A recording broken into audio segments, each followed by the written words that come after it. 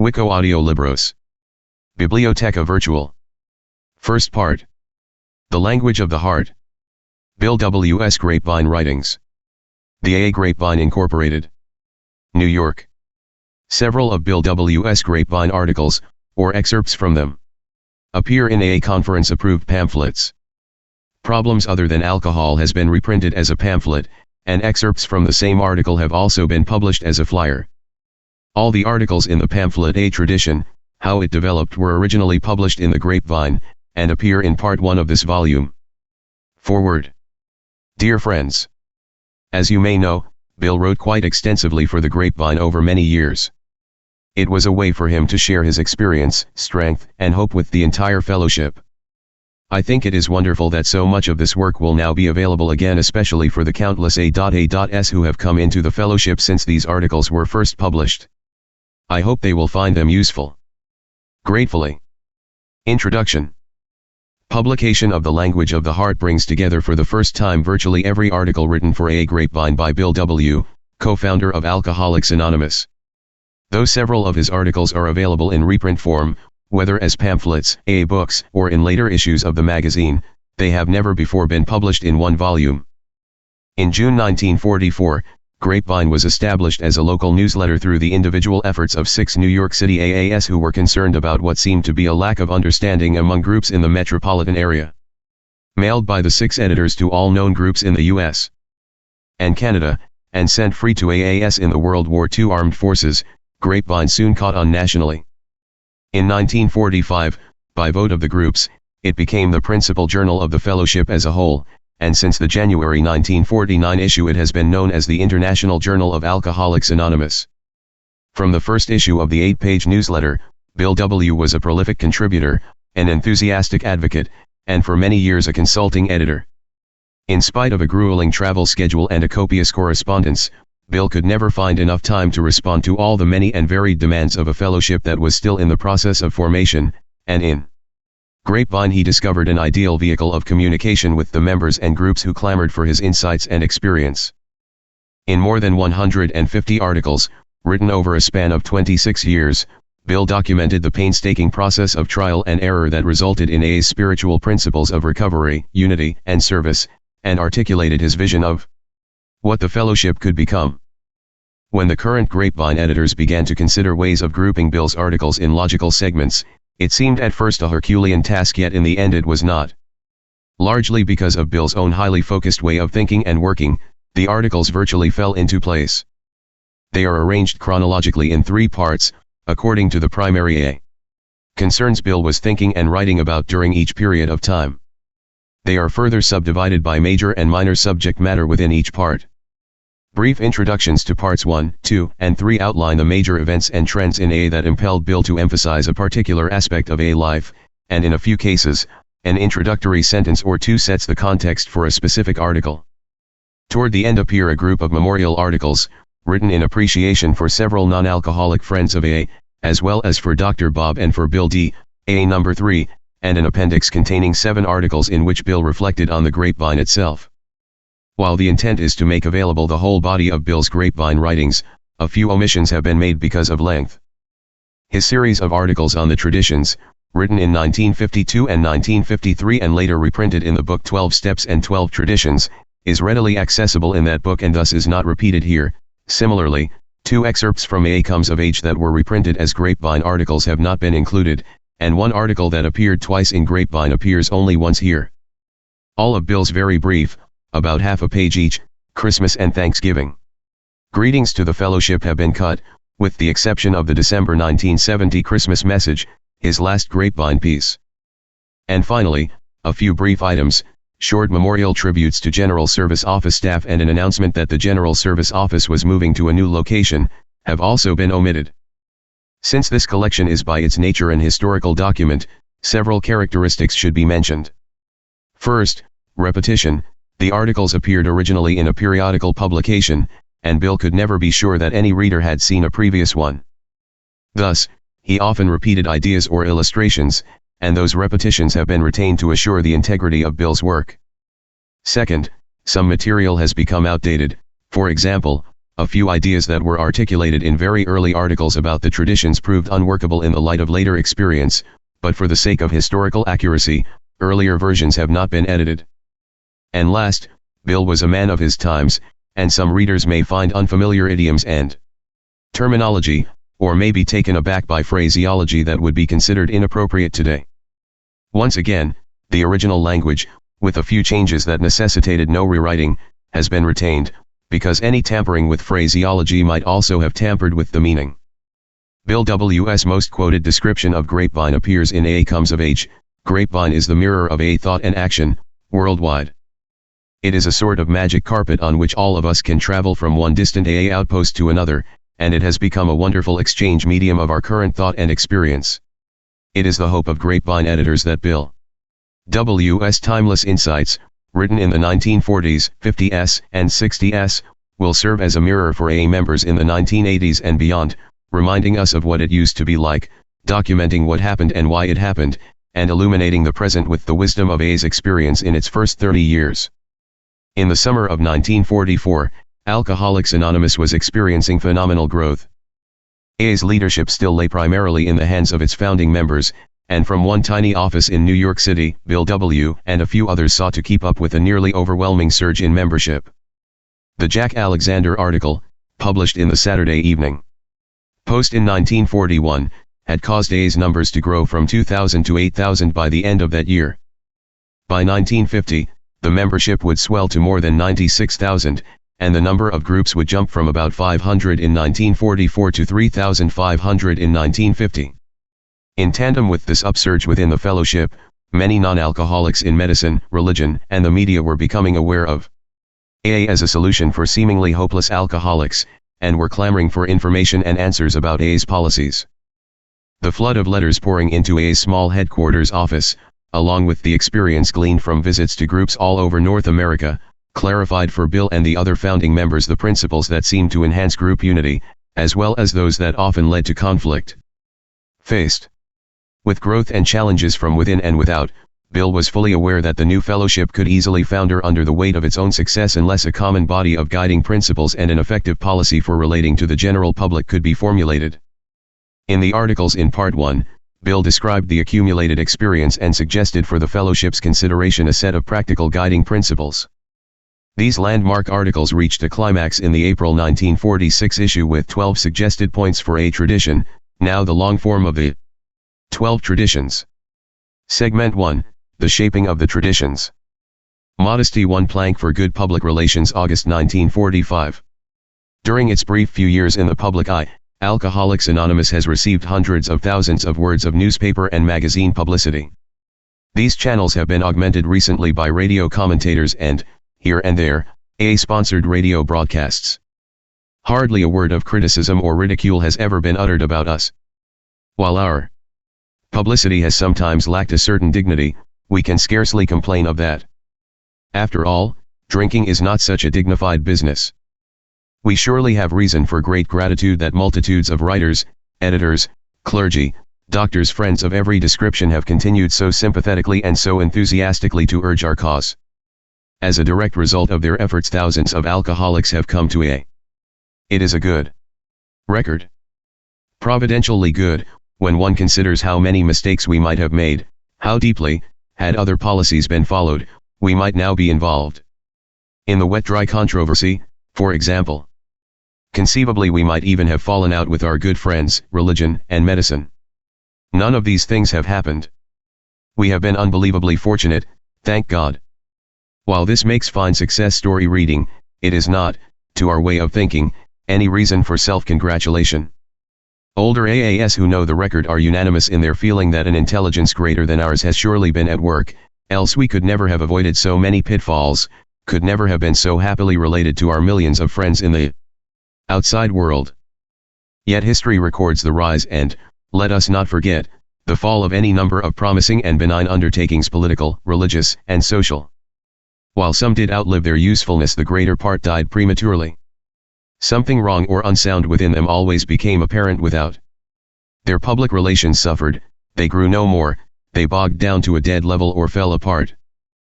Personal glorification, overweening pride, consuming ambition, exhibitionism, intolerant smugness, money or power madness, refusal to admit mistakes and learn from them, self-satisfaction, lazy complacency. These and many more are the garden varieties of ills which so often beset movements as well as individuals. While we as individuals, have suffered much from just such defects, and must daily admit and deal with them in our personal lives if we are to stay sober and useful, it is nevertheless true that such attitudes have seldom crept into our public relations. But someday they might. Let us never say, "It can't happen here." Those who read the July Grapevine were startled, then sobered, by the account which it carried of the Washingtonian movement. It was hard for us to believe that 100 years ago the newspapers of this country were carrying enthusiastic accounts about 100,000 alcoholics who were helping each other stay sober, that today the influence of this good work has so completely disappeared that few of us had ever heard of it. Let's cast our eyes over the Grapevine piece about the Washingtonians and excerpt a few sentences. Mass meeting in 1841, at City Hall Park, New York City, attracted 4,000 listeners. Speakers stood on upturned rum kegs. Triumphal parades in Boston. Historic Faneuil Hall jammed. Overdone self-advertising exhibitionism. Anyhow, it sounds very alcoholic, doesn't it? Politicians looked hungrily at the swelling membership, helped wreck local groups through their efforts to line up votes. Looks like personal ambition again, also unnecessary group participation in controversial issues. The hot political issue was then abolition of slavery. The Washingtonians were confident, they scorned old methods. Too cocksure, maybe. Couldn't learn from others and became competitive, instead of cooperative, with other organizations in their field. Like the Washingtonians originally had but one object, was concerned only with the reclamation of drunkards and held that it was none of its affair if others used alcohol who seemed little harmed by it.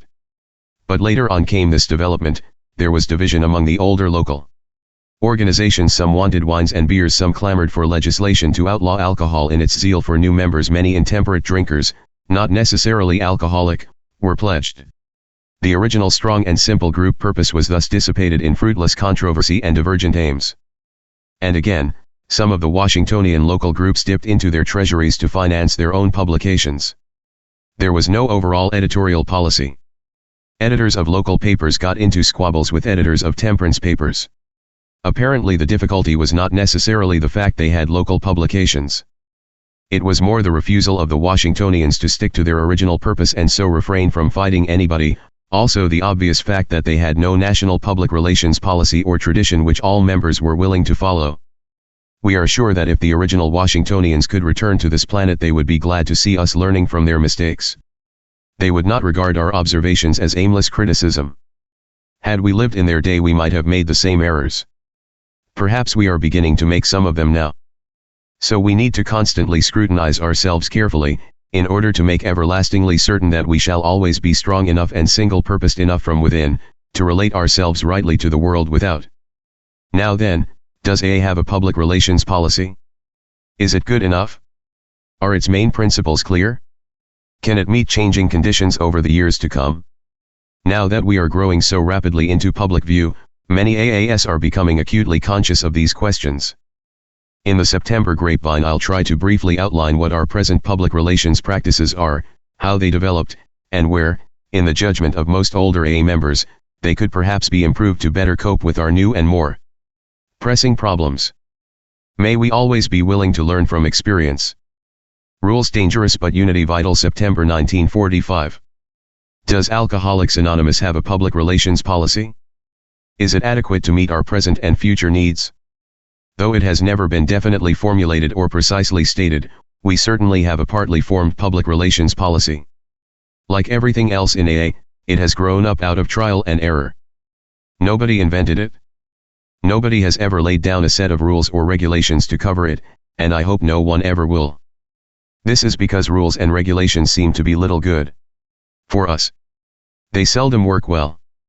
Were we to proceed by rules, somebody would have to make them and, more difficult still, somebody would have to enforce them. Rulemaking has often been tried. It usually results in controversy among the rulemakers as to what the rules should be. And when it comes to enforcing an edict, well, you all know the answer. When we try to enforce rules and regulations, however reasonable, we almost always get in so Dutch that our authority disappears. A cry goes up, down with the dictators, off with their heads.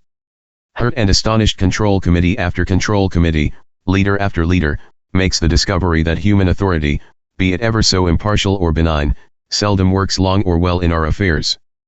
Alcoholics, no matter if ragged, are yet the most rugged of individualists, true anarchists at heart.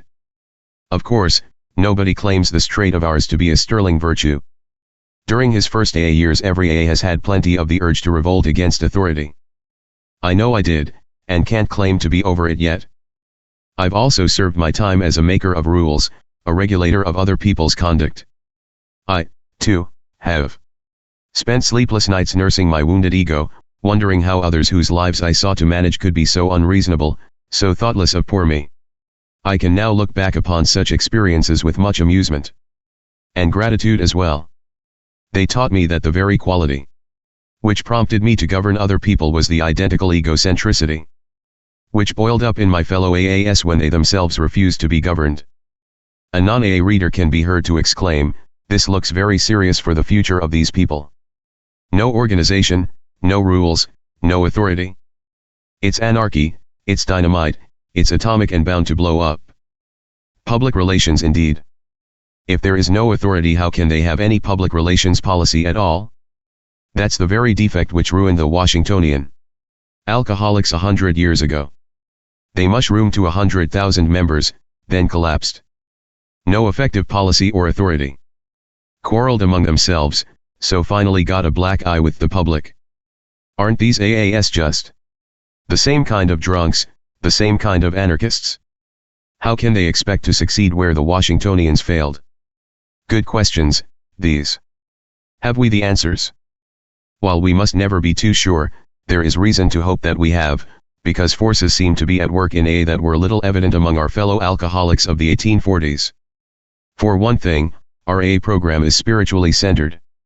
Most of us have found enough humility to believe in and depend upon God. We have found that humility by facing the fact that alcoholism is a fatal malady over which we are individually powerless. The Washingtonians, on the contrary, thought drinking to be just another strong habit which could be broken by willpower as expressed in pledges, plus the sustaining force of mutual aid through an understanding society of ex-drunks. Apparently they thought little of personality change, and nothing at all of spiritual conversion. Mutual aid plus pledges did do a lot for them, but it wasn't enough. Their individual egos still ran riot in every channel save alcohol. Self-serving forces having no real humility, having little appreciation that the penalty for too much self-will is death to the alcoholic, having no greater power to serve, finally destroyed the Washingtonians. When, therefore, we AAS look to the future, we must always be asking ourselves if the spirit which now binds us together in our common cause will always be stronger than those personal ambitions and desires which tend to drive us apart. So long as the positive forces are greater, we cannot fail. Happily, so far, the ties that bind us have been much stronger than those that might break us. Though the individual AA is under no human coercion, is at almost perfect personal liberty, we have, nevertheless, achieved a wonderful unity on vital essentials. For example, the 12 steps of our AA program are not crammed down anybody's throat. They are not sustained by any human authority. Yet we powerfully unite around them because the truth they contain has saved our lives, has opened the door to a new world. Our experience tells us these universal truths work. The anarchy of the individual yields to their persuasion. He sobers up and is led, little by little, to complete agreement with our simple fundamentals. Ultimately, these truths govern his life and he comes to live under their authority, the most powerful authority known, the authority of his full consent, willingly given. He is ruled, not by people, but by principles, by truths and, as most of us would say, by God. Now some might ask, what has all this got to do with an AA public relations policy? An older AA would say, plenty. While experience shows that in AA no policy can be created and announced full-blown, much less effectively enforced by human authority, we are nevertheless faced with the problem of developing a public relations policy and securing for it the only authority we know that of common understanding and widespread, if not universal, consent. When this consent is secured, we can then be sure of ourselves. AAs will everywhere put the policy into effect as a matter of course, automatically. But we must at first be clear on certain basic principles. And these must have been well tried and tested in our crucible of experience. In forthcoming articles I shall therefore try to trace the development of our public relations from the very first day we came to public notice. This will show what our experience has already taught us. Then every AA can have a real background for constructive thinking on this terribly vital matter, a matter on which we dare not make grave mistakes, upon which, over the years, we cannot afford to become unsound. One qualification, however. A policy isn't quite like a fixed truth. A policy is something which can change to meet variable conditions, even though the basic underlying truths upon which it is founded do not change at all. Our policy might, for example, rest upon our 12 steps for its underlying truths, yet remain reasonably flexible so far as the means or method of its application is concerned. Hence I earnestly hope thousands of AAs start thinking a great deal about these policy matters which are now becoming so important to us. It is out of our discussions, our differences of opinion, our daily experiences, and our general consent that the true answers must finally come. As an older member I may be able to marshal the facts and help analyze what has happened so far. Perhaps I can even make some suggestions of value for the future. But that is all. Whether we are going to have a clear-cut workable public relations policy will finally be determined by all of us. Together, not by me alone. The book is born October 1945. In recent Grapevine articles attention has been drawn to the fact that AA is still in the process of forming a public relations policy, that failure to crystallize a sound policy could seriously cripple us. During the first 3 years of AA no one gave a thought to public relations. It was a time of flying blind, when we feverishly sought the principles upon which we might stay sober and assist the few alcoholics who came around wanting to do likewise. We were entirely preoccupied with the life and death question of personal recovery. It was strictly a man-to-man affair. We hadn't even agreed upon a name for our movement. There was no literature. By the fall of 1937 we could count what looked like 40 recovered members. One of us had been sober 3 years, another 2.5, and a fair number had a year or more behind them. As all of us had been hopeless cases, this amount of time elapsed began to be significant. The realization that we had found something began to take hold of us. No longer were we a dubious experiment. Alcoholics could stay sober. Great numbers, perhaps. While some of us had always clung to this possibility, the dream now had real substance. If 40 alcoholics could recover, why not 400, 4,000, even 40,000? Once this spectacular notion gripped us, our thinking underwent a sudden change. Our alcoholic imagination certainly had a field day. By temperament most of us are salesmen, promoters. So we began talking very big. Mere boxcar numbers wouldn't do. We went astronomical. Undoubtedly, we said, this was the beginning of one of the greatest medical, religious, and social developments of all time. We would show the medical profession and the sky pilots where they got off. 1 million alcoholics in America, more millions all over the world. Why, we only had to sober up all these boys and girls, and sell them God, whereupon they would revolutionize society. A brand new world with ex-drunks running it. Just think of that, folks. Publicity. Why, of course. Millions of words. Money. Sure. It would take millions, naturally. The matter of money and publicity would be a cinch. Just a campaign of high-powered selling directed at our American tycoons and editors would quickly settle that question. How could they resist when they saw what we had? Just watch us drunks. Actually, a few of us were pretty nearly as bad as that. No circus barker was ever so enthusiastic or extravagant in his cries as were some of us in the fall of 1937. In fact, I can recall having done a great deal of the barking myself. Now suppose the promoters of those pioneering days had not been slowed down. Suppose that our public relations policy had been left fully in their hands. Suppose they had been able to raise millions, to flood the country with propaganda and wild claims. We would not only have fallen out with our best friends, religion and medicine, we would surely have been discredited among the very people we wished most to reach. Alcoholic men and women.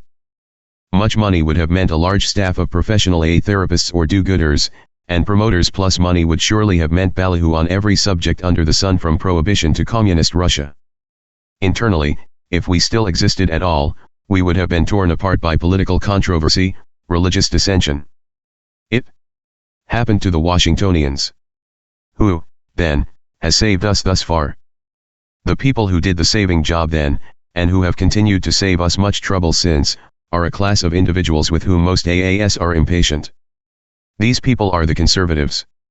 They are the go slow, think it over, let's not do that type. Not many of them are to be found among us alcoholics, but it's certainly providential that we have always had a few such around. Often accused of being a drag on progress, as they sometimes are, they are nevertheless a priceless asset. They bring the rest of us down out of the clouds, they make us face the realities of experience, they foresee dangers which most of us would blithely ignore. Sometimes their conservatism is overdone, they needlessly view with alarm for the good of the movement. Knowing that mere change is not necessarily progress, they instinctively resist change.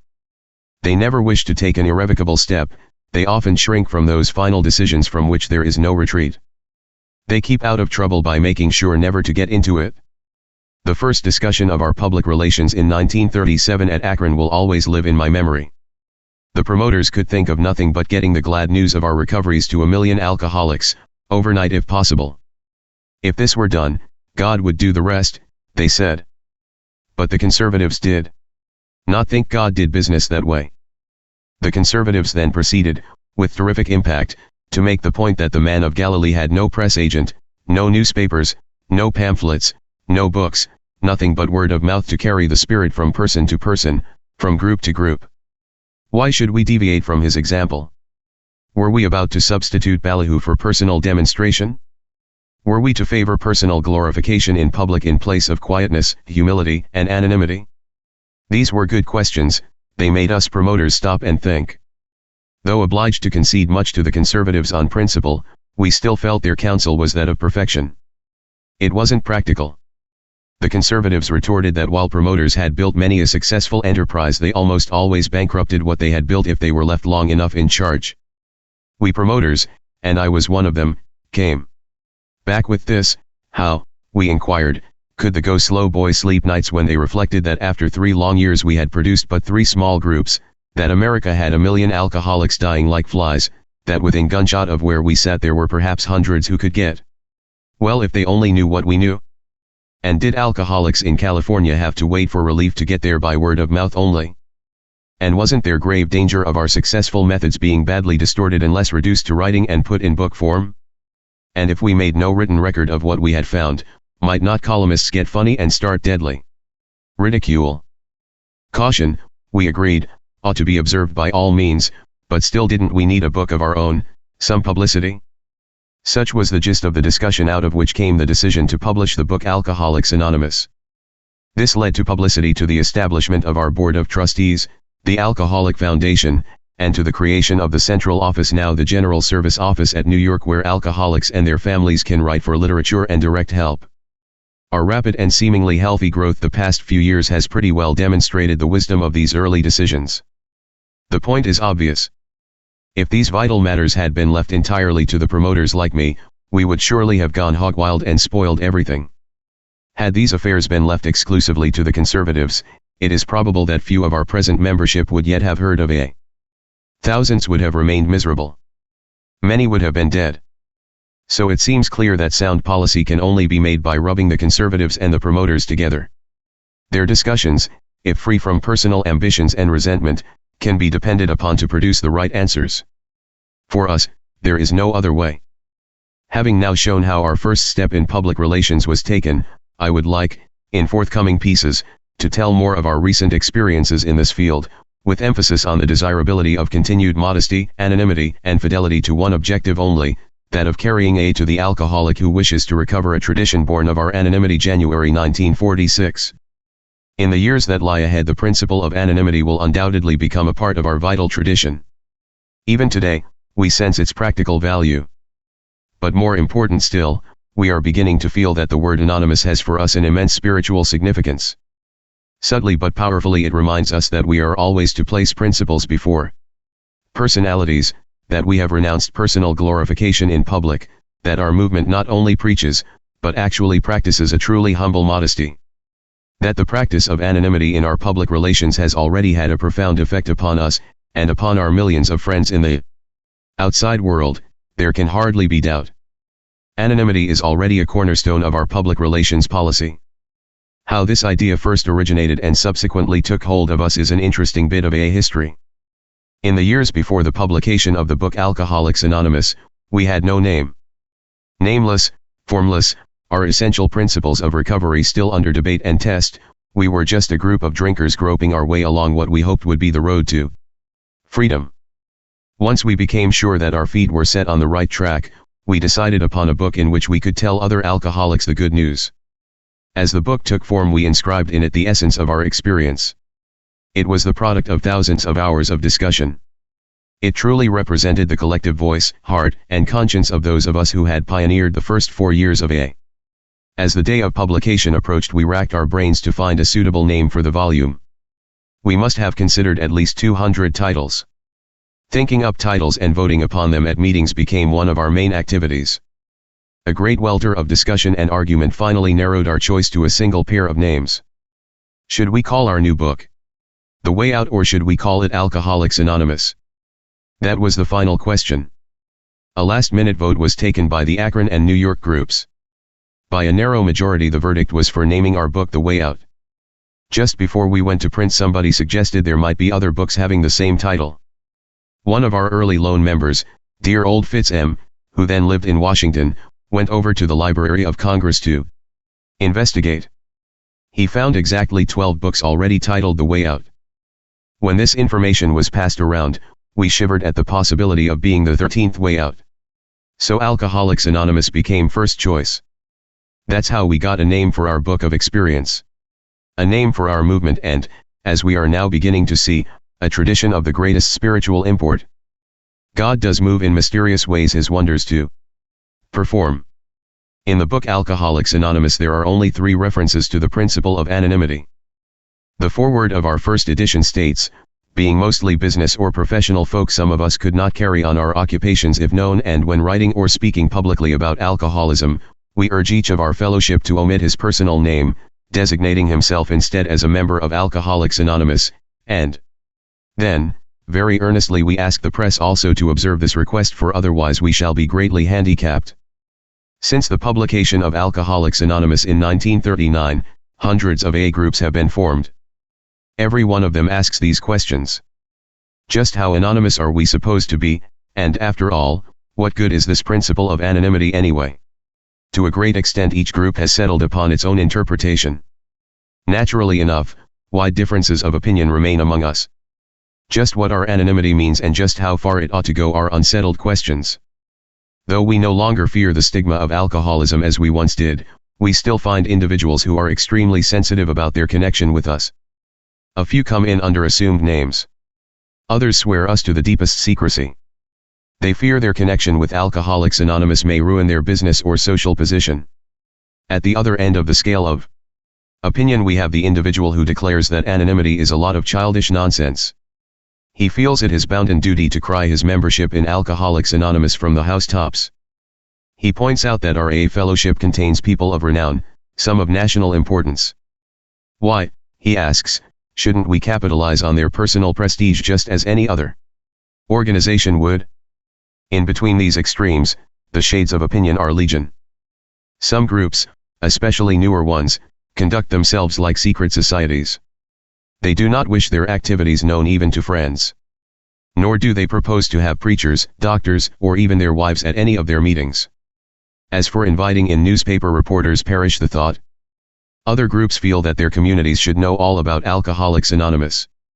Though they print no names, they do seize every opportunity to advertise the activities of their group. They occasionally hold public or semi-public meetings where AAS appear on the platform by name. Doctors, clergy, and public officials are frequently invited to speak at such gatherings. Here and there a few AAS have dropped their anonymity completely. Their names, pictures, and personal activities have appeared in the public prints. As AAS they have sometimes signed their names to articles telling of their membership. So while it is quite evident that most of us believe in anonymity, our practice of the principle does vary a great deal. Of course, it should be the privilege, even the right, of each individual or group to handle anonymity as they wish. But to do that intelligently we shall need to be convinced that the principle is a good one for practically all of us. Indeed, we must realize that the future safety and effectiveness of Alcoholics Anonymous may depend upon its preservation. Each individual will then have to decide where he ought to draw the line, how far he ought to carry the principle in his own affairs, how far he may go in dropping his own anonymity without injury to Alcoholics Anonymous as a whole. The vital question is, just where shall we fix this point where personalities fade out and anonymity begins? As a matter of fact, few of us are anonymous so far as our daily contacts go. We have dropped anonymity at this level because we think our friends and associates ought to know about Alcoholics Anonymous and what it has done for us. We also wish to lose the fear of admitting that we are alcoholics. Though we earnestly request reporters not to disclose our identities, we frequently speak before semi-public gatherings under our right names.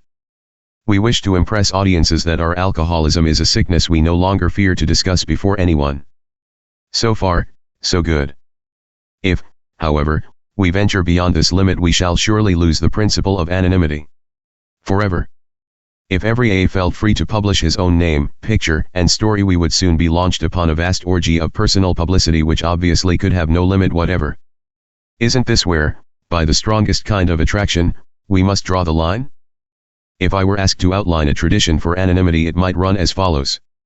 1. It should be the privilege of each individual AA to cloak himself with as much personal anonymity as he desires. His fellow AAs should respect his wishes and help guard whatever status he wants to assume. 2. Conversely, the individual AA ought to respect the feeling of his local group as to anonymity. If his group wishes to be more anonymous than he does, he ought to go along with them until they change their views. 3. With very rare exceptions, it ought to be a national tradition that no member of Alcoholics Anonymous shall ever feel free to publish his name or picture, in connection with his Alcoholics Anonymous activities, in any medium of public circulation, or by radio. Of course, this should not restrict the free use of his name in other public activities, provided he does not disclose his AA connection. 4. If for some extraordinary reason, for the good of AA as a whole, a member thinks it desirable to completely drop his anonymity, he should only do so after consulting the older members of his local group. If he is to make a nationwide public appearance as an AA, the matter ought to be referred to our central office GSO. Of course, I am not for a moment thinking of these statements as rules or regulations, they merely suggest what would seem to be sound tradition for the future. In the last analysis, every AA will have to search his own conscience. If we are going to evolve a clear-cut tradition about anonymity, we shall do it only through our usual process: trial and error, much discussion, collective judgment, and common consent. To stimulate further discussion, I would like, in an early issue of the Grapevine, to review our experience with anonymity. That we shall eventually come up with the right answers, I can have no doubt. Our anonymity is both inspiration and safety. March 1946. Discussing the subject of anonymity in a previous Grapevine article, I tried to make the following points: that anonymity has, for us AAS, an immense spiritual significance, that the principle ought to be preserved as part of our vital tradition, that since we have as yet no sharply defined policy, there is confusion in some quarters as to what anonymity ought to mean, that we need, therefore, a perfectly clear tradition which all AAS would feel bound to respect. I also offered some suggestions which I hoped might become, after further discussion, the basis of a national policy on anonymity. These suggestions were: 1. It should be the privilege of each AA to cloak himself with as much personal anonymity as he desires. His fellow AAS should respect his wishes and help guard whatever status he wants to assume. 2. Conversely, the individual AA ought to respect the feeling of his local group about anonymity. If the group wishes to be less conspicuous in their locality than he does, he ought to go along with them until they change their views. 3. With very rare exceptions, it ought to be a national policy that no member of Alcoholics Anonymous shall ever feel free to publish, in connection with an AA activity, his name or picture in media of public circulation. This would not, however, restrict the use of his name in other public activities, provided, of course, he does not disclose his AA membership. 4. If, for some extraordinary reason, a member thinks it desirable to drop his anonymity locally, he should do so only after consulting his own group. If, as an AA, he is to make a nationwide public appearance, the matter ought to be referred to national headquarters. If these suggestions, or variations of them, are to be adopted as a national policy, every AA will want to know more about our experience so far. He will surely wish to know how most of our older members are thinking on the subject of anonymity at the present time. It will be the purpose of this piece to bring everybody up to date on our collective experience. First, I believe most of us would agree that the general idea of anonymity is sound, because it encourages alcoholics and the families of alcoholics to approach us for help. Still fearful of being stigmatized, they regard our anonymity as an assurance their problems will be kept confidential, that the alcoholic skeleton in the family closet will not wander in the streets. Second, the policy of anonymity is a protection to our cause. It prevents our founders or leaders, so-called, from becoming household names who might at any time get drunk and give AA a black eye. No one need say that couldn't happen here. It could. Third, almost every newspaper reporter who covers us complains, at first, of the difficulty of writing his story without names. But he quickly forgets this difficulty when he realizes that here is a group of people who care nothing for personal gain. Probably it is the first time in his life he has ever reported an organization which wants no personal publicity. Cynic though he may be, this obvious sincerity instantly transforms him into a friend of AA. Therefore his piece is a friendly piece, never a routine job. It is enthusiastic writing because the reporter feels that way himself. People often ask how Alcoholics Anonymous has been able to secure such an incredible amount of excellent publicity. The answer seems to be that practically everyone who writes about us becomes an AA convert, sometimes a zealot. Is not our policy of anonymity mainly responsible for this phenomenon? Fourth, why does the general public regard us so favorably? Is it simply because we are bringing recovery to lots of alcoholics? No, this can hardly be the whole story. However impressed he may be by our recoveries, John Q. Public is even more interested in our way of life. Weary of pressure selling, spectacular promotion, and shouting public characters, he is refreshed by our quietness, modesty, and anonymity. It well may be that he feels a great spiritual power is being generated on this account, that something new has come into his own life.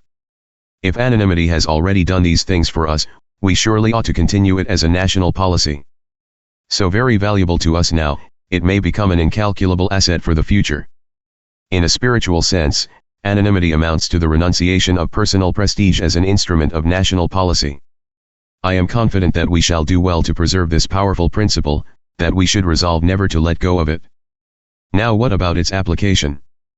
Since we advertise anonymity to every newcomer, we ought, of course, to preserve a new member's anonymity so long as he wishes it preserved.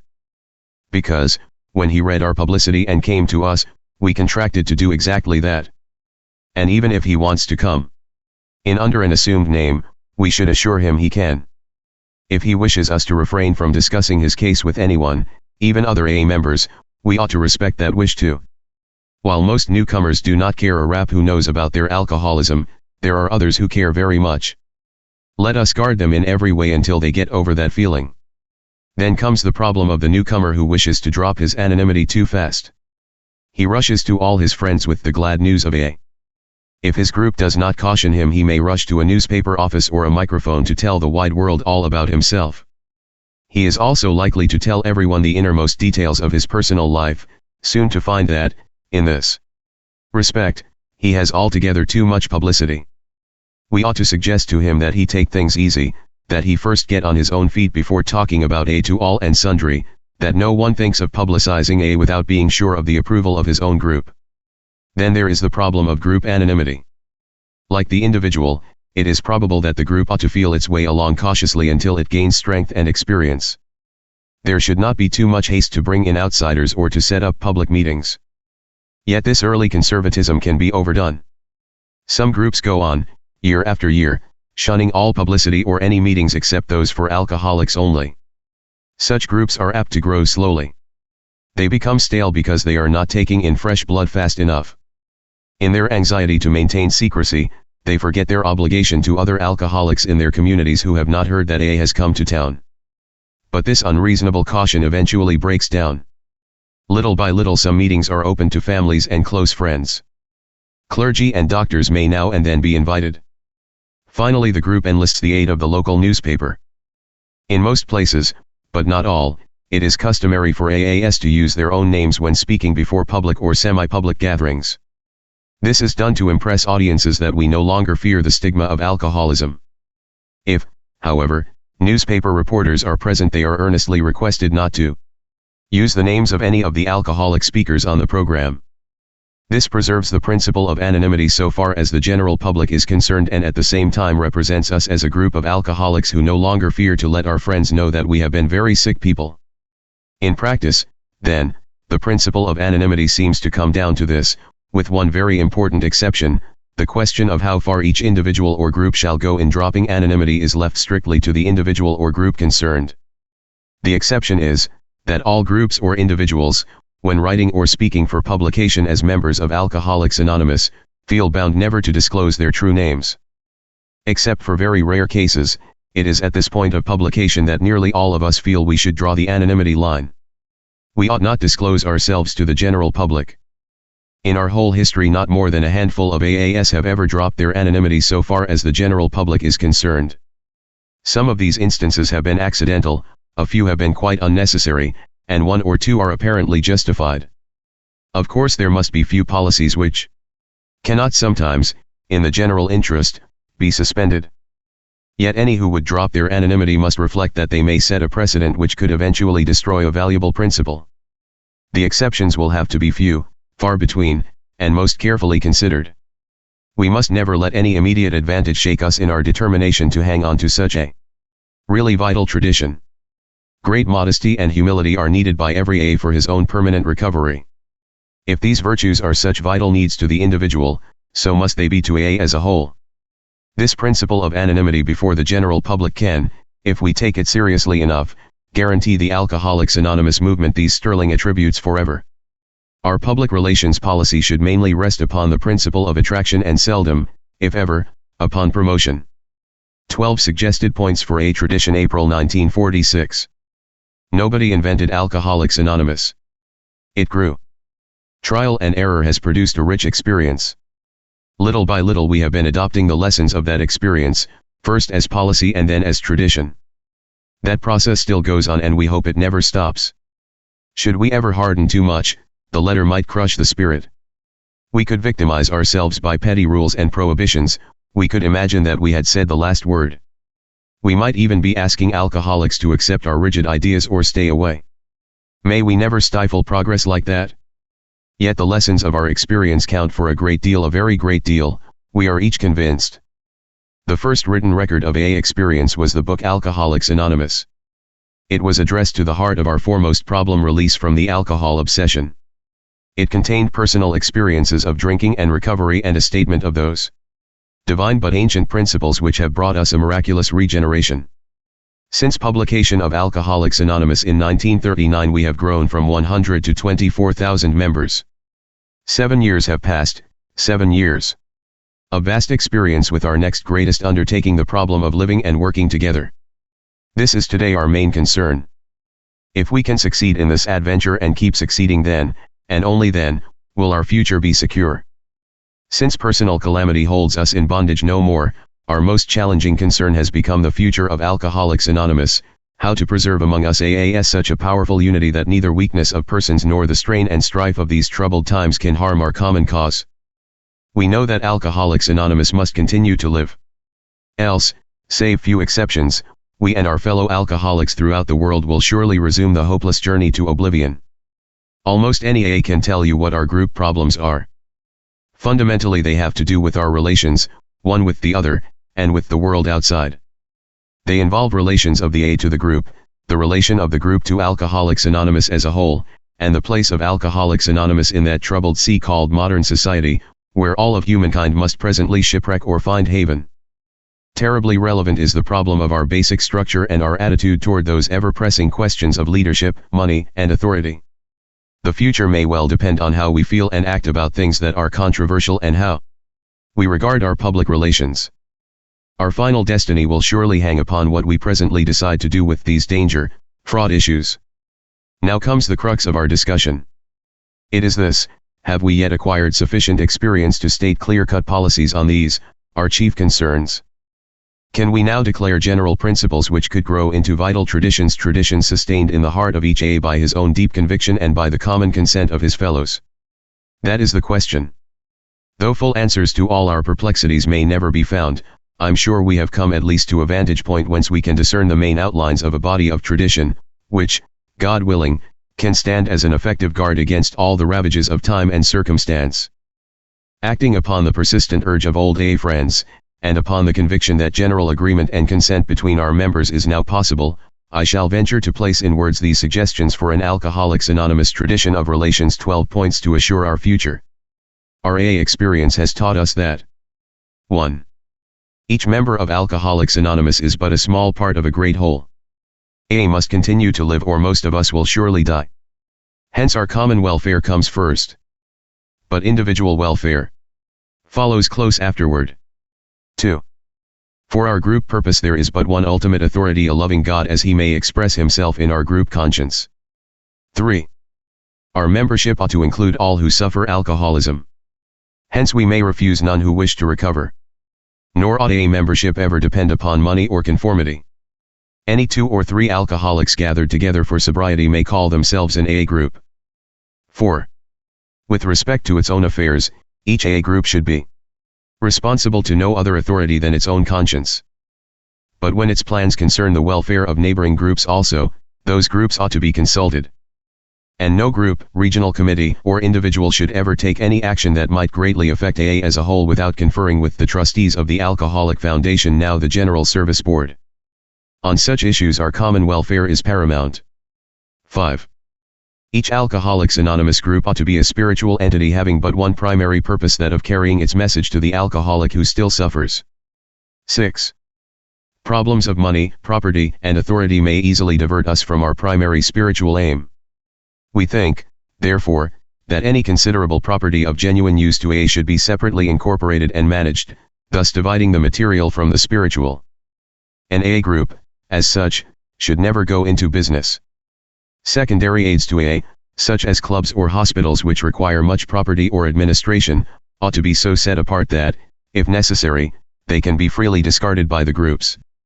The management of these special facilities should be the sole responsibility of those people, whether AAS or not, who financially support them. For our clubs, we prefer AA managers.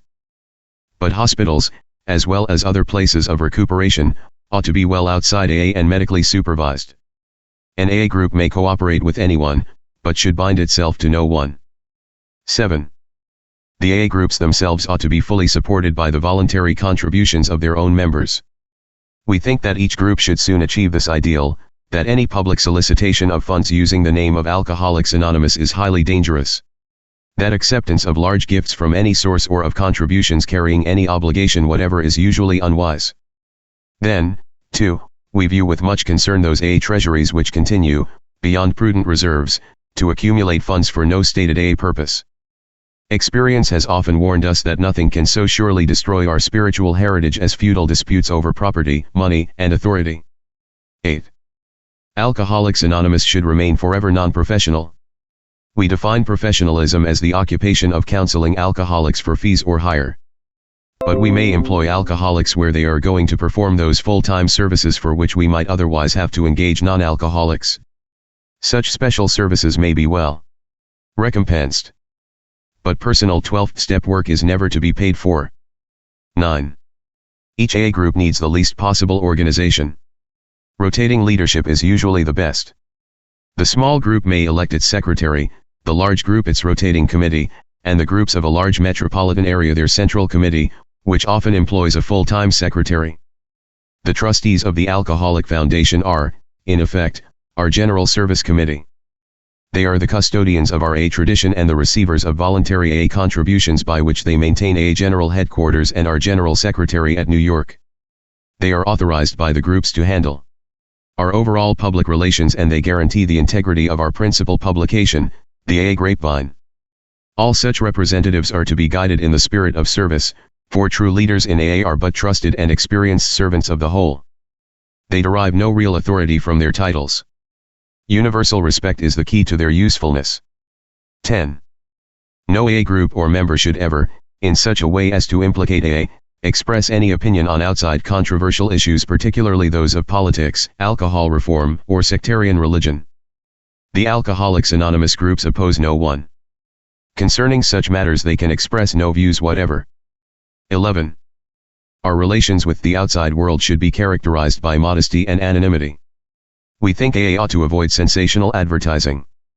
Our public relations should be guided by the principle of attraction rather than promotion. There is never need to praise ourselves.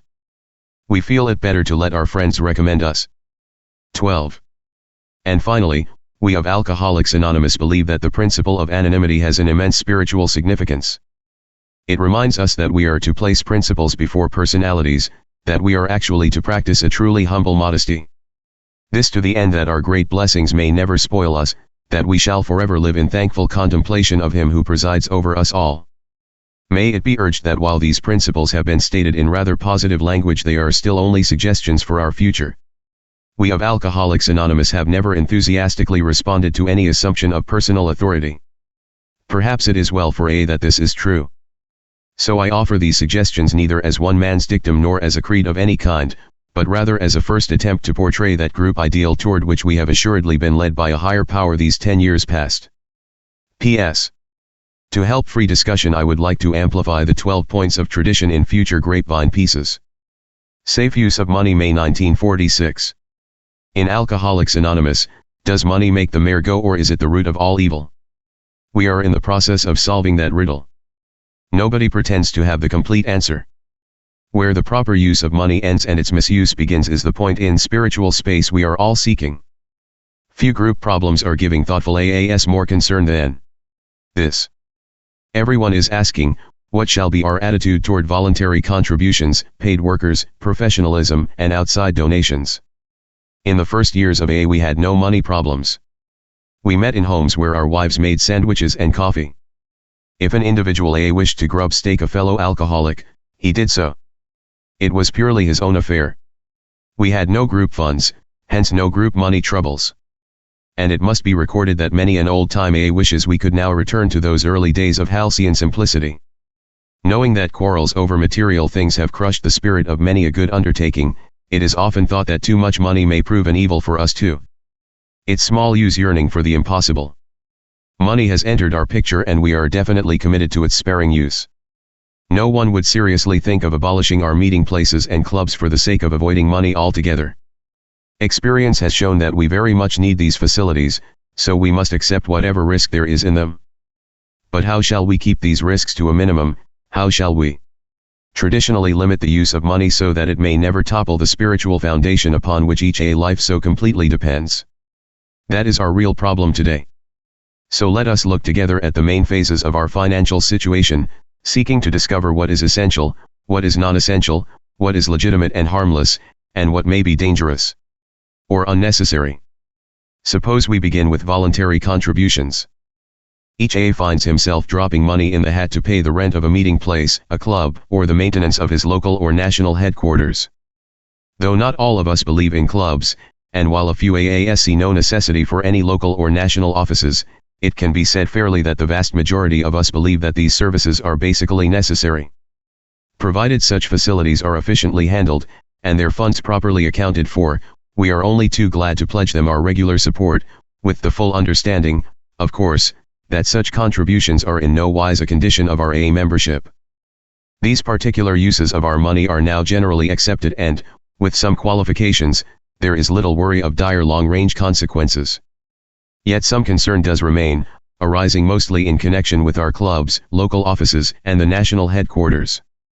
Because these places customarily employ paid workers, and because their operation implies a certain amount of business management, it is sometimes felt that we may get bogged down with a heavy officialdom or, still worse, a downright professionalization of AA.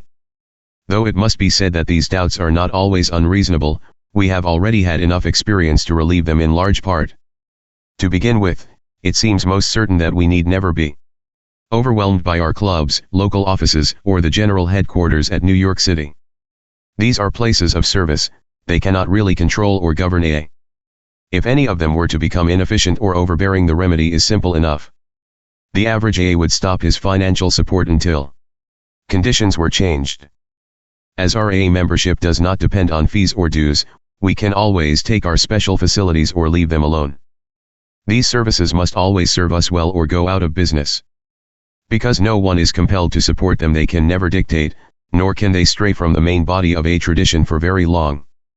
In direct line with the principle of taking our facilities or leaving them alone, there is an encouraging tendency to incorporate all such special functions separately if they involve any great amount of money, property, or management. More and more, the AA groups are realizing that they are spiritual entities, not business organizations. Of course, the smaller club rooms or meeting places often remain unincorporated because their business aspect is only nominal. But as large growth takes place, it is usually found wise to incorporate and so set the club apart from surrounding groups. Support of the club then becomes an individual matter rather than a group matter. If, however, the club also provides a central office secretary serving the surrounding area, it seems only fair that group treasuries in that area should shoulder this particular expense, because such a secretary serves all groups, even though the club itself may not. Our evolution in large AA centers is beginning to indicate most clearly that while it is a proper function of a cluster of groups, or their central committee, to support a paid secretary for their area, it is not a group or central committee function to support clubs financially. Not all AAS care for clubs. Therefore, club support has to come mainly from those individual AAS who need or like clubs. Which, by the way, is the majority. But the majority ought not to try to coerce the minority into supporting clubs they do not want or need. Of course, clubs also get a certain amount of help from meetings held in them. Where central meetings for an area take place in a club, it is customary to divide the collections between the club and the central committee for the area, heavily favoring the club, of course, because the club is providing the meeting place. The same arrangement may be entered into between the club and any particular group which wishes to use the club whether for meeting or entertainment. Generally speaking, the board of directors of a club looks after the financial management and the social life of the place. But strictly AA matters remain the function of the surrounding groups themselves. This division of activity is by no means the rule everywhere. It is offered as a suggestion only, much in keeping, however, with the present trend. A large club or central office usually means one or more paid workers. What about them are they professionalizing AA? About this, there is a hot debate every time a club or central committee gets large enough to require paid help. On this subject we have all done a pile of fuzzy thinking. And I would be one of the first to plead guilty to that charge. The reason for our fuzzy thinking is the usual one: it is fear. To each one of us, the ideal of AA, however short we may be of it personally, is a thing of beauty and perfection. It is a power greater than ourselves which has lifted us out of the quicksand and set us safe on shore.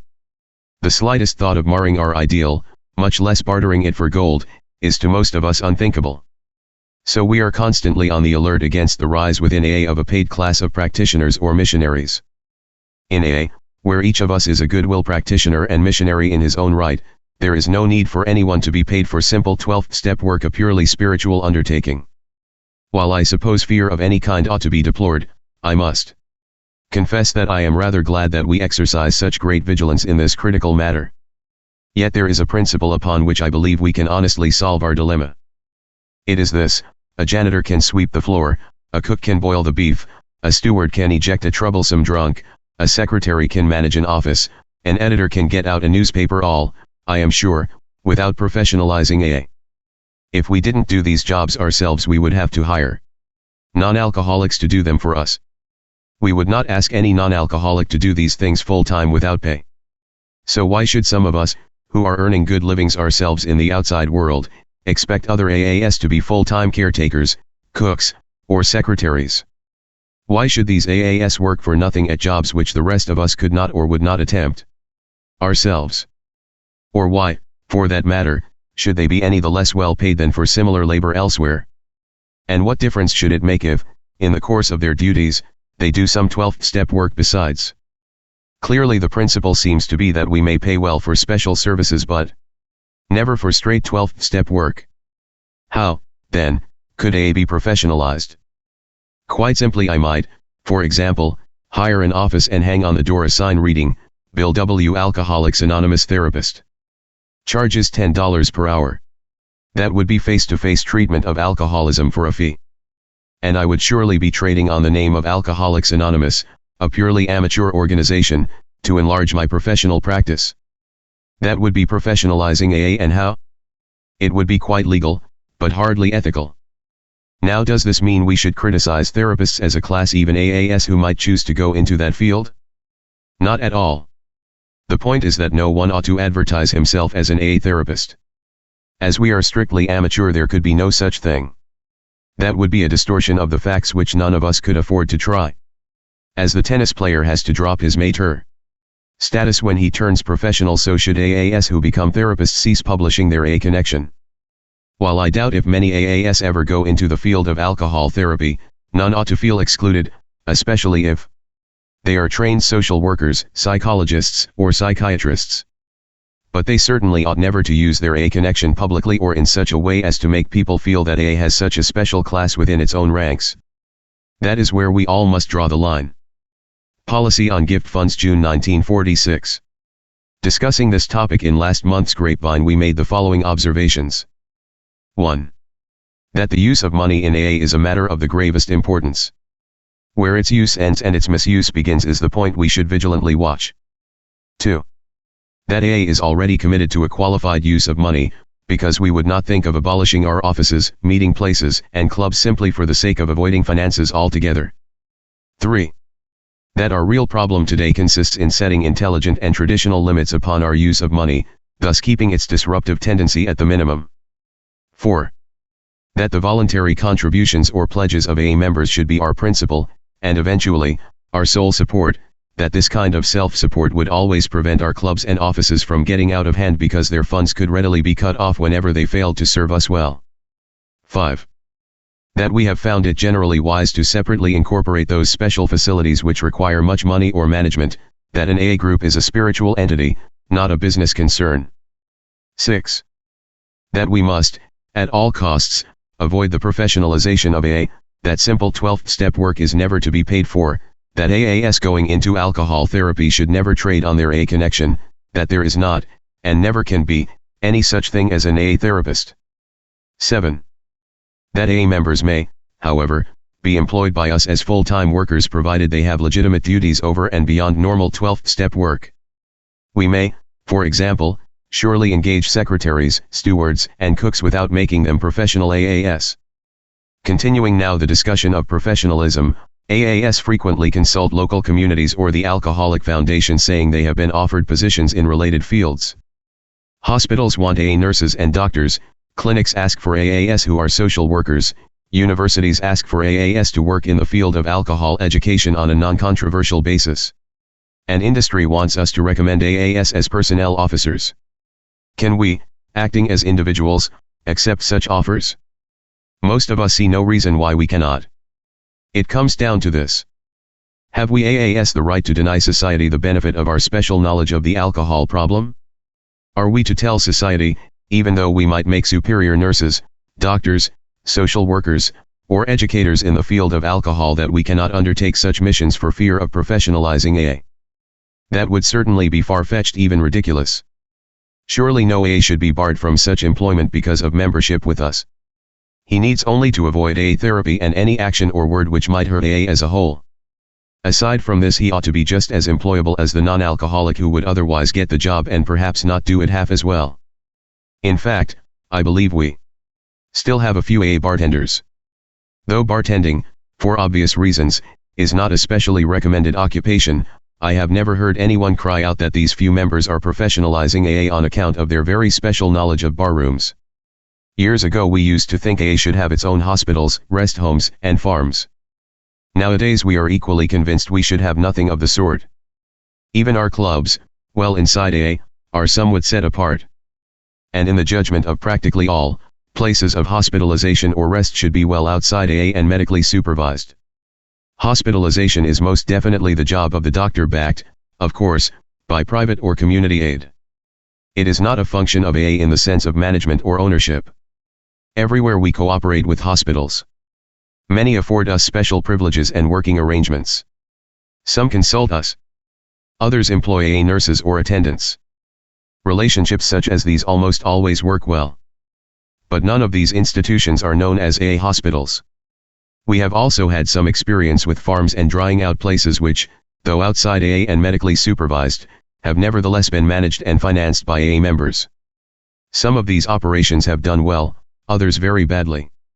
And with one or two conspicuous exceptions, the worst possible setup has been that in which AA groups, with group money and management, have gone into the drying out business. Despite exceptions, these AA hospitals seem the least promising of all. The group which takes one on usually finds that it has contracted an unnecessary responsibility and a heartbreaking amount of dissension. Being a group project, it cannot be taken or left alone. Either it has to be abandoned or it remains a raw sore on the body politic. These experiments have well demonstrated that the AA group will always have to be a spiritual entity, not a business concern. Better do one thing supremely well than two things badly. Now what about donations or payments to AA from outside sources? There was a time, some years ago, when we desperately needed a little outside aid. This we received. And we shall never cease being grateful to those devoted friends whose contributions made possible the Alcoholic Foundation, the book Alcoholics Anonymous, and our central office. Heaven has surely reserved a special place for every one of them. They met a great need, for in those days we AAS were very few and very insolvent. But times have changed.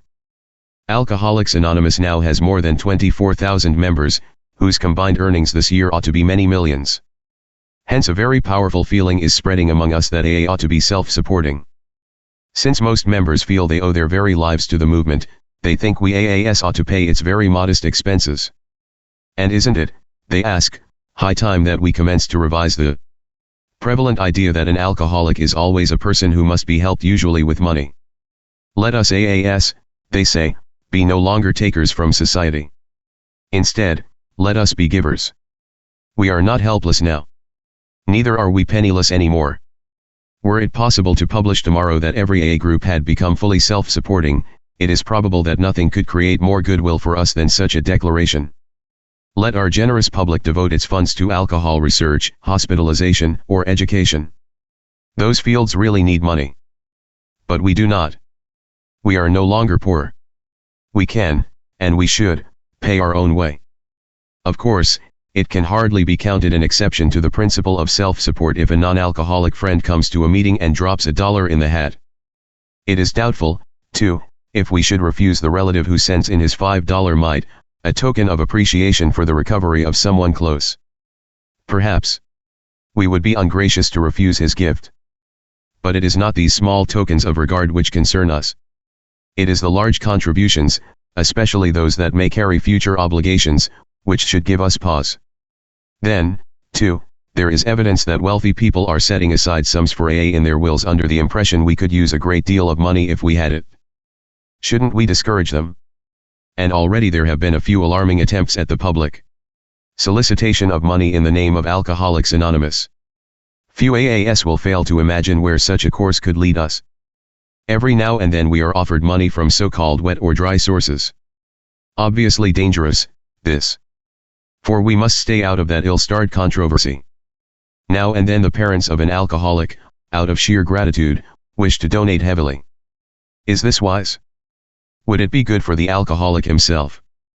Perhaps a wealthy AA wishes to make a large gift. Would it be good for him, or for us, if he did so? Might we not feel in his debt, and might he not, especially if a newcomer, begin to think he had bought a ticket to that happy destination, sobriety? In no case have we ever been able to question the true generosity of these givers. But is it wise to take their gifts? Though there may be rare exceptions, I share the opinion of most older AAS that acceptance of large donations from any source is very questionable, almost always a hazardous policy. The struggling club may badly need a friendly gift or loan. Even so, it might be better in the long run to pay as we go. We must never let any immediate advantage, however attractive, blind us to the possibility that we may be creating a disastrous precedent for the future.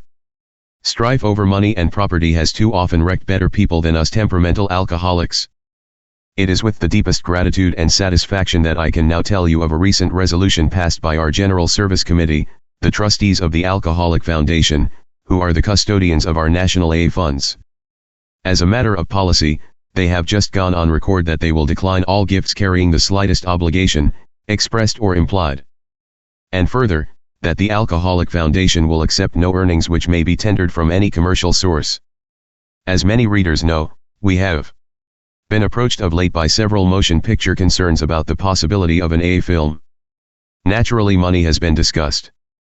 But our trustees, very rightly I think, will take the position that AA has nothing to sell, that we all wish to avoid even the suggestion of commerce, and that in any case AA, nationally speaking, is now self-supporting.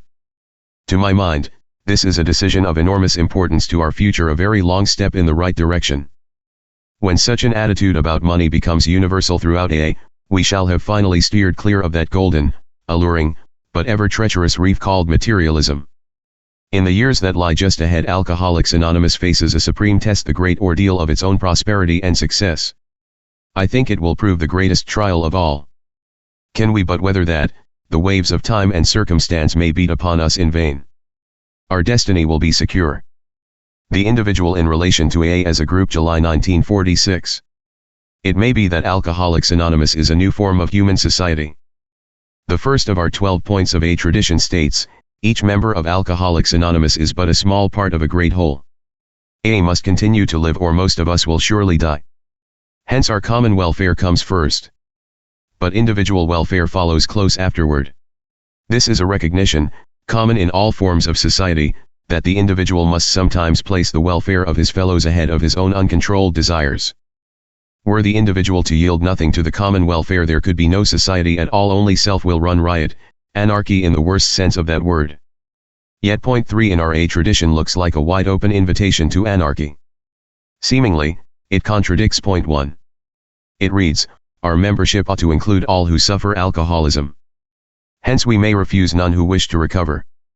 Nor ought AA membership ever depend on money or conformity. Any 2 or 3 alcoholics gathered together for sobriety may call themselves an AA group. This clearly implies that an alcoholic is a member if he says so, that we can't deny him membership, that we can't demand from him assent, that we can't force our beliefs or practices upon him, that he may flout everything we stand for and still be a member. In fact, our tradition carries the principle of independence for the individual to such an apparently fantastic length that, so long as there is the slightest interest in sobriety, the most unmoral, the most antisocial, the most critical alcoholic may gather about him a few kindred spirits and announce to us that a new Alcoholics Anonymous group has been formed. Anti-God, anti-medicine, anti-our recovery program, even anti-each other, these rampant individuals are still an AA group if they think so. Our non-alcoholic friends sometimes exclaim, did we hear you say that AA has a sound social structure? You must be joking. To us, your tradition 3 looks about as firmly grounded as the Tower of Babel. In your point 1 you plainly say that group welfare comes first. Then you evidently proceed, in point 3, to tell every AA that nobody can stop him if he thinks and does exactly what he pleases. True enough, your second point speaks vaguely about an ultimate authority, a loving God as he may express himself in our group conscience. With all deference to your views, that point does look just a little impractical to outsiders. After all, the whole world today is but the sad story of how most men have lost their conscience and so cannot find their way.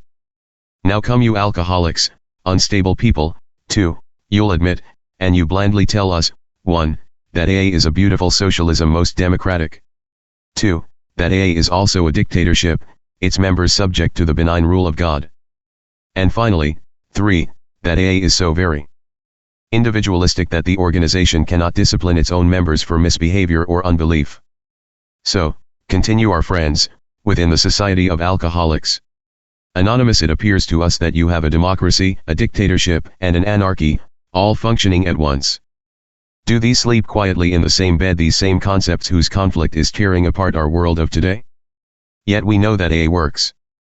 So you people must have somehow become reconciled to these great forces. Tell us, if you can, what holds AA together? Why doesn't AA tear apart, too? If each AA has personal liberty which can amount to license, why doesn't your AA society blow up? It ought to, yet it doesn't. Our friends of the world outside, so puzzled over this paradox, are apt to miss a most significant statement as they read our point 1. It is this: AA must continue to live or most of us will surely die. That stark assertion carries a world of meaning for every member of Alcoholics Anonymous. While it is perfectly true that no AA group can possibly coerce an alcoholic to contribute money, to conform to the 12 steps of our recovery program or to the 12 points of a tradition, each AA member is, nevertheless, most powerfully compelled, in the long run, to do these very things. The truth is, that in the life of each AA member, there still lurks a tyrant. His name is alcohol. He is cunning, ruthless. And his weapons are misery, insanity, and death. No matter how long we may be sober, he always stands at each man's elbow, ever watchful of an opportunity to resume his destruction. Like an agent of the Gestapo, he ever threatens each AA citizen with torture or extinction. Unless, of course, the AA citizen is willing to live unselfishly, often placing the welfare of AA as a whole ahead of his own personal plans and ambitions. Apparently no human being can force alcoholics to live happily and usefully together. But Mr. John Barleycorn can, and he often does. A story will illustrate. Some time ago we made a long list of our seeming failures in the first years of AA. Every alcoholic on the list had been given a good exposure. Most of them had attended AA meetings for several months. After slipping and sliding around, they had all disappeared. Some said they were not alcoholic. Others couldn't stand for our belief in God.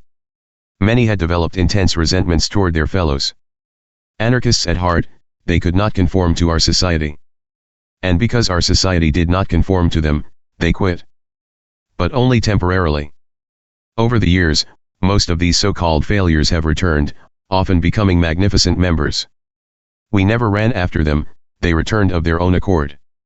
Each time I spot one newly back, I ask him why he has rejoined our fold. Invariably his answer runs like this: when I first contacted AA, learned that alcoholism is a disease, an obsession of the mind that compels us to drink, and a sensitivity of the body that condemns us to go mad or die if we keep on. I also learned that AA worked, at least for some alcoholics. But I then disliked AA methods, hated some of the alcoholics I met there, and I still toyed with the idea that I could do the job of quitting all by myself. After several more years of terrible drinking, which I found I was powerless to control, I gave up. I returned to AA because it was the only place left to go. I'd tried everything else. Arrived at this point, I knew that I must act quickly, that I must adopt the 12 steps of the AA recovery program, that I must cease hating my fellow alcoholics, that I must now take my place among them as a very small part of that great whole, the Society of Alcoholics Anonymous. It all boiled down to a simple question of do or die. I had to conform to AA principles or else. No more anarchy. For me. So I'm back. This illustration shows why we of AA must hang together or else hang separately. We are players at a stern drama where death is the prompter to those who falter. Could anyone imagine a more powerful restraint upon us than this? Yet the history of uncontrolled drinking shows that fear alone has chastened but few alcoholics. Much more than fear is needed to bind us anarchists together. Several years ago, speaking at Baltimore, I ran on at a great rate about the terrible sufferings we alcoholics had endured. My talk must have had a strong flavor of self-pity and exhibitionism. I kept referring to our drinking experience as a great calamity, a terrible misfortune. After the meeting I was approached by a Catholic clergyman who genially remarked, "I heard you say you thought your drinking a great misfortune. But it seems to me that in your case it was your great good fortune. Was not this terrible experience the very thing which humbled you so completely that you were able to find God? Did not suffering open your eyes and your heart? All the opportunity you have today, all this wonderful experience you call AA, once had its beginnings in deep personal suffering. In your case that was actually no misfortune. It was your great good fortune. You AAs are a privileged people." That simple yet profound remark affected me deeply. It is a landmark in my life. It set me thinking as never before about my relationship to my fellow AAs. It caused me to question my own motives. Why had I come to Baltimore anyway? Had I come only to enjoy the applause and approval of my fellows? Was I there as a teacher or a preacher? Did I fancy myself a great moral crusader? On reflection, I shamefacedly admitted to myself that I had all these motives, that I had been taking a vicarious and rather self-centered enjoyment out of my visit. But was that all? Had I no better motive than my natural craving for prestige and applause? Had I come to Baltimore in response to no better or deeper need than that? Then followed a flash of realization. Underneath my shallow and childish vainglory, I saw someone much greater than I at work. Someone who sought to transform me, who would, if I permitted, sweep away my less worthy desires and replace them with truer aspirations. In these I might, were I humble enough, find peace. At that moment I saw ever so clearly why I really should have come to Baltimore. I should have journeyed there with the happy conviction that I needed the Baltimoreans even more than they needed me, that I needed to share with them both their burdens and their joys, that I needed to feel at one with them, merging myself into their society, that even if they did insist on thinking me their teacher, I should actually feel myself their pupil. I saw that I had been living too much alone, too much aloof from my fellows, and too deaf to that voice within. Instead of coming to Baltimore as a simple agent bearing the message of experience, I had come as a founder of Alcoholics Anonymous. And, like a salesman at a convention, I had been wearing my identification badge so that all might well see it. How much better it would have been had I felt gratitude rather than self-satisfaction, gratitude that I had once suffered the pains of alcoholism, gratitude that a miracle of recovery had been worked upon me from above, gratitude for the privilege of serving my fellow alcoholics, and gratitude for those fraternal ties which bound me ever closer to them in a comradeship such as few societies of men have ever known. Truly did the clergyman say, "Your misfortune has become your good fortune." UAAS are a privileged people. My experience at Baltimore was not unique. Every AA has such spiritual landmarks in his life, moments of insight which draw him closer to his fellows and to his Maker. The cycle is ever the same. First, we turn to AA because we may die if we don't. Next, we depend upon its fellowship and philosophy to stop our drinking. Then, for a time, we tend once more to depend upon ourselves, seeking happiness through power and acclaim. Finally, some incident, perhaps a sharp reverse, opens our eyes still wider. Then, as we learn our new lesson and really accept its teaching, we enter a new level of better feeling and doing. Life takes on a finer meaning. We glimpse realities new to us, we apprehend a kind of love which assures us that it is more blessed to give than to receive. These are some of the reasons why we think that Alcoholics Anonymous may be a new form of society. Each AA group is a safe haven. But it is always circumscribed by the tyrant alcohol. Like the men on Eddie Rickenbacker's raft, we who live in the haven of AA cling together with an intensity of purpose which the outside world seldom comprehends. The anarchy of the individual melts away. Self-love subsides and democracy becomes a reality. We begin to know true freedom of the spirit. The awareness grows that all is well, that each of us may implicitly trust in Him who is our loving guide from within and from above. Who is a member of Alcoholics Anonymous? August 1946. The first edition of the book Alcoholics Anonymous makes this brief statement about membership: the only requirement for membership is an honest desire to stop drinking. We are not allied with any particular faith, sect, or denomination, nor do we oppose anyone. We simply wish to be helpful to those who are afflicted. This expressed our feeling as of 1939, the year our book was published. Since that day all kinds of experiments with membership have been tried. The number of membership rules which have been made, and mostly broken, are legion. 2 or 3 years ago the central office asked the groups to list their membership rules and send them in. After they arrived we set them all down. They took a great many sheets of paper. A little reflection upon these many rules brought us to an astonishing conclusion. If all of these edicts had been in force everywhere at once, it would have been practically impossible for any alcoholic to have ever joined Alcoholics Anonymous. About 9/10 of our oldest and best members could never have got by. In some cases we would have been too discouraged by the demands made upon us. Most of the early members of AA would have been thrown out because they slipped too much, because their morals were too bad, because they had mental as well as alcoholic difficulties. Or, believe it or not, because they did not come from the so-called better classes of society. We oldsters could have been excluded for our failure to read the book Alcoholics Anonymous or the refusal of our sponsor to vouch for us as a candidate. And so on ad infinitum. The way our worthy alcoholics have sometimes tried to judge the less worthy is, as we look back on it, rather comical. Imagine, if you can, one alcoholic judging another. At one time or another most AA groups go on rule-making benders. Naturally enough, too, as a group commences to grow rapidly it is confronted with many alarming problems. Panhandlers begin to panhandle. Members get drunk and sometimes get others drunk with them. Those with mental difficulties throw depressions or break out into paranoid denunciations of fellow members. Gossips gossip, and righteously denounce the local wolves and Red Riding Hoods. Newcomers argue that they aren't alcoholics at all, but keep coming around anyway. Slippers trade on the fair name of AA in order to get themselves jobs. Others refuse to accept all the 12 steps of the recovery program. Some go still further, saying that the God business is bunk and quite unnecessary. Under these conditions, our conservative program-abiding members get scared. These appalling conditions must be controlled, they think, else AA will surely go to rack and ruin. They view with alarm for the good of the movement. At this point the group enters the rule and regulation phase. Charters, bylaws, and membership rules are excitedly passed and authority is granted committees to filter out undesirables and discipline the evildoers. Then the group elders, now clothed with authority, commence to get busy. Recalcitrants are cast into the outer darkness, respectable busybodies throw stones at the sinners. As for the so-called sinners, they either insist on staying around, or else they form a new group of their own. Or maybe they join a more congenial and less intolerant crowd in their neighborhood.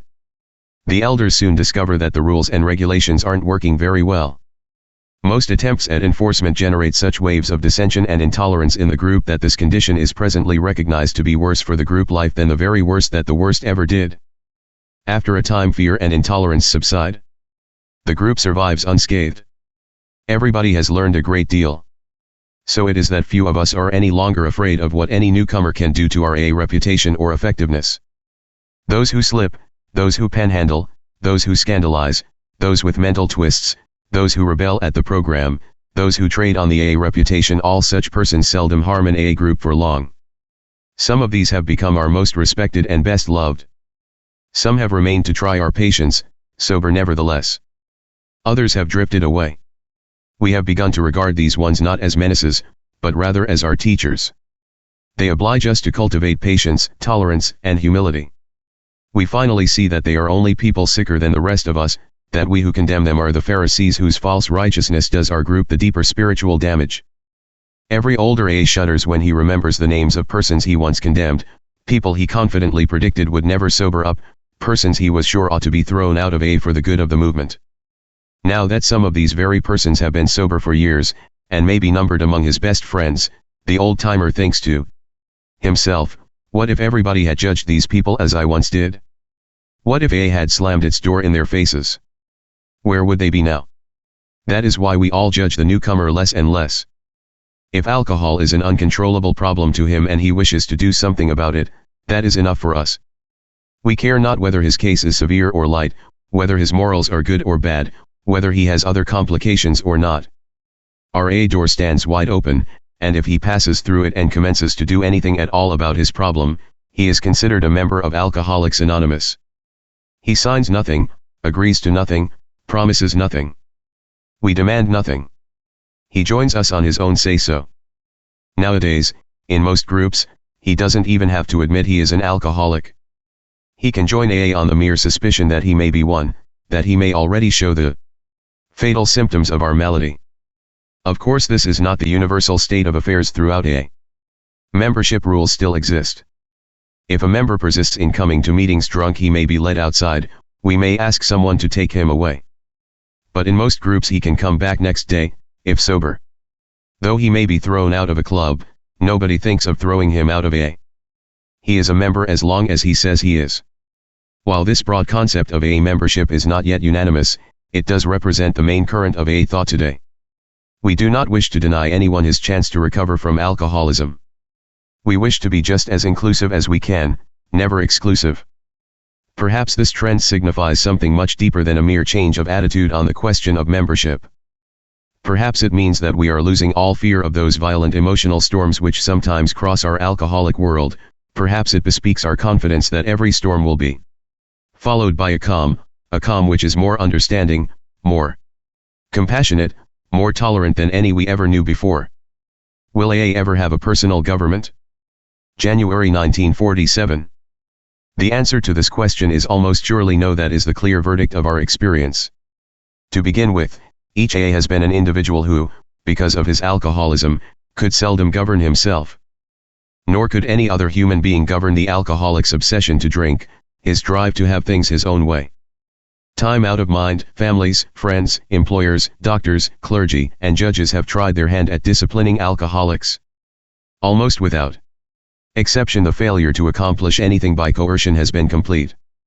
Yet we alcoholics can be led, we can be inspired, coming into AA we can, and we gladly do, yield to the will of God. Hence it is not strange that the only real authority to be found in AA is that of spiritual principle. It is never personal authority.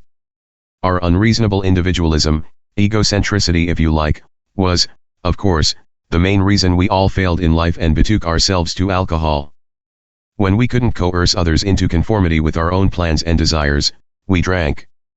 When others tried to coerce us, we also drank. Though now sober, we still have a strong hangover of these early traits which caused us to resist authority. Therein probably hangs a clue to our lack of personal government in AA. No fees, no dues, no rules and regulations, no demand that alcoholics conform to AA principles, no one set in personal authority over anyone else. Though no sterling virtue, our aversion to obedience does pretty well guarantee us freedom from personal domination of any kind. Still, it is a fact that most of us do follow, in our personal lives, the 12 suggested steps to recovery. But we do this from choice. We prefer recovery to death. Then, little by little, we perceive that the spiritual basis of life is the best. We conform because we want to. Likewise, most AA groups become willing to follow the 12 points of tradition to assure our future. The groups are willing to avoid controversy over outside issues such as politics, reform, or religion. They stick to their single purpose of helping alcoholics to recover. They increasingly rely on self-support rather than outside charity. More and more do they insist on modesty and anonymity in their public relations. The AA groups follow these other traditional principles for the very same reason that the individual AA follows the 12 steps to recovery.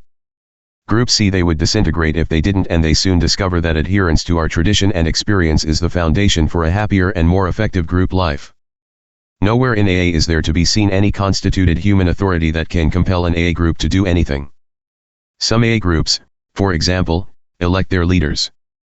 But even with such a mandate, each leader soon discovers that while he can always guide by example or persuasion, he can never boss, else at election time he may find himself passed by.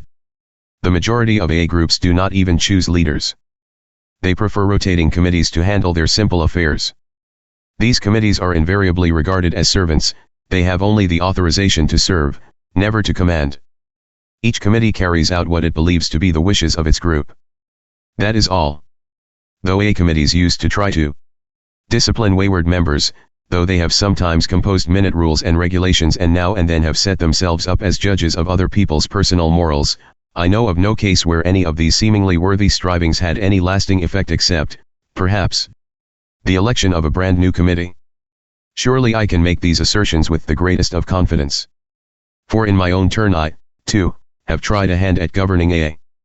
Each time I have strenuously tried it I have been shouted down, so loudly, in fact, that on several occasions it looked as though I was due for swift and certain excommunication.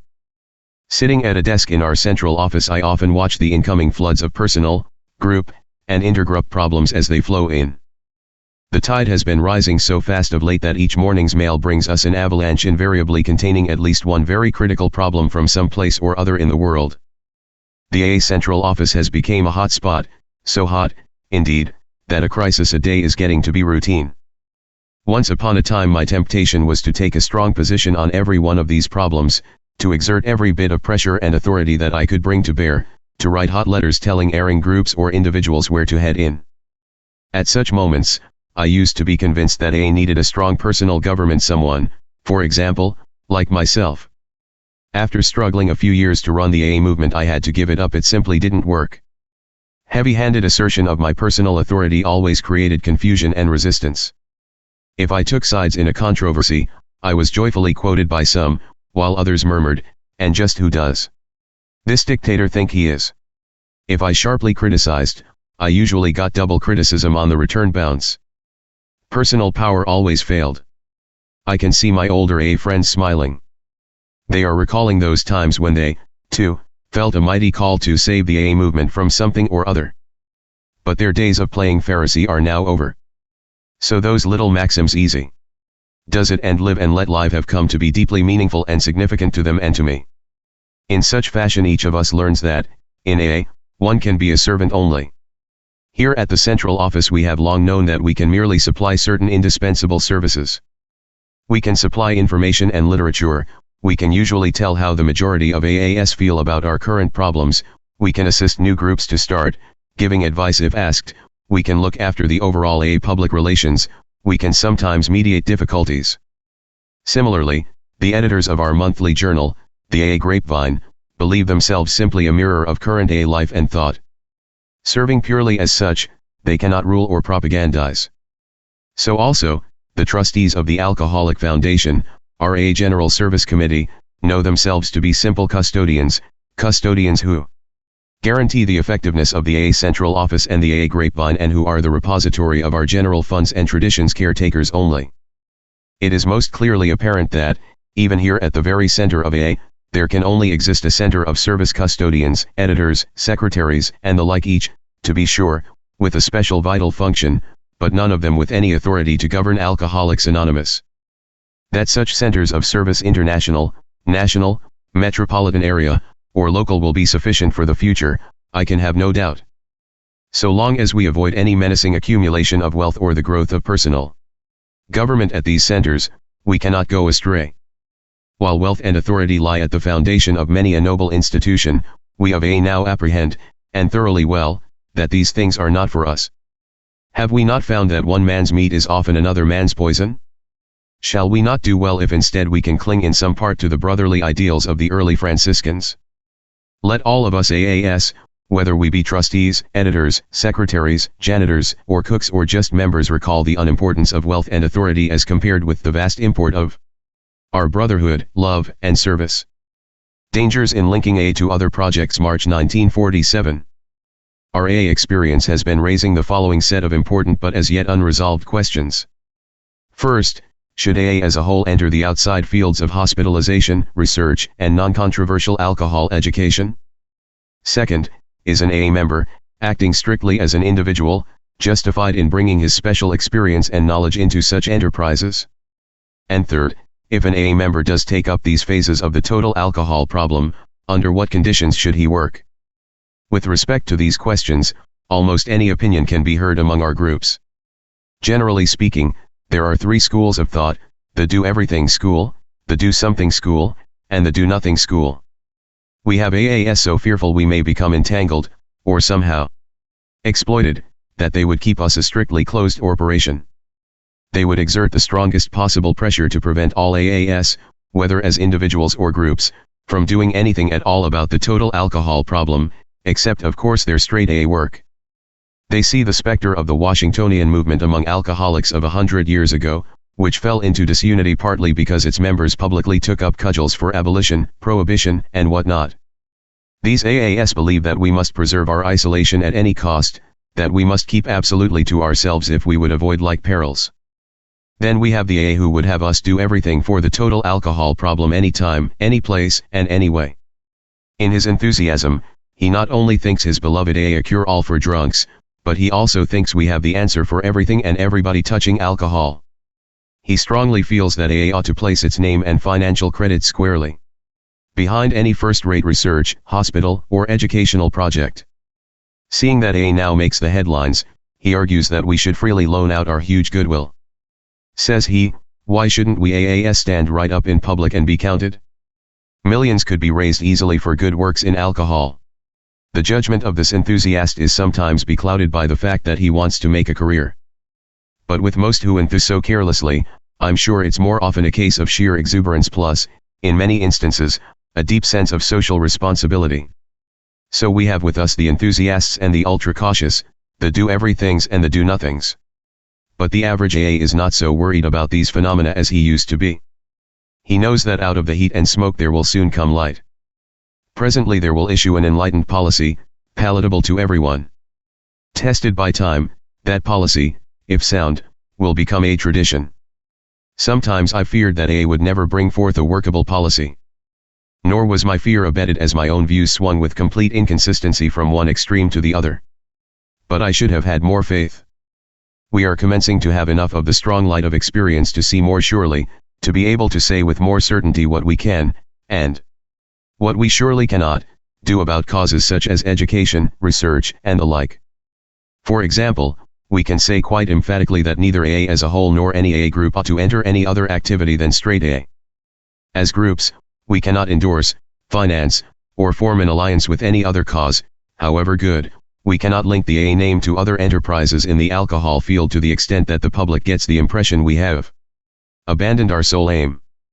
We must discourage our members and our friends in these fields from stressing the AA name in their publicity or appeals for funds.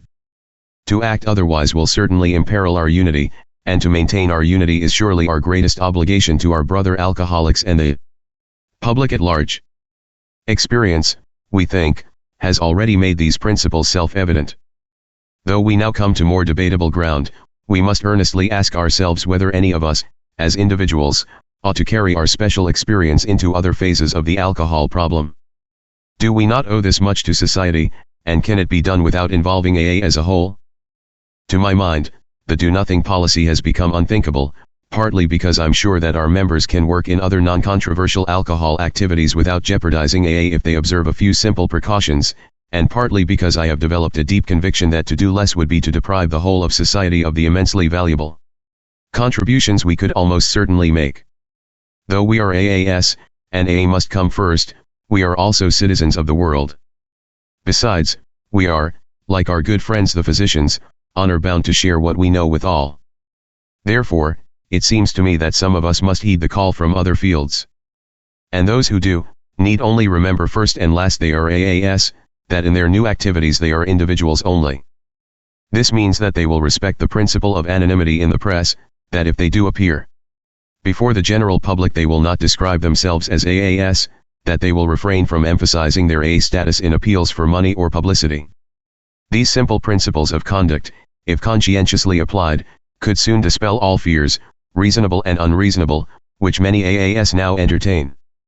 On such a basis AA as a whole could remain uncommitted yet friendly to any non-controversial cause seeking to write a brighter page in the dark annals of alcoholism. A concluding word. Several years ago, I believed that we might, in a limited and cautious way, lend our name to selected outside ventures. One of these was a very promising educational project. I was asked by faculty members of Yale University sponsoring the National Committee for Education on Alcoholism whether they might hire an AA. And could that AA, for this special purpose, break anonymity? My answer was that of course an AA could be engaged, that such an engagement could not, by any imagination, be a professionalization of AA, as the work to be done would be in another field entirely, that if an AA could make a better educator, then why not?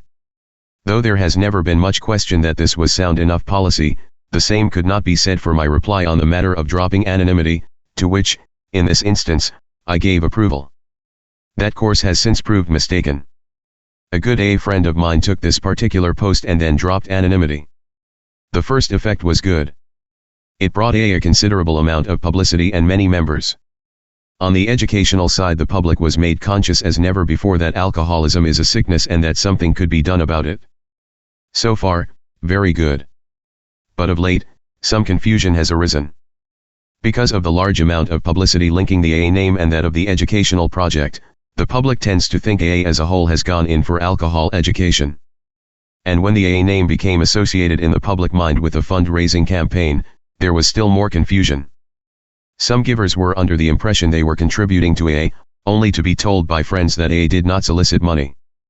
Hence a long-term liability of dropping anonymity is beginning to offset its short-term advantages. As experience makes this more clear, not only to me but to my friends of the university and of the educational committee, they agree perfectly and are now endeavoring to correct the situation. Naturally, and most earnestly, I hope that none of those involved or the work of the committee will suffer to any degree from our mistake. Such, after all, is the purpose of the trial and error by which we all learn and grow. Briefly summarizing, I'm rather sure our policy with respect to outside projects will turn out to be this: AA does not sponsor projects in other fields. But if these projects are constructive and non-controversial in character, AA members are free to engage in them without criticism if they act as individuals only, and are careful of the AA name. Perhaps that's it? Shall we try it? Clubs in AA April 1947. The club idea has become part of AA life. Scores of these hospitable havens can report years of useful service, new ones are being started monthly. Were a vote taken tomorrow on the desirability of clubs, a sizable majority of AAS would record a resounding yes. There would be thousands who would testify that they might have had a harder time staying sober in their first months of AA without clubs, and that, in any case, they would always wish the easy contacts and warm friendships which clubs afford. As the majority view, we might suppose that to be a blanket endorsement for clubs, we might think we couldn't get along without them. We might conceive them as a central AA institution, a sort of 13th step of our recovery program without which the other 12 steps wouldn't work. At times club enthusiasts will act as though they really believed we could handle our alcohol problems by club life alone. They are apt to depend upon clubs rather than upon the AA program. But we have AAS, rather a strong minority, too, who want no part of clubs. Not only, they assert, does the social life of a club often divert the attention of members from the program, they claim that clubs are an actual drag on AA progress. They point to the danger of clubs degenerating into mere hangouts, even joints. They stress the bickerings that do arise over questions of money, management, and personal authority. They are afraid of incidents that might give us unfavorable publicity. In short, they view with alarm. Thumbs down on clubs, they say. For several years now, we have been feeling our way toward a middle ground. Despite alarms, it is quite settled that AAS who need and want clubs ought to have them. So the real concern is not whether we shall have clubs.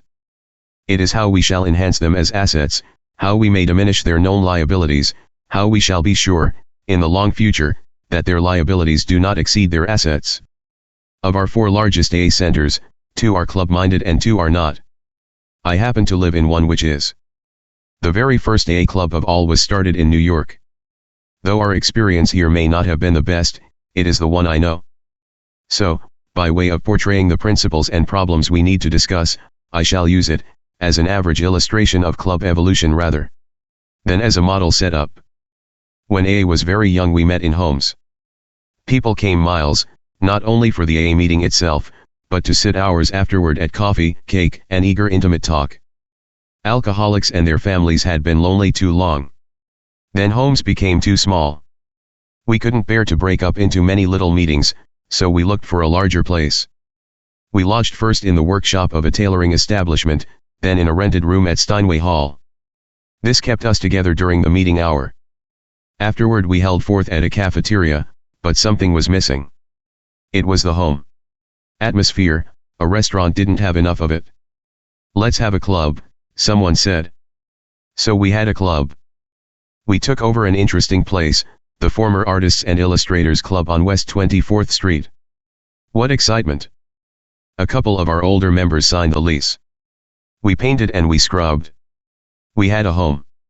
Wonderful memories of days and nights at that first club will always linger. But, it must be admitted, not all those memories are ecstatic. Growth brought headaches, growing pains, we call them now.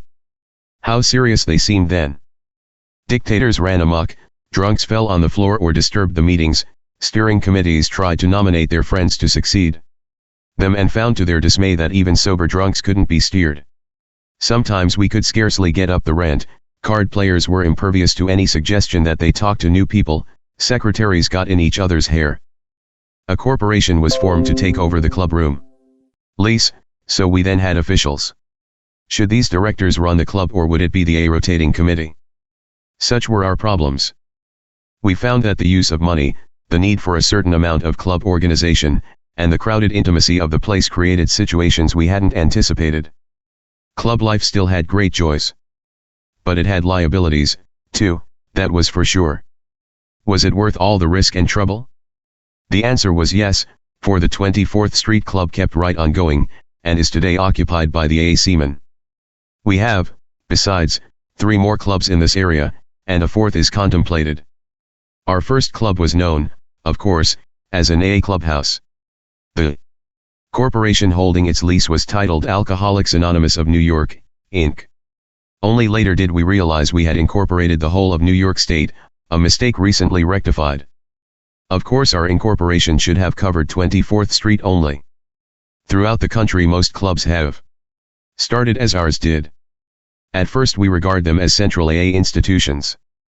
But later experience invariably brings a shift in their status, a shift much to be desired, we now think. For example, the early Manhattan AA Club had members from every section of the metropolitan area, including New Jersey. After a while dozens of groups sprang up in our suburban districts. They got themselves more convenient meeting places. Our Jersey friends secured a club of their own. So these outlying groups, originally spawned from the Manhattan clubhouse, began to acquire hundreds of members who were not tied to Manhattan either by convenience, inclination, or old-time sentiment. They had their own local AA friends, their own convenient gathering places. They weren't interested in Manhattan. This irked us New Yorkers not a little. Since we had nurtured them, why shouldn't they be interested? We were puzzled why they refused to consider the Manhattan Club the AA center for the metropolitan area. Wasn't the club running a central meeting with speakers from other groups? Didn't we maintain a paid secretary who sat in the New York clubhouse taking telephone calls for assistance and making hospital arrangements for all groups in the area? Of course, we thought, our outlying groups ought financially to support the Manhattan Club, dutiful children should look after their parents. But our parental pleas were no use. Though many outlying AA members personally contributed to the 24th Street Club, nary a cent did their respective groups ever send in. Then we took another tack. If the outlying groups would not support the club, they at least might want to pay the salary of its secretary. She was really doing an area job. Surely this was a reasonable request. But it never got anywhere. They just couldn't mentally separate the area secretary from the Manhattan Club. So for a long time, our area needs, our common AA problems, and our club management were tied into a trying financial and psychological snarl. This tangle slowly B78 said to unravel, as we began to get the idea that clubs ought to be strictly the business of those individuals who specially want clubs, and who are willing to pay for them. We began to see that club management is a pure business proposition, which ought to be separately incorporated under another name such, for example, as Alano.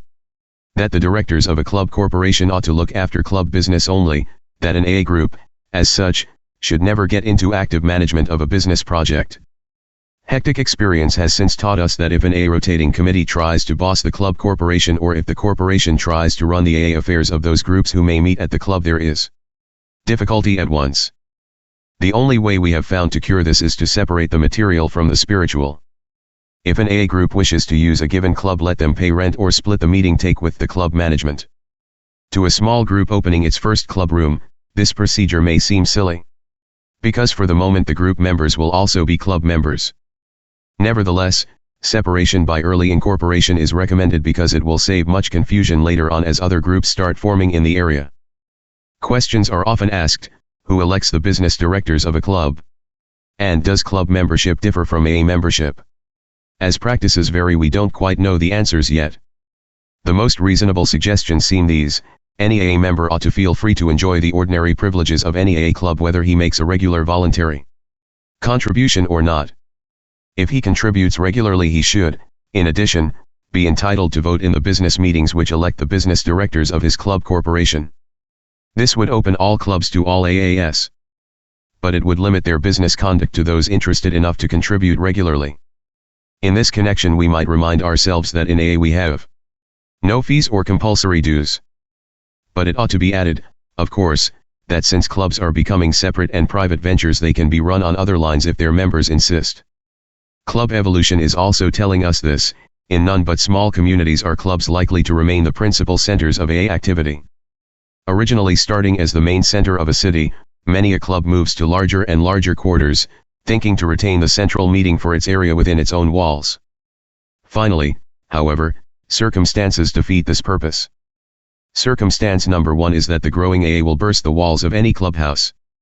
Sooner or later the principal or central meeting has to be moved into a large auditorium. The club can't hold it. This is a fact which ought to be soberly contemplated whenever we think of buying or building large clubhouses. A second circumstance seems sure to leave most clubs in an off-center position, especially in large cities. That is our strong tendency towards central or intergroup committee management of the common AA problems of metropolitan areas. Every area, sooner or later, realizes that such concerns as intergroup meetings, hospital arrangements, Local public relations, a central office for interviews and information are things in which every AA is interested, whether he has any use for clubs or not. These being strictly AA matters, a central or intergroup committee has to be elected and financed to look after them. The groups of an area will usually support with group funds these truly central activities. Even though the club is still large enough for intergroup meetings and these meetings are still held, the center of gravity for the area will continue to shift to the intergroup committee and its central activities. The club is left definitely offside where, in the opinion of many, it should be. Actively supported and managed by those who want clubs, they can be taken or left alone. Should these principles be fully applied to our clubs, we shall have placed ourselves in a position to enjoy their warmth yet drop any that get too hot. We shall then realize that a club is but a valuable social aid. And, more important still, we shall always preserve the simple AA group as that primary spiritual entity whence issues our greatest strength. Adequate hospitalization, one great need May 1947. Despite the general effectiveness of the AA program, we often need the help of friendly agencies outside AA. Nowhere is this more strikingly true than in the field of hospitalization. Most of us feel that ready access to hospitals and other places of rest and recuperation borders on absolute necessity. While many an alcoholic has somehow got over his bender without medical aid, and while a few of us hold the view that the hard cold turkey method is the best, the vast majority of AAs believe the newcomer whose case is at all serious has a much better chance of making the grade if well hospitalized at the outset. Indeed, we see many cases where recoveries without medical help would seem virtually impossible, mentally so. Beclouded have they become, even when temporarily sober. The primary purpose of hospitalization is not to save our prospect the pain of getting sober, its real purpose is to place him in the state of greatest possible receptivity to our AA program.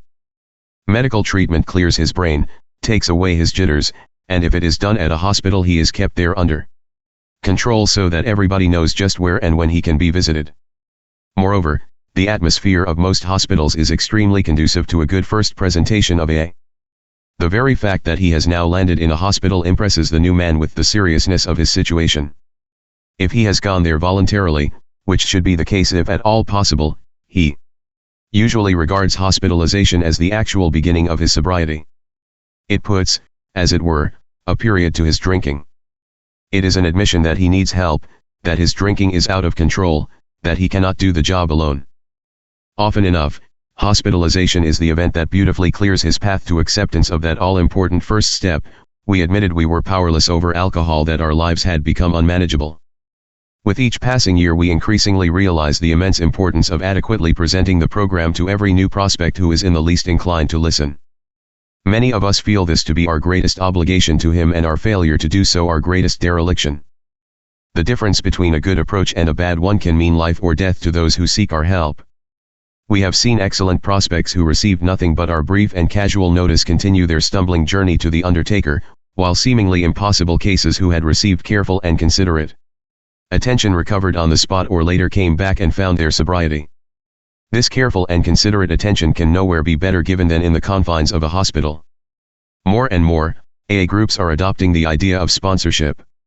Each newcomer is assigned a reasonably stable AA member whose ward he becomes during his brief period of introduction to our way of life. The sponsor helps make hospital arrangements, takes his man there, visits him frequently, and sees that he is visited by other AAs whose experience might be especially helpful. Hence a prospect so handled has received a powerful shot of AA and a good preview of what our society is like before he ever goes to a meeting. At the hospital he has time to soberly think through his situation, read our literature, and exchange impressions with other alcoholics who are going through the same process. Contrast this with the frequent situation in which, for lack of hospitalization, the sponsor has to try to taper off his prospect at home or drag him, half-dazed, to an AA meeting where the new man proceeds to get a lot of confused impressions or unfounded prejudices. While many of us have made our first contact with AA under these unfavorable circumstances, and have stuck nevertheless, there are probably many who do not stick on such a poor contact, people who might have remained with us had they been properly hospitalized and sponsored. So, out of what is now a huge experience, our conclusions are these: that hospitalization is imperative in many cases, and because the hospital provides such a firm basis for good sponsorship, it is desirable even in the less serious situations if the prospects are drinking or foggy when contacted. They definitely have a better chance if hospitalized. Until recently, few hospitals have wanted us alcoholics. We almost never got really well, we were hard to manage and disturbed other patients, we were regarded as sinners more than as sick people and, as a class, we were financially irresponsible. The average hospital management has always said, and with good reason, why bother with drunks? We can scarcely handle the people who are legitimately sick, people we can really do something for. Sobering up drunks is a sheer waste of time and money. Happily, this attitude is changing because it is now becoming clear to physicians and public alike that a true alcoholic is really sick, however lacking in character he may be.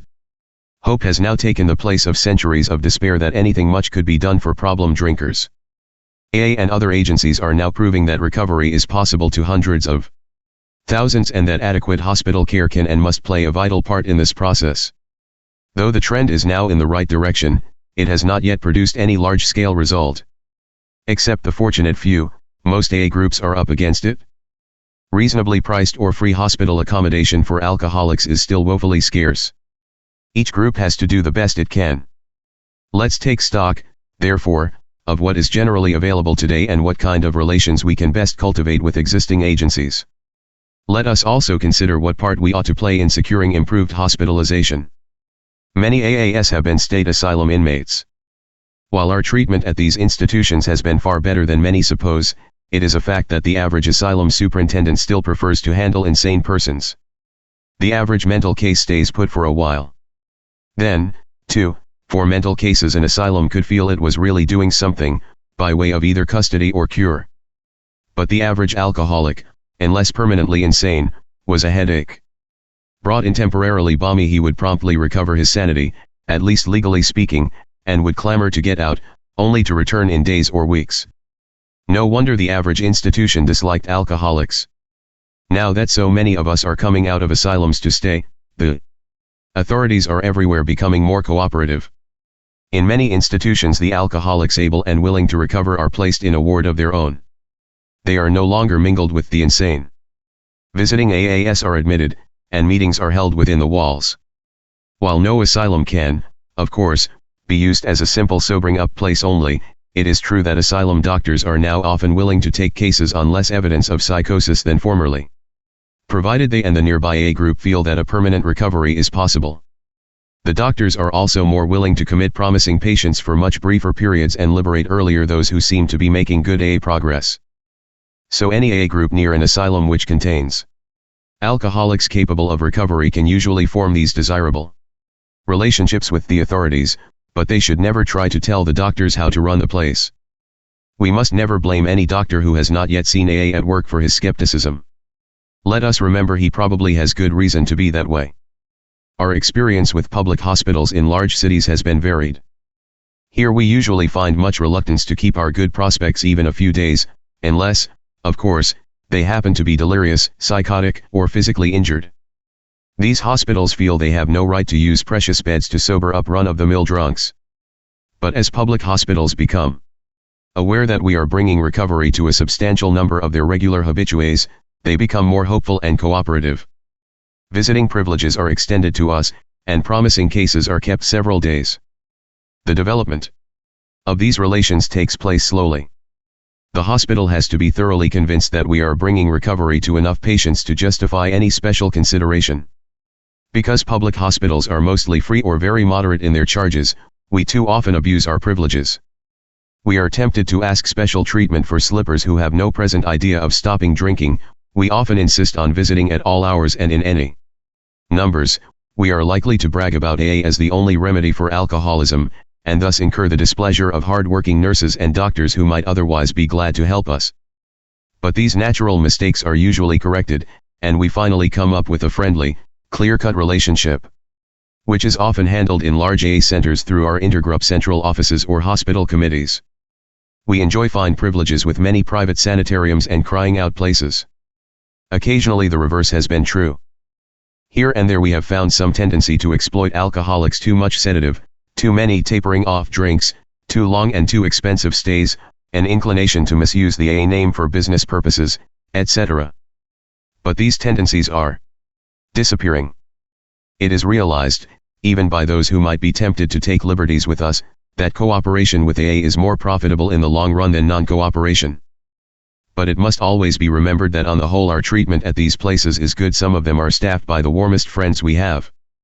I cannot forget that the first physician ever to take a serious and helpful interest in us is still a staff member of a private hospital for alcoholics, that the first psychiatrist to see the possibilities of AA, and one who had the courage to go to bat for us before his profession, is the staff member of a sanitarium. When such excellent places offer us friendly cooperation, we surely ought to return it in kind. Many sanitariums and private hospitals are necessarily too high-priced for the average alcoholic.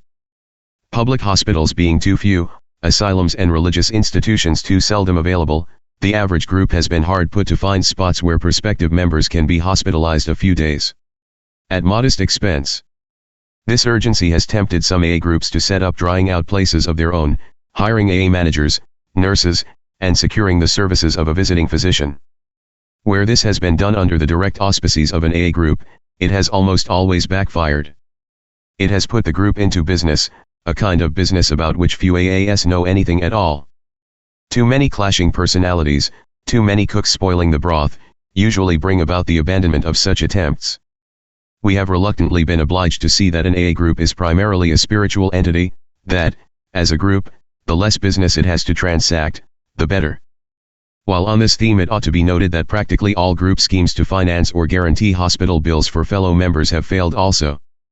Not only do many such loans go unpaid, there is always the controversial question in the group as to which prospects deserve them in the first place.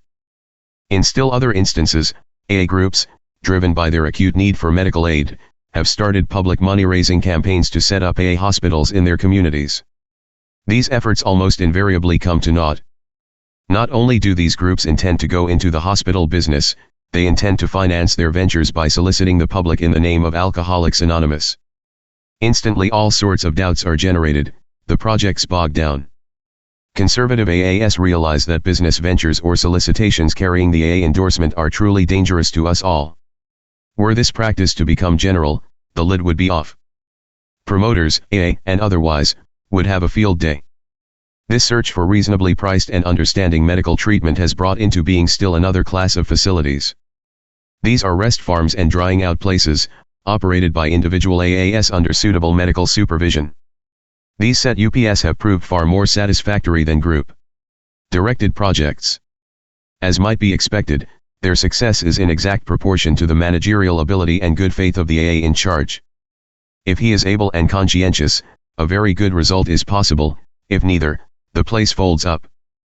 Not being a group project and not bearing the AA name, these ventures can be taken or left alone. The operation of such establishments is always beset with peculiar difficulties. It is difficult for the AA manager to charge high enough rates to make the venture include a fair living for himself. If he does, people are apt to say that he is professionalizing, or making money out of AA. Nonsense though this may often be, it is a severe handicap nevertheless. Yet, in spite of the headaches encountered, a good number of these farms and sobering up spots are in active operation and can seemingly continue just as long as they are tactfully managed, do not carry the AA name, and do not publicly solicit funds as AA enterprises. When a place has an AA in charge, we sometimes do take thoughtless advantage of the fact. We dump alcoholics into it just to get them off our hands, we promise to pay bills and do not. Any AA who can successfully manage one of these drunk emporiums ought to be congratulated. It is a hard and often thankless job, though it may bring him deep spiritual satisfaction.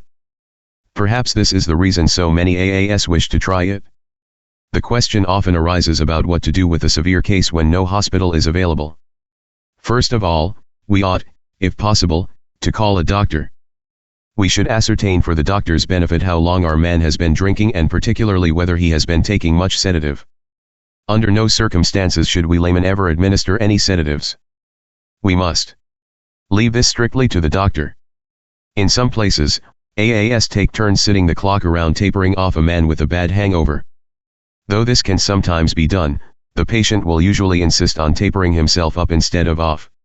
Now and then we have to adopt the desperate expedient of putting a man in jail, especially if violent. But when absolutely necessary, patience, persuasion, and a doctor's help will generally do the trick if the patient will really try. If he won't, there is little to do but let him drink on until he has had enough. Among AAS, one hears much discussion about the merits of the several treatments. Actually, our only concern about physical treatment is that of being satisfied that the physician in charge understands alcoholics. Two other promising prospects for good and reasonably priced hospitalization are in view. These are the various general hospitals which continue to open their doors to us. Very early in AA history, Catholic hospitals in a few Midwestern cities saw our need and took us in, regardless of denomination. Their example has led other religiously oriented institutions to do likewise, for which we are extremely grateful. Quite recently, other private and semi-private general hospitals have begun to show great interest. Sometimes they go so far as setting apart wards for AA use, admitting alcoholics on our recommendation only, giving us generous visiting privileges and very reasonable rates. Arrangements of this sort already functioning have been so satisfactory to both hospitals and AA that many such set UPS should soon be active. In these situations we do not participate in hospital management. We are afforded special privileges in exchange for our cooperation. It surely may be said that the future looks bright. Much more.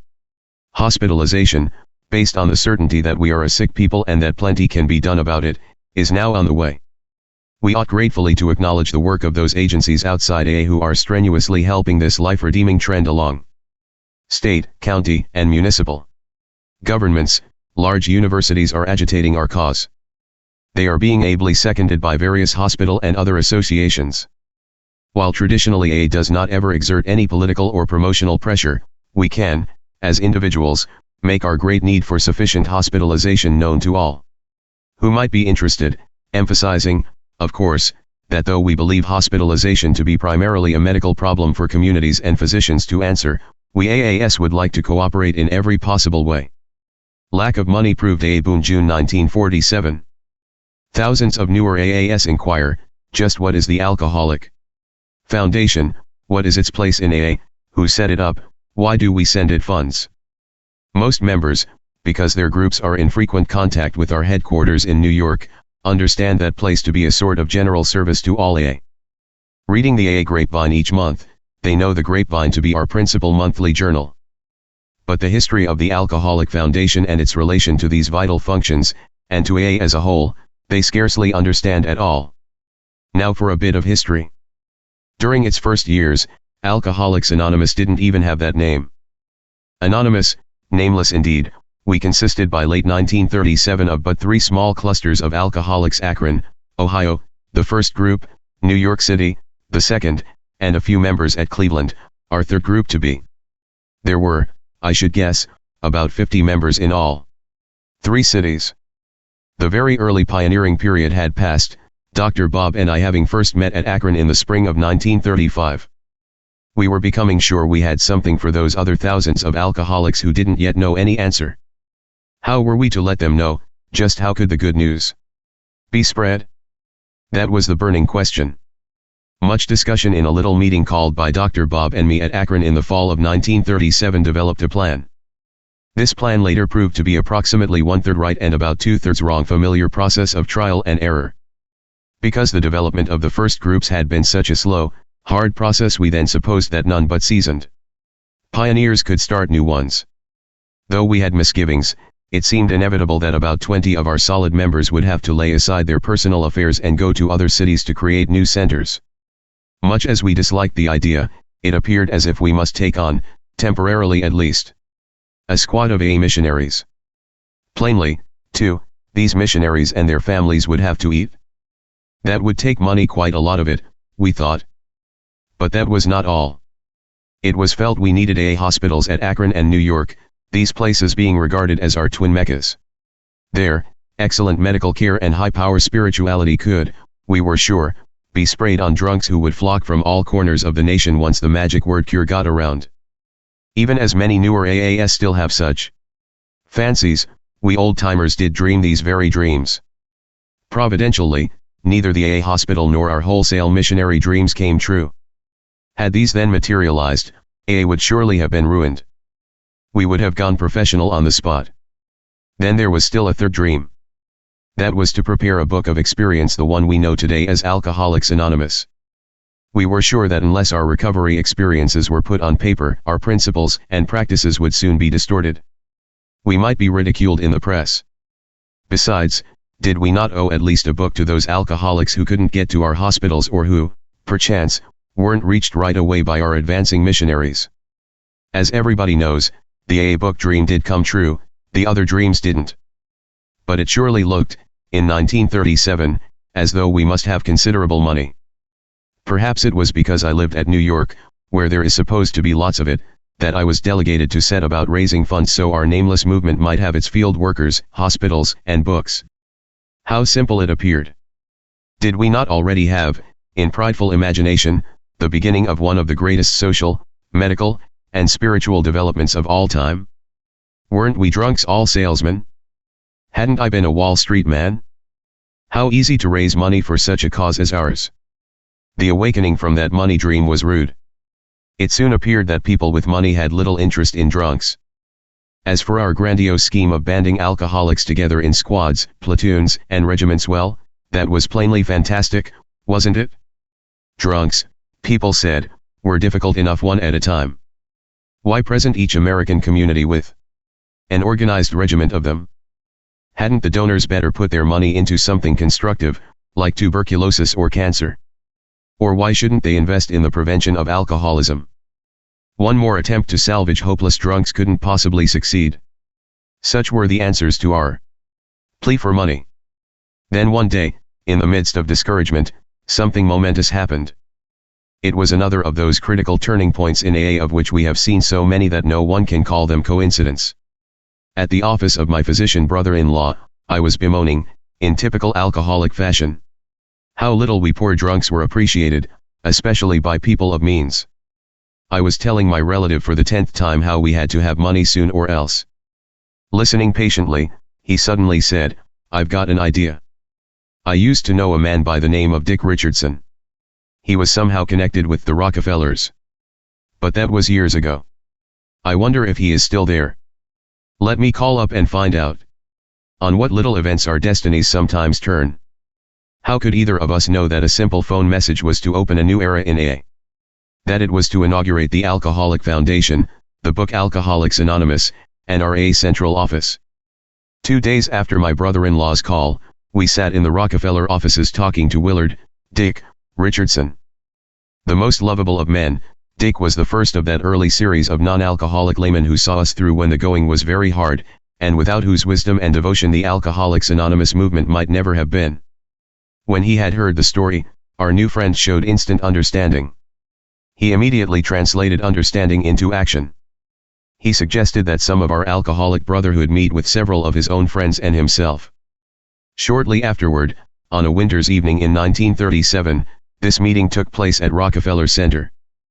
Present were Dick Richardson, A. Leroy Chipman, since known as Chip, Albert Scott, Frank Amos, and my brother-in-law, Leonard Strong. Dr. Bob and Paul S. came down from Akron. The New York ex-topers numbered half a dozen and were accompanied by Dr. William D. Silkworth, who, as the first physician ever to champion our cause, had already given us measureless help and encouragement. Of course, we alcoholics were delighted. Our money troubles, we thought, were over. If money was the answer, we had surely come to the right place. Following introductions, each alcoholic told his own personal story, these accounts being enthusiastically confirmed by our ardent friend Dr. Silkworth.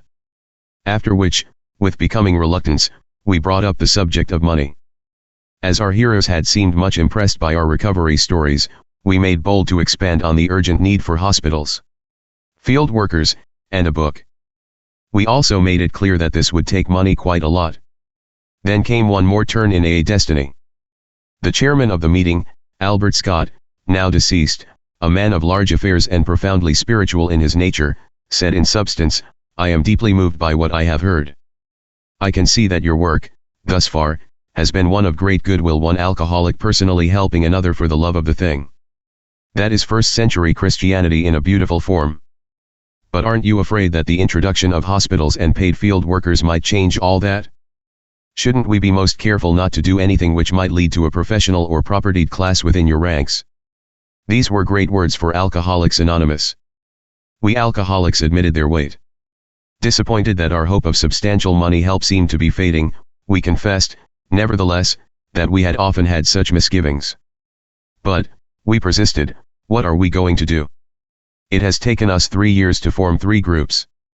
We know we have a new life for those who die or go mad by thousands each year. Must our story wait while it is passed around by word of mouth only, becoming hopelessly garbled meanwhile? Finally, our friends agreed that something needed to be done. But they did continue to insist our movement ought never be professionalized. This struck the keynote of our relation to these men of goodwill for all the years since. Rightly enough, they have never secured us large sums of money. But each has given of himself to our cause, generously and continuously. How much, few AAS can ever know. Seeing clearly that we must now spread the recovery message faster, they then suggested we might carefully experiment with a small rest home at Akron. This could be presided over by Dr. Bob, who was, after all, a physician. Whereupon, early in 1938, Frank Amos, on his own time and with expenses paid by his associates, went to Akron to investigate. He returned most enthusiastic. He was inclined to the opinion that $30,000 ought to be invested in a center for alcoholics. Our friend, Dick Richardson, showed Frank's report to Mr. John D. Rockefeller, Jr., who at once manifested a warm interest. But Mr. Rockefeller also expressed anxiety about professionalizing us. Nevertheless, he gave us a sum, which turned out to be, however, about 1/6 of the amount Frank had suggested. His gift came in the spring of 1938, and its result was to help Dr. Bob and me through that very trying year. We could not have actively continued without it. Yet, money-wise, our budding movement of alcoholics was still left very much on its own, just where it should have been left, too, however difficult that seemed at the time. We still had no field staff, no hospital, and no book. These were the events that led to the formation of the Alcoholic Foundation. The need for a volume describing our recovery experiences loomed larger than ever. Were such a book to appear, a great flow of inquiries from alcoholics and their families might start. Thousands, maybe. These appeals would certainly have to be cleared through some sort of central office. That was most evident. For these saner purposes our friends suggested the formation of a foundation to which givers might make tax-free contributions. We alcoholics endlessly discussed this new project with them, consuming hours of their business time. Frank Amos and a friendly attorney, John E.F. Wood, put much effort on the original foundation trust agreement. The lawyer had never seen anything like it. The new foundation should, we insisted, have 2 classes of trustees, alcoholics and non-alcoholics. But legally speaking, what was an alcoholic anyhow, he queried, and if an alcoholic had stopped drinking, was he an alcoholic anymore? Then, why 2 classes of trustees? That, said our attorney, was unheard of. We explained that we wanted our friends with us. And besides, we urged, suppose all of us alcoholics should get drunk at once, who then would hang on to the money? Surmounting many such obstacles, the Alcoholic Foundation was finally inaugurated. It had 4 non-alcoholic and 3 alcoholic trustees. They could appoint their own successors. It was chartered to do everything under the sun. So it had everything except money. Last 7 years have made a self-supporting. August 1947. How we ever got the book and our office through that summer of 1939 I shall never quite know. Had it not been for a truly sacrificial act on the part of Bert T., an early New York AA, I'm sure we couldn't have survived. Bert loaned the defunct Works Publishing Company $1,000, obtained by signing a note secured by his own business. This act of faith was followed by 2 more pieces of good fortune, which barely got us through the year. In the fall of 1939 Liberty magazine published a piece about us. This produced a flood of inquiries and some orders for the AA book. Those few book receipts kept our little central office going. Then came a burst of articles in the Cleveland Plain Dealer. This started a prodigious growth of AA out there and created a little more demand for the AA book. Nor were our friends at Rockefeller Center idle. One day in February 1940, Dick Richardson reported that Mr. John D. Rockefeller, Jr. had been following our progress with intense interest, that he would like, for the inspiration of his guests and for the benefit of Alcoholics Anonymous, to give a dinner. We regarded this as a 10 strike. In March 1940, the dinner came off. Mr. R.'s friends turned out in force. An AA member was placed at each guest table. Dr. Harry Emerson Fosdick, who had superbly reviewed our book, spoke of AA from the spiritual viewpoint. Dr. Foster Kennedy, noted neurologist, gave his hearers the medical outlook. We alcoholics were asked to talk also. At the conclusion of the evening, Mr. Nelson Rockefeller, explaining that his father had not been able to come because of illness, went on to say that few things more deeply affecting or promising than Alcoholics Anonymous had ever touched his father's life, that he wished his friends to share this experience with him. Though great wealth was present at the dinner meeting that night, little was said about money. Hope was expressed that AA might soon become self-supporting. But the suggestion was made that until AA became self-supporting, a little financial help might be needed. Following the dinner meeting, Mr. Rockefeller wrote a personal letter to each guest, expressing his feeling about AA, and concluding with the observation that he was making us a modest gift. Accompanying each letter was a reprint of the talks given at the dinner and a copy of the book Alcoholics Anonymous. On receipt of Mr. Rockefeller's letter, many of his guests responded with donations to the Alcoholic Foundation. This so-called Rockefeller dinner list has since been almost the only source of outside money gifts to the Alcoholic Foundation. These donations averaged around $3,000 annually, and they were continued for about 5 years, 1940 to 1945. This income the foundation divided between Dr. Bob and me to enable us to give a good part of our time during that critical period. Not long since, the foundation trustees were able to write the original dinner contributors, with great thanks, that their help would no longer be needed, that the Alcoholic Foundation had become adequately supported by the AA groups and by income from the book Alcoholics Anonymous, that the personal needs of Dr. Bob and myself were being met out of book royalties. The significant thing about Mr. Rockefeller's dinner, of course, was not only the money it raised. What we did need then, even as much, was favorable public recognition. We needed someone who would stand up and say what he thought and felt about Alcoholics Anonymous. Considering the fact that we were then few in number, that we were none too sure of ourselves, that not long since society had known us as common drunkards, I think Mr. Rockefeller's wisdom and courage were great indeed. The effect of that dinner meeting was instantaneous. The news press wires all carried the story. Hundreds of alcoholics and their families rushed to buy the book. Our little central office was flooded with pleas for help. It soon had to be moved from New Jersey to VC Street, New York. Ruth Hawk got her back pay and forthwith became our first national secretary. Enough books were sold to keep the office going. So past 1940. Alcoholics Anonymous had made its national debut. Just a year later, the Saturday Evening Post assigned Jack Alexander to do a story about us. Under the impetus of Mr. Rockefeller's dinner and the Cleveland Plain Dealer pieces, our membership had shot up to about 2,000. Our Clevelanders had just proved that even a small group could, if it must, successfully absorb great numbers of newcomers in a hurry. They had exploded the myth that AA must always grow slowly. From the Akron-Cleveland area we had begun to spread into other places, Chicago and Detroit in the Midwest. In the East, Philadelphia had taken fire. Washington and Baltimore were smoldering. Further west, Houston, Los Angeles, and San Francisco were taking spark. Growth continued at Akron and New York. We took special pride in Little Rock, Arkansas, which had sprung up with no personal contact with AA, having caught on through books and letters from the central office. Little Rock was the first of the so-called mail-order groups now commonplace all over the world. Even then, we had started correspondence with many isolated alcoholics who were to form groups later on. Despite this progress, the approaching Saturday Evening Post piece worried us.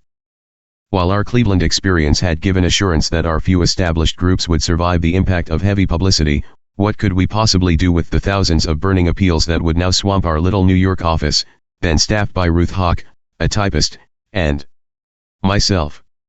How could 3 people handle the thousands of frantic inquiries we expected? The Post article would bring more book sales, but not enough to handle this emergency. We needed more office help and quickly, or we must be prepared to throw heartbreaking appeals into the wastebasket. We realized we must, for the first time, ask the AA groups for assistance. The Alcoholic Foundation still had no money save the $3,000 a year dinner fund which was helping to keep Dr. Bob and me afloat.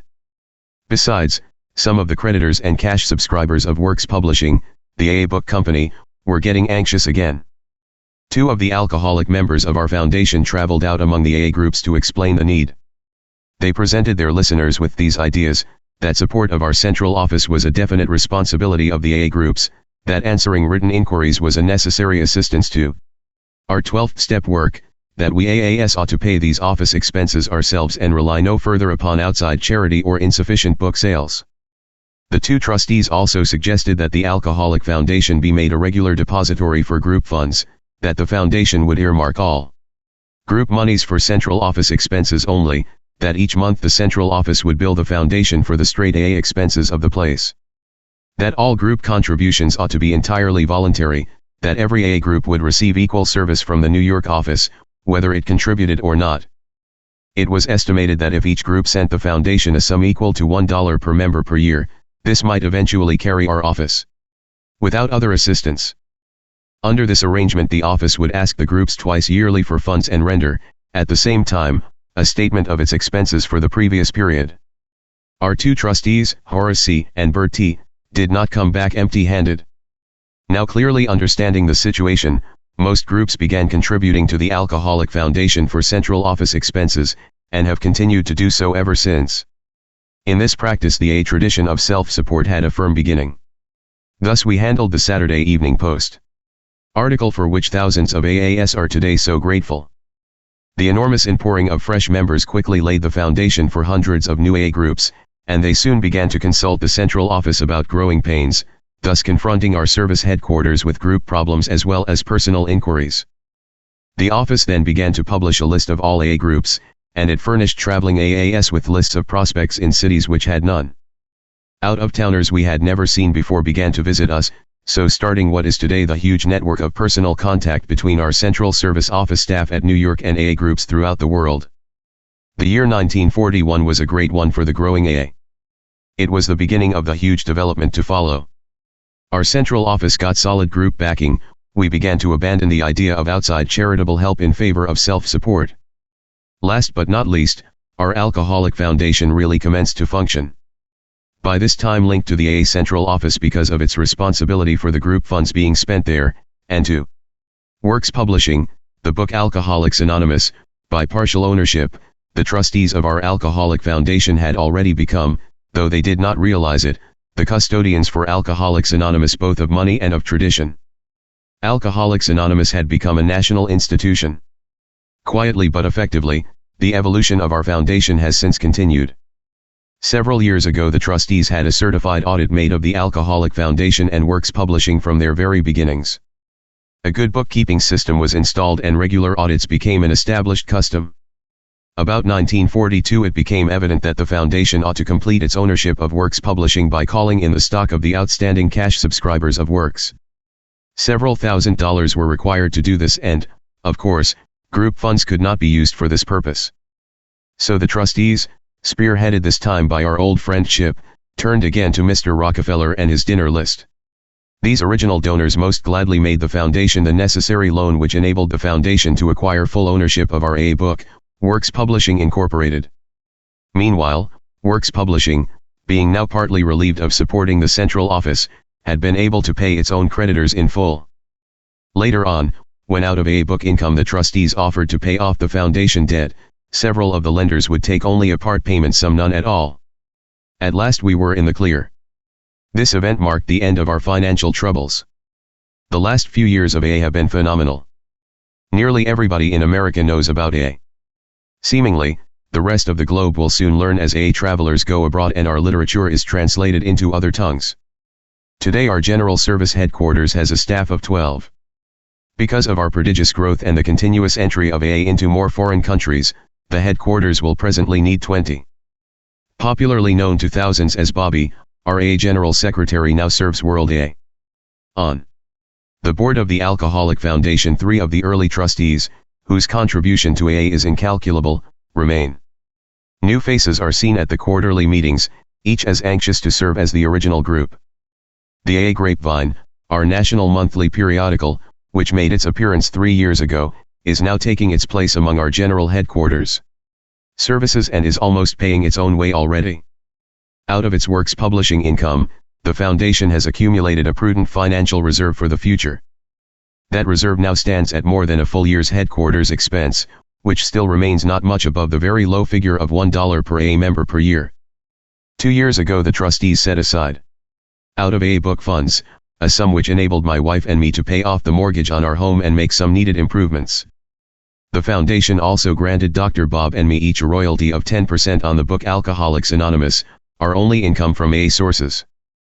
We are both very comfortable and deeply grateful. This account of the stewardship of Alcoholics Anonymous during its infancy brings us to the present, the year 1947, with continued AA growth and AA service, the future's promise. Tradition stressed in Memphis Talk, October 1947. Urging all members of Alcoholics Anonymous to strive for humility before success and for unity before fame, Bill W., speaking before the 3rd Annual Southeastern Regional Convention in Memphis, Tennessee, on September 19, reviewed the 12 suggested traditions for the organization. Pointing out that the success of AA could be heady wine and a serious problem, Bill reminded members that as alcoholics we are a people who could not exist at all except for the grace of God. Here are the highlights of the talk as given to the AA Grapevine in advance of the Memphis meeting.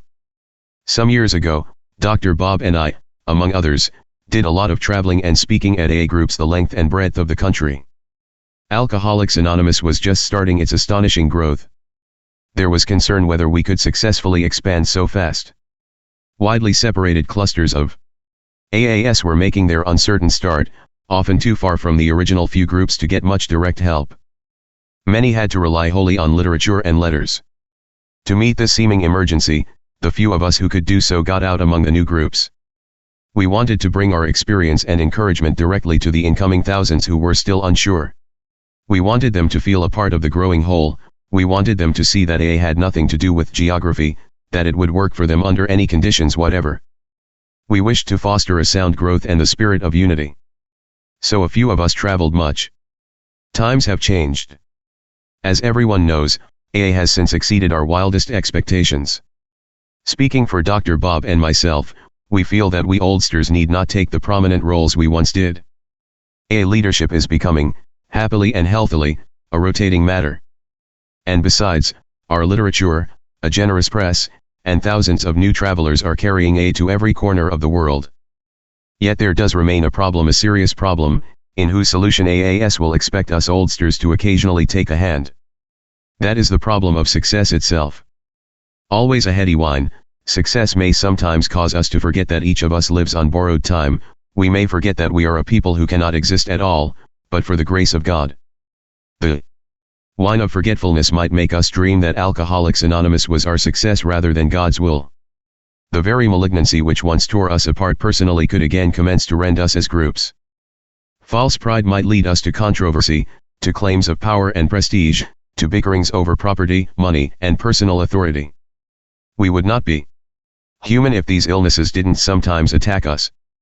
Therefore, many of us think today the main problem of Alcoholics Anonymous is this: how, as a movement, shall we maintain our humility and so our unity in the face of what the world calls a great triumph? Perhaps we need not look far afield for an answer. We need only adapt and apply to our group life those principles upon which each of us has founded his own recovery. If humility can expel the obsession to drink alcohol, then surely humility can be our antidote for that subtle wine called success.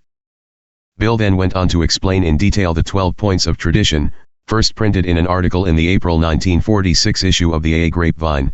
2 years ago my old friends urged that I try to sum up our experience of living and working together, that I try to state those definite principles of group conduct which had then quite clearly emerged from a decade of strenuous trial and error. In the spirit of our original 12 steps, and strictly within the ample proofs of our experience, I made the following tentative attempt: 12 points to assure our future, an Alcoholics Anonymous tradition of relations, recently revised in the light of later experience. Our AA experience has taught us that 1. Each member of Alcoholics Anonymous is but a small part of a great whole. AA must continue to live or most of us will surely die.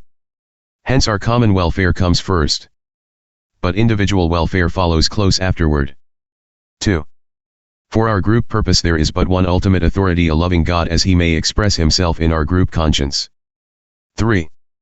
Our membership ought to include all who suffer alcoholism. Hence we may refuse none who wish to recover. Nor ought AA membership ever depend upon money or conformity. Any 2 or 3 alcoholics gathered together for sobriety may call themselves an AA group, provided, of course, that, as a group, they have no other affiliation. 4. With respect to its own affairs, each AA group should be responsible to no other authority than its own conscience. But when its plans concern the welfare of neighboring groups also, those groups ought to be consulted. And no group, regional committee, or individual should ever take any action that might greatly affect AA as a whole without conferring with the trustees of the Alcoholic Foundation. On such issues our common welfare is paramount. 5. Each Alcoholics Anonymous group ought to be a spiritual entity having but one primary purpose, that of carrying its message to the alcoholic who still suffers. 6. Problems of money, property, and authority may easily divert us from our primary spiritual aim. We think, therefore, that any considerable property of genuine use to AA should be separately incorporated and managed, thus dividing the material from the spiritual. An AA group, as such, should never go into business. Secondary aids to AA, such as clubs or hospitals which require much property or administration, ought to be incorporated and so set apart that, if necessary, they can be freely discarded by the groups. Hence, such facilities ought not to use the AA name. Their management should be the sole responsibility of those people who financially support them. For clubs, AA managers are usually preferred. But hospitals, as well as other places of recuperation, ought to be well outside AA and medically supervised. While an AA group may cooperate with anyone, such cooperation ought never go so far as affiliation or endorsement, actual or implied. An AA group can bind itself to no one. 7. AA groups themselves ought to be fully supported by the voluntary contributions of their own members. We think that each group should soon achieve this ideal, that any public solicitation of funds using the name of Alcoholics Anonymous is highly dangerous, whether by groups, clubs, hospitals, or other outside agencies, that acceptance of large gifts from any source or of contributions carrying any obligation whatever, is unwise. Then, too, we view with much concern those AA treasuries which continue, beyond prudent reserves, to accumulate funds for no stated AA purpose. Experience has often warned us that nothing can so surely destroy our spiritual heritage as feudal disputes over property, money, and authority. 8. Alcoholics Anonymous should remain forever non-professional. We define professionalism as the occupation of counseling alcoholics for fees or hire. But we may employ alcoholics where they are going to perform those services for which we might otherwise have to engage non-alcoholics. Such special services may be well recompensed. But our usual AA 12th step work is never to be paid for. 9. Each AA group needs the least possible organization. Rotating leadership is the best.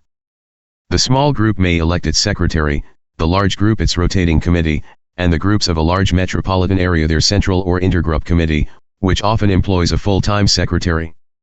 The trustees of the Alcoholic Foundation are, in effect, our General Service Committee. They are the custodians of our AA tradition and the receivers of voluntary AA contributions by which we maintain the AA General Service Office at New York. They are authorized by the groups to handle our overall public relations, and they guarantee the integrity of our principal newspaper, the AA Grapevine.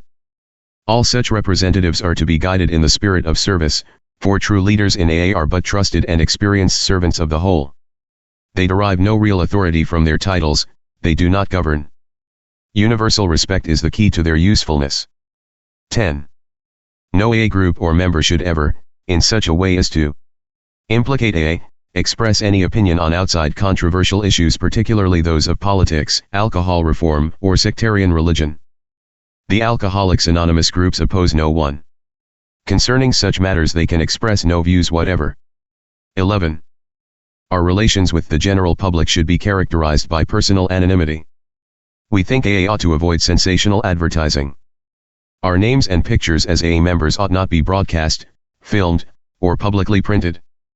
Our public relations should be guided by the principle of attraction rather than promotion. There is never need to praise ourselves. We feel it better to let our friends recommend us. 12. And finally, we of Alcoholics Anonymous believe that the principle of anonymity has an immense spiritual significance. It reminds us that we are to place principles before personalities, that we are actually to practice a genuine humility. This to the end that our great blessings may never spoil us, that we shall forever live in thankful contemplation of Him who presides over us all. To sum up, for thousands of alcoholics yet to come, AA does have an answer. But there is one condition. We must, at all costs, preserve our essential unity. It must be made unbreakably secure. Without permanent unity there can be little lasting recovery for anyone. Hence our future absolutely depends upon the creation and observance of a sound group tradition. First things will always need to be first, humility before success, and unity before fame.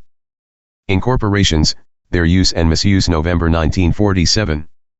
Many an AA group ruefully writes the New York office asking how to unscramble endless difficulties that have arisen over the incorporation and financing of clubs, drying out places, educational projects, and the like. Most sincerely, these groups wish that they had never gone into business. Once off to an awkward start, these difficulties are sometimes hard to cure. Still, if we intelligently use the experience we've already had, our newer groups ought easily avoid these growing pains.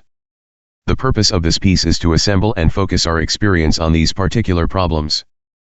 First, let's review those parts of the 12 points of a tradition which bear directly on the status of incorporations and their financing.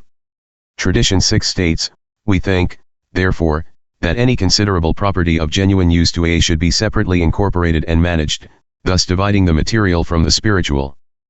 An AA group, as such, should never go into business. Clubs, hospitals, etc., ought to be incorporated. So set apart that they can be freely discarded by the groups, hence they ought not use the AA name. Their management should be the sole responsibility of those who financially support them. Hospitals or places of recuperation ought to be well outside AA and medically supervised. An AA group may cooperate with anyone, but such cooperation ought never go so far as affiliation or endorsement, express or implied.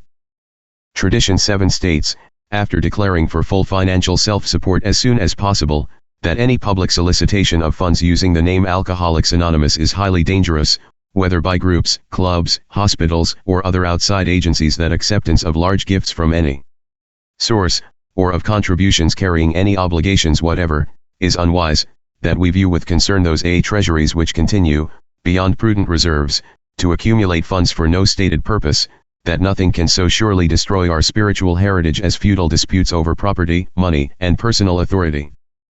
Being clear on these basic principles, it is next suggested that 4 of the articles in this book be carefully reread. See pages 24, 46, 51, and 43 for the ones on money, clubs, hospitals, and outside enterprises, which show our past experiences in these fields. They clearly reveal the fundamentals of our money management tradition. And in a general way, they quite clearly indicate what the corporate status of any useful or related enterprise ought to be. Next, then, just what special type of incorporation is best, how should it be corporately named, what should be the limit of its scope, who should be its members, or stockholders, and how should it be financed? Many AAS write us asking for samples of model charters. As precise group purposes, local conditions, and state laws may vary much, it would probably be unwise for AA headquarters to try to meet these requests. Any good attorney, once he is sure just what is needed and just what should be avoided, will do far better than we. In response to the many group inquiries, we wish, however, to be as definite as possible. So here follows a set of typical questions that groups ask. To them we append definite answers. Of course, these answers aren't to be construed as final or perfect.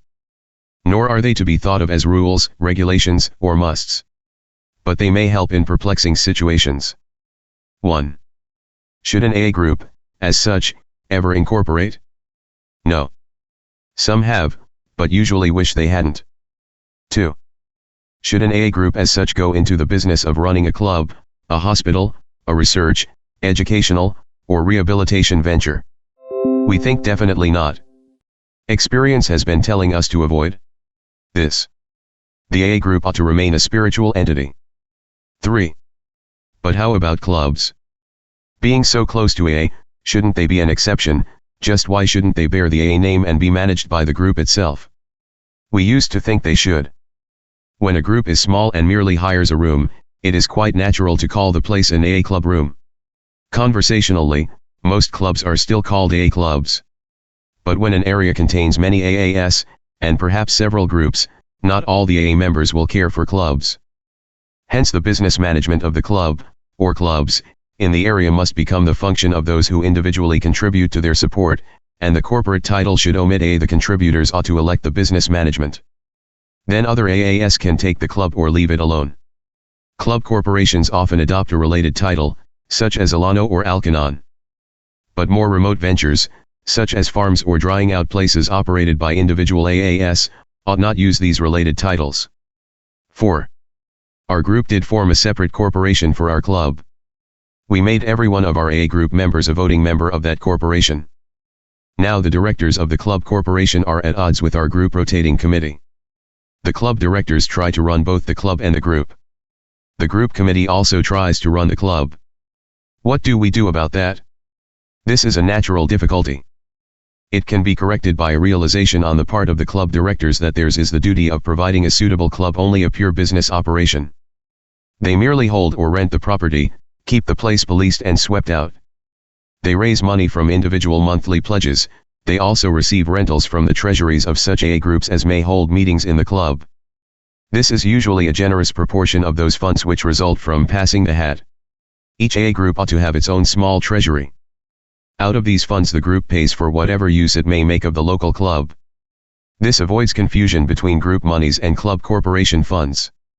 Under these conditions the club has no special hold on the group, and vice versa. Pure AA matters are handled by the group committee. But jurisdiction over social activities in a club will vary. Sometimes the club directors handle them, sometimes the group committee, sometimes a special committee. There is often confusion between club membership and AA membership. In a limited sense, they are one and the same thing, as practically all clubs open their doors to every reasonably well-behaved AA who wishes to frequent them. But when club management is involved, we are beginning to believe a distinction should be made between club privileges, club voting membership, and AA membership. Any AA interested in a club ought to be willing to contribute regularly to its support. Though he may not be able to contribute much, it will be something. Obviously, as a monthly contributor, he should be eligible to serve as a club officer or director and should vote at business meetings. While straight AA is free as air and most clubs are wide open to all, there seems no good reason why a persistent non-contributor should claim any right to vote at a club's business meeting. If he wants to help manage the club's money, he ought to contribute a little himself.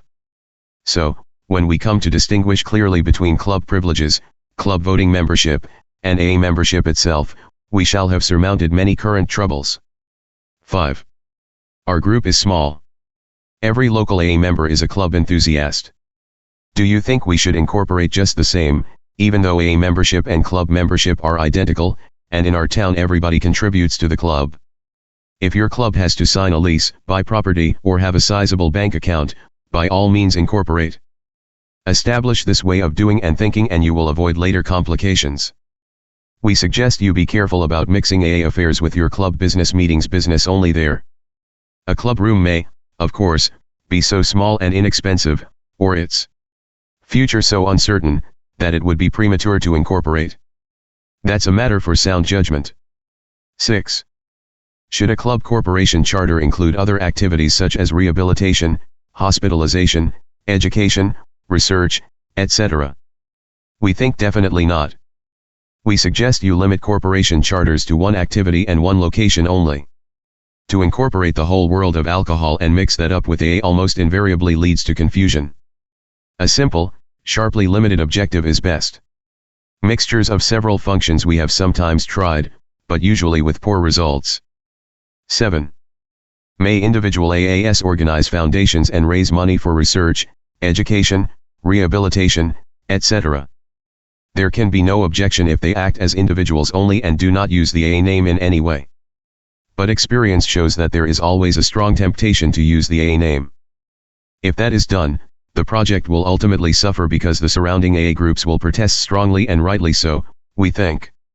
The Alcoholic Foundation itself, though it unofficially represents AA as our General Service Board, has solicited no outside funds in recent years and it will soon abandon the title foundation. 8. We want to build a clubhouse. Should we do so? And how shall we finance it? Chances are that any club built will prove too small. Better lease if you can. A thickly populated AA area will eventually do better with several small leased clubs than a single costly one. If a club is big, expensive, and owned outright, it can later prove very difficult to take or leave alone. It's always better for members to raise the money among themselves if they must build, supplemented if absolutely necessary by a friendly outside loan calling for easy but definite repayment. Our reputation for complete self-support is a valuable asset. Beware of loans or contributions with implied obligations, political entanglements, or controversial issues attached. And obviously, public solicitation using the AA name is dangerous. 9. What about drying out places? How ought they be handled? We feel that AA groups shouldn't go into these ventures. But individual AAs sometimes handle these situations very well if they avoid public solicitations and advertisements using the AA name. Places of recuperation ought to be private undertakings purely and privately financed. 10. What should be the attitude of an AA group toward outside ventures like education, research, and the like? No attitude at all. Participation in them is an individual matter. But individuals should not be discouraged from participation if they are careful of the AA name. 11. We realize that our present club, or hospital, setup is contrary, in some ways, to the general experience. But it hasn't yet given us much trouble. Shall we now change it to conform to the AA tradition? That's entirely up to you. If your present setup works very well, it may not be worth the trouble to change now. But if there is much serious objection locally, it may be well to try those principles best proved by our large general experience. 12. Just what form of corporation structure is usually best? Most states and countries have special corporate forms variously called membership, charitable, eleemosynary, etc. Trust your lawyer to select the best. You might emphasize to him these points: if humanly possible, eliminate the name Alcoholics Anonymous from the corporate title. This name ought to be the sole property of AA as a whole. Limit the purpose clause to one simple objective only. Limit the activities of the corporation to one locality or address only. Don't try to incorporate a whole state or country, otherwise AAs in nearby places may well object. This article has been written to help alleviate the many complications that have arisen throughout AA touching clubs, hospitals, and outside ventures. There is nothing infallible about the principles set forth above. But they are, nevertheless, the distillation of much actual experience. It's very greatly hoped they will prove of especial assistance to our hundreds of new groups. They may be able to prevent many of the natural but painful mistakes we AA oldsters have so often made. Tradition 1 December 1947. Our whole AA program is securely founded on the principle of humility, that is to say, perspective. Which implies, among other things, that we relate ourselves rightly to God and to our fellows, that we each see ourselves as we really are, a small part of a great whole. Seeing our fellows thus, we shall enjoy group harmony. That is why a tradition can confidently state, our common welfare comes first. Does this mean, some will ask, that in AA the individual doesn't count too much? Is he to be swallowed up, dominated by the group? No, it doesn't seem to work out that way. Perhaps there is no society on earth more solicitous of personal welfare, more careful to grant the individual the greatest possible liberty of belief and action. Alcoholics Anonymous has no musts. Few AA groups impose penalties on anyone for nonconformity. We do suggest, but we don't discipline. Instead, compliance or noncompliance with any principle of AA is a matter for the conscience of the individual. He is the judge of his own conduct. Those words of old time, judge not, we observe most literally. But, some will argue, if AA has no authority to govern its individual members or groups, how shall it ever be sure that the common welfare does come first? How is it possible to be governed without a government? If everyone can do as he pleases, how can you have aught but anarchy? The answer seems to be that we AAs cannot really do as we please, though there is no constituted human authority to restrain us. Actually, our common welfare is protected by powerful safeguards. The moment any action seriously threatens the common welfare, group opinion mobilizes to remind us, our conscience begins to complain. If one persists, he may become so disturbed as to get drunk. Alcohol gives him a beating. Group opinion shows him that he is off the beam, his own conscience tells him that he is dead wrong, and, if he goes too far, barleycorn brings him real conviction. So it is we learn that in matters deeply affecting the group as a whole, our common welfare comes first. Rebellion ceases and cooperation begins because it must. We have disciplined ourselves. Eventually, of course, we cooperate because we really wish to. We see that without substantial unity there can be no AA, and that without AA there can be little lasting recovery for anyone. We gladly set aside personal ambitions whenever these might harm AA. We humbly confess that we are but a small part of a great whole. Tradition 2 January 1948. Sooner or later, every AA comes to depend upon a power greater than himself. He finds that the God of his understanding is not only a source of strength, but also a source of positive direction. Realizing that some fraction of that infinite resource is now available, his life takes on an entirely different complexion. He experiences a new inner security together with such a sense of destiny and purpose as he has never known before. As each day passes, RA reviews his mistakes and vicissitudes. He learns from daily experience what his remaining character defects are and becomes ever more willing that they be removed. In this fashion he improves his conscious contact with God. Every AA group follows the same cycle of development. We are coming to realize that each group, as well as each individual, is a special entity, not quite like any other. Though AA groups are basically the same, each group does have its own special atmosphere, its own peculiar state of development. We believe that every AA group has a conscience. It is the collective conscience of its own membership. Daily experience informs and instructs this conscience. The group begins to recognize its own defects of character and, one by one, these are removed or lessened. As this process continues, the group becomes better able to receive right direction for its own affairs. Trial and error produces group experience, and out of corrected experience comes custom. When a customary way of doing things is definitely proved to be best, then that custom forms into a tradition. The greater power is then working through a clear group conscience. We humbly hope and believe that our growing AA tradition will prove to be the will of God for us. Many people are coming to think that Alcoholics Anonymous is, to some extent, a new form of human society. In our discussion of the first tradition, it was emphasized that we have, in AA, no coercive human authority. Because each AA, of necessity, has a sensitive and responsive conscience, and because alcohol will discipline him severely if he backslides, we are finding we have little need for man-made rules or regulations. Despite the fact that we do veer off at times on tangents, we are becoming more able to depend absolutely on the long-term stability of the AA group itself. With respect to its own affairs, the collective conscience of the group will, given time, almost surely demonstrate its perfect dependability. The group conscience will, in the end, prove a far more infallible guide for group affairs than the decision of any individual member, however good or wise he may be. This is a striking and almost unbelievable fact about Alcoholics Anonymous. Hence we can safely dispense with those exhortations and punishments seemingly so necessary to other societies. And we need not depend overmuch on inspired leaders. Because our active leadership of service can be truly rotating, we enjoy a kind of democracy rarely possible elsewhere. In this respect we may be, to a large degree, unique. Therefore we of Alcoholics Anonymous are certain that there is but one ultimate authority, a loving God as he may express himself in our group conscience. Tradition 3 February 1948. The third tradition is a sweeping statement indeed, it takes in a lot of territory. Some people might think it too idealistic to be practical. It tells every alcoholic in the world that he may become, and remain, a member of Alcoholics Anonymous so long as he says so.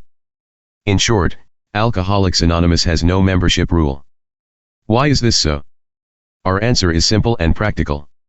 Even in self-protection, we do not wish to erect the slightest barrier between ourselves and the fellow alcoholic who still suffers. We know that society has been demanding that he conform to its laws and conventions.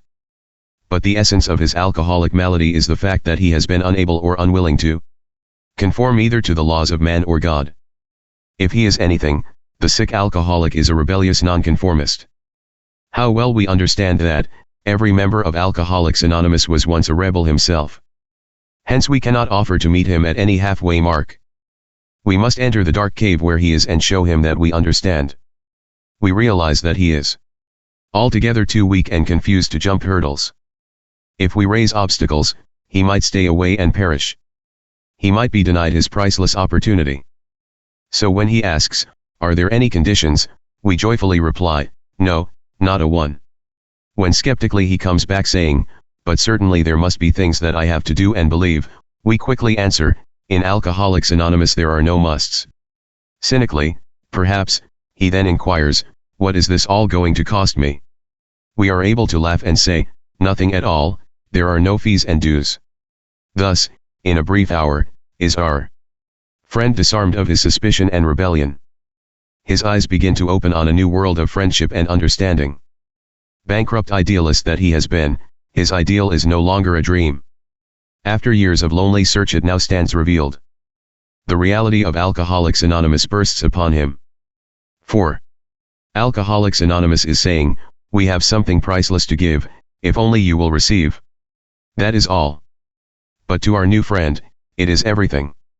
Without more ado, he becomes one of us. Our membership tradition does contain, however, one vitally important qualification. That qualification relates to the use of our name, Alcoholics Anonymous. We believe that any 2 or 3 alcoholics gathered together for sobriety may call themselves an AA group provided that, as a group, they have no other affiliation. Here our purpose is clear and unequivocal. For obvious reasons we wish the name Alcoholics Anonymous to be used only in connection with straight AA activities. One can think of no AA member who would like, for example, to see the formation of dry AA groups, wet AA groups, Republican AA groups, Communist AA groups. Few, if any, would wish our groups to be designated by religious denominations. We cannot lend the AA name, even indirectly, to other activities, however worthy. If we do so we shall become hopelessly compromised and divided. We think that AA should offer its experience to the whole world for whatever use can be made of it. But not its name. Nothing could be more certain. Let us of AA therefore resolve that we shall always be inclusive and never exclusive, offering all we have to all, save our title. May all barriers be thus leveled, may our unity thus be preserved. And may God grant us a long life and a useful one. Tradition 4 March 1948. Tradition 4 is a specific application of general principles already outlined in Traditions 1 and 2. Tradition 1 states, each member of Alcoholics Anonymous is but a small part of a great whole. AA must continue to live or most of us will surely die. Hence our common welfare comes first. But individual welfare follows close afterward. Tradition 2 states, for our group purpose there is but one ultimate authority, a loving God as he may express himself in our group conscience. With these concepts in mind, let us look more closely at Tradition 4. The first sentence guarantees each AA group local autonomy. With respect to its own affairs, the group may make any decisions, adopt any attitudes that it likes. No overall or intergroup authority should challenge this primary privilege. We feel this ought to be so, even though the group might sometimes act with complete indifference to our tradition. For example, an AA group could, if it wished, hire a paid preacher and support him out of the proceeds of a group nightclub. Though such an absurd procedure would be miles outside our tradition, the group's right to be wrong would be held inviolate. We are sure that each group can be granted, and safely granted, these most extreme privileges. We know that our familiar process of trial and error would summarily eliminate both the preacher and the nightclub. Those severe growing pains which invariably follow any radical departure from a tradition can be absolutely relied upon to bring an erring group back into line. An AA group need not be coerced by any human government over and above its own members. Their own experience, plus AA opinion in surrounding groups, plus God's prompting in their group conscience would be sufficient. Much travail has already taught us this. Hence we may confidently say to each group, you should be responsible to no other authority than your own conscience. Yet please note one important qualification. It will be seen that such extreme liberty of thought and action applies only to the group's own affairs. Rightly enough, this tradition goes on to say, but when its plans concern the welfare of neighboring groups also, these groups ought to be consulted.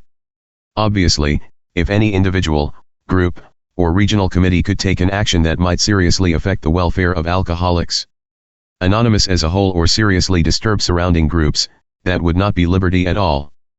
It would be sheer license, it would be anarchy, not democracy. Therefore, we AAS have universally adopted the principle of consultation.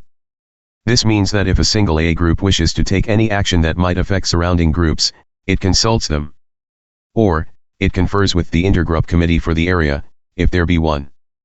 Likewise, if a group or regional committee wishes to take any action that might affect AA as a whole, it consults the trustees of the Alcoholic Foundation, who are, in effect, our overall General Service Committee.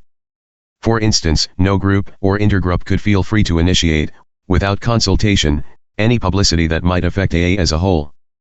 Nor could it assume to represent the whole of Alcoholics Anonymous by printing and distributing anything purporting to be AA standard literature. This same principle would naturally apply to all similar situations. Though there is no formal compulsion to do so, all undertakings of this general character are customarily checked with our AA General Headquarters. This idea is clearly summarized in the last sentence of Tradition 4, which observes, on such issues our common welfare is paramount. Tradition 5 April 1948.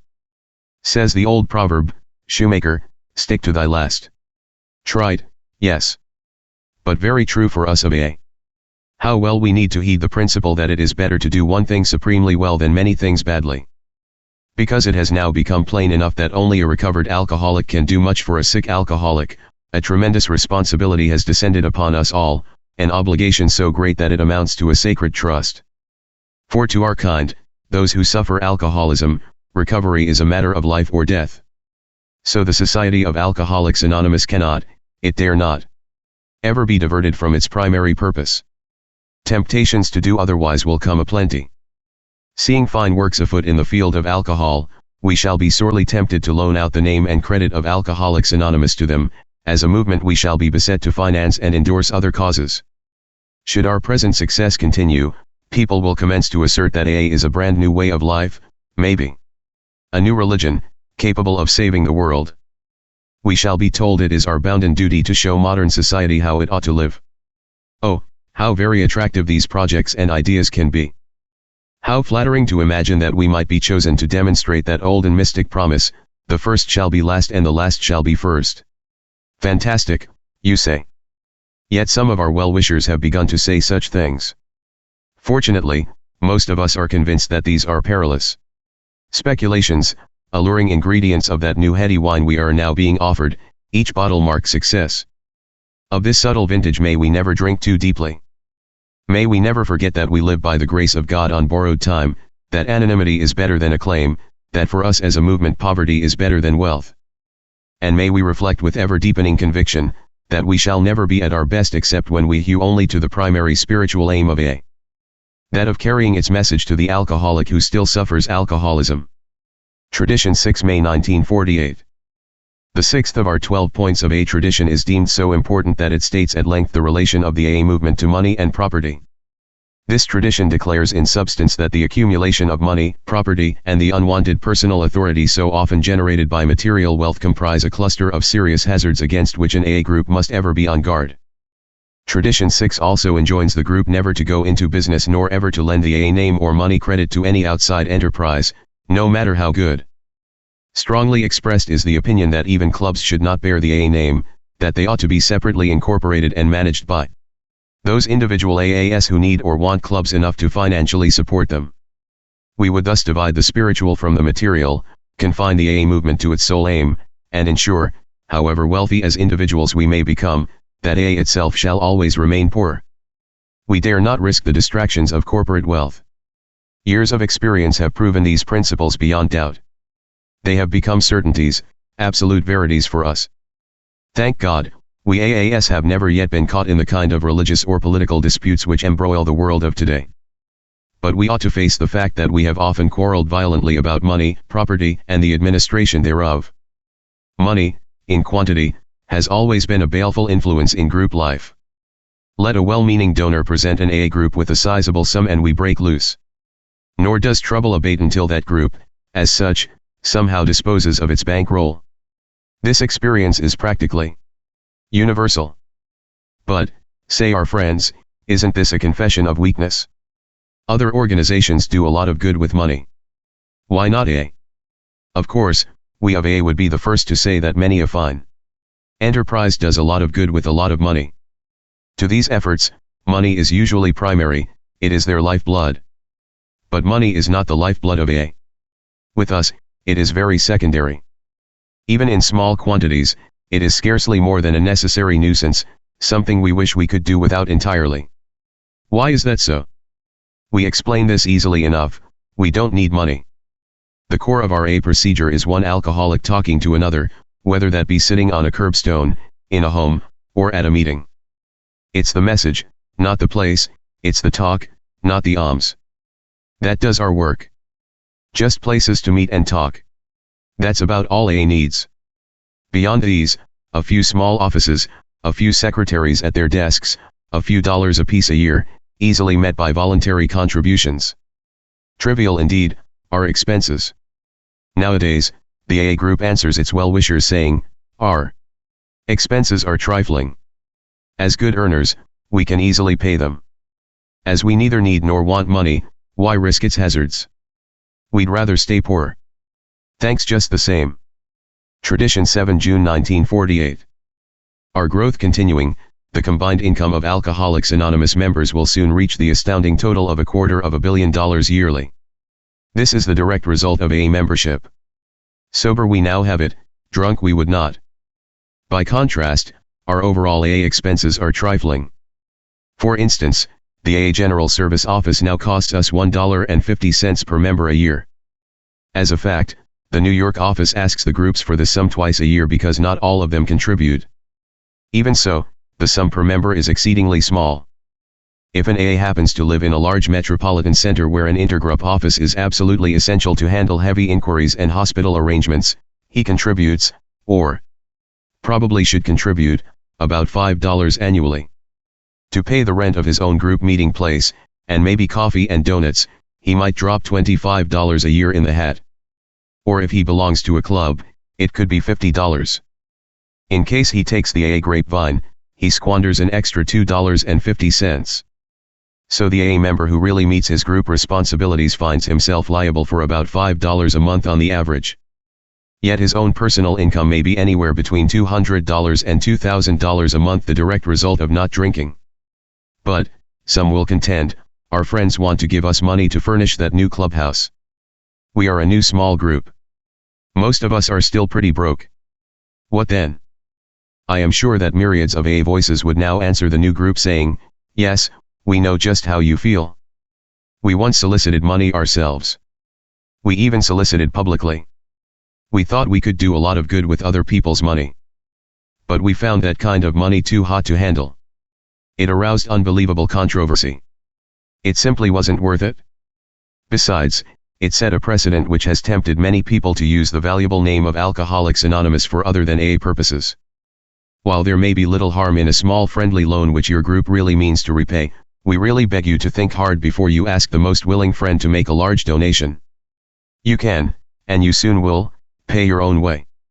For each of you these overhead expenses will never amount to more than the price of one bottle of good whiskey a month. You will be everlastingly thankful if you pay this small obligation yourselves. When reflecting on these things, why should not each of us tell himself, "Yes, we AAS were once a burden on everybody. We were takers. Now that we are sober, and by the grace of God have become responsible citizens of the world, why shouldn't we now about face and become thankful givers? Yes, it is high time we did." Tradition 8 July 1948. Throughout the world AAS are 12th stepping with thousands of new prospects a month. Between 1 and 2,000 of these stick on our first presentation. Past experience shows that most of the remainder will come back to us later on. Almost entirely unorganized, and completely non-professional, this mighty spiritual current is now flowing from alcoholics who are well to those who are sick. One alcoholic talking to another, that's all. Could this vast and vital face-to-face effort ever be professionalized or even organized? Most emphatically, it could not. The few efforts to professionalize straight 12th step work have always failed quickly. Today, no AA will tolerate the idea of paid AA therapists or organizers. Nor does any AA like to be told just how he must handle that new prospect of his. No, this great life-giving stream can never be dammed up by paid do-gooders or professionals. Alcoholics Anonymous is never going to cut its own lifelines. To a man, we are sure of that. But what about those who serve us full-time in other capacities, are cooks, caretakers, and paid intergroup secretaries, AA professionals? Because our thinking about these people is still unclear, We often feel and act as though they were such. The impression of professionalism subtly attaches to them, so we frequently hear they are making money out of AA or that they are professionalizing AA. Seemingly, if they do take our AA dollars, they don't quite belong with us AAS anymore. We sometimes go further, we underpay them on the theory they ought to be glad to cook for AA cheap. Now isn't this carrying our fears of professionalism rather far? If these fears ever got too strong, none but a saint or an incompetent could work for Alcoholics Anonymous. Our supply of saints being quite small, we would certainly wind up with less competent workers than we need.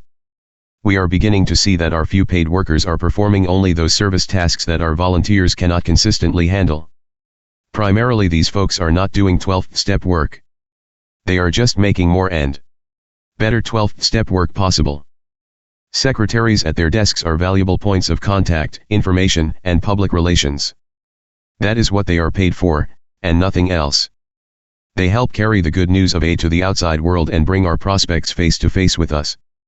That's not AA therapy, it's just a lot of very necessary but often thankless work.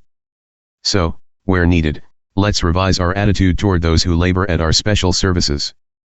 Let us treat them as AA associates, and not as hired help. Let's recompense them fairly and, above all, let's absolve them from the label of professionalism. Let us also distinguish clearly between organizing the AA movement and setting up, in a reasonably businesslike manner, its few essential services of contact and propagation. Once we do that, all will be well. The million or so fellow alcoholics who are still sick will then continue to get the break we 60,000 AAS have already had. Let's give our service desks the hand they so well deserve. Tradition 9 August 1948. The least possible organization, that's our universal ideal.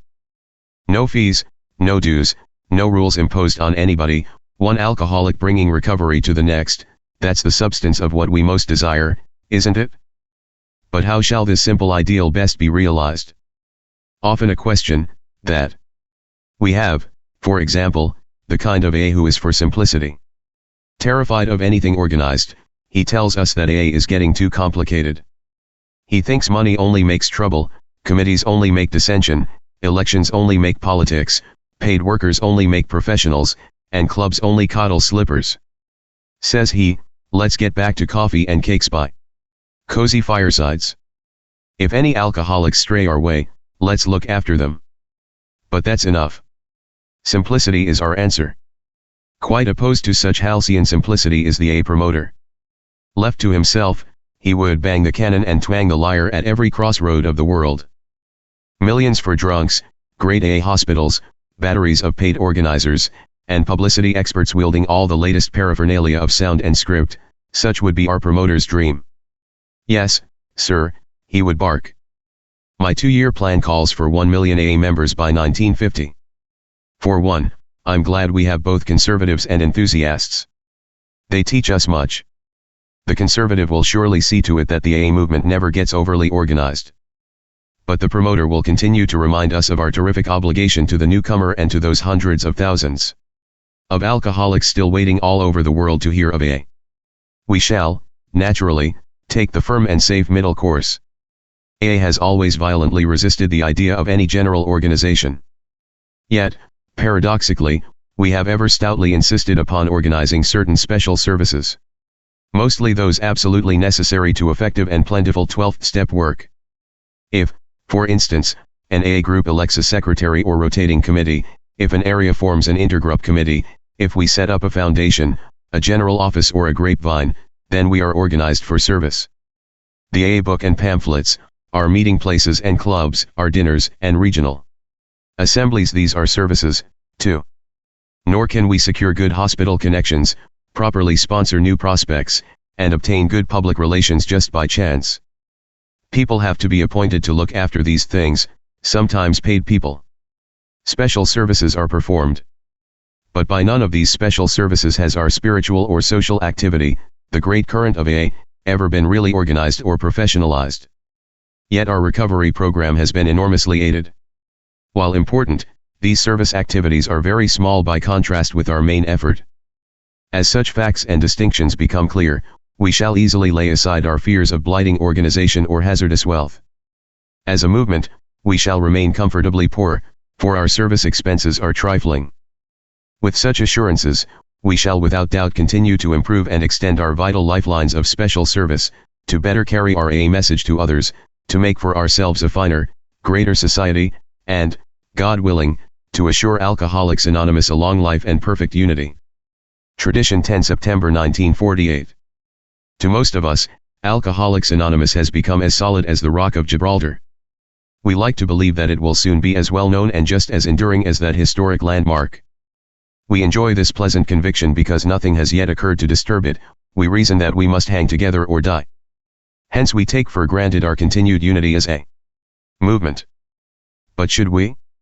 Though God has bestowed upon us great favors, and though we are bound by stronger ties of love and necessity than most societies, is it prudent to suppose that automatically these great gifts and attributes shall be ours forever? If we are worthy, we shall probably continue to enjoy them. So the real question is, how shall we always be worthy of our present blessings? Seen from this point of view, RA traditions are those attitudes and practices by which we may deserve, as a movement, a long life and a useful one. To this end, none could be more vital than our 10th tradition, for it deals with the subject of controversy, serious controversy. On the other side of the world, millions have died even recently in religious dissension. Other millions have died in political controversy.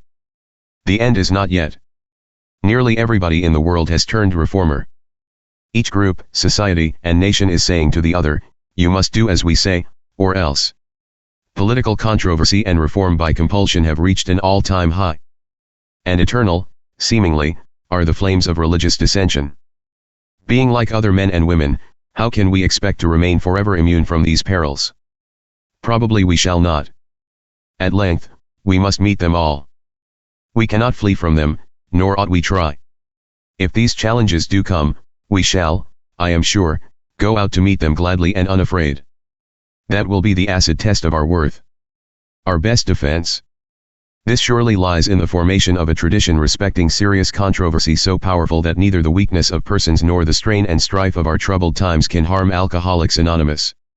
We know that AA must continue to live, or else many of us and many of our fellow alcoholics throughout the world will surely resume the hopeless journey to oblivion.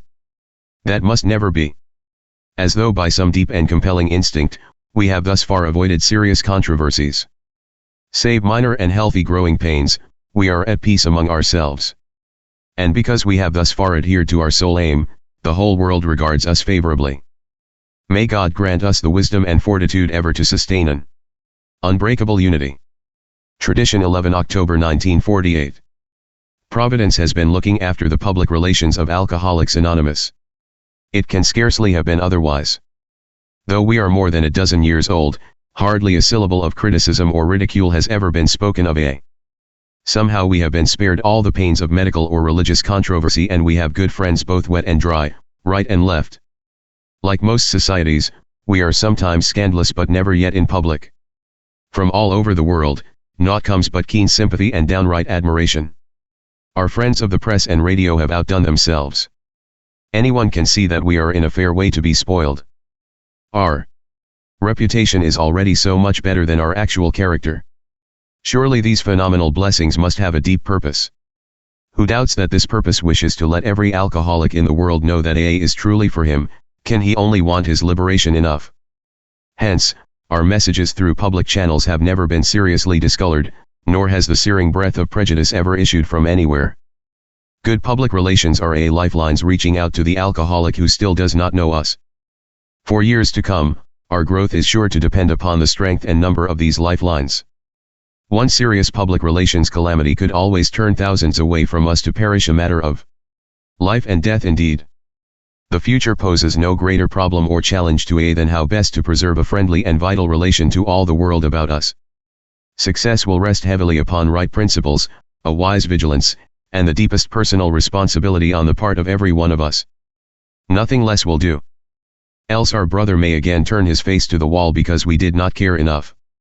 So the 11th tradition stands sentinel over the lifelines, announcing that there is no need for self-praise, that it is better to let our friends recommend us, and that our whole public relations policy, contrary to usual customs, should be based upon the principle of attraction rather than promotion. Shot in the arm methods are not for us. No press agents, no promotional devices, no big names. The hazards are too great. Immediate results will always be elusive because easy shortcuts to notoriety can generate permanent and smothering liabilities. More and more, therefore, are we emphasizing the principle of personal anonymity as it applies to our public relations. We ask of each other the highest degree of personal responsibility in this respect. As a movement we have been, before now, tempted to exploit the names of our well-known public characters. We have rationalized that other societies, even the best, do the same. As individuals, we have sometimes believed that the public use of our names could demonstrate our personal courage in the face of stigma, so lending power and conviction to news stories and magazine articles. But these are not the allures they once were. Vividly, we are becoming aware that no member ought to describe himself in full view of the general public as an AA, even for the most worthy purpose, lest a perilous precedent be set which would tempt others to do likewise for purposes not so worthy. We see that on breaking anonymity by press, radio, or pictures, any one of us could easily transfer the valuable name of Alcoholics Anonymous over onto any enterprise or into the midst of any controversy. So it is becoming our code that there are things that no AA ever does, lest he divert AA from its sole purpose and injure our public relations. And thereby the chances of those sick ones yet to come. To the million alcoholics who have not yet heard our AA story, we should ever say, greetings and welcome. Be assured that we shall never weaken the lifelines which we float out to you. In our public relations, we shall, God willing, keep the faith. Tradition 12 November 1948. One may say that anonymity is the spiritual base, the sure key to all the rest of our traditions. It has come to stand for prudence and, most importantly, for self-effacement. True consideration for the newcomer if he desires to be nameless, vital protection against misuse of the name Alcoholics Anonymous at the public level, and to each of us a constant reminder that principles come before personal interests. Such is the wide scope of this all-embracing principle. In it we see the cornerstone of our security as a movement. At a deeper spiritual level it points us to still greater self-renunciation. A glance at the 12 traditions will instantly assure anyone that giving up is the essential idea of them all. In each tradition, the individual or the group is asked to give up something for our general welfare. Tradition 1 asks us to place the common good ahead of personal desire. Tradition 2 asks us to listen to God as He may speak in the group conscience. Tradition 3 requires that we exclude no alcoholic from AA membership. Tradition 4 implies that we abandon all idea of centralized human authority or government. But each group is enjoined to consult widely in matters affecting us all. Tradition 5 restricts the AA group to single purpose, carrying our message to other alcoholics. Tradition 6 points at the corroding influence of money, property, and personal authority. It begs that we keep these influences at a minimum by separate incorporation and management of our special services. It also warns against the natural temptation to make alliances or give endorsements. Tradition 7 states that we had best pay our own bills. That large contributions or those carrying obligations ought not be received. That public solicitation using the name Alcoholics Anonymous is positively dangerous. Tradition 8 forswears professionalizing our 12th step work, but it does guarantee our few paid service workers an unquestioned amateur status. Tradition 9 asks that we give up all idea of expensive organization. Enough is needed to permit effective work by our special services and no more. This tradition breathes democracy. Our leadership is one of service and it is rotating. Our few titles never clothe their holders with arbitrary personal authority. They hold authorizations to serve, never to govern. Tradition 10 is an emphatic restraint of serious controversy. It implores each of us to take care against committing aid to the fires of reform, political or religious dissension. Tradition 11 asks, in our public relations, that we be alert against sensationalism, and it declares there is never need to praise ourselves. Personal anonymity at the level of press, radio, and film is urgently required, thus avoiding the pitfall of vanity, and the temptation through broken anonymity to link A to other causes. Tradition 12, in its mood of humble anonymity, plainly enough comprehends the preceding 11. The 12 points of tradition are little else than a specific application of the spirit of the 12 steps of recovery to our group life and to our relations with society in general. The recovery steps would make each individual a whole and one with God. The 12 points of tradition would make us one with each other and whole with the world about us. Unity is our aim. Our A traditions are, we trust, securely anchored in those wise precepts, charity, gratitude, and humility. Nor have we forgotten prudence. May these virtues ever stand clear before us in our meditations. May Alcoholics Anonymous serve God in happy unison for so long as He may need us. A request and an apology, December 1948. As an outcome of talks recently given, press reports carrying my full name have appeared. Since 2 of the 12 points of a tradition emphasize the great importance of maintaining personal anonymity at the level of press and radio, I naturally feel uncommonly embarrassed and concerned at having been the subject of these anonymity breaks. Just how or why these lapses occurred, I have not yet learned. I had thought suitable precautions had been taken against them. Perhaps they were partly due to my own failure to caution reporters present at these particular meetings. In any case, I feel that all AAS are entitled to this explanation and to my sincere apologies. Everywhere the press has been uniformly cooperative on anonymity when it is explained as a vital protection to the Alcoholics Anonymous movement. May I therefore urgently request all AA groups to carefully cover my anonymity on any future appearances, and I shall, of course, try to take far greater care myself. Let us never let go of this vital principle. A suggestion for Thanksgiving, November 1949. The idea is in the air that AA might adopt Thanksgiving week as a time for meetings and meditation on the traditions of Alcoholics Anonymous. The friend who hatched this notion tells you why he thinks the idea good. I heartily agree with what he says and hope you will too. Pre-AA, we alkies could sometimes achieve that dubious state called sobriety, period. How bleak and empty this alleged virtue is, only God or a dried-up drunk can fully testify. The reason? Of course every AA knows it. Nothing has taken the place of the victim's grog. He's still a man of conflict and disunity. Come then the 12 steps of recovery, bringing to him a personality change. The shattered prospect feels reassembled. He now says he seems all one piece. We understand exactly what he means, for he describes the state of being at oneness. He is talking about personal unity. We know he must work to maintain it and that he can't stay alive without it. Will not the same principle hold true for AA as a whole? Isn't it also a fact that the alcoholic is in no greater peril than when he takes sobriety for granted? If vigilant practice of sound principle is a matter of life and death for him, why isn't that equally so for the AA group, and for our far-flung society itself? Yet many of us still take the basic unity of Alcoholics Anonymous for granted. We seem to forget that the whole of modern society is on a dangerous and contagious dry bender. We evidently assume we are so different from other men and women that disintegration can't hit us. Our unity appears as a gift of heaven, something to be perpetually enjoyed by us AAS quite without effort. Criticism is not intended, because our present attitude is natural enough. It stems from the fact that no society in its infancy has ever enjoyed more providential protection against temptation and untoward happenings than has ours.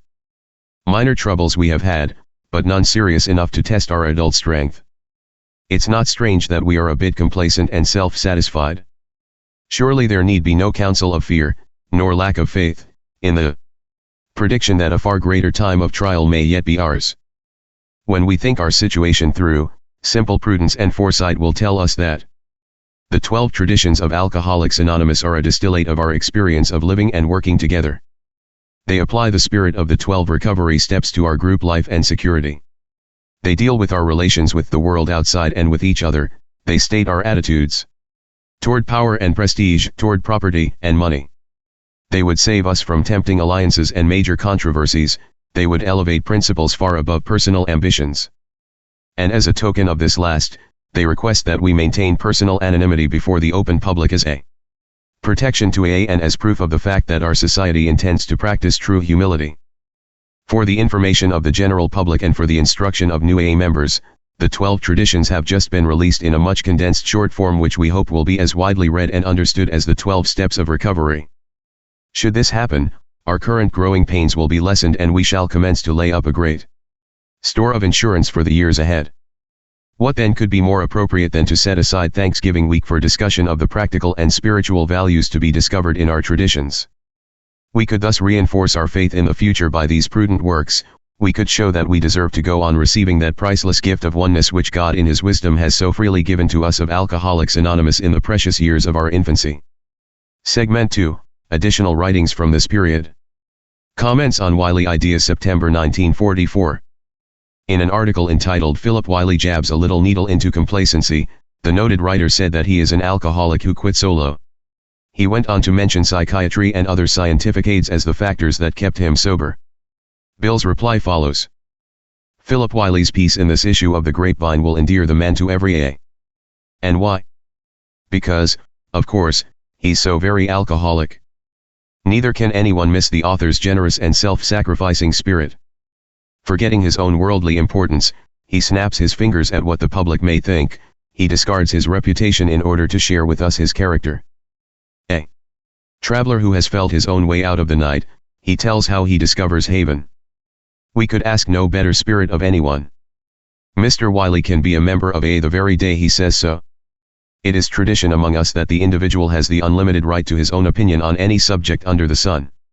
He is compelled to agree with no one. If he likes, he can disagree with everyone. And indeed, when on a dry bender, many AAs do. Therefore, no AA should be disturbed if he cannot fully agree with all of Mr. Wiley's truly stimulating discourse. Rather shall we reflect that the roads to recovery are many, that any story or theory of recovery from one who has trod the highway is bound to contain much truth. Mr. Wiley's article is like an abundance of fresh fruit. Perhaps we should take the advice of the housewife who says, "We shall eat all we can, and then can what we can't." What caught my attention most was his reference to the spiritual experience, a la Jung, seemingly induced by scientific psychological technique. What a boon that would be to us who wrestle every day with the agnostic newcomer. If only we could give him a straight dose of that transcendent symbol and have it over with. We wouldn't have to bother with that tedious business of waiting while our prospect batters himself into sufficient open-mindedness to accept the possibility of a power greater than himself. But, as Mr. Wiley broad-mindedly observes, it doesn't matter too much how the transforming spiritual experience is brought about so long as one gets one that works for him. Somehow the alcoholic must get enough objectivity about himself to abate his fears and collapse his false pride. If he can do all this through his intellect, and thereafter support his life structure upon a transcendent symbol, more power to him. Most AAs, however, would think this design for living pretty inadequate. They would consider downright humility and faith in the power of the living God a much stronger medicine. AA draws frankly upon emotion and faith, while the scientific intellectual would avoid these resources as much as he can. Yet the more intellectual techniques do work sometimes, reaching those who might never be able to take the stronger dose. Besides, they remind us, when overly proud of our own accomplishment, that AA has no monopoly on reviving alcoholics. In fact, it is already evident that the scientific world is becoming more appreciative of our methods than we are of theirs. In this respect they are commencing to teach us humility. Listen again, as our friend Dr. Harry Tybout, psychiatrist, closes his paper Basic Techniques of Alcoholics Anonymous, before the American Psychiatric Association. The lesson for psychiatrists is clear, it seems to me. Although we admittedly deal with emotional problems, we, as a group which tends to be intellectual, distrust emotions too much. We are self-conscious and a little ashamed when we are forced to use them, and always apologetic with our confreres if we suspect they have reason to think our methods are too emotional.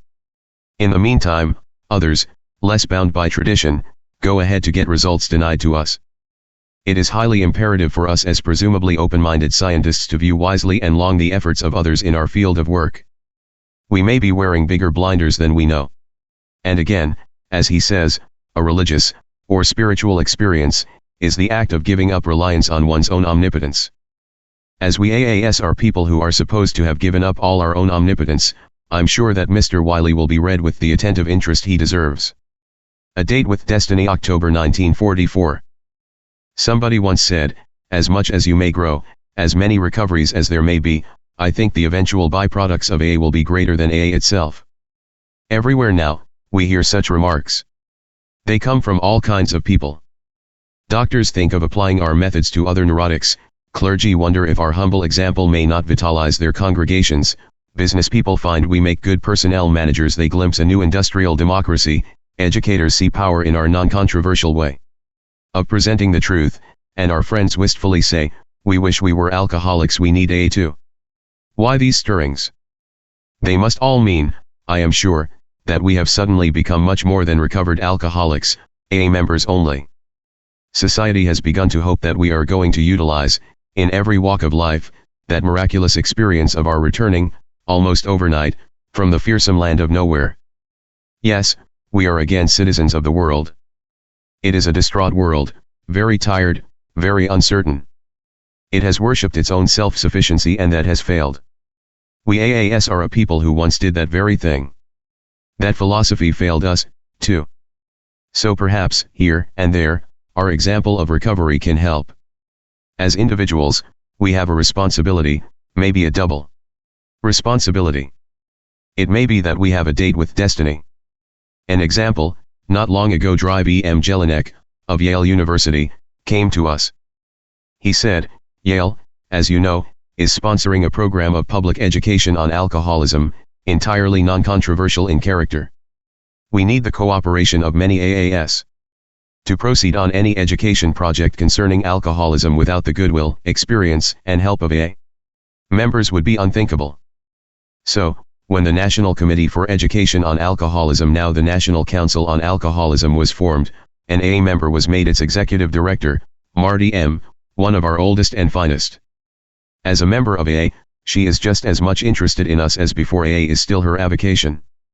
But as an officer of the Yale-sponsored National Committee, she is also interested in educating the general public on alcoholism. Her AA training has wonderfully fitted her for this post in a different field. Public education on alcoholism is to be her vocation. Could an AA do such a job? At first, Marty herself wondered. She asked her AA friends, will I be regarded as a professional? Her friends replied, had you come to us, Marty, proposing to be a therapist, to sell straight A to alcoholics at so much a customer, we should certainly have branded that as professionalism. So would everybody else. But the National Committee for Education on Alcoholism is quite another matter. You will be taking your natural abilities and AA experience into a very different field. We don't see how that can affect your amateur status with us.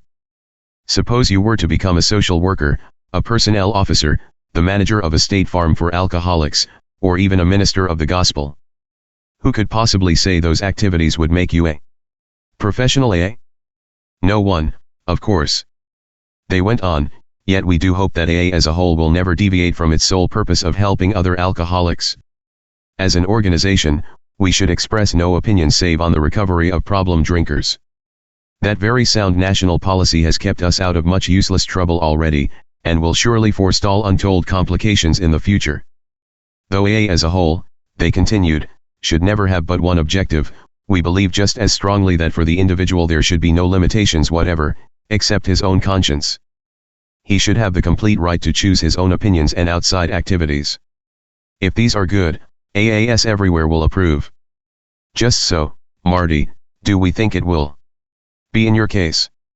While Yale is your actual sponsor, we feel sure that you are going to have the warm personal support of thousands of AAS wherever you go. We shall all be thinking how much better a break this new generation of potential alcoholic kids will have because of your work, how much it might have meant to us had our own mothers and fathers really understood alcoholism. Personally, I feel that Marty friends have advised her wisely, that they have clearly distinguished between the limited scope of AA as a whole and the broad horizon of the individual AA acting on his own responsibility, that they have probably drawn a correct line between what we would regard as professional and amateur. Letter to the Mother of an Alcoholic, December 1944. Dear Mother of J. I cannot tell how poignantly I am stirred by the letter you wrote the Grapevine about your alcoholic son. Just 10 years ago my own mother, after years of frantic bewilderment, lost hope. Long a chronic problem drinker, I had come to the jumping off place. A very good doctor had pronounced the grim sentence, obsessive drinker, deteriorating rapidly, hopeless. The doctor used to talk about my case somewhat like this: yes, Bill has underlying personality defects, great emotional sensitivity, childishness, and inferiority. This very real feeling of inferiority is magnified by his childish sensitivity, and it is the state of affairs which generates in him that insatiable, abnormal craving for self-approval and success in the eyes of the world. Still a child, he cries for the moon. And the moon, it seems, won't have him. Discovering alcohol, he found much more in it than do normal folks.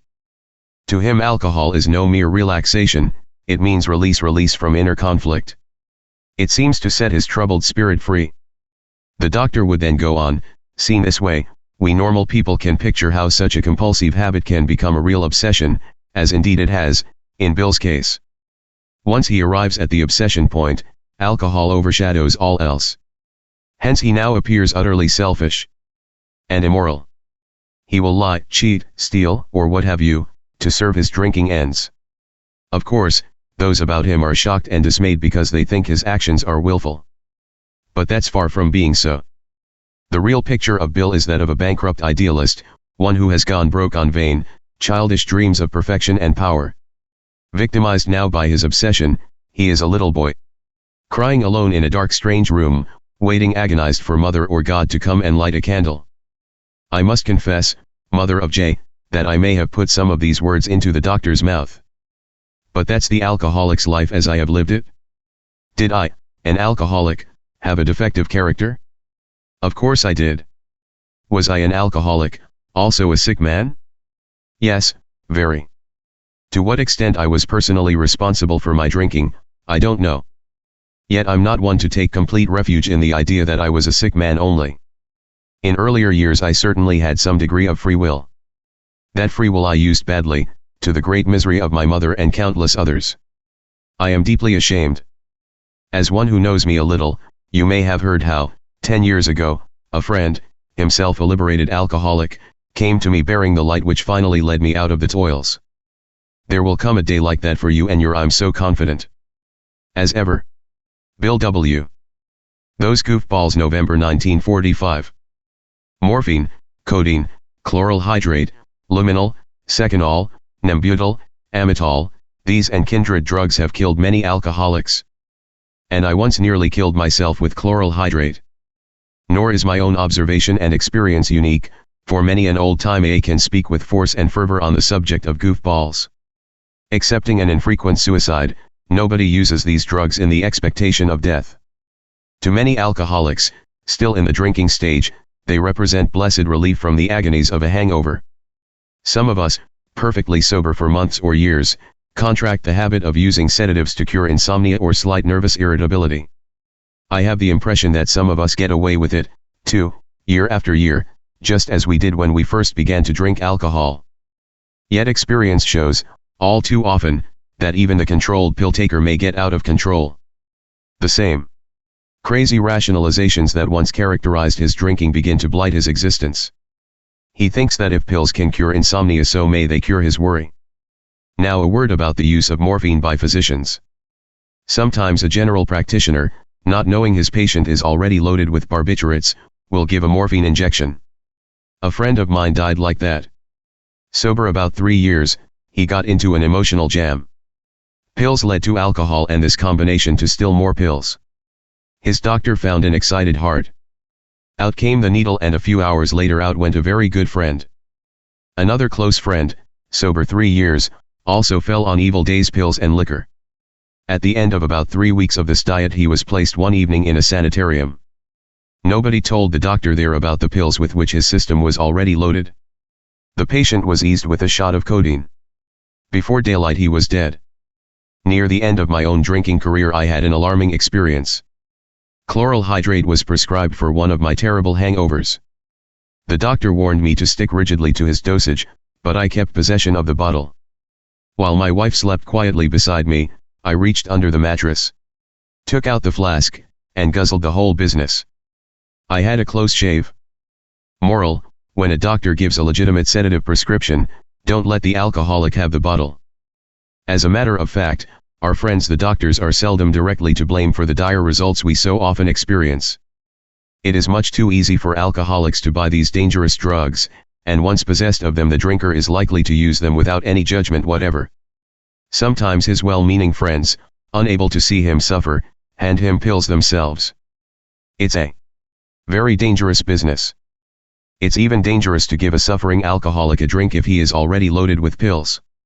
Years ago, I had an experience of this sort. We had an alkie in tow whom I shall call Slim. He finally had consented to go to a hospital. On the way he had a few but only a small quantity compared to his customary capacity. Just before we reached the hospital, Slim's speech suddenly got very thick and he passed out. I had to get a porter to help him to a cab. As he could usually manage a couple of bottles a day when active, I couldn't understand this performance at all. Arrived at the hospital, Slim was still slumped in his seat and I couldn't move him. Our good friend, Dr. Silkworth, came out and peered in the cab door. One look was apparently enough. Said he to me, "How is this man's heart?" Confidently I replied, "He's got a heart like an elephant." Told me so himself. But I don't see how he got drunk so fast. I gave him very little liquor. Out came the doctor's stethoscope. Turning then to me, he said, "Not much use bringing this man in here. He can't last long. What else has he been taking besides liquor?" Stunned, I replied, "Nothing, that I know of." Very gingerly an attendant carried Slim inside. Out came the stethoscope again. The doctor shook his head, saying, "This poor chap has been loaded with barbiturates for days. When you gave him alcohol, even a little, it fired off the accumulated charge of sedative he had in him. See how blue he is. His heart isn't really working much. It's just jittering. I can't even count it." The doctor rushed to the phone and called Slim's wife. To my horror she confirmed the fact that he had been taking heavy doses of Amitol for about 10 days. The doctor gently told her she had better hurry, else she might be too late. Then he called a famous heart specialist for consultation and told him to hurry too. They laid Slim on a bed upstairs. The great specialist came and drew out his stethoscope. At once he looked very serious and, motioning us out into the hall, he said he would leave a prescription but that he did not think my friend could possibly live through the night. Dr. Silkworth agreed. During these proceedings I had been praying as I never had prayed before. After the two doctors had pronounced the death sentence on Slim, I told them of my prayers and explained, cheerfully as I could, that I had been reading Dr. Alexis Carrel's book, Man the Unknown, in which prayer was described as effecting miraculous cures. The great specialist took his leave. Dr. Silkworth and I went downstairs to wait for the prescription to come in. A boy finally brought 2 capsules from the drugstore. The doctor looked at them, saying he hated to give them, they were so powerful. We went upstairs and as we stepped off the elevator we saw someone coming down the hall jauntily smoking a cigarette. "Hello, boys," roared Slim, "what am I supposed to be doing in here? Never, so long as I live, shall I forget the relief and astonishment which spread over the doctor's countenance as he quickly tested Slim's heart. Looking at me, he said, "This man's heart is now normal. 15 minutes ago I couldn't count it. I thought I knew these alcoholic hearts pretty well. But I've never seen anything like this, never. I can't understand it. What miracle saved Slim, no one can say. He left the hospital in a few days, without ill effects from his experience. As for me, well, I guess I learned my lesson then and there. No more goofballs unless the doctor says so, not for me. No, thank you." Book publication proved discouraging venture. July 1947. During the summer of 1938 we solicited the well-to-do for contributions to fill that grand new receptacle, our alcoholic foundation. Again we encountered a strange indifference to drunks. Nobody was interested. We didn't get a cent that I can remember. We were pretty discouraged. Apparently Providence had deserted us.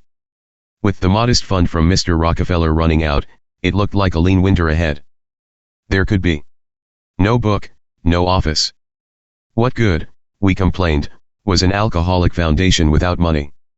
By this time there had been roughed out what are now the first 2 chapters of the book now known as Alcoholics Anonymous.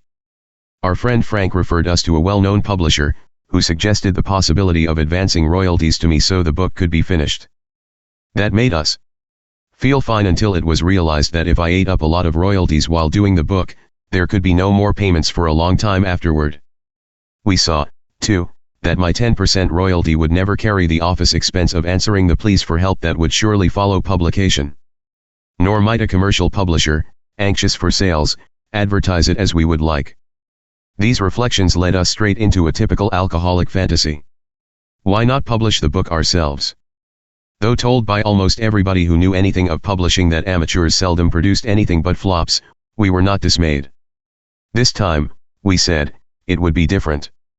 We had discovered that the bare printing cost of a book is but a fraction of its retail price, and a national magazine of huge circulation had offered to print an article about us when our book was finished. This was a clincher. How could we miss? We could see books selling by hundreds of thousands, money rolling in. What a promotion it was. An AA friend and I hastily organized the works publishing company. My friend Hank P. then bought a pad of stock certificates at a stationery store. He and I started selling them to fellow alcoholics and any who would buy at the bargain price of $25 a share. Our confidence must have been boundless. Not only were we selling common stock on a book to cure drunks, the book itself hadn't yet been written. Amazingly enough, we did sell that stock, $4,500 worth, to alcoholics in New York, New Jersey, and to their friends. No one of the original 49 subscribers put up over $300. Almost everybody paid on monthly installment, being too broke to do otherwise, save, of course, our good friends at Rockefeller Center. Our agreement with the works publishing subscribers was that out of the first book income they were to get their money back, also that the Alcoholic Foundation was to receive the 10% royalty I might have had from a publisher. As for the shares of works publishing, the 49 cash subscribers were to have 1/3, my friend Hank 1/3, and I 1/3. We also obtained a loan of $2,500 from Charles B. Towns, proprietor of a nationally known hospital for alcoholics. A friend indeed. He was to wait years to get his money back. But, as anyone could then see, everything was all set, everything, of course, but writing and selling the book. Hope ran high. Out of the new financing we could keep a small office going at Newark, New Jersey.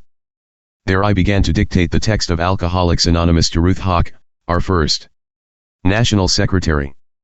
Rosily, we saw scads of money coming in, once the book was off the press. Still more, we expected the new book would turn right about and help finance our poverty-stricken foundation, which, strangely enough, it really did years later. Finally came April 1939. The book was done. Tales of recovery for its story section had been supplied by Dr. Bob and his Akron brethren. Others were supplied by New Yorkers, New Jerseyites. One came in from Cleveland and another from Maryland. Chapters had been read and discussed at meetings. I had thought myself the author of the text until I discovered I was just the umpire of the differences of opinion.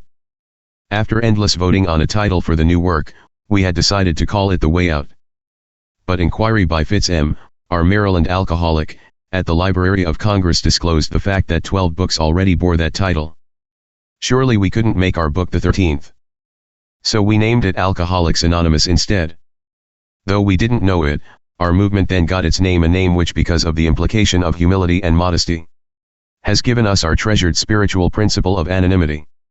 5,000 copies of Alcoholics Anonymous lay in the printer's warehouse, except the few we joyously passed around. Each stockholder and each story writer got one free. The New York Times did a good review. We hastened to the national magazine to tell them we were ready for their promised article. We could see AA books going out in carload lots. What a debacle. At the office of the great monthly periodical we were gently told they had entirely forgotten to let us know, 9 months before, that they had decided to print nothing about us. The editors had concluded that drunks were too controversial a subject. This stunning announcement left us in a daze. The whole Alcoholics Anonymous movement could buy less than 100 books, as it had only 100 members. Besides, we had given away 79 free ones. What were we to do with those other thousands of books? What could we say to the printer, whose bill wasn't half paid? What about that little loan of $2,500 and those 49 subscribers who had invested $4,500 in works publishing stock? How could we break the awful news to them? How could we tell them that since we had no publicity we could sell no books? Yes, that AA book venture was, I fear, very alcoholic. Thus was the good book Alcoholics Anonymous born into bankruptcy. Some of the creditors got restive. The sheriff actually appeared at our Newark office. The promoters were very low financially and otherwise. The house in which my wife and I had lived at Brooklyn was taken over by the bank. We took up residence in a summer camp loaned us by an AA friend, Horace C., and his family. My friend Hank fared no better. Things certainly looked bleak. Still only 3 active AA groups. We had acquired, besides a bankrupt AA book, one unpaid but loyal secretary, a tiny central office that might have to close any day, and an alcoholic foundation with no money in it. That was the score after 4 years of Alcoholics Anonymous. Why can't we join AA? 2. October 1947. Dear AAS. Dr. Bob and I have a problem. We'd like to share it frankly with you. In actuality, AA has a score of founders, men and women without whose special contributions AA might never have been. But somehow the title founder seems to have attached itself almost solely to Dr. Bob and me, a phenomenon due perhaps to the general lack of information about our early days. This sentiment, though it prompts AAS to set us somewhat apart from the whole, is deeply touching to us both. We surely have more reasons for gratitude than anyone in the world. But we are beginning to ask ourselves if this overemphasis will be good for AA in the long run. Is so much sentiment for the founders entirely wise? Perhaps we AAS can become a new kind of human society. To a degree hitherto unknown, AA may be able to function upon the power of its own fundamental principles rather than upon the prestige or inspiration of a highly personalized leadership. Thus the whole can become of transcending importance over any part. Continued unity and success can then mostly depend upon God as we understand Him working vitally in thousands of hearts rather than a few. Deep down, I think we AAS have begun to sense this magnificent possibility. The widening conviction that active leadership ought to be transitory and rotating, that each AA group with respect to its own affairs need be accountable only to its own conscience, that our committees and boards are really servants, not officials, that we, as a movement, ought to remain poor, so avoiding the risks of disrupting wealth, that as individual members of AA we should remain anonymous before the general public. These are the signs and portents of a unique future. Such concepts certainly leave little room for a prestige-clothed leadership. But, some will say, how shall we make such a vision actually work when most societies have to rely so greatly on management, money, and heavily publicized leadership exercising powerful personal suasion? Yet, incredibly, we are beginning to see our vision come alive. Even though we persist in looking with misgiving on any large accumulation of money or personal prestige in the name of Alcoholics Anonymous, we do continue to grow despite the absence of those sometimes unstable factors upon which other human endeavors must so often depend. Why is this possible?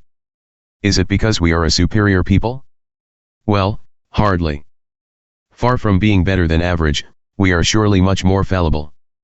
Strangely enough, our group strength seems to stem from our individual and ever-potential weakness.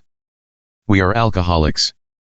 Even though now recovered, we are never too far removed from the possibility of fresh personal disaster. Each knows he must observe a high degree of honesty, humility, and tolerance, or else drink again. For us of AA to drink is to die, to love God and fellow man is to live. Under such potent conditions the impossible has become possible. When each AA's life literally depends upon his unselfish service to others, when false pride, self-pity, or unhealthy self-seeking is almost certain to be unmercifully chastised by John Barleycorn, he needs but a minimum of man-made rules or inspired leaders to hold him on the right course. Nor for long is he apt to continue anything harmful to AA unity. He knows so well that we AAS shall have to hang together or else hang separately. At first living the spiritual life because he must, he presently lives it because he wants to. Such is the truly providential circumstance in which we all find ourselves. That is why we are beginning to see new values in AA. We perceive in our midst a spiritual realm, which can be little disturbed by the distractions of wealth or self-serving egocentricity. Against this background let's have another look at Dr. Bob and me. Seemingly, the larger AA grows, the more our particular part in its creation and continuance tends to be emphasized. Our status remains exceptional. Nearly all other early AAS have long since slipped over to the sidelines where, if they have retained the confidence of all, they are frequently consulted. By common consent they have become unofficial coaches. Reservoirs of longer experience, to be sought out in the pinches. Their alma mater is now served by new teams. These two will have their day on the field, then finally retire. This is, we think, as it ought to be. Dr. Bob and I feel this sound doctrine should apply to us as well. There seems no good reason to make an exception of the founders. The more we early members continuously occupy the center of the AA stage, the more we shall set risky precedents for a highly personalized and permanent leadership. To ensure well AA's future, is this not the very thing we should carefully avoid? Of course, Dr. Bob and I do not want to ignore any special responsibility remaining still upon us. Quite the contrary, our principal mission today is probably that of helping AA form a sound tradition. But how, for example, Can we advocate the traditional principle of rotating leadership if we allow the belief to grow that we ought to be permanent exceptions ourselves? Of course, we cannot. Take, for instance, my own situation. It is known that my health is recently improved, that I'm going to a large regional conference. Instantly come warm but most urgent invitations to speak at gatherings all over North America. Most AAS being good salesmen, the pressure on me is truly enormous. While it's a wonderful feeling to be so much wanted, these bids do leave me in the middle of an acute dilemma, a real heartbreaker.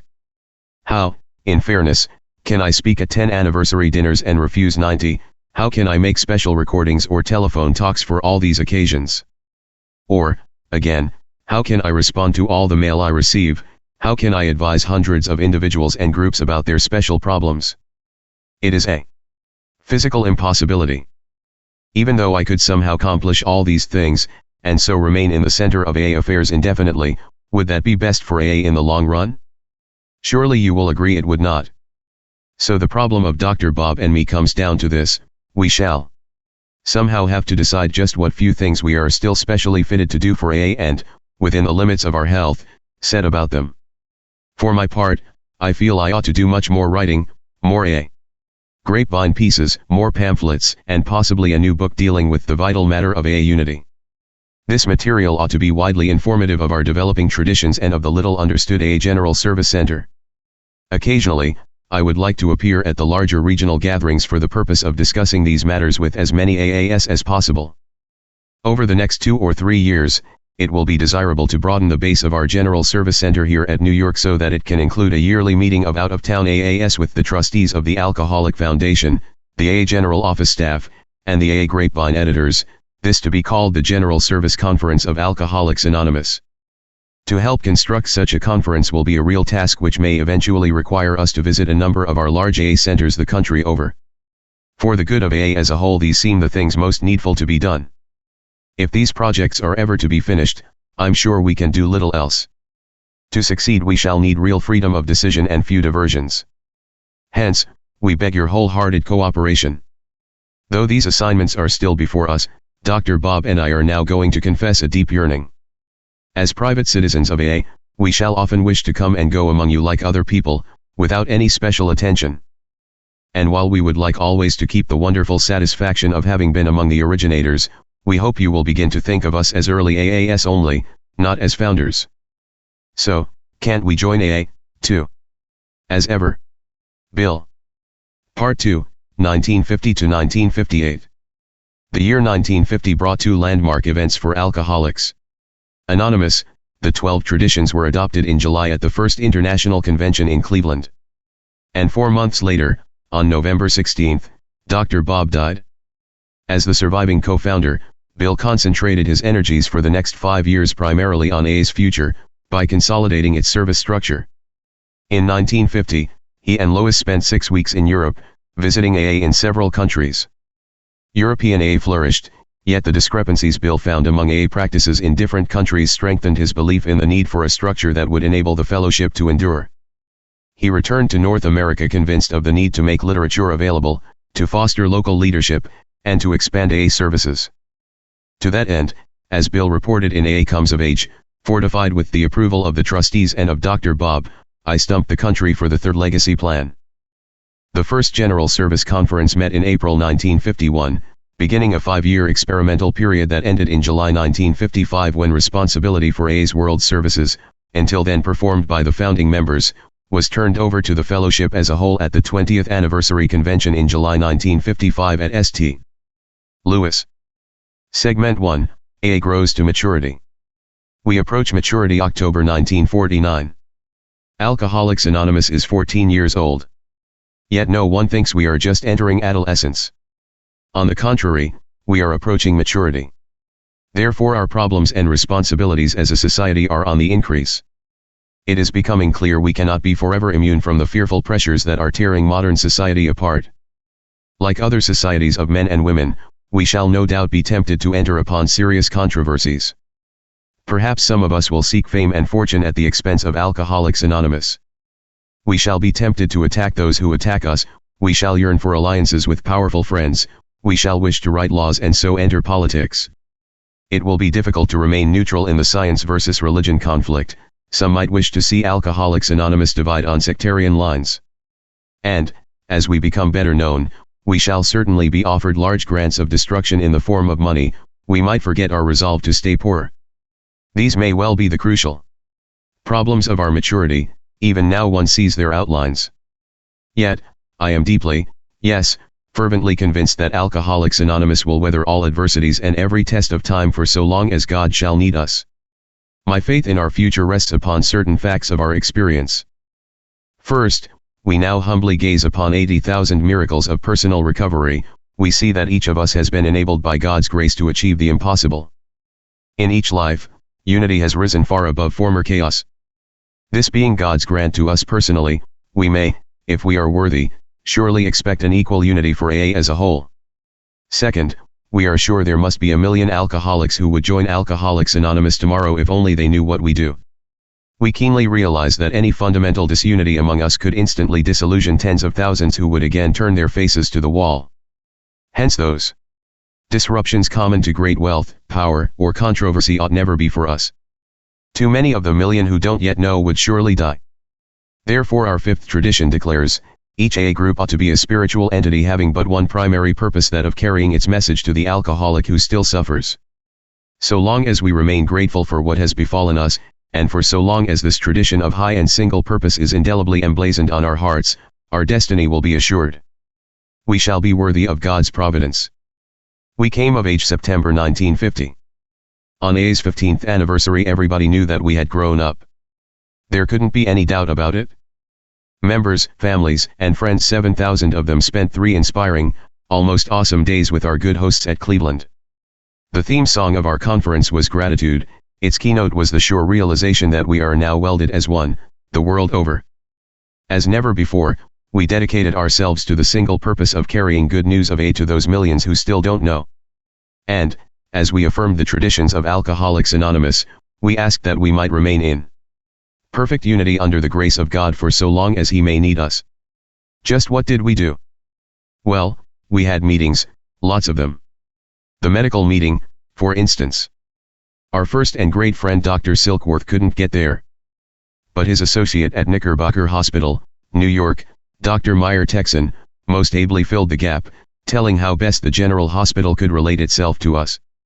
He clinched his points by a careful description of how, during the past 4 years at Knickerbocker, 5,000 drunks had been sponsored, processed, and turned loose in AA, and this to the great satisfaction of everybody concerned, including the hospital, whose board was delighted with the results and specially liked the fact that its modest charges were invariably paid, money on the line. Who had ever heard of 5,000 drunks who really paid their bills? Then Dr. Texan brought us up to the minute on the malady of alcoholism as they see it at Knickerbocker. He said it was a definite personality disorder hooked to a physical craving. That certainly made sense to most of us. Dr. Texan threw a heavy scare into prospective slippers. It was that little matter of one's liver. This patient organ, he said, would surely develop hobnails or maybe galloping cirrhosis, if more guzzling went on. He had a brand new one too, about salt water, claiming that every alcoholic on the loose had a big salt deficiency. Hence the craving for more drinks. Fill the victim with salt water, he said, and you'd quiet him right down. Of course we thought, why not put all drunks on salt water instead of gin? Then the world alcohol problem might be solved overnight. But that was our idea, not Dr. Texan's. To him, many thanks. About the industrial meeting, Jake H., U.S. Steel, and Dave M. DuPont, both AAS, led it. Mr. Louis Seltzer, editor of the Cleveland Press, rounded out the session and brought down the house. Jake, as an officer of U.S. Steel, told what the company really thought about AA, and it was all good. Jake noted the huge collective earning power of somewhere between $2.25 billion annually. Instead of being a nerve-wracking drag on society's collective pocketbook, we were now, for the most part, top-grade employables who could contribute a yearly average of $4,000 apiece to our country's well-being. Dave M., personnel man at DuPont, who has a special eye to the company's alcohol problem, related what the new look on serious drinking had meant to DuPont and its workers of all grades. According to Dave, His company believes mightily in AA. By all odds, the most stirring testimony at the industrial seminar was given by editor Louis Seltzer. Mr. Seltzer spoke to us from the viewpoint of an employer, citizen, and veteran newspaper man. It was about the most moving expression of utter confidence in Alcoholics Anonymous we had ever heard. It was almost too good. Its implications brought us a little dismay. How could we fallible AAS ever measure up to Mr. Seltzer's high hope for our future? We began to wonder if the AA reputation wasn't getting far better than its actual character. Next, came that wonderful session on prisons. Our great friend, Warden Clinton Duffy, told the startling story of our original group at San Quentin. His account of AA's 5-year history there had a moving prelude. We heard a recording, soon for radio release, that thrillingly dramatized an actual incident of AA life within the walls. An alcoholic prisoner reacts bitterly to his confinement and develops amazing ingenuity in finding and drinking alcohol. Soon he becomes too ingenious. In the prison paint shop, he discovers a promising fluid which he shares with his fellow alcoholics. It was deadly poison. Harrowing hours followed, during which several of them died. The whole prison was tense as the fatalities continued to mount. Nothing but quick blood transfusions could save those still living. The San Quentin AA group volunteered instantly and spent the rest of that long night giving of themselves as they had never given before. AA hadn't been any too popular, but now prison morale hit an all-time high and stayed there. Many of the survivors joined up. The first prison group had made its mark. AA had come to San Quentin to stay. Warden Duffy then spoke. Apparently we folks on the outside know nothing of prison sales resistance. The skepticism of San Quentin prisoners and keepers alike had been tremendous. They thought AA must be a racket. Or maybe a crackpot religion. Then, objected the prison board, why tempt Providence by freely mixing prisoners with outsiders, alcoholic women especially? Bedlam would be unloosed. But our friend the warden, somehow deeply convinced, insisted on AA. To this day, he said, not a single prison rule has ever been broken at an AA meeting, though hundreds of gatherings have been attended by hundreds of prisoners with almost no watching at all. Hardly needed is that solitary, sympathetic guard who sits in the back row. The warden added that most prison authorities throughout the United States and Canada today share his views of Alcoholics Anonymous. Hitherto 80% of paroled alcoholic prisoners had to be scooped up and taken back to jail. Many institutions now report that this percentage has dropped to 1/2, even 1/3 of what it used to be. Warden Duffy had traveled 2,000 miles to be with us at Cleveland. We soon saw why. He came because he is a great human being. Once again, we AAS sat and wondered how far our reputation had got ahead of our character. Naturally we menfolk couldn't go to the meeting of the alcoholic women. But we make no doubt they devised ways to combat the crushing stigma that still rests on those poor women who hit the bottle. Perhaps, too, our ladies had debated how to keep the occasional big bad wolf at a respectful distance. But no, the AA sister transcribing this piece crisply assures me nothing of the sort was discussed. A wonderfully constructive meeting, she says it was. And about 500 attended. Just think of it, AA was 4 years old before we could sober up even one. Life for the alcoholic woman is no sinecure.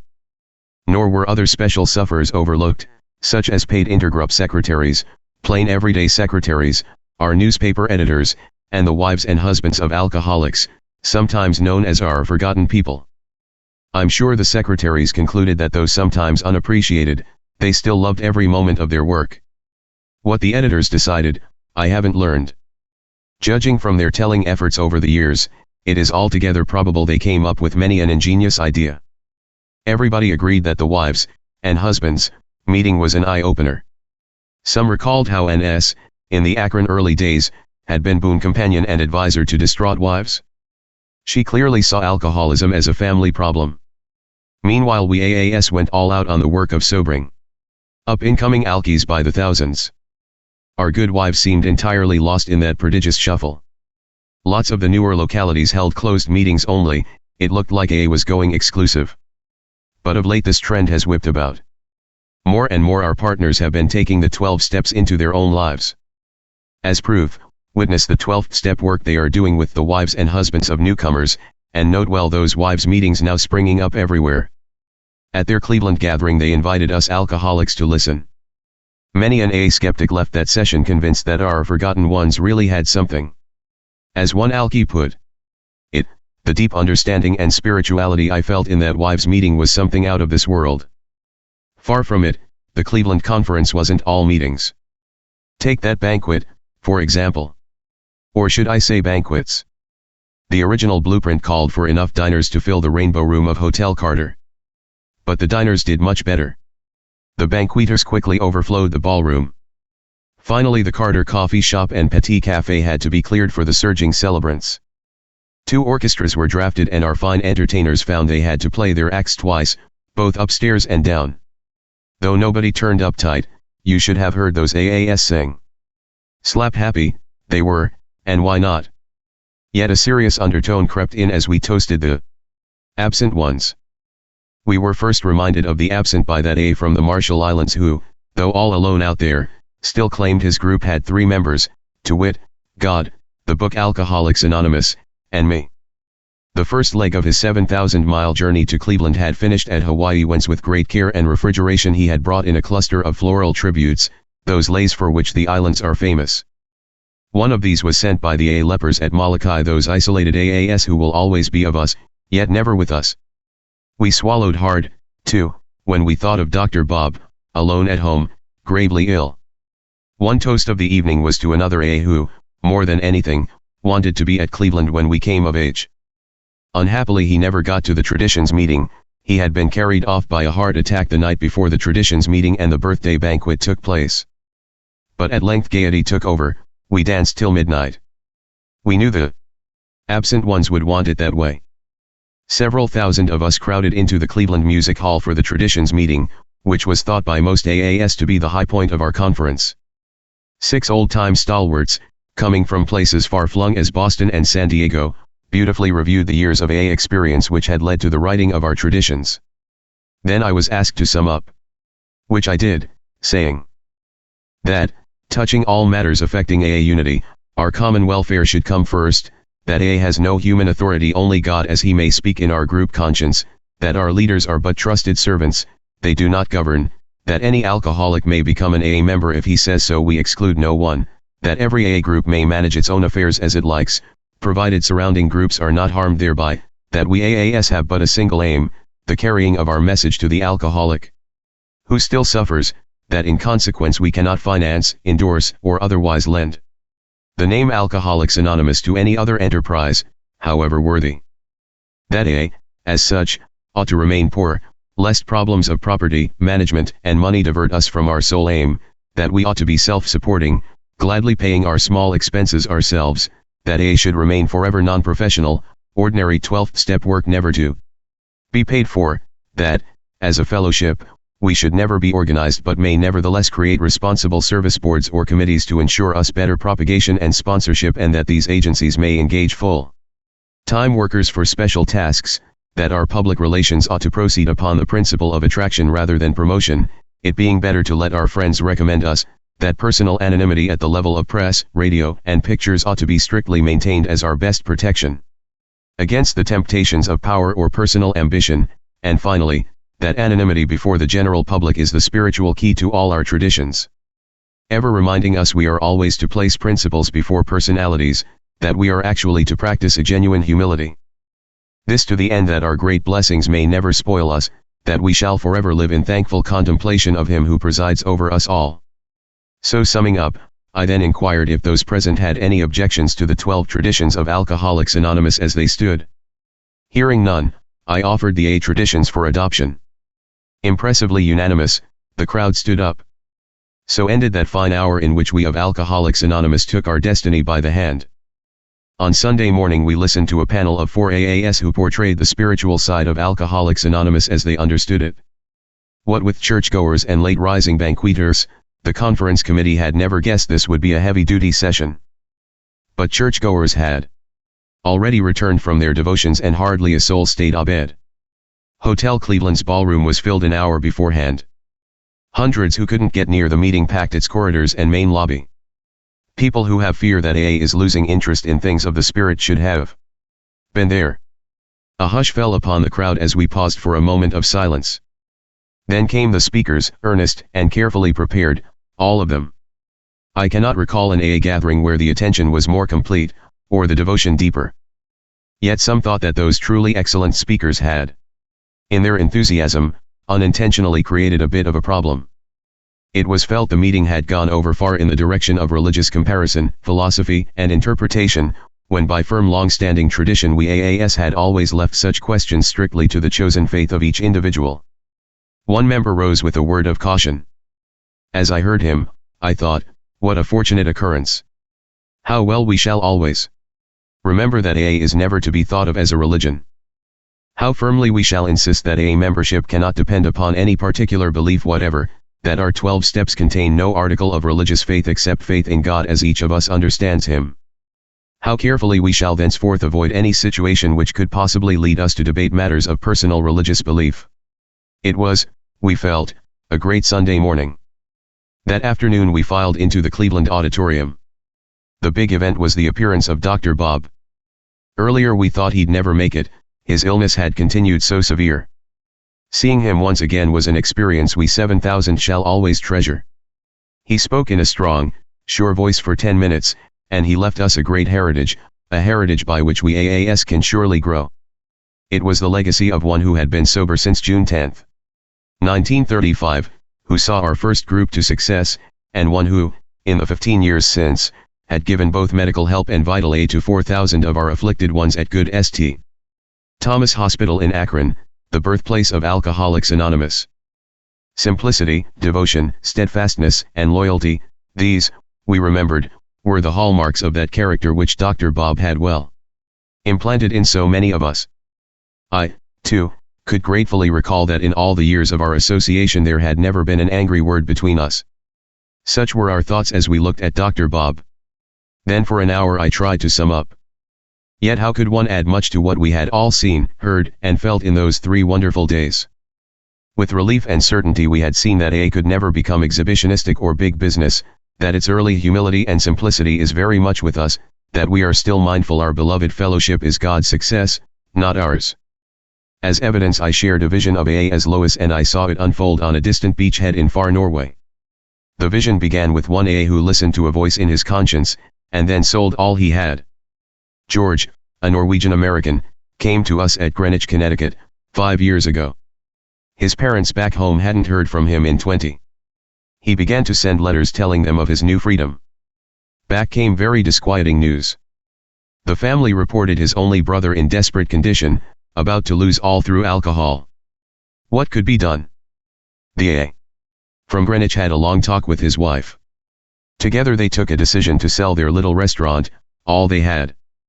They would go to Norway to help the brother. A few weeks later an airliner landed them at Oslo. They hastened from field to town and thence 25 miles down the fjord where the ailing brother lived. He was in a bad state all right. Unfortunately. Though, everybody saw it but him. He'd have no AA, no American nonsense. He an alcoholic? Why certainly not. Of course the man from Greenwich had heard such objections before. But now this familiar argument was hard to take. Maybe he had sold all he had for no profit to anybody. George persisted every bit he dared, but finally surmised it was no use. Determined to start an AA group in Norway anyhow, he began a round of Oslo's clergy and physicians. Nothing happened, not one of them offered him a single prospect. Greatly cast down, he and his wife thought it high time they got back to Connecticut. But Providence took a hand. The rebellious Norwegian obligingly tore off on one of his fantastic periodics. In the final anguish of his hangover he cried out to the man from Greenwich, "Tell me again of the anonymous alcoholics. What, oh my brother, shall I do?" With perfect simplicity, George retold the AA story. When he had done, he wrote out, in his all but forgotten Norwegian, a longhand translation of a little pamphlet published by the White Plains, NY Group. It contained, of course, our 12 steps of recovery. The family from Connecticut then flew away home. The Norwegian brother, himself a typesetter, commenced to place tiny ads in the Oslo newspapers. He explained he was a recovered alcoholic who wished to help others. At last a prospect appeared. When the newcomer was told the story and shown the White Plains pamphlet, he, too, sobered instantly. The founders-to-be then placed more ads. 3 years after, Lois and I alighted upon that same airfield. We then learned that Norway has hundreds of AAS. And good ones. The men of Oslo had already carried the life-giving news to other Norwegian cities, and these beacons burned brightly. It had all been just as simple, but just as mysterious, as that. In the final moments of our historic conference, it seemed fitting to read from Chapter 11 of Alcoholics Anonymous. These were the words we took home with us: abandon yourself to God as you understand God. Admit your faults to Him and your fellows. Clear away the wreckage of your past. Give freely of what you find, and join us. We shall be with you in the fellowship of the Spirit, and you will surely meet some of us as you trudge the road of happy destiny. May God bless you and keep you until then. AA is not big business. November 1950. Thanksgiving is coming. And with it, Tradition Week. I never felt happier. Our traditions are set down on paper. But they were written first in our hearts. For each of us knows, instinctively I think, that AA is not ours to do with as we please. We are but caretakers to preserve the spiritual quality of our fellowship, keep it whole for those who will come after us and have need of what has so generously been given to us. We learned our lesson about money early. We feared organization lest we solidify and destroy ourselves as a movement. At the same time, we faced the moral and humane obligation to make our program instantly available to all who asked for it. And they came in ever-increasing numbers. Yes, we've had need of money and we've had to provide services. But we've resolved never to allow either money or the management of our necessary affairs to obscure our spiritual aims. The same loving God whose divine wisdom has shown us that one desperate and shaky drunk, fumbling for a nickel to call for help, looms larger than any organization we shall ever have, or need. At Cleveland, July last, 7,000 AAS set their approval to the 12 traditions of Alcoholics Anonymous. We took our destiny by the hand. Alcoholics Anonymous had grown up. 3 of those traditions define the services of Alcoholics Anonymous and outline our collective responsibility for them: management responsibility and money responsibility. The traditions also say that our trusted servants shall never govern, that they shall always be directly accountable to those they serve. Last month I broadcast to you the members of Alcoholics Anonymous an urgent appeal. It was a plea that you take full money responsibility for your AA headquarters, the Alcoholic Foundation, and its AA General Service Office at New York. We who work in your headquarters are delighted with the result. Groups who never helped before have now done so. New groups, very small groups, institutional groups not really under any obligation, have made sacrifices. If this keeps up, our deficit at headquarters will be a thing of the past. Never have I been so encouraged about the future of our services. Your generous and responsible action makes a fitting setting for the news I am about to give you. For 12 years, warmly aided by great friends, Dr. Bob and I have stood sentinel over your headquarters. We have been holding these valuable assets in trust for you: your General Service Office, your book Alcoholics Anonymous, your principal magazine the AA Grapevine, your public relations, your common funds. We have never asked you to take any direct responsibility for them. But times have changed. Alcoholics Anonymous is now grown. Its founders are perishable. We cannot be your guardians always. So the hour is come when you must take these things into your own keeping. We ask that you guard them well, for the future of Alcoholics Anonymous may much depend on how you maintain and support these life-giving arms of service. Anticipating that you will happily accept this new responsibility, the trustees, Dr. Bob and I propose the General Service Conference of Alcoholics Anonymous, a body of state and provincial representatives who will sit yearly with our foundation trustees as their traditional guide. We have long considered and will soon present a detailed plan designed to bring this great change about. Alcoholics Anonymous has come of age. It's a great Thanksgiving. Your third legacy, December 1950. A note preceding the original article read as follows: this is a proposal to form the General Service Conference of Alcoholics Anonymous, a small body of state and provincial AA delegates meeting yearly, who could assume direct responsibility for the guidance of the AA General Service headquarters at New York City. We, who are the older members of AA, bequeath to you who are younger, these 3 legacies: the 12 steps of recovery, the 12 traditions, and now the general services of Alcoholics Anonymous. 2 of these legacies have long been in your keeping. By the 12 steps we have recovered from alcoholism, by the 12 traditions we are achieving a fine unity. Being someday perishable, Dr. Bob and I now wish to deliver to the members of AA their third legacy. Since 1938 we and our friends have been holding it in trust.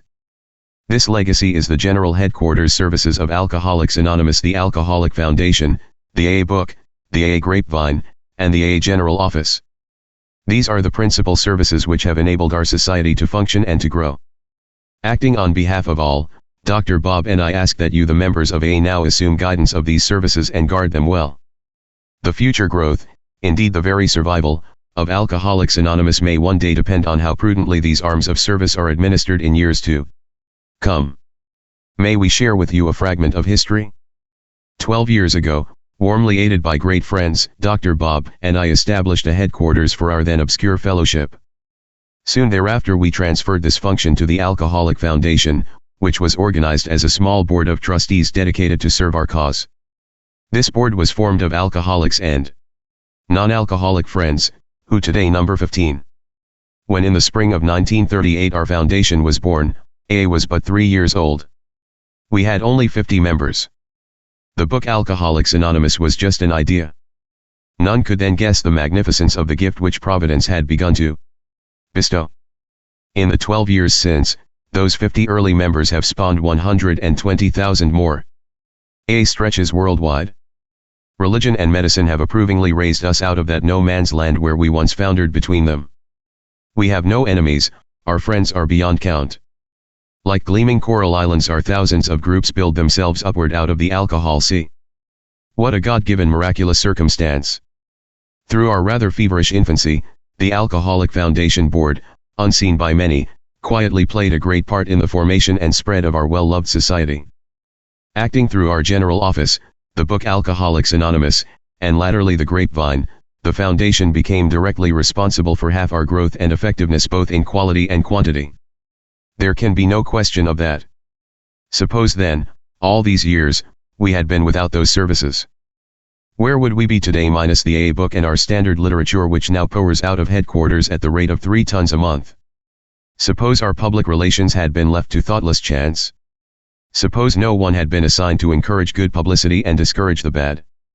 Suppose no accurate information about AA had been available? Imagine our vital and delicate relations with medicine and religion left to potluck.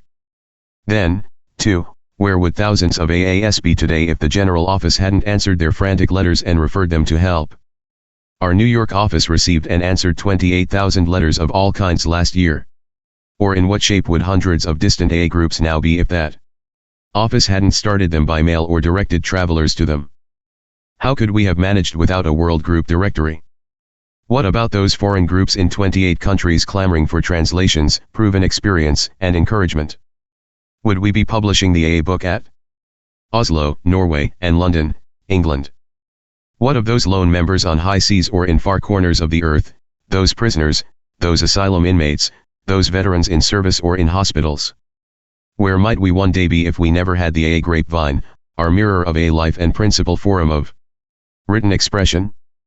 How grateful we are for those secretaries and those volunteer editors and those friendly trustees who have stood sentinel all these years over our principal affairs. Without all these things, where would we be? You must have guessed it. We'd be nowhere, that's sure. So it is that by the steps we have recovered, by the traditions we have unified, and by our headquarters services we have been able to function as a society. Yet some may still say, of course the foundation should go on. Certainly we'll pay that small expense. But why can't we leave its conduct to Dr. Bob and Bill and their friends, the trustees? We always have. Why do they now bother us with such business? Let's keep AA simple. Good questions, these. But today the answers are quite different than they once were. Let's face these facts. First, Dr. Bob and Bill are perishable, they can't last forever. Second, their friends, the trustees, are almost unknown to the AA movement. Third, in future years our trustees couldn't possibly function without direct guidance from AA itself. Somebody must advise them. Somebody, or something, must take the place of Dr. Bob and Bill. Fourth, Alcoholics Anonymous is out of its infancy. Grown up, adult now, it has full right and the plain duty to take direct responsibility for its own headquarters. Fifth, clearly then, unless the foundation is firmly anchored, through state and provincial representatives, to the movement it serves, a headquarters breakdown will someday be inevitable. When its old-timers vanish, an isolated foundation couldn't survive one grave mistake or serious controversy. Any storm could blow it down. Its revival wouldn't be simple. Possibly it could never be revived. Still isolated, there would be no means of doing that. Like a fine car without gasoline, it would be helpless. Sixth, another serious flaw, as a whole, the AA movement has never faced a grave crisis. But someday it will have to. Human affairs being what they are, we can't expect to remain untouched by the hour of serious trouble. With direct support unavailable, with no reliable cross-section of AA opinion, how could our remote trustees handle a hazardous emergency? This gaping open end in our present setup could positively guarantee a debacle. Confidence in the foundation would be lost. AAS would everywhere say, by whose authority do the trustees speak for us? And how do they know they are right? With AA's service lifelines tangled and severed, what then might happen to the millions who don't know? Thousands would continue to suffer on or die because we had forgotten the virtue of prudence. This should not come to pass. That is why the trustees, Dr. Bob, and I now propose the General Service Conference of Alcoholics Anonymous. That is why we urgently need your direct help. Our principal services must go on living.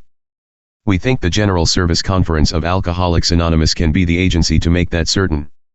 To serve is to live. June 1951. Our first General Service Conference of Alcoholics Anonymous. Gathered at New York City in April, 1951. It was composed of 37 U.S. and Canadian delegates plus AA's General Service Headquarters staff and trustees. The single purpose of our conference was to serve AA throughout the world. This unexciting statement now carries a deep meaning for all who were there. We came to believe that AA's future had been made secure. We became certain that AA could live for so long as God might need us. Why did each witness of the conference feel so deeply about it? I think for two reasons. The group conscience of all Alcoholics Anonymous was heard to speak for the first time. And we realized, as never before, how perilous faith without works might really become. So it was, that AA's group conscience heard its first high call to service. Making this plainer, let's look for a moment at a single AA member. Faith alone does not save him. He has to act, do something. He must carry his message to others, practice AA principles in all his affairs. Else he slips, he withers, and he dies. Look now at an AA group. Can pure faith, mere belief in right principle and sound tradition, make the group a going concern? Not in the least. Each AA group, as such, must also function, do something. It must serve its appointed purpose or it, too, withers and falls apart. Now our conference delegates were able to apply this principle to AA as a whole. The delegates could see far beyond the single AA and his particular group. In a flash, they took in the stark fact that AA as a whole must continue to function or else it might well suffer that common penalty of faith without works. Which is, disintegration. Gone was the comfortable illusion that should each AA group tend strictly to its own affairs, God would then reward our short-sightedness by guarding AA as a whole entirely by himself, including our headquarters, AA's public relations, and the welfare of the millions who still don't know. The delegates saw that this would spell faith without work and without responsibility that could never be. Of course much work would always have to be done, much responsibility would have to be taken by many. To AA as a whole, every member would need to give a little. Of age now, our fellowship would have to begin looking after its own vital services. These couldn't be thoughtlessly left in the sole custody of our isolated, unknown, and unsupported board of trustees. The work of our foundation and AA's GHQ would have to become widely understood and directly backed up by AA itself. Nothing was plainer, thought the delegates. When, therefore, you next see your local conference member, you may find him talking something like this. Thanks for sending me to New York. I've just spent 3 days at AA's World Headquarters. Our trustees, general office, and Grapevine people turned the place inside out so we delegates might vision its past, present, and future. What we saw and felt was startling. Very suddenly we got the feeling of AA as a whole. We looked out upon a fellowship of surpassing unity, one on which the sun never sets, a world communion 4,000 times larger than a single AA group. We then realized that this wonder had been made possible by the devoted service of a few, Those headquarters workers whose decade and more of labor had enabled us in distant fields to garner that great harvest of 120,000 fellow sufferers into the safety of our fold, and into the affectionate respect of the whole world. Our unseen servants at the foundation had done all this because Dr. Bob and Bill had asked them to. But now they were saying to us delegates, soon you must lend a hand. These are A's arms of service, these are our traditions. Come and help us administer them. Times have changed, we oldsters are perishable. This is your legacy of service. Please accept it now and guard it well.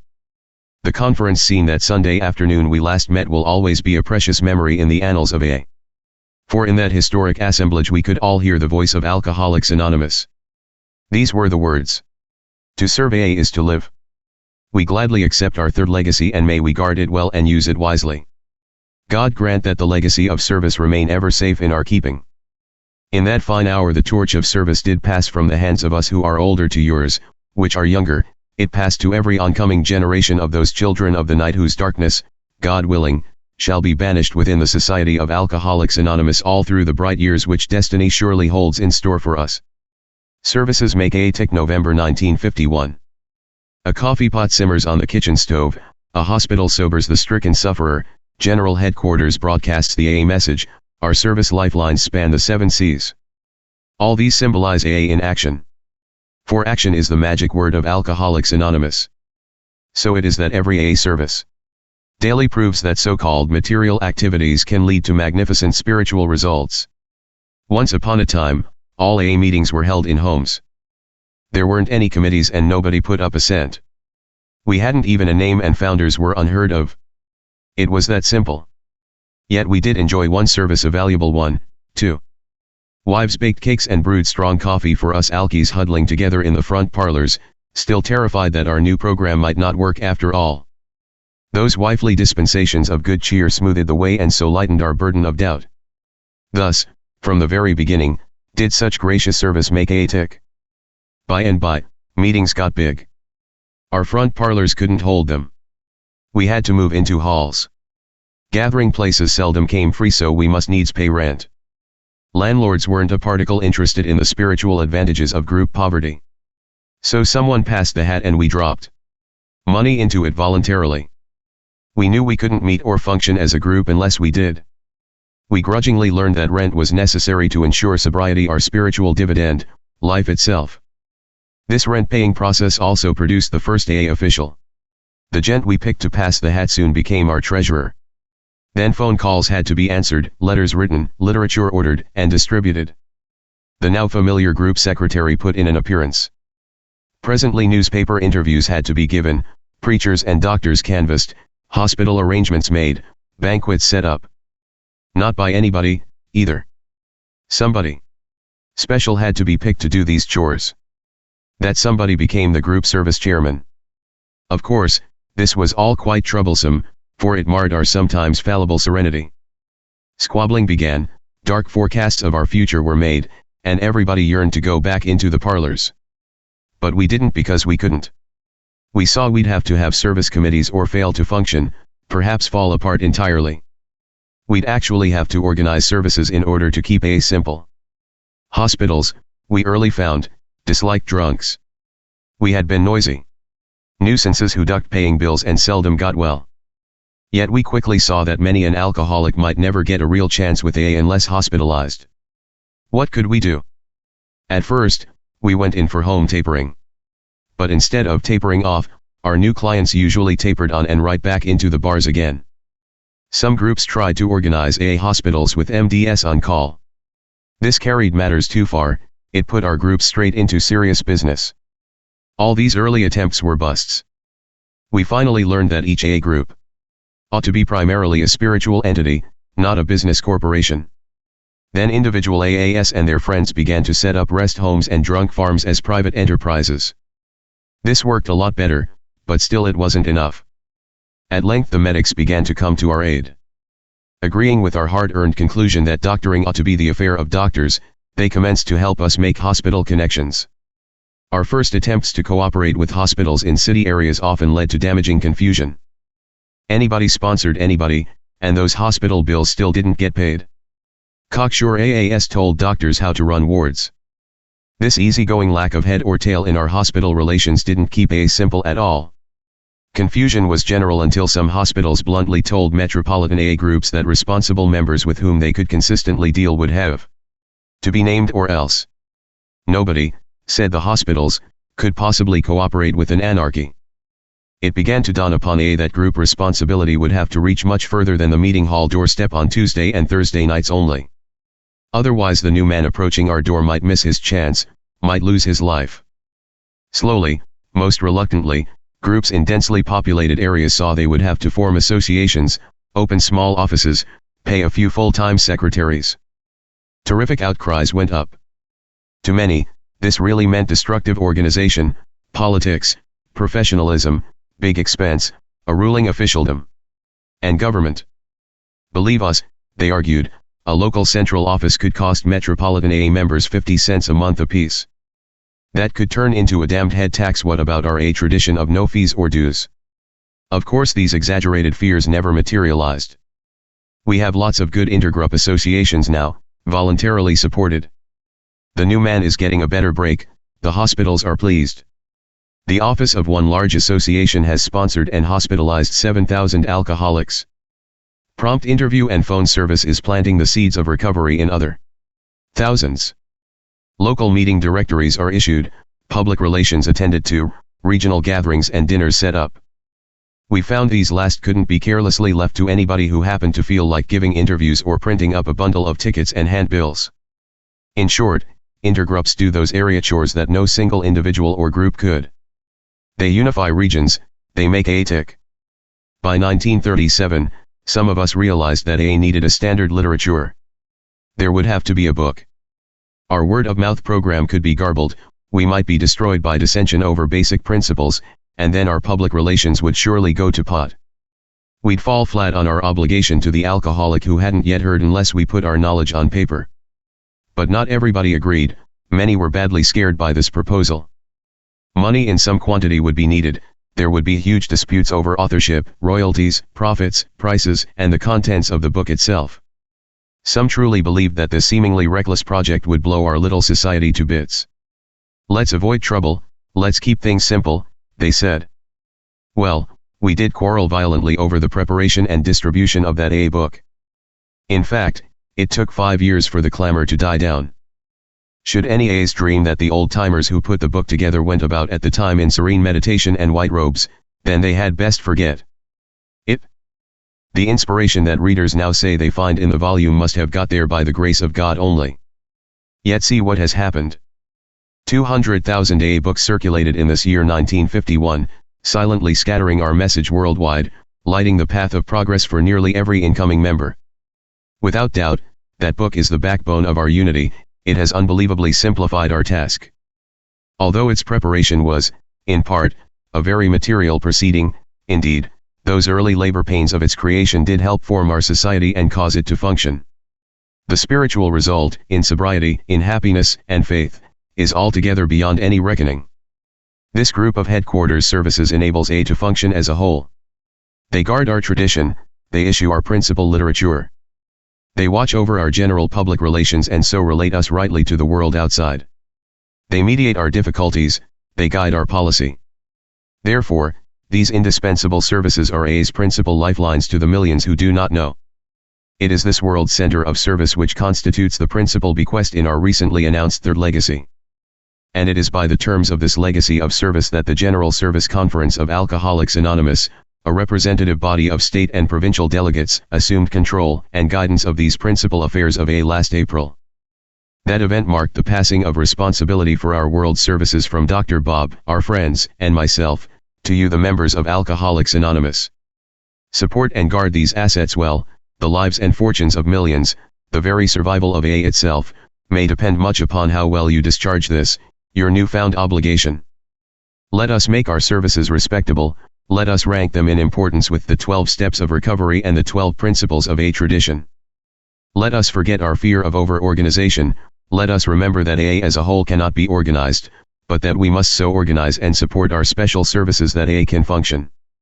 Let us forget our early fears of professionalism, of the accumulation of wealth, of government experience, now fortified by our traditions, has already assured us none of these evils are likely to descend upon us. Above all, let's change our old attitudes about money. Collectively, AA members earn an enormous income because of their sobriety. It's a $500 million bonanza each year. Can we not wisely, gratefully, and humbly reinvest a tiny fraction of this vast sum in those vital services that make AA tick? I think we can, and I think we shall. For in our own lives we have seen sobriety produce money, and in our AA services we have seen a little money produce incalculable spiritual dividends. Let's think this all through again. By our 12 steps we have recovered, by our 12 traditions we have unified, and through our third legacy service we shall carry the AA message down through all the corridors of time to come. Of this, I am happily confident.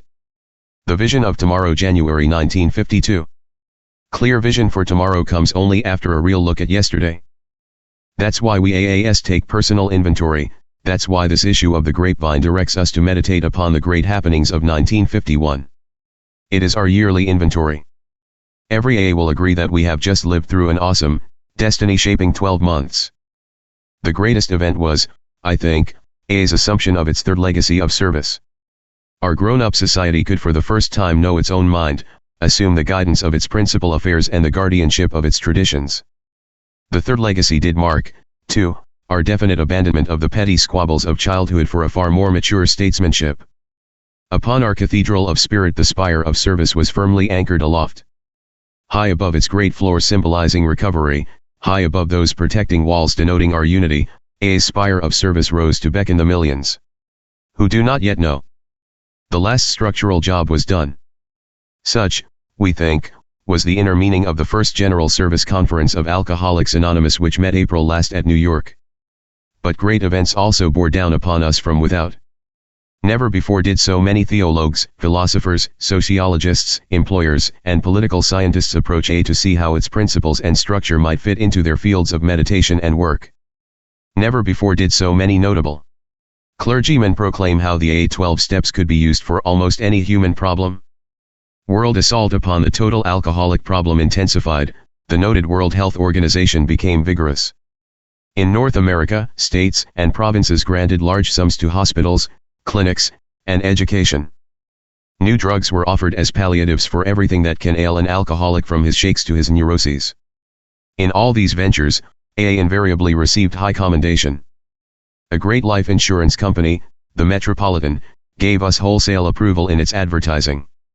While we could not in the least endorse any of these efforts, we did gladly cooperate with some and were grateful for all. A climax of public interest was reached in the very special February 1951 issue of the magazine Fortune. Right in the middle of this number appeared thousands of good words about AA. This piece was significantly titled A Uniquely American Phenomenon. Its popularity has continued so great that our foundation has shipped out tens of thousands of reprints. The year 1951 finished in still another great blaze. The world of science, as represented by the American Public Health Association, placed upon Alcoholics Anonymous its resounding stamp of complete approval. Last October 30th, the stage of San Francisco's historic Opera House was filled with leaders in medicine and notables of public life. Then and there AA was presented with the prized Lasker Award which, in the estimate of many, rates with a Nobel Prize. Not only were we recommended for our success with alcoholism, the Lasker citation actually ventured into prophecy. Its closing words declared, "Historians may one day point to Alcoholics Anonymous as a society which did far more than achieve a considerable measure of success with alcoholism and its stigma. They may recognize Alcoholics Anonymous to have been a great venture in social pioneering which forged a new instrument for social action, a new therapy based on the kinship of common suffering, one having vast potential for the myriad other ills of mankind." So reads the dramatic record for 1951, one of the finest yesterdays in AA history. Every AA who ponders these astonishing events will be almost sure humbly to exclaim, "What, indeed, hath God wrought?" Should any be tempted by the dream that AA is becoming great, powerful, or maybe destined to save the world, they could well reread the foreword of AA's tradition where these words are to be seen.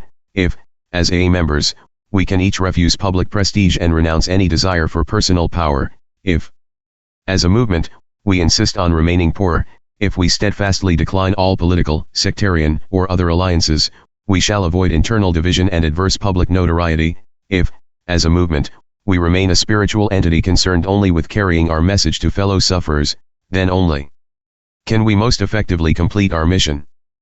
Which, in effect, is to pray, lead us not into temptation, let us not be spoiled. For so long as we shall humbly meditate in the Spirit upon our great yesterdays, just so long will God grant us our vision of tomorrow. Our final great decision, June 1954. Next year, on June 10, 1955, we shall be celebrating AA's 20th birthday. But that will not be all. For, in the year of 1955, this society will take, I trust, the last great decision concerning its final form and substance. Now exactly what may this grave decision be? In April, this year, AA's General Service Conference met at New York for the fourth, and the last, of its experimental sessions. As most of us know, this conference of ours is the instrument through which we hope that AA, worldwide, will presently be able to assume full guidance and control of its overall services and principal affairs, all those vital activities of service which have long centered around our foundation, our General Service Office, and in our publication agencies, the AA Publishing and the AA Grapevine.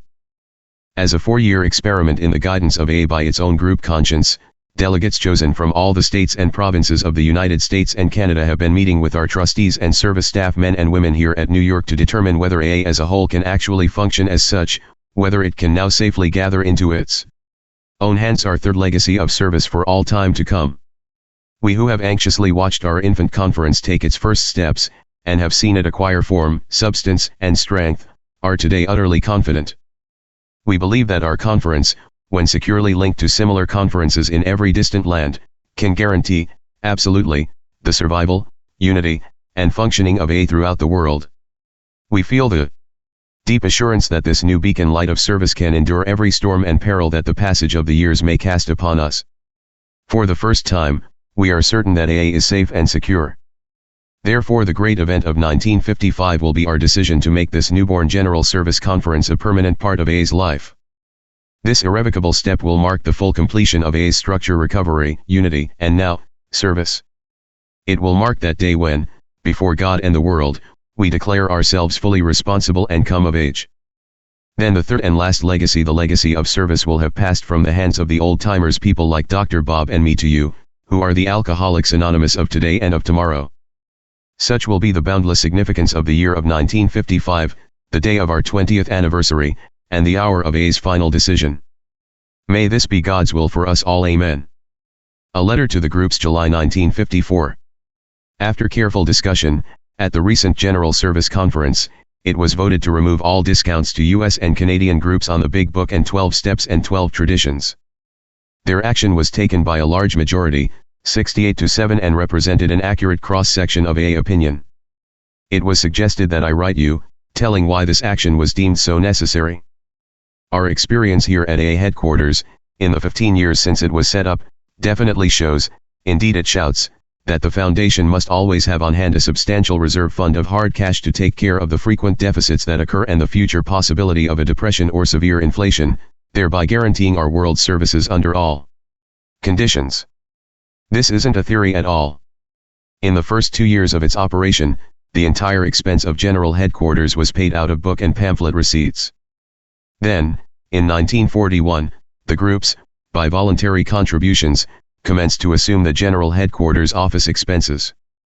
But in only 5 out of the 13 years since 1941 have group contributions paid the full bill of the AA General Service Office. And on 2 occasions reserve book earnings, accumulated in the foundation, have saved the General Headquarters office from closing or its service being severely curtailed. I remember one period when the groups failed to meet office expenses by $2,000 a month.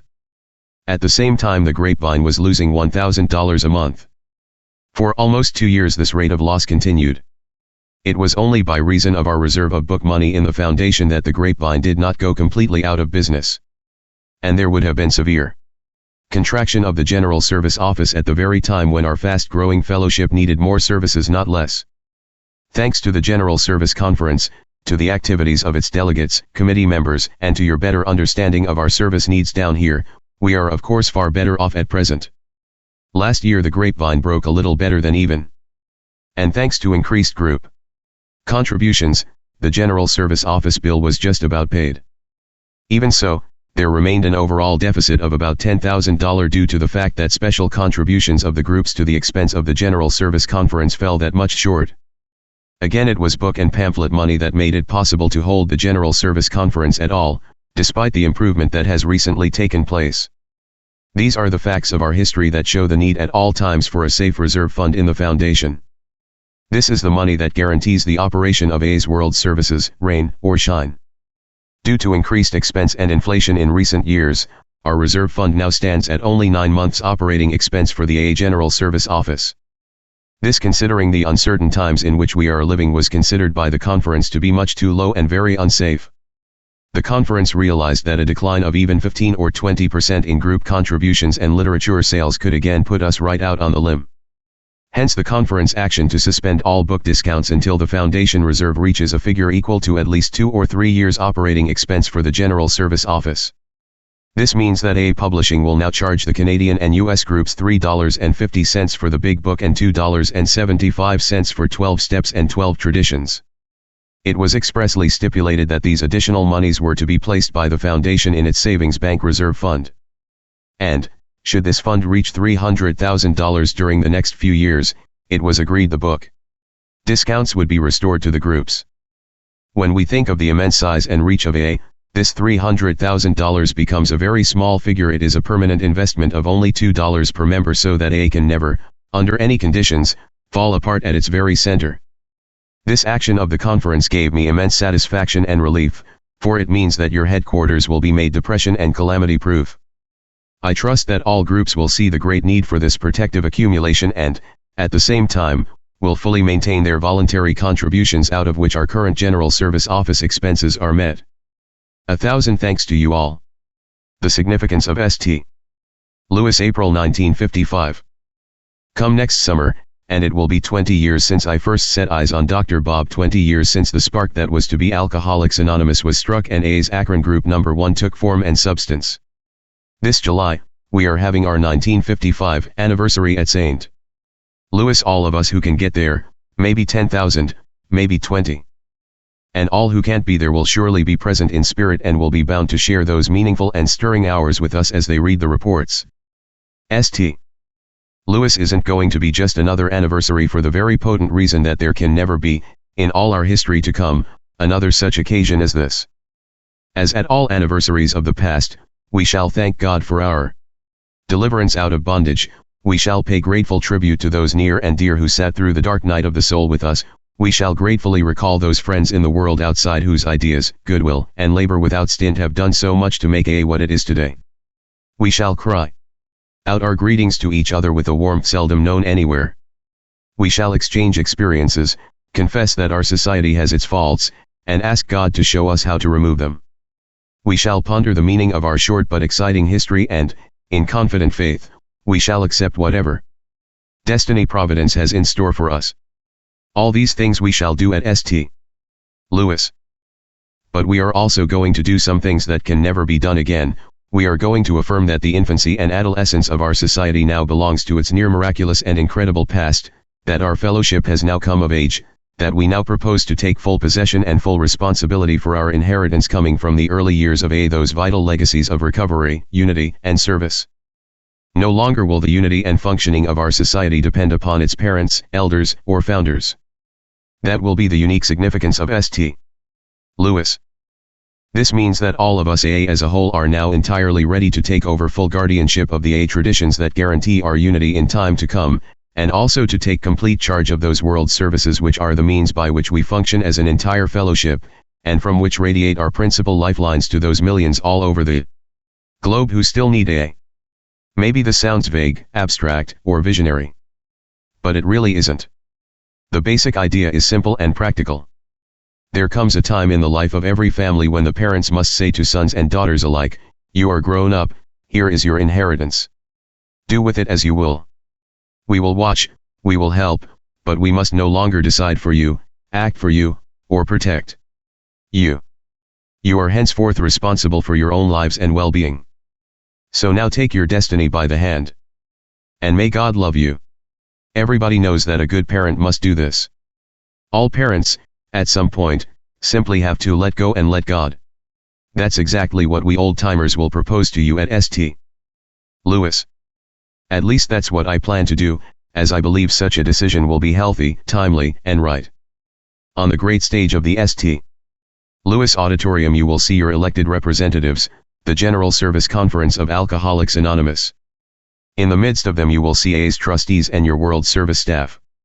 When the final hour of our convention comes, I shall, on behalf of the old-timers. But shucks, here I am, spoiling the show. Here's hoping that Lois and I will be seeing you at St. Louis. How AA's World Services Grew, Part I, May 1955. The following 3 articles comprise the original version of the historical section of the AA Service Manual. Portions that contain long outdated facts, which no longer appear in the Service Manual, are retained here as a matter of historical record. Someday the history of Alcoholics Anonymous will be written.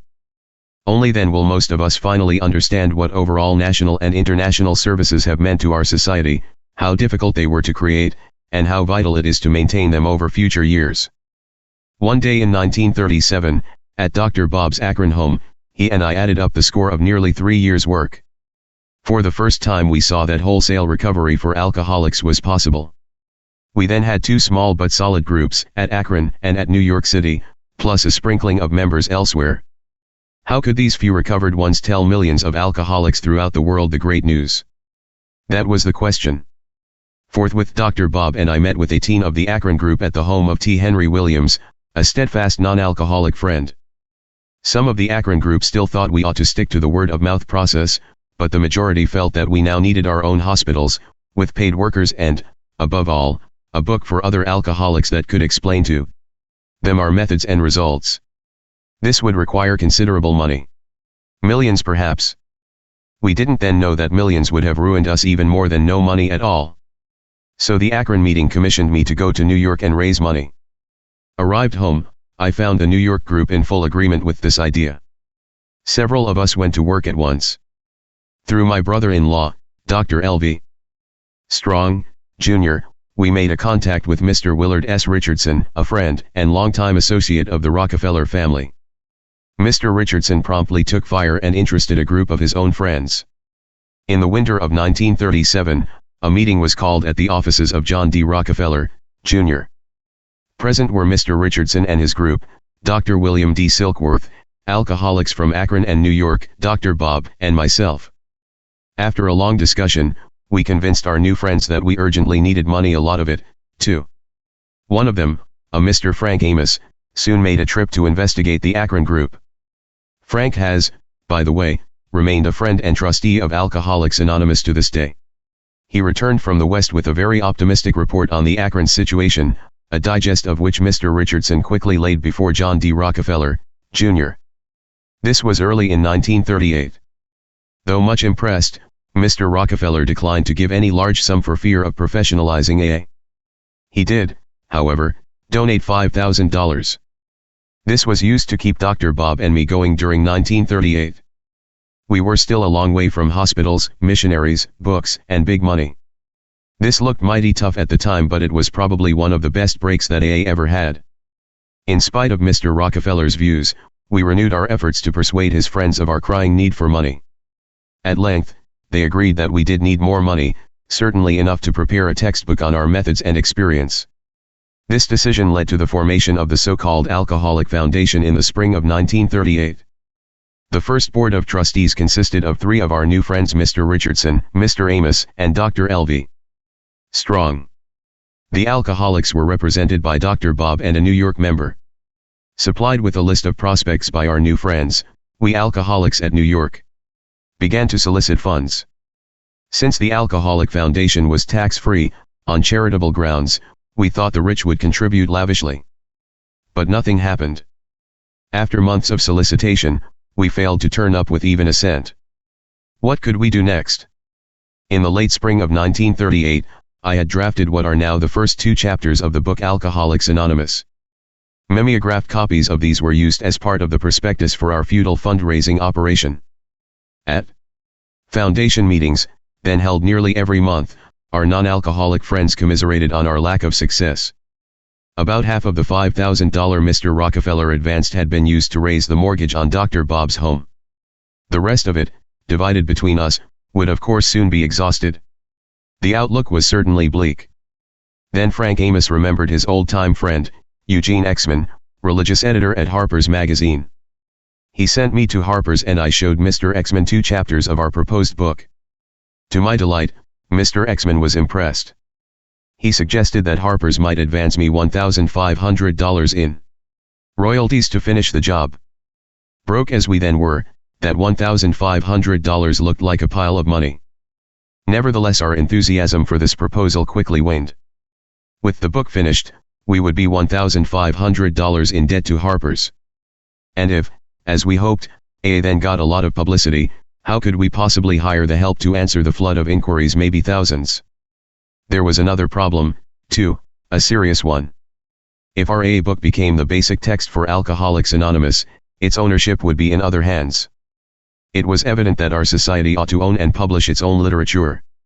No publisher, however good, ought to own our best asset. Yet the moment this idea was broached, opposition rose on all sides. We were told that amateurs should never go into the publishing business. They almost never succeeded, it was claimed. But a few of us continued to think otherwise. We had discovered that the printing cost of a book is only a fraction of its retail price. If our society grew, so would the book sales. With such a big profit margin, real money would surely come in. Of course, we conveniently forgot all the other heavy costs of book production and distribution. So went the debate. But the opposition lost out because the foundation had no money and wasn't likely to get any, that we could see. That was the clincher. So 2 of us went ahead. A friend and I bought a pad of blank stock certificates and wrote on them, Works Publishing, PAR value $25. My friend Hank P. and I then offered shares in the new book company to alcoholics and their friends in New York. They just laughed at us. Who would buy stock, they said, in a book not yet written? Somehow, these timid buyers had to be persuaded, so we went to the Reader's Digest and told the managing editor the story of our budding society and its proposed book. He liked the notion very much and promised that in the spring of 1939, when we thought that the book would be ready, the Digest would print a piece about A, of course mentioning the new book. This was the sales argument we needed. With a plug like this, the proposed volume would sell by carloads. How could we miss? The New York alcoholics and their friends promptly changed their minds about Works Publishing stock. They began to buy it, mostly on installments. Our biggest subscriber put in $300. In the end we scraped up 49 contributors. They came up with about $4,500 over the next 9 months. We also got a loan of $2,500 from Charles B. Towns, proprietor of the hospital where I had often gone. This kept friend Hank, myself, and a secretary named Ruth going until the job was finished. Ruth typed away as I slowly dictated the chapters of the text for the new book. Fierce argument over these drafts and what ought to go into them featured New York and Akron group meetings for months on end. I became much more of an umpire than I ever was an author. Meanwhile, the alcoholics at Akron, New York, and a couple at Cleveland, began writing their personal stories, 28 in all. Out west, Dr. Bob was greatly helped in assembling the tales by a newspaperman member, and here in New York, Hank and I kept prodding the amateur writers on. When the book project neared completion, we visited the managing editor of the Digest and asked for the promised article. He gave us a blank look, scarcely remembering who we were. Then the blow fell. He told how months before he had put our proposition to the Digest editorial board and how it had been turned down flat. With profuse apologies, he admitted he'd plumb forgot to let us know anything about it. This was a crusher. Meanwhile, we had optimistically ordered 5,000 copies of the new book, largely on a shoestring. The printer had relied on the Reader's Digest, too. Soon there would be 5,000 books in his warehouse and no customers. The book finally appeared in April, 1939. We got the New York Times to do a review and Dr. Harry Emerson Fosdick supplied us with another really good one, but nothing happened. The book simply didn't sell. We were in debt up to our ears. The sheriff appeared at the Newark office where we had been working, and the landlord sold the house where Lois and I lived.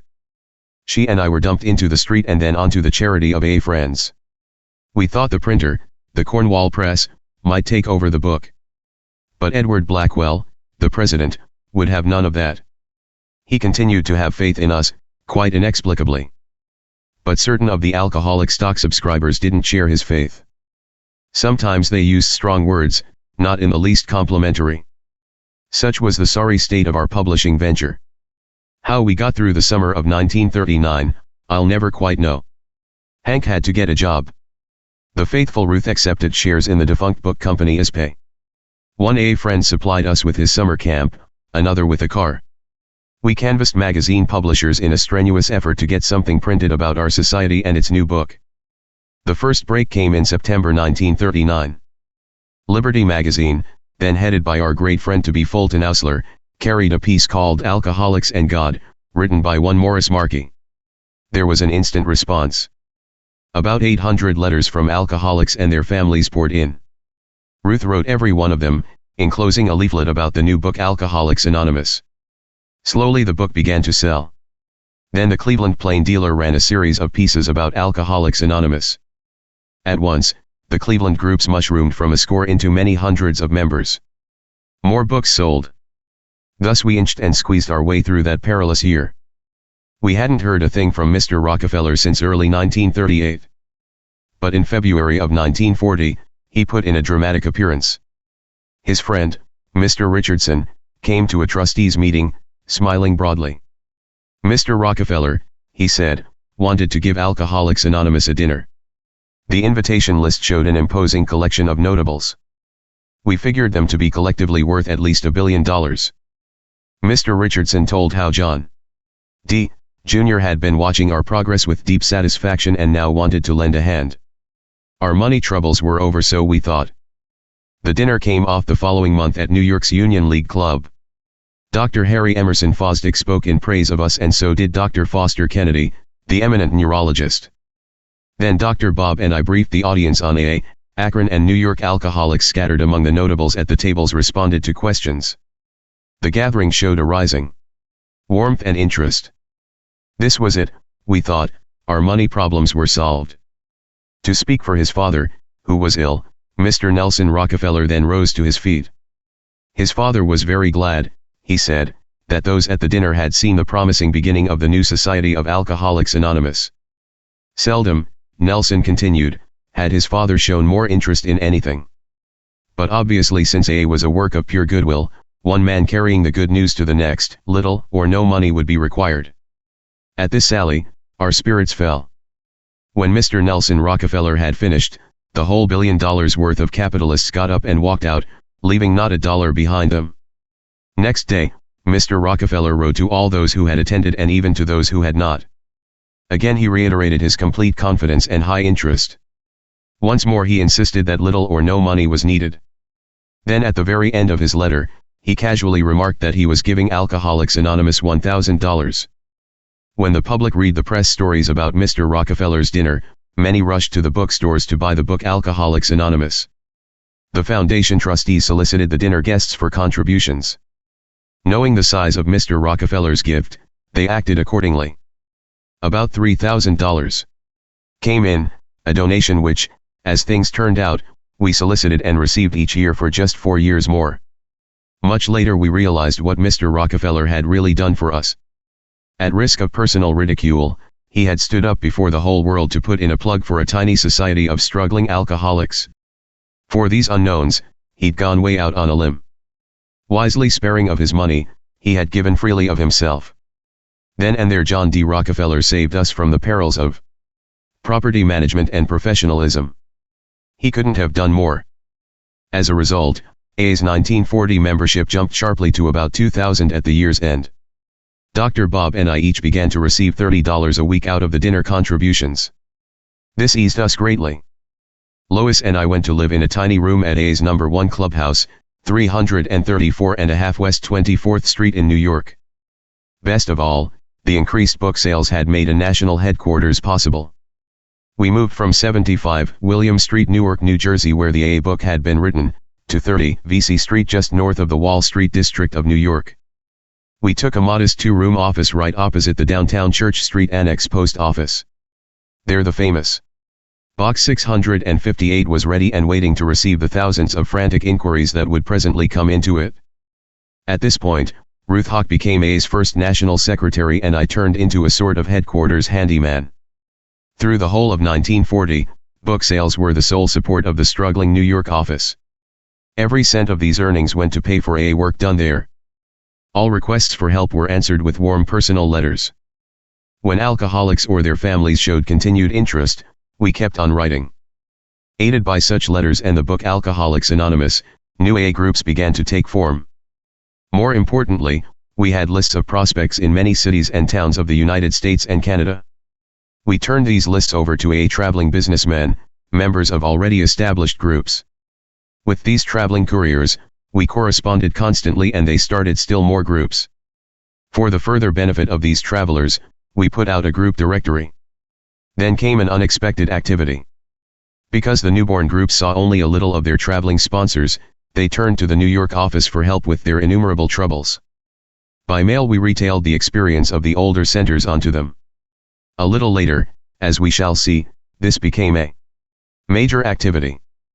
Meanwhile, some of the stockholders in the book company, Works Publishing, began to get restive.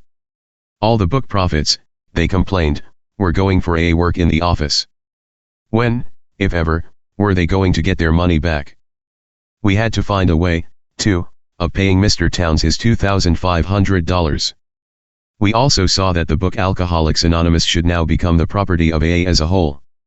At the moment, it was owned 1/3 by the 49 subscribers, 1/3 by my friend Hank, and the remainder by me. As a first step, we had the book company, Works Publishing, audited and legally incorporated. Hank and I donated our shares in it to the Alcoholic Foundation. This was the stock that we had taken for services rendered. But the 49 other subscribers had put in real money. They, and Mr. Towns, would have to be paid cash. But where on earth could we get the money? The help we needed turned up in the person of Mr. A. Leroy Shipman. Also a friend and associate of Mr. John D. Rockefeller, he had recently been made a trustee of the foundation. He persuaded Mr. Rockefeller, 2 of his sons, and some of the dinner guests to loan the foundation $8,000. This promptly paid off Mr. Charles B. Towns, settled some incidental debts, and fully reimbursed the 49 original subscribers at PAR. They then turned their shares into the foundation. 2 years later, the book Alcoholics Anonymous had done so well that we were able to pay off this whole loan. Impressed with this considerable show of financial responsibility, Mr. Rockefeller, his sons, and some of the 1940 dinner guests gave half the money they'd lent us back to the foundation. These were the transactions that put the book Alcoholics Anonymous in trust for our whole society. Through its foundation, AA now owned its basic textbook, subject only to royalties payable to Dr. Bob and me. Since the book income was still the sole support of our headquarters, the trustees quite naturally assumed the management of the AA office at VC Street. AA's structure of world service had even then commenced to take on form and substance. The spring of 1941 brought us a 10 strike. The Saturday Evening Post decided to do a piece about Alcoholics Anonymous. It assigned its star writer, Jack Alexander, to the job. Having just done an article on the Jersey rackets, Jack approached us somewhat tongue-in-cheek. But he soon became an AA convert, even though he wasn't an alcoholic. Working early and late, he spent a whole month with us. Dr. Bob and I and elders of the early groups at Akron, New York, Cleveland, Philadelphia, and Chicago spent uncounted hours with him. When he could feel AA in the very marrow of his bones, he proceeded to write the piece that rocked drunks and their families all over the nation. It was the lead story in the Post of March 1, 1941. Came then the deluge. Frantic appeals from alcoholics and their families. 6,000 of them hit the New York office, P.O. Box 658. At first, we pawed at random through the mass of letters, laughing and crying by turns. How could this heartbreaking mail be answered? It was a cinch that Ruth and I could never do it alone. Form letters wouldn't be enough. Every single one must have an understanding personal reply. So volunteers with typewriters came to New York's old 24th Street Club. They knew nothing of selling AA by mail, and naturally enough, they weakened in the face of the avalanche. Nothing but full-time paid help could possibly meet this emergency. Yet the AA book income would never pay the bill. Again, what to use for money? Maybe the AA groups themselves would help. Though we'd never asked anything of them before, this was surely their business, if it was anybody's. An enormous 12th-step job had to be done and done quickly. These appeals must never hit the wastebasket. Money we must have. So we told the groups the story and they responded. The measuring stick for voluntary contributions was then set at $1 per member per year. The trustees of the foundation agreed to look after these funds, placing them in a special bank account, earmarking them for AA office work only. While the first returns weren't up to full expectations, they proved to be enough. The AA office took on 2 full-time workers, and weeks later we caught up. But this was only a starter. Soon the pins on our office wall map showed AA groups springing up like mushrooms. Most of them had no experienced guidance whatever. Their worries and problems were endless. Moochers mooched, lonely hearts pined, committees quarreled, new clubs had unheard of headaches, orators held forth, groups split wide open, embers turned professional, selling AA by the copy, sometimes whole groups got drunk, local public relations went haywire. Such was our truly frightening experience. Then the amazing story got around that the foundation, the New York office, and the book Alcoholics Anonymous were nothing but another racket for which John D. Rockefeller had foolishly fallen. This was just about the limit.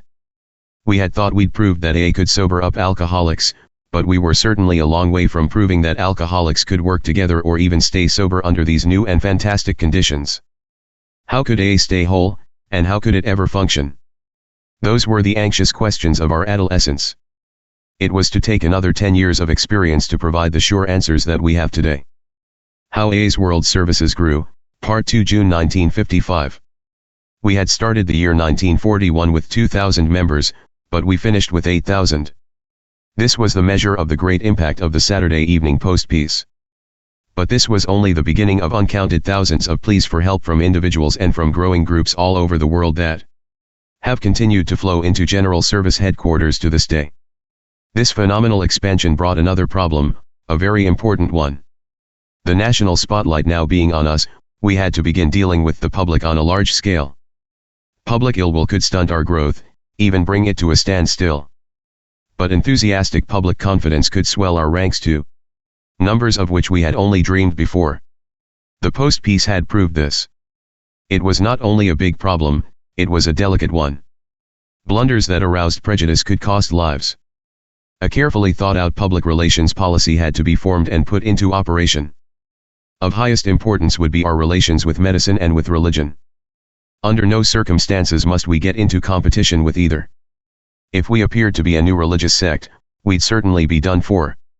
And if we moved into the medical field, as such, the result would be the same. So, we began to emphasize heavily the fact that AA was a way of life that conflicted with no one's religious belief. We told the doctors how much we needed hospitalization, and we urged upon psychiatrists and drying out places the advantages of cooperating with us. At all times, religion would be the province of clergymen, and the practice of medicine would be for doctors. As laymen, we were only supplying a much-needed missing link. Maintained over the years since, these attitudes have brought heartwarming results. Today we have the unqualified support of nearly every religious denomination. Most medical practitioners who really understand AA send their alcoholic patients to us. AA members frequently speak before religious gatherings and medical societies. Likewise, the men of medicine and religion are often seen at AA's large open meetings. Important as they are, medicine and religion prove to be only a fraction of the total public relations field. How could we best cooperate with press, radio, motion pictures, and more recently, television? How would we deal with employers who wanted special help? What would be the right attitude toward the fields of education, research, and rehabilitation, private and public? What would we say to prisons and hospitals that wanted AA groups within their walls? What were we to say to AAs who went into some of these fields and were tempted to capitalize on the AA name publicly for advertising or fundraising? What would we say or do if AA were ever publicly exploited, defamed, or attacked by outsiders? Right answers and workable solutions to all these and many more such problems would have to be found, or else AA would suffer. Finding the right answers to all these public relations puzzlers has been a long process. After much trial and error, sometimes punctuated by painful mistakes, the attitudes and practices that would work best for us emerged. The important ones can today be seen in the AA traditions. 100% anonymity at the public level, no use of the AA name for the benefit of other causes however worthy, no endorsements or alliances, one single purpose for Alcoholics Anonymous, no professionalism, public relations by the principle of attraction rather than promotion. These were some of the hard-learned lessons. Thus, our Board of Trustees and the headquarters office became the focal point around which the AA traditions were formed. By 1945, order had come out of what had been a chaotic public relations situation. On all sides, the leadership of our society asked for the experience and guidance of the New York office in these matters. So much success attended these efforts that the average AA member has always taken our excellent public relations record for granted. That was natural since these services were largely invisible to him. Nevertheless, this unseen public relations activity has surely been responsible for much of AA's unbelievable growth. Thus far in our service story, we have seen the foundation, the AA book, the development of pamphlet literature, the answered mass of pleas for help, the satisfied need of groups for counsel on their problems, the beginning of our wonderful relations with the public, all becoming part of a growing service to the whole world of AA. At last, our society really began to function as a whole. But the 1941 to 1945 period brought still more developments of significance. The VC Street office was moved to 415 Lexington Avenue just opposite the famed Grand Central Terminal. Our new post office box became 459 Grand Central Annex, New York. We made this move because the need for serving the many AA travelers through New York had become urgent. The moment we located near Grand Central, we were besieged with visitors who, for the first time, began to see Alcoholics Anonymous as a vision for the whole globe. These were only the vanguard of thousands of AAs, their families, their friends, their clergy, their doctors, and their employers who have since visited the New York headquarters. Leaving the imprint of her devotion upon our society for all time, Ruth had left, in 1941, to be married. She was followed at the office by Bobby B., one whose immense industry was to acquaint her with uncounted thousands of AAs during the next 10 years. Hers was to be a signal service in the exciting time of AA's adolescence, when no one could be sure whether we could function or even hang together at all. The expansion of Alcoholics Anonymous soon became nothing less than staggering. Reaching out into Canada, the U.S. possessions, and numbers of foreign lands, we got under full swing. This foreign development brought us a whole new set of dilemmas to solve. Each new beachhead had to go through its flying blind and its pioneering period just as we had done in the United States. We ran into language barriers, so more and more of our literature was translated into other tongues. Then too, our foreign friends raised new and special doubts. Maybe AA was just a Yankee gadget that would be no good for Ireland, England, Holland, Scandinavia, Australia, and the Pacific. Since their countries were so different, the alcoholics must be different too. Would AA work in their cultures, they asked. Again, we resorted to heavy correspondence. Sometimes we were helped by American members who could translate for us. We searched out and briefed AA travelers going abroad. By these means, we gradually made some headway. But it was long indeed before we knew that AA could surely cross all barriers of distance, race, creed, or language. Nevertheless, the AA map shows us today in 52 countries and U.S. possessions. This is answer enough. We now know it is only a question of time when every alcoholic in the world will have as good a chance to stay alive and happy as we have had here in America. Serving the foreign groups has therefore become a major activity, though we've scarcely scratched the total problem so far. If AA's headquarters had never done anything else, this effort alone is worth many times its cost. Since AA was growing so fast, headquarters had to grow too. The group contributions and our bulging literature sales soon demanded a full-time bookkeeper. Letter and Cardex files began to appear in rows. The group directory began to look like a suburban telephone book. More alcoholic staff members were engaged. As they divided the work among them, departments began to be created. Today's office has a good many groups: foreign and public relations, AA conference and office management, mailing, packing, accounting, stenographic, and special service to prisons and hospitals. Happily, though, the office did not have to grow as fast as AA did. The bill would never have been paid if it had. AA was getting so big that we couldn't possibly educate all its members on what we were doing. Therefore, many groups failed to help us at all. Less than half of them contributed anything. We had constant deficits which, luckily, could be plugged up with money from the sale of the big book, Alcoholics Anonymous. That book was not only saving alcoholics, it repeatedly saved the headquarters too. The year 1944 unfolded another development of immense value. Down in Greenwich Village, probably in an attic, a few literary, news-minded AAs began to issue a monthly publication. They called it the Grapevine. It was by no means the first local AA bulletin or magazine. But from the start, it was such a fine job that it caught on nationally. After a time, it became the mirror of AA thought and action, countrywide. It was a magic carpet on which all of us could travel from one distant AA outpost to another. It became a wonderful exchange of our current thought and experience. But the Grapevine founders, after a while, discovered they had a bear by the tail. It was always fun to get in the material and edit the pieces. But licking all those postage stamps and mailing thousands of copies became impossible for them. So the Grapeviners came to the foundation and asked that we take over. The trustees inquired of the groups if they would like to make the Grapevine their national magazine. The answer came back an emphatic yes. Forthwith, the journal was incorporated as the AA Grapevine Incorporated. 2 foundation trustees were then seated on its 5-man board, along with the editors. Funds from the foundation reserve took up a mounting deficit. And, of course, the necessary special workers were hired. But the editors and their successors have continued to serve as volunteers without pay to this day. In 10 years, the subscriptions, coming from all over the world, jumped to 30,000. In this fashion, still another headquarters world service was born and has grown. As early as 1945, mediating and giving suggestions by mail for the solution of group problems had put a tremendous volume of work on headquarters. With most of the metropolitan AA centers, correspondence files had grown 6 inches thick. Seemingly, every contestant in every group argument at every point of the compass wrote us in this period.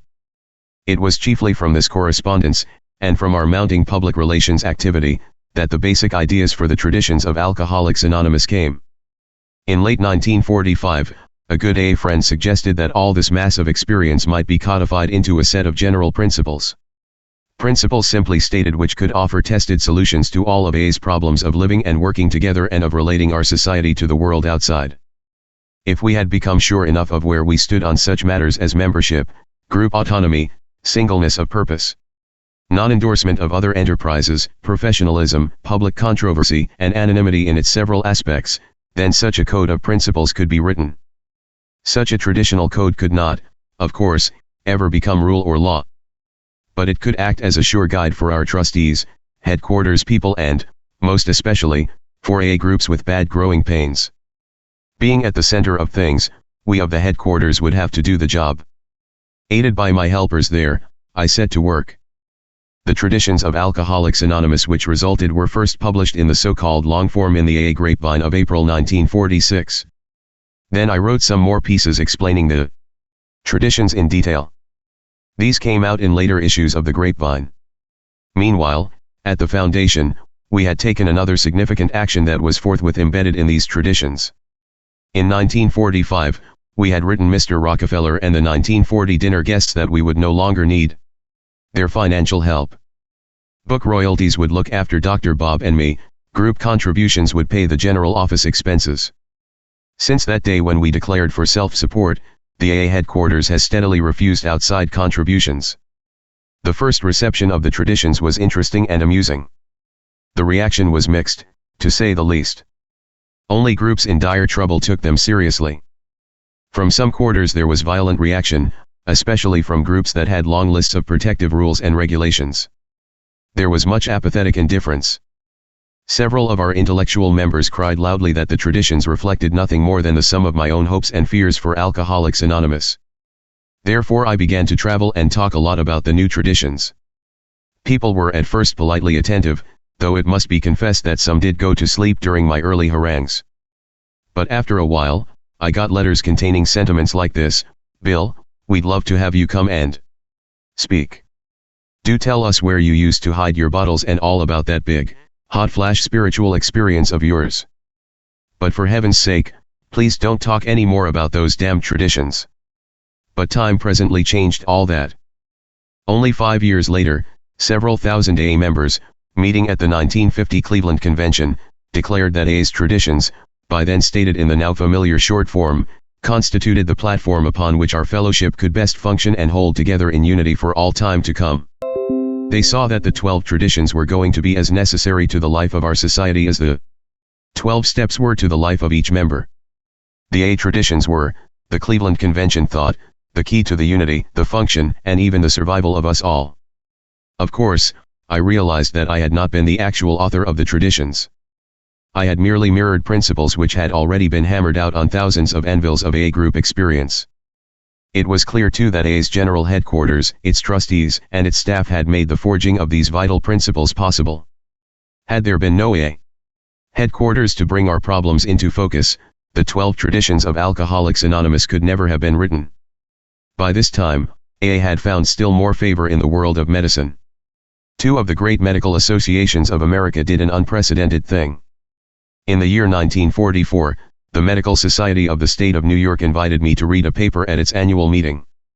Following the reading, 3 of the many physicians present stood up and gave their highest endorsement. These were Dr. Harry Thibaut, AA's best friend in the psychiatric profession, Dr. Kirby Collier, also a psychiatrist friend and an early advocate of AA, and Dr. Foster Kennedy, the world-renowned neurologist. The Medical Society itself then went still further.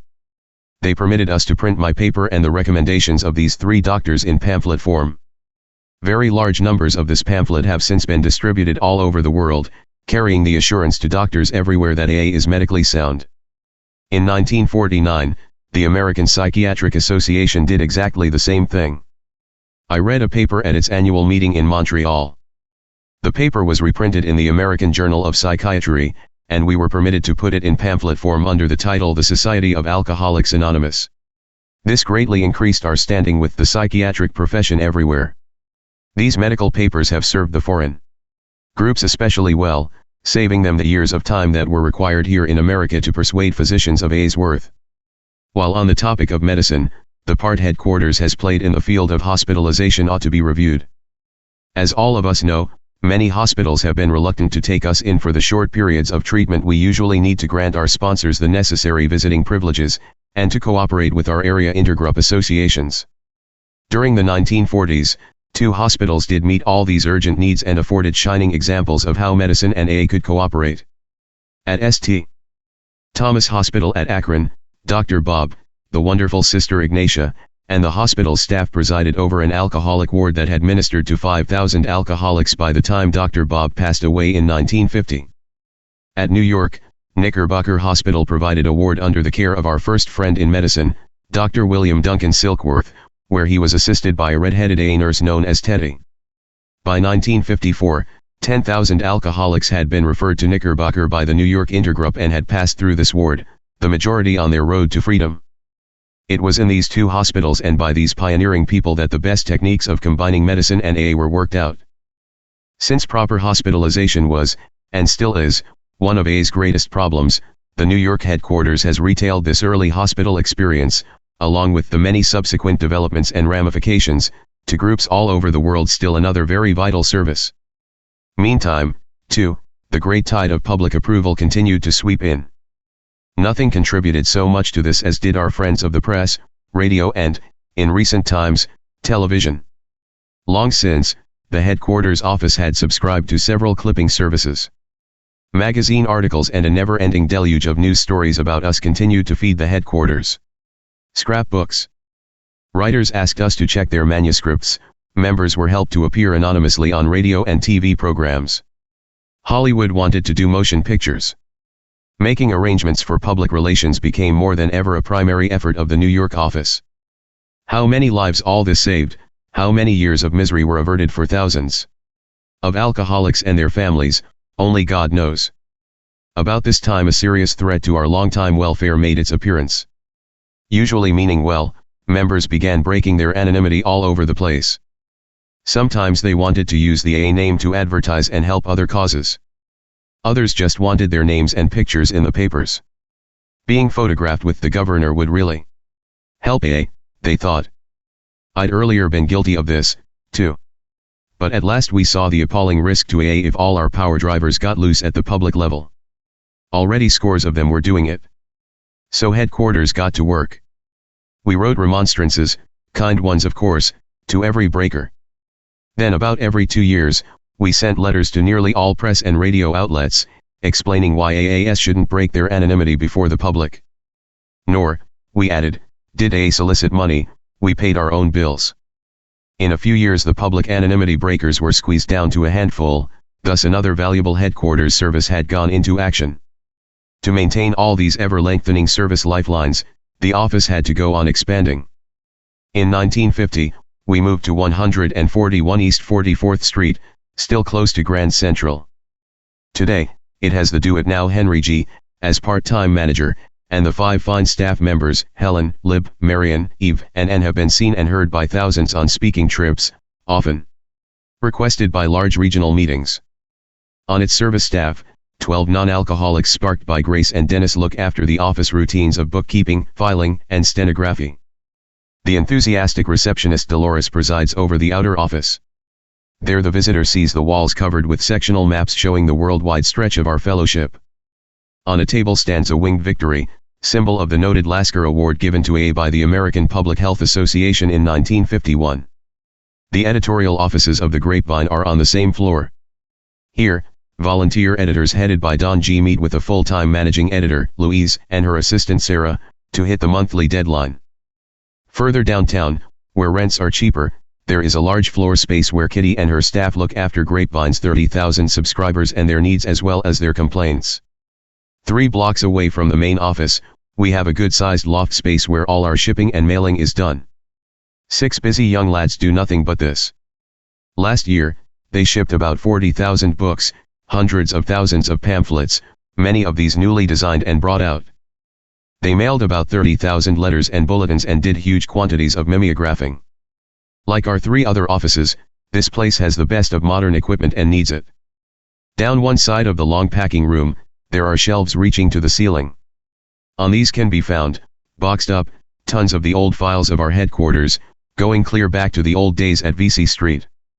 The whole world story of AA is hidden in these boxes, waiting only to be dug out. In fact, we have just begun this 2-year job. In a partitioned off corner office. Near those files, I now have 2 tireless assistants, Ed and Nell, researching the history of Alcoholics Anonymous. I hope the day will come when I shall be able to write it. In any case, it is now sure that the story of AA can never become distorted. Such is our newest vital service. Money-wise, our present array of services may look like big business to some. But when we think of the size and reach of AA today, that isn't true at all. In 1940, for example, we had 1 paid worker to every 1,000 AAS, in 1947, 1 paid worker to every 3,000 AAS. Today, 1 paid headquarters worker serves 6,000 AAS. It therefore seems sure that we shall never be burdened with a bureaucratic and expensive service setup. Here's another illustration of how really small, physically and financially, our headquarters world operation is.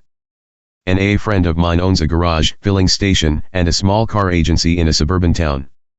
His building is 100 feet long and 50 feet wide, about the same total floor space that we have at headquarters. His showroom holds only 2 cars for exhibit. His mechanics do repairs out back, and in front stand 4 gas pumps. This is hardly big business. Yet my friend tells me that on car sales, repairs, gas, and oil, his business takes in and pays out more money yearly than AA's whole world headquarters, the AA Grapevine, AA Publishing, and the AA General Service Office all put together. Therefore, our headquarters is hardly big business either. My friend's garage serves a small community, but AA's headquarters serves 150,000 members and nearly 6,000 groups. And these services, well maintained, will continue to make the difference between sickness and health, even life or death, to uncounted alcoholics and their families who haven't yet found AA. So let's now have an end to all that talk of big expense and big business at the New York headquarters. When we first opened for business at VC Street, $1 per member per year was required to do the overall job. But at that time, $1 was $1. Today, $1 is only 50 cents. If AA's present membership actually sent us $1 apiece every year, we would still have enough funds to run our headquarters in spite of the watered dollar. And we could pay all expenses of the General Service Conference besides. But we still have to ask our contributing groups to give $2 per member per year for the distressing reason that only about half of AA's groups give their world headquarters any support whatever. In fact, group voluntary contributions have fully paid office expenses in only 5 years out of the last 15. That headquarters reserve of book money has had to foot the 10 deficits. We have grown so fast that the average member has lost touch and does not understand his world headquarters and what it does. So I deeply hope that this picture of mine, plus the great work the conference delegates and committee members are now doing, will be graphic enough to arouse in non-contributors a continuing desire to help. Indeed, I'm certain that it will. Until 1951 our headquarters was constantly overhung with even a greater threat to its existence. While this danger still loomed, and if the problem it posed wasn't solved, our whole world service structure might someday wind up in complete collapse. The danger was this: during our infancy and adolescence, the Board of Trustees, all friends of Dr. Bob's and mine, had been entirely responsible for the conduct of AA's services which had accounted for at least half the size of Alcoholics Anonymous and for much of its unity. As early as 1945, some of us felt that our virtually unknown Board of Trustees had to be securely linked to AA. None but a trifling fraction of our membership even knew who their trustees were. The main linkage of headquarters to the movement was through Dr. Bob and me, and we were perishable. The Board of Trustees had become an isolated island in the middle of a fellowship sprawled through 52 countries. Hence, we began to debate the desirability of some sort of an advisory board of AAS. Or, maybe we needed a conference of larger numbers elected by AA itself, people who would inspect headquarters yearly, a body to whom the trustees could become responsible, a guiding conscience of our whole world effort. But the objections to this were persistent and nothing happened for several years. Such a venture, it was said, would be expensive. And worse still, it might plunge AA into disruptive political activity when conference delegates were elected. These objections had considerable merit. Therefore, the whole project hung fire until about 1948. But by this time, group contributions nowhere near supported the growing AA office. The Grapevine was losing $1,000 a month, and voluntary contributions for office expenses were in the frightening arrears of $2,000 a month. Then Dr. Bob fell ill, mortally ill. Finally, in 1950, spurred on by the relentless logic of the situation, the trustees authorized Dr. Bob and me to devise the plan with which this booklet deals. It was a plan for a general service conference of AA, a plan by which our society could assume full and permanent responsibility for the conduct of its most vital affairs. What is the third legacy? July 1955. Our 12th step carrying the message is the basic service that AA's fellowship gives. This is our principal aim and the main reason for our existence. Therefore, AA is more than a set of principles, it is a society of alcoholics in action. We must carry the message, else we ourselves can wither and those who haven't been given the truth will die. Hence, an AA service is anything whatever that helps us to reach a fellow sufferer, ranging all the way from the 12th step itself to a 10-cent phone call and a cup of coffee, and to AA's general service headquarters for national and international action. The sum total of all these services is our third legacy. Services include meeting places, clubs, hospitals, and intergroup offices. They mean pamphlets, books, and good publicity of almost every description. They require committees, delegates, trustees, and conferences. And, not to be forgotten, they need voluntary money contributions. These services, whether performed by individuals, groups, areas, or AA as a whole, are utterly vital to our existence and growth. Nor can we make AA simple by abolishing such services. We would only be asking for complication and confusion. Concerning any given service, we therefore pose but one question: is this service really needed? If it is, then maintain it we must, or fail in our mission to those who seek AA. The most vital, yet the least understood, group of services that AA has are those which enable us to function as a whole, namely, the AA General Service Office, the AA Publishing Incorporated, the AA Grapevine Incorporated, and AA's Board of Trustees, recently renamed as the General Service Board of Alcoholics Anonymous. Our worldwide unity and much of our growth since early times is directly traceable to this cluster of life-giving activities located, since 1938, at New York. Until 1950, these overall services were the sole function of a few old-time AAS, several non-alcoholic friends, Dr. Bob, and myself. For all the years of AA's infancy, we old-timers had been the self-appointed trustees for Alcoholics Anonymous. At last we realized that AA had grown up, that our fellowship was ready and able to take these responsibilities from us. There was also another urgent reason for change. Since we old-timers couldn't live forever, newer trustees would be virtually unknown to the AA groups, now spread over the whole earth. Without direct linkage to AA, future trustees couldn't possibly function alone. This meant that we had to form a conference representing our membership, which could meet yearly with our trustees at New York and thus assume direct responsibility for the guardianship of a tradition and the direction of our principal service affairs. Otherwise, a virtually unknown board of trustees and our too little understood service headquarters operations would someday be bound to face collapse. Suppose, acting quite on their own, that future trustees were to make a serious blunder. Suppose, with no linkage to AA, that they tried to act for us in time of great trouble or crisis. With no direct guidance from AA as a whole, how could they do this? Collapse of our top services would then be inevitable. And if, under such conditions, our world services did fall apart, how could they ever be reconstructed? The trustees, Dr. Bob and I finally saw in 1950 that this appalling risk must no longer be taken. A direct linkage between ourselves and AA had to be built. These were the conclusions that led to the formation of the General Service Conference of Alcoholics Anonymous, a body of about 75 elected delegates from the states and provinces of the United States and Canada. On a trial experimental basis, these delegates commenced in 1951 to sit yearly at New York with our trustees and General Service staff members. The General Service Conference of Alcoholics Anonymous has proved itself an immense success. Its record of achievement during its 4-year trial period has been completely convincing. Therefore, we who are the old-timers of AA are now entirely ready to deliver the principal affairs of Alcoholics Anonymous into the permanent keeping of this well-tried and tested body of AA members. Beginning, therefore, with our 20th anniversary in 1955, the third legacy of world service will henceforth be for all members of Alcoholics Anonymous to have and to hold for so long as God may wish our society to endure. The conference is born. It was one thing to say that we ought to have a general service conference, but it was quite another to devise a plan which would bring it into successful existence. The cost of holding such a conference was easily dismissed. Even though the outlay might be $20,000 for each yearly session, this would be only 15 cents apiece extra for each AA member and mighty well worth it. What member wouldn't give that much, to be sure? That AA didn't collapse at its center in some future day of great need or crisis. But how on earth were we going to cut down destructive politics with all its usual struggles for prestige and vainglory? How many delegates would be required and from where should they come? Arrived at New York, how could they be related to the Board of Trustees? What would be their actual powers and duties? Whatever the plan, it had to be sound enough to work well on the first trial. No blunders big enough to create a fiasco could be allowed. With these several weighty considerations in mind, and with some misgivings, I commenced work on a draft of a plan, much assisted by Helen B. of the office staff.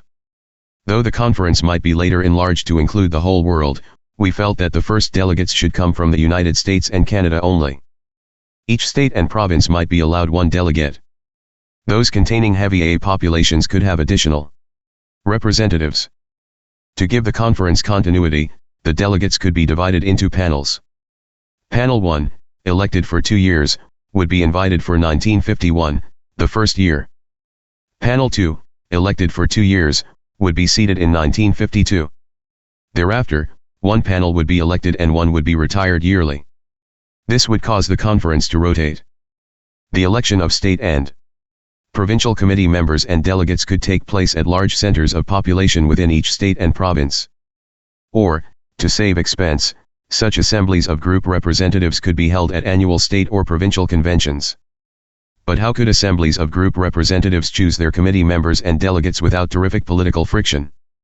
As veterans of many a group hassle and intergroup brawl, we shivered. Then came a happy thought. We remembered that the usual election troubles were often caused by personal nominations, whether from the floor or from some committee issuing from a back room. Another main cause of trouble was to be seen in close elections, hotly contested. These nearly always left a large and discontented minority.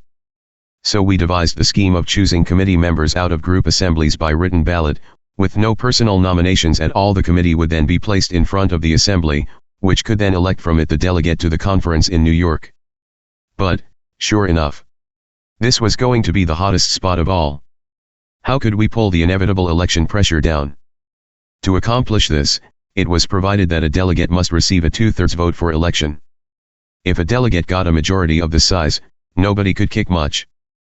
But if he or she didn't, and the election was close, what then? Well, perhaps the names of the two highest in the running, or the 3 officers of the committee, or even the whole committee could be put in a hat. One name would be drawn. The winner of this painless lottery would become the delegate. Since the high candidates in the running would all be good ones, we couldn't miss getting fine delegates by this method. But when these delegates got to New York, what would they do there? We thought they would want to have real authority. So, in the charter drawn for the conference itself, it was provided that the delegates could issue flat directions to the trustees on a 2/3 vote. And even a simple majority vote would constitute a mighty strong suggestion. It would become traditional too for the trustees, thereafter, to submit the names of all proposed board members to the conference for confirmation. This would give the conference an effective voice in the selection of trustees. Along with a temporary plan for financing the conference, we put these ideas and their detailed applications into a pamphlet called The Third Legacy. We shipped about 50,000 of these documents to the groups and asked them to form assemblies for the election of committee members and delegates. With Dr. Bob's approval, I stumped the country for the Third Legacy plan, talking to large AA audiences and watching assemblies select their delegates in more than 24 states and provinces. How well I remember that first tryout in Boston. The Irish turned out in force. To our amazement, the proceedings were as unruffled as a mill pond, even though ballot after ballot failed to get anybody a 2/3 majority for election as a delegate. The assembly finally drew lots among the whole committee, and out of the hat popped a mighty good delegate. Everybody was pleased and happy, the heat was off. If the Irish could do it without a fight, anybody could. Right there we got the first glimmer that AA had begun to move from partisan politics into true statesmanship. Much the same thing happened at all the other stops. About a third of the delegates chosen were real old-timers. The rest were active AAs, sober 4 to 8 years. The large majority named were chosen by a 2/3 vote, only a few of the elections being decided by lot, as Boston had. And when these few were so chosen, there was never any hard feeling. It was tremendously encouraging. The first conference was set for April 1951. In came the delegates. They looked over headquarters, cellar to garret, got acquainted with the service staff, shook hands with trustees. That evening, we gave them a briefing session, under the name of What's on Your Mind. We answered scores of questions of all kinds. The delegates began to feel at home and reassured. Seeing so much quick understanding and increased confidence, our spirits rose. To a man, we sensed that something very big was happening. One strenuous conference session followed after another. The delegates overhauled our finances with a microscope. After listening to reports from the Board of Trustees and from all the services, there was warm but cordial debate on many a question of AA policy. The trustees submitted several of their own serious problems for the opinion of the conference. Feeling that everybody was too polite, we set up something called the gripe box. Nothing but excellent questions were dropped into it, nobody was mad about anything, believe it or not. So went session after session, morning, afternoon, and evening. The delegates handled several tough puzzlers about which we at headquarters were in doubt, sometimes giving advice contrary to our own conclusions. In nearly every instance, we saw that they were right. Then and there they proved, as never before, that AA's tradition too was correct. The group conscience could safely act as the sole authority and sure guide for Alcoholics Anonymous. Nobody present will ever forget that final session of the first conference. We knew that the impossible had happened, that AA could never break down in the middle, that Alcoholics Anonymous was at last safe from any storm the future might bring. And, as the delegates returned home, they carried the same conviction with them. Realizing our need for funds and better literature circulation, some did place a little too much emphasis on this necessity, others were a little discouraged, wondering why fellow members did not take fire as they had. They forgot that they themselves had been eyewitnesses to the conference and that their fellow alcoholics hadn't. But, both here and at home, they made an impression much greater than they knew. The interest of great numbers of AA groups commenced to deepen, something which has continued in all the 4 conference years since. In the midst of this exciting turn of affairs, the conference agreed that the Alcoholic Foundation ought to be renamed as the General Service Board of Alcoholics Anonymous, and this was done. The word foundation stood for charity, paternalism, and maybe big money. AA would have none of these. From here out we would assume full responsibility and pay our expenses ourselves. As I watched all this grow, I became entirely sure that Alcoholics Anonymous was at last safe even from me. Nearly all of the last dozen years of my life have been invested in the construction of our general headquarters. My heart is there, and always will be. AA's headquarters seems that important to me. When, therefore, the hour comes at St. Louis for me to turn over to you this last great asset of the AA inheritance, I shall feel not a little sad that I must no longer be your headquarters handyman. But I shall rejoice that Alcoholics Anonymous has now grown up and, through its great conference, can confidently take its destiny by the hand. So, my dear friends, you now have read my final accounting to you for the World Services of Alcoholics Anonymous. Guardian of AA, our General Service Conference, April 1958. Every AA wants to make sure of his survival from alcoholism and his own spiritual well-being afterward. This is just as it should be. He also wants to do what he can for the survival and well-being of his fellow alcoholics. Therefore he is bound to have a vital interest in the permanence and well-being of AA itself. In his AA group, every good member feels deeply about this. He knows, once the miracle of sobriety has been received, that Providence expects all of us to work and to grow to do our part in maintaining our blessings in full force. A perpetual miracle with no effort or responsibility on our part simply isn't in the cards. We all understand that the price of both personal and group survival is willingness and sacrifice, vigilance and work. What is so true for each member and for each group must also be true for AA as a whole. Yet many of us have never given this self-evident proposition the thought it deserves.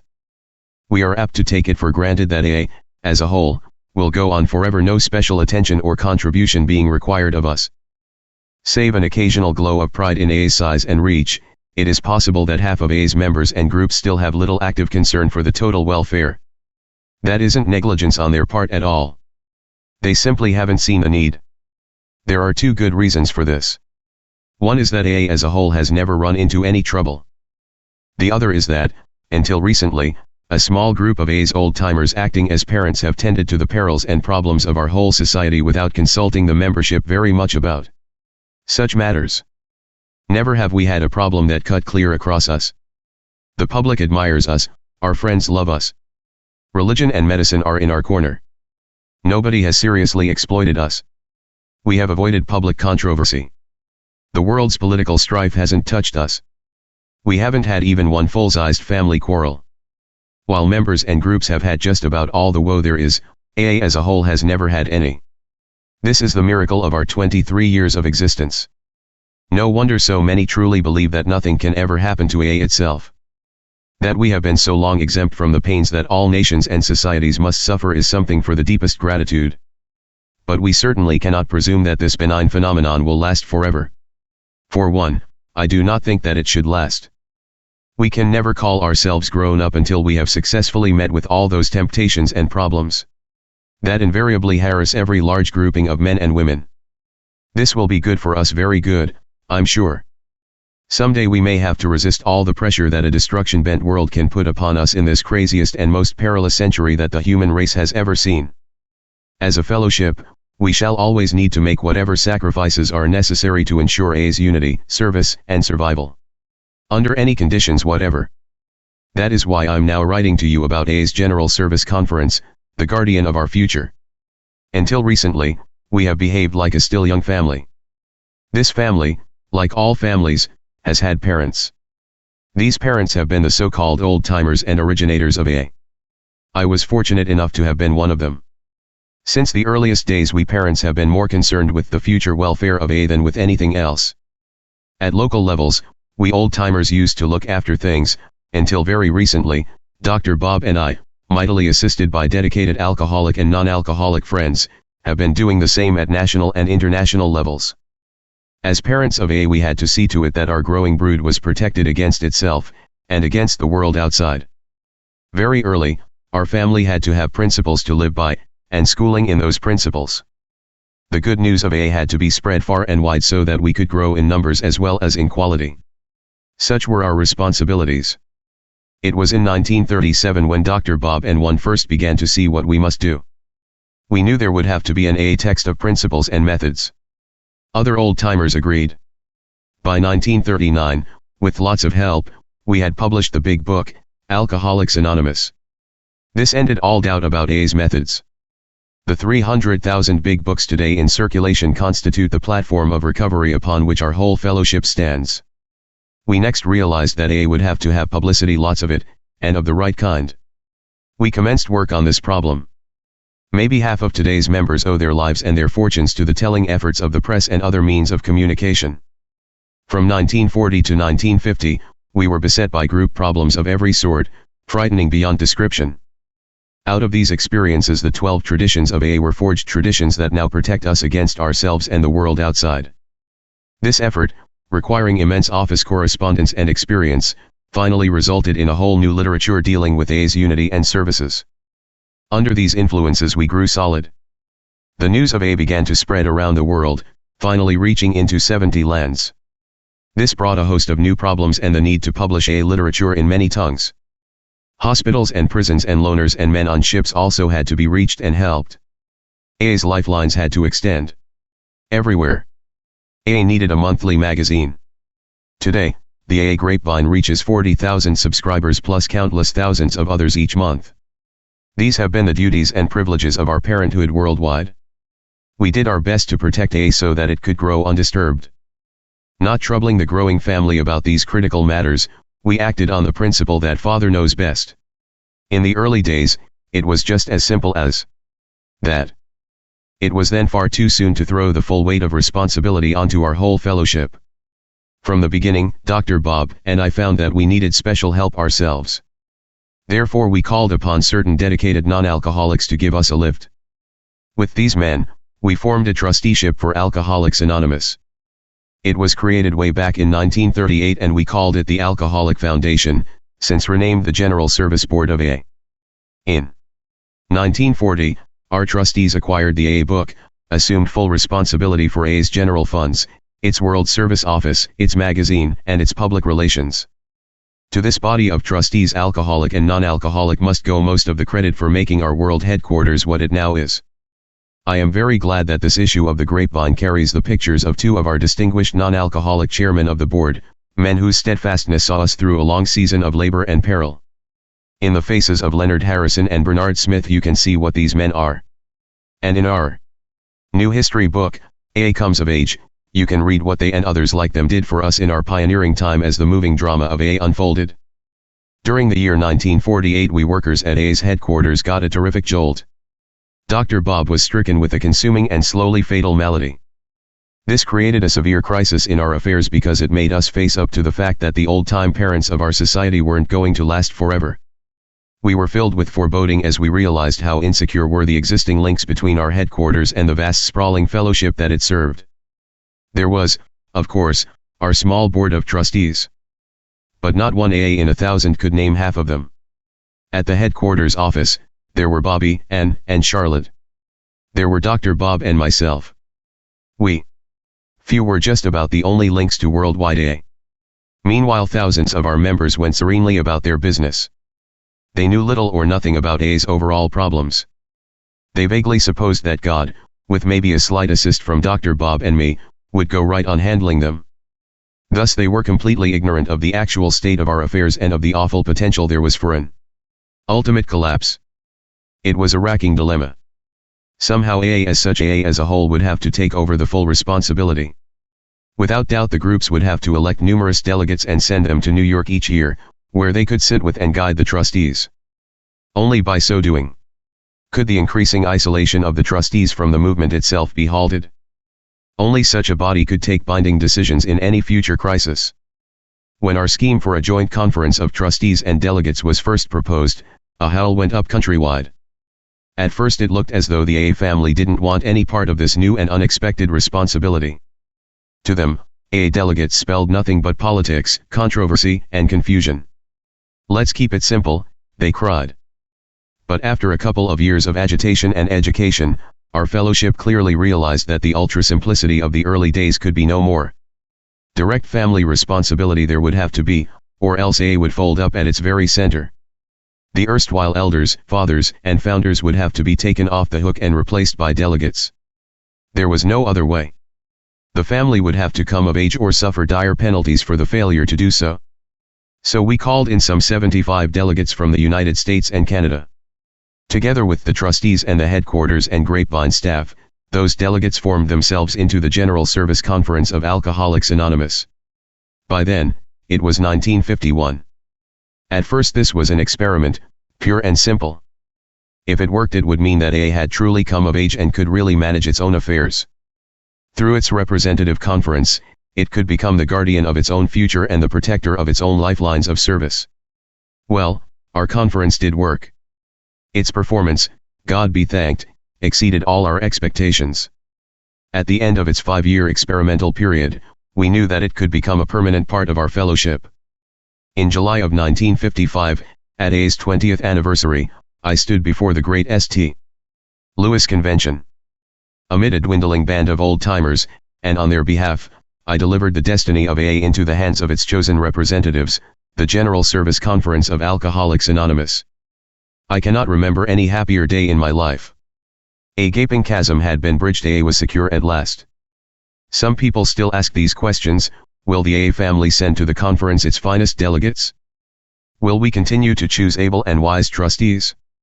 Will AAS back their conference members, their trustees, and their world headquarters with enough funds, enough interest, and enough understanding? For me, these are questions no longer. The history of AA shows that whenever a great need arises, that need is always met. In this respect, I'm quite sure that our history will go on repeating itself. Indeed, I can have no doubt whatever. I think, too, that my own influence at the headquarters should continue to lessen. Through its conference, complete authority and responsibility is now fully vested in AA. The parent who overstays his time can only hamper the growth of his offspring. This I must not do. My proper place will soon be along the sidelines, cheering you newer ones as you carry on. Our family is now fully of age, and it should firmly remind me of that fact if I am ever again tempted to take charge. For these all-compelling reasons, my friends, the future belongs to you. Embrace these new responsibilities eagerly, fear not, and the grace of God will surely be yours. Segment 2, Let's be friendly with our friends. The Psychiatrists, July 1957. It was years ago and we were making our first contacts with mental hospitals. One of them was a New Jersey institution which had paroled 2 alcoholics who had found AA and had stayed sober for 6 months. Both of them had been classed as hopeless. Despite AA's unusual methods, the hospital psychiatrists were not a little impressed. Forthwith, the eager AA group nearby began to bombard the hospital for visiting privileges. They wanted to bring the good news to every alkie in the place, no delays allowed. The doctors weren't so sure that this was the right idea. They were still rather cautious, as they had plenty of reason to be. Well, said the AA committee, why don't you doctors come to a meeting? 2 of the psychiatrists allowed this would be fine. They said they would go to New York's AA group the following week. In that period I think we New Yorkers gathered in a parlor at Steinway Hall. With much delight we had heard about the proposed pilgrimage of the Jersey doctors. Meeting night finally rolled around. But in the interval, my memory had slipped a cog. I forgot all about those psychiatrists. Right after our meeting opened, the beaming AA contingent from Jersey entered the hall and slid into a back row. But even this reminder failed to jog my memory. I certainly had no reason to think that one of my life's worst embarrassments and one of its best lessons was just around the corner. The meeting's first speaker told a fine story, both grim and inspiring. You could have heard a pin drop. It was simply great. Then up got Jack. He told how he'd been a rising figure in the motion picture industry and had once earned the modest stipend of $50,000 a year. Considering his vaunted abilities, Jack had figured this to be only a starter. Then Demon Rum began to cut him down. His worried studio produced a psychiatrist. Grudgingly, Jack took some treatments. The results were nil and more psychiatrists were tried. But Jack's ego, his resentments, and his drinking all remained as colossal as before. He worked himself down and finally out of motion pictures, not at all a surprising development. But here he was in AA, sober for months. However, it soon became apparent that psychiatrists were still among Jack's pet grudges. He actually blamed them for his downfall. Well knowing that two of them were in the room, he saw the chance of a lifetime. Now he could dish it out and they would have to sit there and take it. So Jack proceeded to do a job on psychiatry and all its works. As a speaker he packed a huge wallop, and he had great talent for a cynical humor that now suited his purpose exactly. He tore his several psychiatrists apart, one by one. Then he attacked the entire profession, their theories, and their philosophies. He called them fishworm diggers. All the while he was screaming "La funny." Though his talk was 9/10 fantasy and nonsense, it was nevertheless a real piece of showmanship. The audience was convulsed and I thought I'd never laughed so long or so much. Jack finally sat down amid big applause. Following the meeting, the Jersey A contingent pushed toward the platform. They looked both sick and sore, and they definitely were. Mumbling weakly, their spokesman introduced our honored guests, the two psychiatrists. I felt an awful sinking sensation in the region of my solar plexus. Just then Jack, obviously much pleased with himself, walked up and genially slapped one of our guests on the back. "Well, doctor," said he, "how did you like them apples I just handed you?" This was the limit. I could have died of mortification. But the two psychiatrists smilingly rolled with his punch. They insisted that it had been a wonderfully helpful meeting. After all, they declared, their profession ought to be able to stand a little ribbing now and then. To them Jack's talk had been good clean fun and very instructive. This was an amazing demonstration of friendship and understanding. Under trying conditions these maligned gentlemen had turned the other cheek. They had met Jack's tirade with courtesy, kindness, good humor, and even gratitude. It was a lesson in patience, tolerance, and Christian charity that I hope I shall never forget. As quickly as possible, I angled the two doctors into a corner and began my apologies. In fact, I ate crow. Then one of them looked at me and said, "Think nothing of it, Bill. As you surely see, some alcoholics are more maladjusted than others. We understand that perfectly." Within a month, this very exceptional doctor opened his hospital to AA visitors and a group began to form within the walls. Ever since that time the psychiatric profession has continued to hold up AA's hands. And I venture to say that it is often their understanding and tolerance, rather than ours, which has brought about this happy state of affairs. Two more examples. In 1949, the American Psychiatric Association asked me to read a paper on AA before their annual meeting. Going further, the psychiatrists published that paper in their official journal and permitted AA to reprint my material in pamphlet form for public consumption. This one generous act has since brought our fellowship untold benefit. Only recently a survey was made in Los Angeles to determine how the psychiatrists in that city and county felt about AA. I'm told that they feel fine, 99% of them are for us. Of course this little story has its exaggerations. Great numbers of AAs are today very friendly to psychiatry, and no doubt equally great numbers of psychiatrists who know nothing about us or who have seen only AA failures are still against us. But this is beside the point. The point that I am trying to make is that we AAs should try to be uniformly friendly under all conditions. Now what became of my old friend Jack? Well, Jack just couldn't make it, though he tried hard. He died 3 years ago of alcoholism. Perhaps real friendliness was something which Jack never came to understand. The Physicians, August 1957. On television recently, I watched as the American Medical Association in convention installed its new president. At first thinking it might be a routine affair, I nearly switched to a whodunit. I'm now very glad that I did not, for those doctors gave me a most memorable and moving hour. Up got the new president to make his inauguration address. He said little of the science of medicine. To my surprise he pointed his talk just as we often do in AA meetings straight at the newcomers, in this case the young doctors just entering practice. He told them that no doctor, however well trained scientifically, could get far until he was able to make sick people feel that he understood them as human beings, and that every real doctor had to be possessed of the deepest dedication and faith. Such was his theme, and how he did go to town with it. He certainly carried the message, and I saw as seldom before that we AAs certainly have no monopoly on the practice of Step 12. Several citations for distinguished service were given, one of them to a layman for his outstanding work among the nation's infirm and disabled. He had proven to thousands of sufferers that they need no longer be emotionally or spiritually crippled and that some sort of useful and gainful work could always be theirs. Pointing out that self-pity is a prevalent ailment of the crippled, he quoted the Persian who had no shoes, "I wept because I had no shoes until I saw a man who had no feet." The beaming man behind the lectern knew whereof he spoke, for he himself had no legs, he had been on artificial limbs for years. Clearly dedication, fortitude, and faith had been his reliances. It was for these things that the AMA had given him such a signal recognition. This gathering of the doctors, so spiritually centered, set me thinking.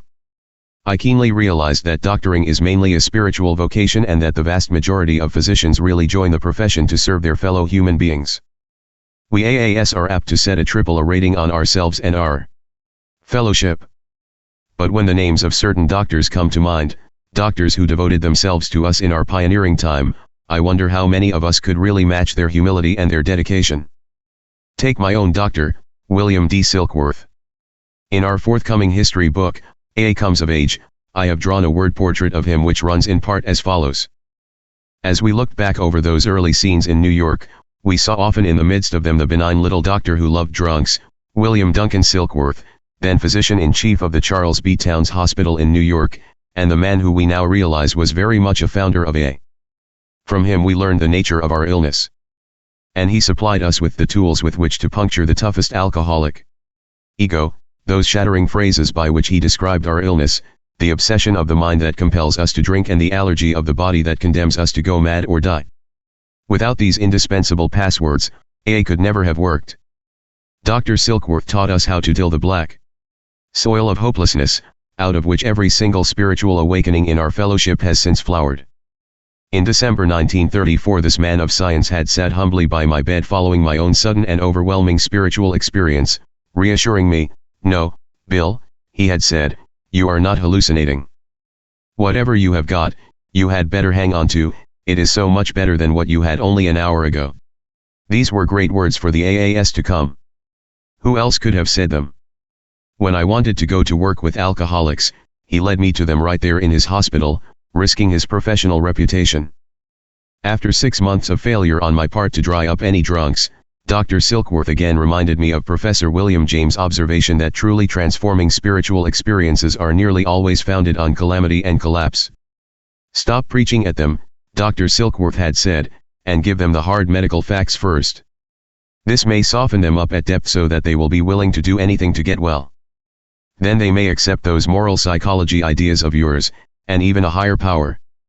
4 years later, Dr. Silkworth had helped to convert Mr. Charles B. Towns, the hospital's owner, into a great A enthusiast and had encouraged him to loan $2,500 to start preparation of the book Alcoholics Anonymous, a sum, by the way, which later amounted to over $4,000. Then as our only medical friend at the time, the good doctor boldly wrote the introduction to our book, where it remains to this day and where we intend to keep it always. Perhaps no physician will ever give so much devoted attention to so many alcoholics as did Dr. Silkworth. It is estimated that in his lifetime he saw an amazing 40,000 of them. In the years before his death in 1951, in close cooperation with A and our red-headed powerhouse nurse, Teddy, he had ministered to nearly 10,000 alcoholics at New York's Knickerbocker Hospital alone. None of those he treated will ever forget the experience, and the majority of them are sober today. So Dr. Silkworth 12th step 40,000 alcoholics. Thousands of these he patiently treated long before A when the chance for recovery was slim. But he always had faith that one day a way out would be found. He never tired of drunks and their problems. A frail man, he never complained of fatigue. During most of his career he made only a bare living. He never sought distinction, his work was his reward. In his last years he ignored a heart condition and he died on the job right among us drunks, and with his boots on. Who of us in AA can match this record of Dr. Silkworth's? Who has his measure of fortitude, faith, and dedication? So when 23 years after Dr. Silkworth had treated me for the last time I saw and heard and felt the spirit that was abroad in the great AMA meeting, I thanked God for the doctors, one of the finest groups of friends that AA can ever have. The Clergy, September 1957. Every river has a wellspring at its source. AA is like that, too. In the beginning, there was a spring which poured out of a clergyman, Dr. Samuel Shoemaker. Way back in 1934 he began to teach us the principles and attitudes that afterward came to full flower in AA's 12 steps for recovery. If ever there was a living water for drunks, this was it. We took the cup of grace that Sam held out and we drank, not forgetting to pass it on to others.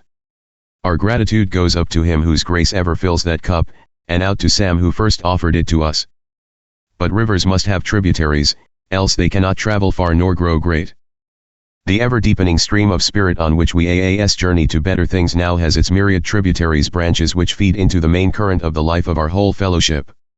The most numerous and most vital of these streams of devotion and service have always come to us from our friends in the clergy. Let me illustrate. Few know that it was a minister who was the primary figure in forming AA's original board of trustees, who were to become the custodians of AA's services, worldwide. I am thinking of Willard S. Richardson, a friend and associate of the Rockefellers. In 1937 we called upon Mr. Richardson to help us find a lot of money for AA work. Instead he helped us to find ourselves. Largely because of his kindness and understanding, his devotion, and his hard work, AA's first board of trustees was formed and the writing of the big book was begun. His was the kind of giving that had no price tag on it. What are 7,000 groups today? Oh, Uncle Dick Richardson, a clergyman, only God could possibly know. At the Rockefeller dinner meeting of 1940 another man of the cloth appeared. He was no other than Dr. Harry Emerson Fosdick. As the main speaker for the non-alcoholics present, Dr. Fosdick became the first man of religion ever to stand right up before the general public and give us a big pat on the back. I often wonder how much this generous act required of his understanding, love, and sheer nerve. Here was a small bunch of so-called ex-drunks virtually unknown. I still tremble when I think how America would have rocked with mirth if 2 or 3 of us AAS had turned up plastered in the spotlight of that famous dinner. Clergyman Fosdick had gone far out on the limb for us. We shall remember this always. Surely by hundreds, and probably by thousands, our friends in the clergy have since continued to go out on the limb. They install our meetings in their basements and social halls. Never interfering with our affairs, they sit in the back rows explaining that they have come to AA to learn. When Sunday arrives, they preach sermons about us. They send us prospects and marvel at their progress. When we sometimes ask them to speak to us, they invariably apologize for their own ineffectiveness with alcoholics. This is humility for sure, too much of it, perhaps. When it comes to patience and tolerance they are at their best. Of course they soon learn that, although sober, we AAS can sometimes be grandiose and champion rationalizers. We can also be careless and irresponsible. They listen blindly when we tell, by inference, what a superior society we have. Once in a while they hear experiences and language at a meeting that would make practically anybody blush. But they never say a word, or bat an eye. They take the nonsense side of AA in stride, sometimes with the patience of Job. They know we are really trying to grow up, and they want to help.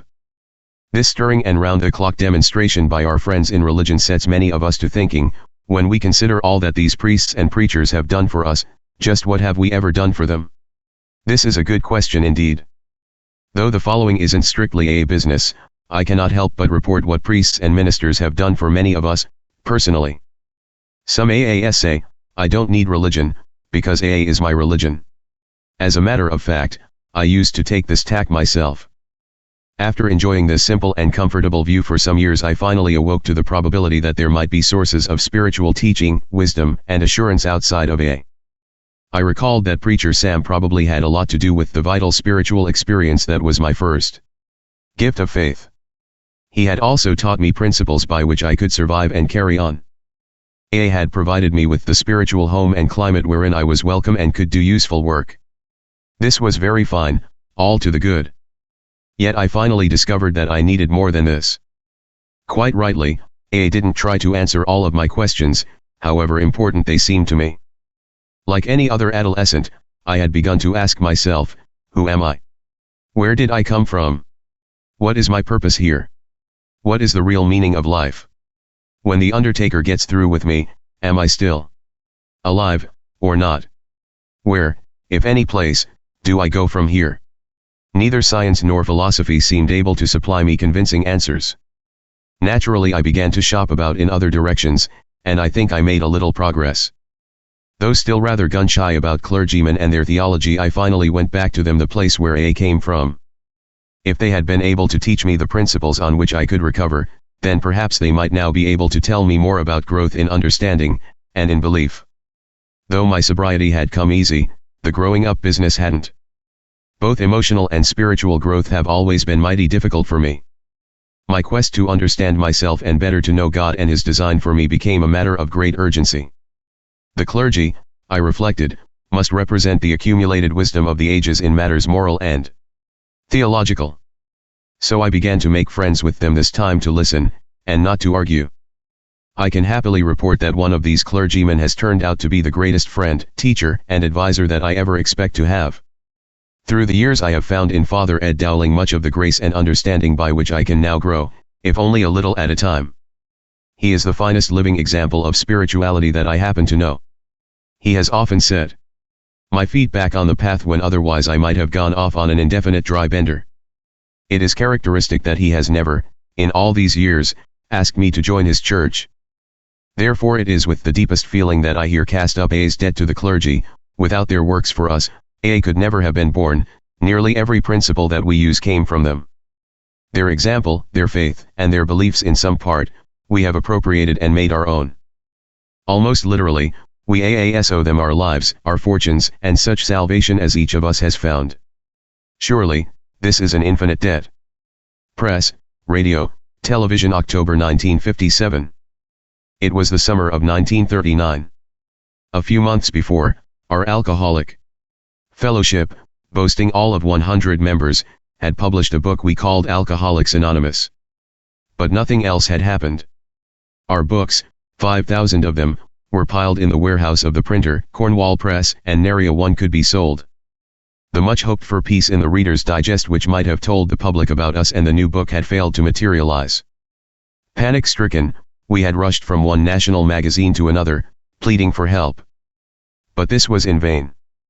Works Publishing, the little company we had formed to launch the book venture, was flat broke, and so was everybody else. There was seemingly no place to turn. But Providence knew better. Just as we hit this new low, Fulton Ausler, then editor of Liberty, had a caller, a freelance writer named Morris Markey. From Charlie Towns, proprietor of the hospital where I had once been such a good customer, writer Markey had received a terrific build-up on AA, which he now retailed to editor Ausler, one of the most perceptive men I have ever met. Fulton Ausler saw the possibilities in a flash. Said he, "Morris, you've got an assignment. Bring that story in here, and we will print it in September." Such were the words of AA's first friend of the press.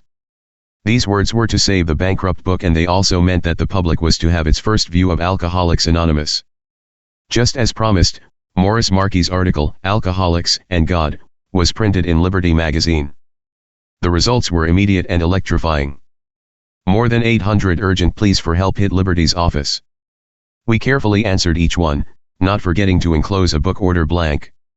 Orders soon began to come in and, helped by still more letters from our little office on VC Street, and by traveling AA members, new groups started up. Other news hawkers were not long in following the Ausler example. A month later, the public-spirited editor of the Cleveland Plain Dealer gave writer Elric B. Davis an assignment to cover AA and to go the limit. 4 days on end, articles about AA in general and about AA in Cleveland in particular were a leading feature of the Plain Dealer. Alongside these articles there appeared editorial exhortations which in effect said, "AA is good and it works. Come and get it." Again the deluge. The tiny Cleveland group was swamped. But it happily survived, and in a few months its numbers had shot up into the hundreds. Alcoholics Anonymous had started the year 1939 with less than 100 members, and it finished with more than 800 of them. In February 1940 we got another mighty lift, this time as the result of Mr. Rockefeller's famous dinner at which he introduced us to his own friends and held AA up for the whole world to see. Again the press did a job. This time many newspapers, including the tabloids, said good things about us, and the great wire services carried the story worldwide. AA's membership jumped from 800 to over 2,000 in 12 months. In the spring of 1941, the same drama was reenacted on a far larger scale. Mr. Curtis Bach, owner of the Saturday Evening Post, saw A at work in Philadelphia and urged his editors to select Jack Alexander to do a feature assignment. When Jack's piece hit the newsstands, it brought in a Niagara-like flood of appeals for help. 2 years later, A's membership stood at the 10,000 mark. By telling our story to the American public, this small band of early friends had increased A's ranks by 100-fold in the short space of 4 years, had made A national institution, and had laid the foundation upon which our society has grown so mightily ever since. Today the list of A's friends in press, radio, and television is legion. At our headquarters we subscribe to an extensive clipping service. Every week the mass of clip sheets tell us the graphic story of what these friends have said and done. It is a never-ending and always growing stream of life-giving blood which they pump into our world arteries. While word of mouth and personal contact have brought in many a newcomer, we can never forget that most of us are able to trace our chance for recovery back to our friends in communications we read, or maybe we heard, or we saw. That is why A now has 200,000 active members. Sometimes we hear members complain about the press as though we were being exploited for stories and profit. They say, well, those writers make a good living out of storytelling and the publishers make their profits. After all, what is so remarkable about that? They are only acting as they normally would. However, most of us realize that such statements are far less than half the truth. Practically every writer and editor of our acquaintance has gone far beyond his call to duty or his natural desire for a stirring story.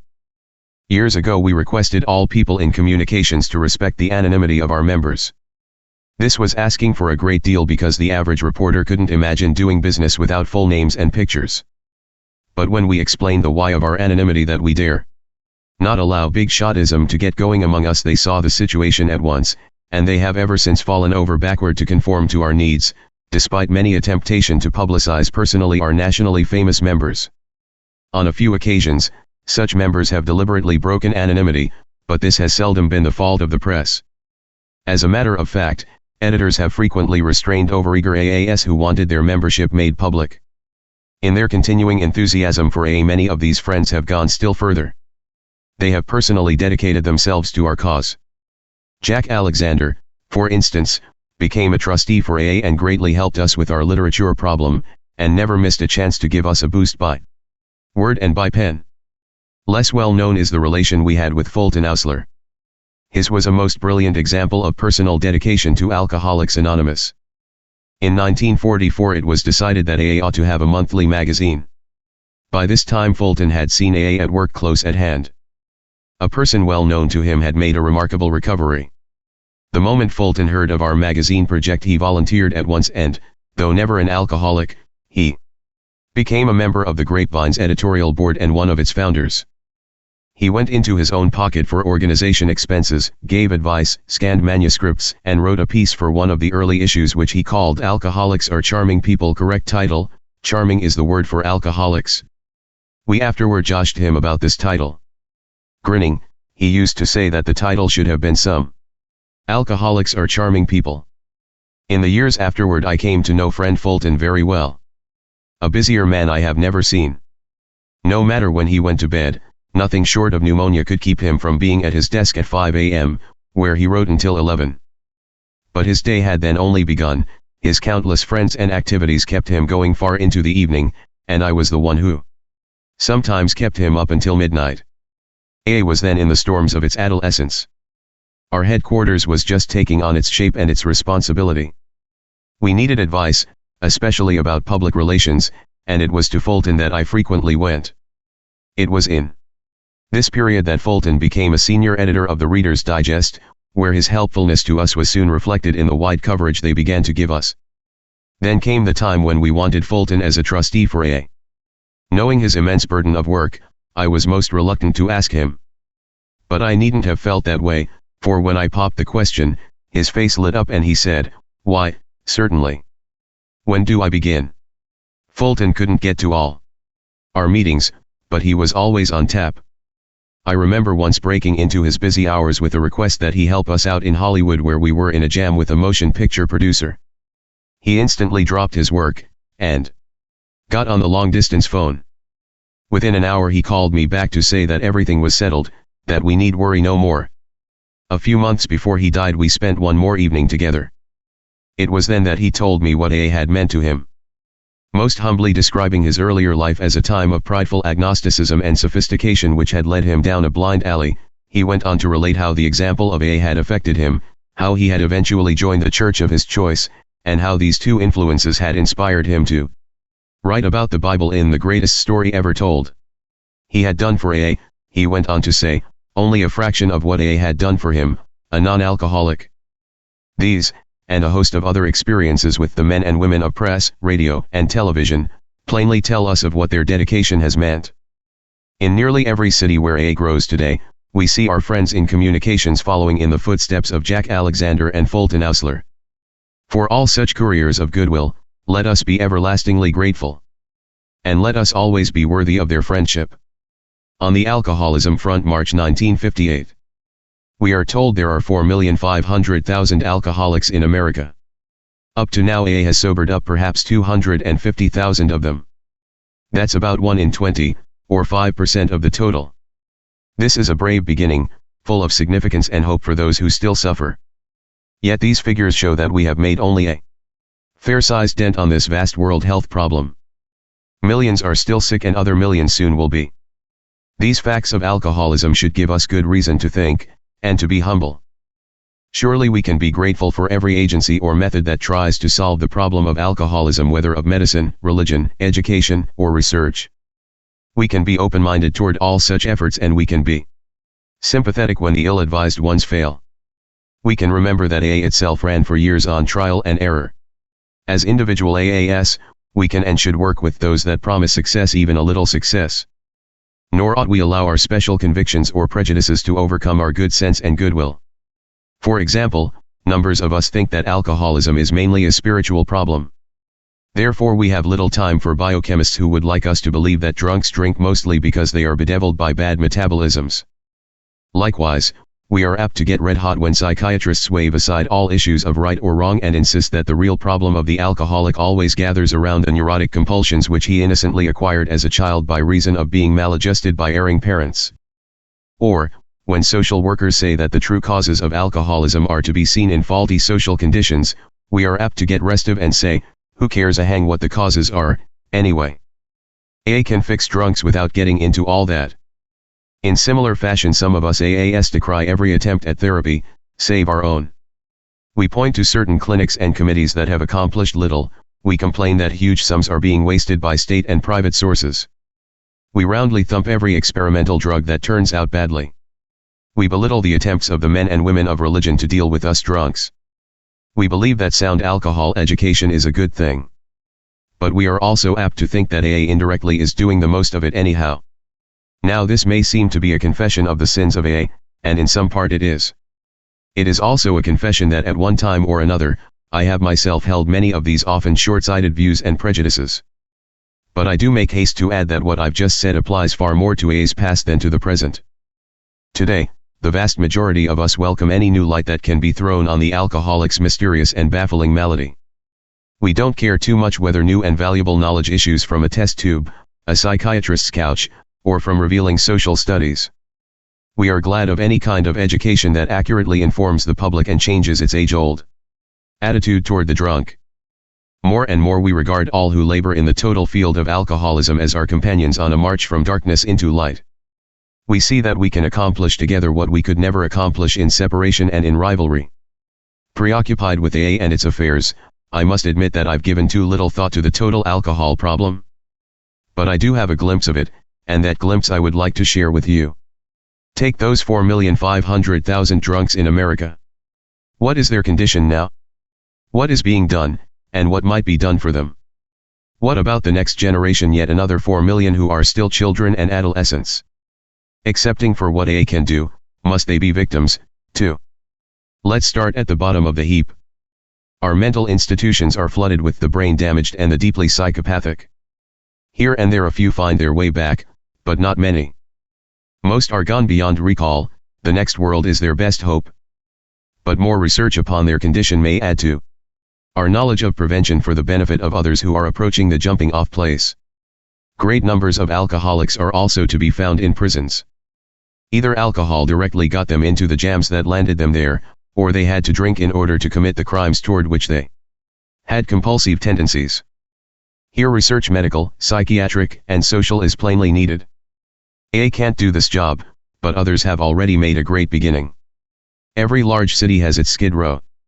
The so-called derelict alcoholics doubtless number several hundreds of thousands. Some are so psycho and so damaged that the mental hospital is their destination. The rest of these countless men and women clog police blotters, courts, jails, and hospitals. To them the cost in suffering is incalculable, the cost to society, even in dollars only, is immense. Huge numbers of these, not yet legally insane, are thus condemned to mill hopelessly about. Can anything be done? In all probability, yes. Perhaps these sufferers can be transferred to farms where, in some sort of quarantine confinement, they can do enough work to support themselves, be in better health, and save their respective cities great sums and trouble. This and other related experiments are beginning to offer much more hope for the skid rower. Individual AAS are helping, but most of the work and the money will have to come from elsewhere. What now of the millions of alcoholics who haven't hit prisons, asylums, or skid rows? These, we are told, constitute the vast majority.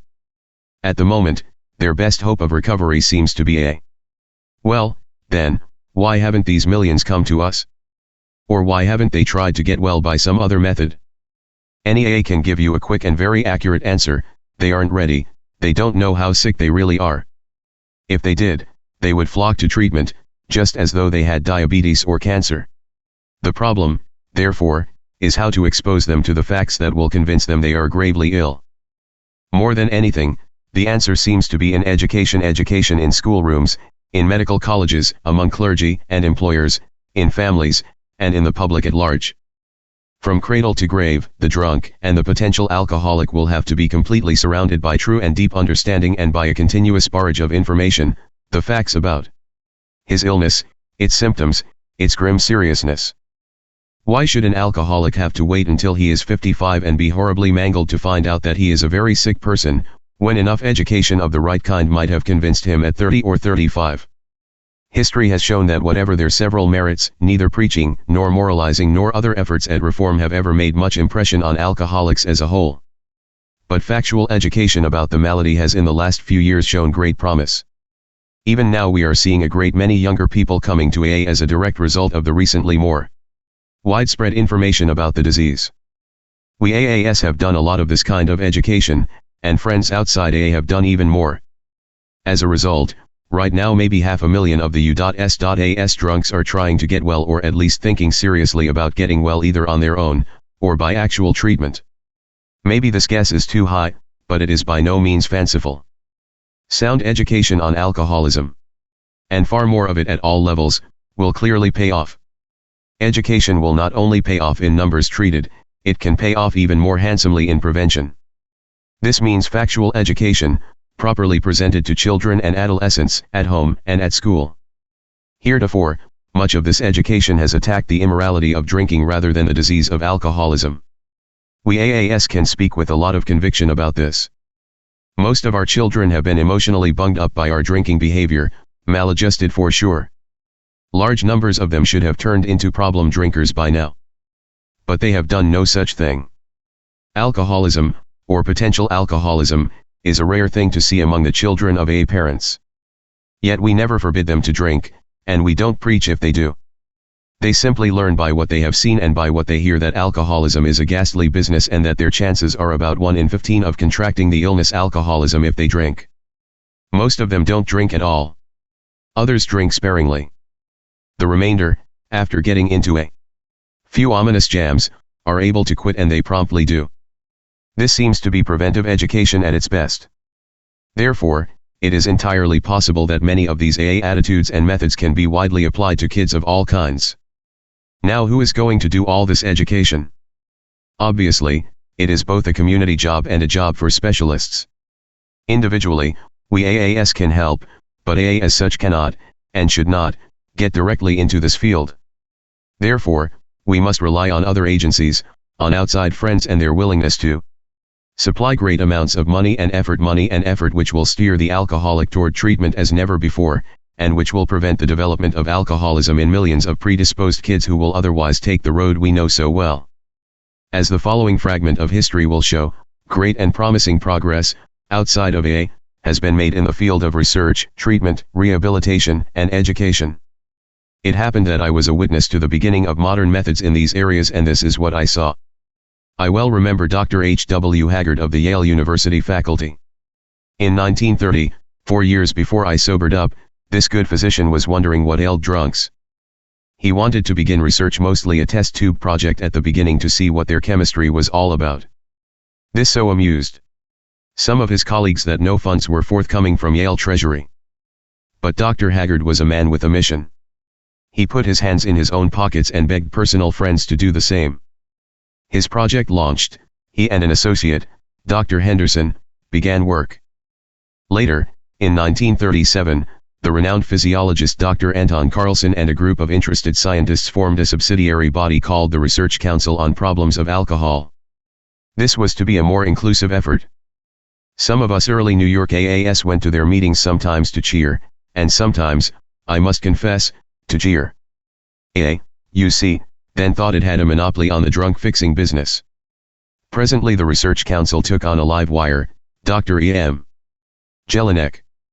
He wasn't an MD, but he was a doctor of pretty much everything else. Learning all about drunks was just a matter of catching up on his back reading. Though a prodigy of learning, he was nevertheless mighty popular with us alcoholics. We called him a dry alcoholic because he could identify with us so well. Even his nickname was endearing. His Hungarian father had dubbed him Bunky, which, in that language, means the little radish. The little radish got down to business at once. At length Bunky and Dr. Haggard joined forces and began in 1940 to publish the Quarterly Journal of Studies on Alcohol, which devoted itself to articles covering the total field of alcohol research and inquiry. This brought Dr. Jelinek into partnership and close association with Dr. Haggard. In 1943, Dr. Haggard and Bunky organized the Yale School for Alcohol Studies. It was seen that a laboratory and technical journal couldn't get far unless a wider audience was found. The idea was advanced that everybody who bumped into drunks or the alcohol problem should be represented at the school. A strangely assorted crowd turned up at the early sessions. I well remember the venerable Mr. Colvin, he who used to run on the prohibition ticket for the U.S. presidency. At the other pole of violent opinion there were certain representatives of the liquor industry. Sandwiched in between these were a sprinkling of clergymen, social workers, judges, cops, probation officers, educators, and a certain number of us drunks. Everybody had his own axe to grind and his own cast iron convictions. The dries and wets were hardly on speaking terms. Every faction wanted us drunks to agree with them. This was very flattering, but we naturally took the independent course and agreed with practically nobody. It was out of this unpromising miscellany that Drs. Haggard and Jelinek had to bring order. The wets had to be convinced they couldn't brush the alcohol problem under the bed, neither could those dries go on scaring every drinker by brandishing before him a hobnailed liver. We AAS had to see the enormity of the total alcohol problem and to face the fact that we probably weren't going to dry up the world overnight. The school threw in its research findings, everybody else contributed what he had, or thought he had, and Bunky finally showed us that we had to face the actual facts together and be friendly about it besides. His was a stroke of diplomacy. It was perhaps the first beginning of a comprehensive and statesmanlike approach to the problem of alcohol in America.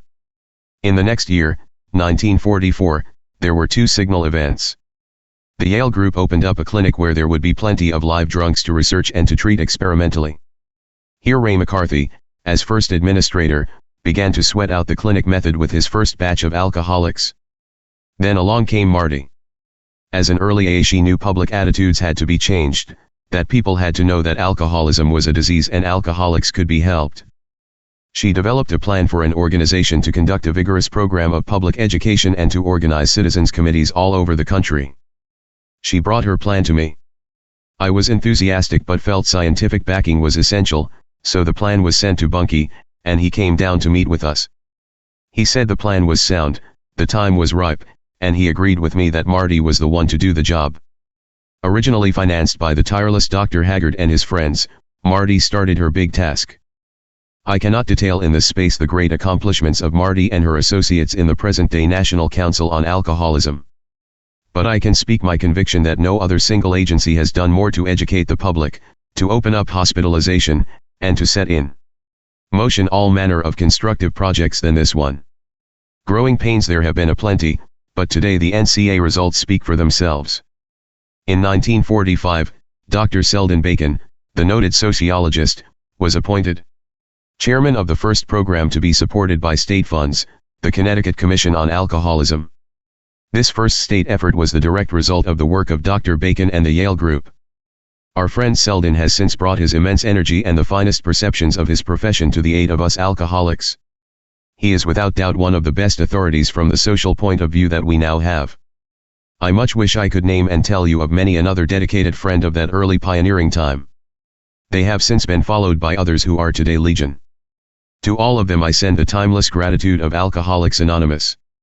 Their combined efforts, often sparked by AAS, have since flowered to this general effect. 4 universities are now running replicas of the Yale School. 3,000 public and private hospitals have been opened to alcoholics. Industry is revolutionizing its attitude toward its alcoholic employees.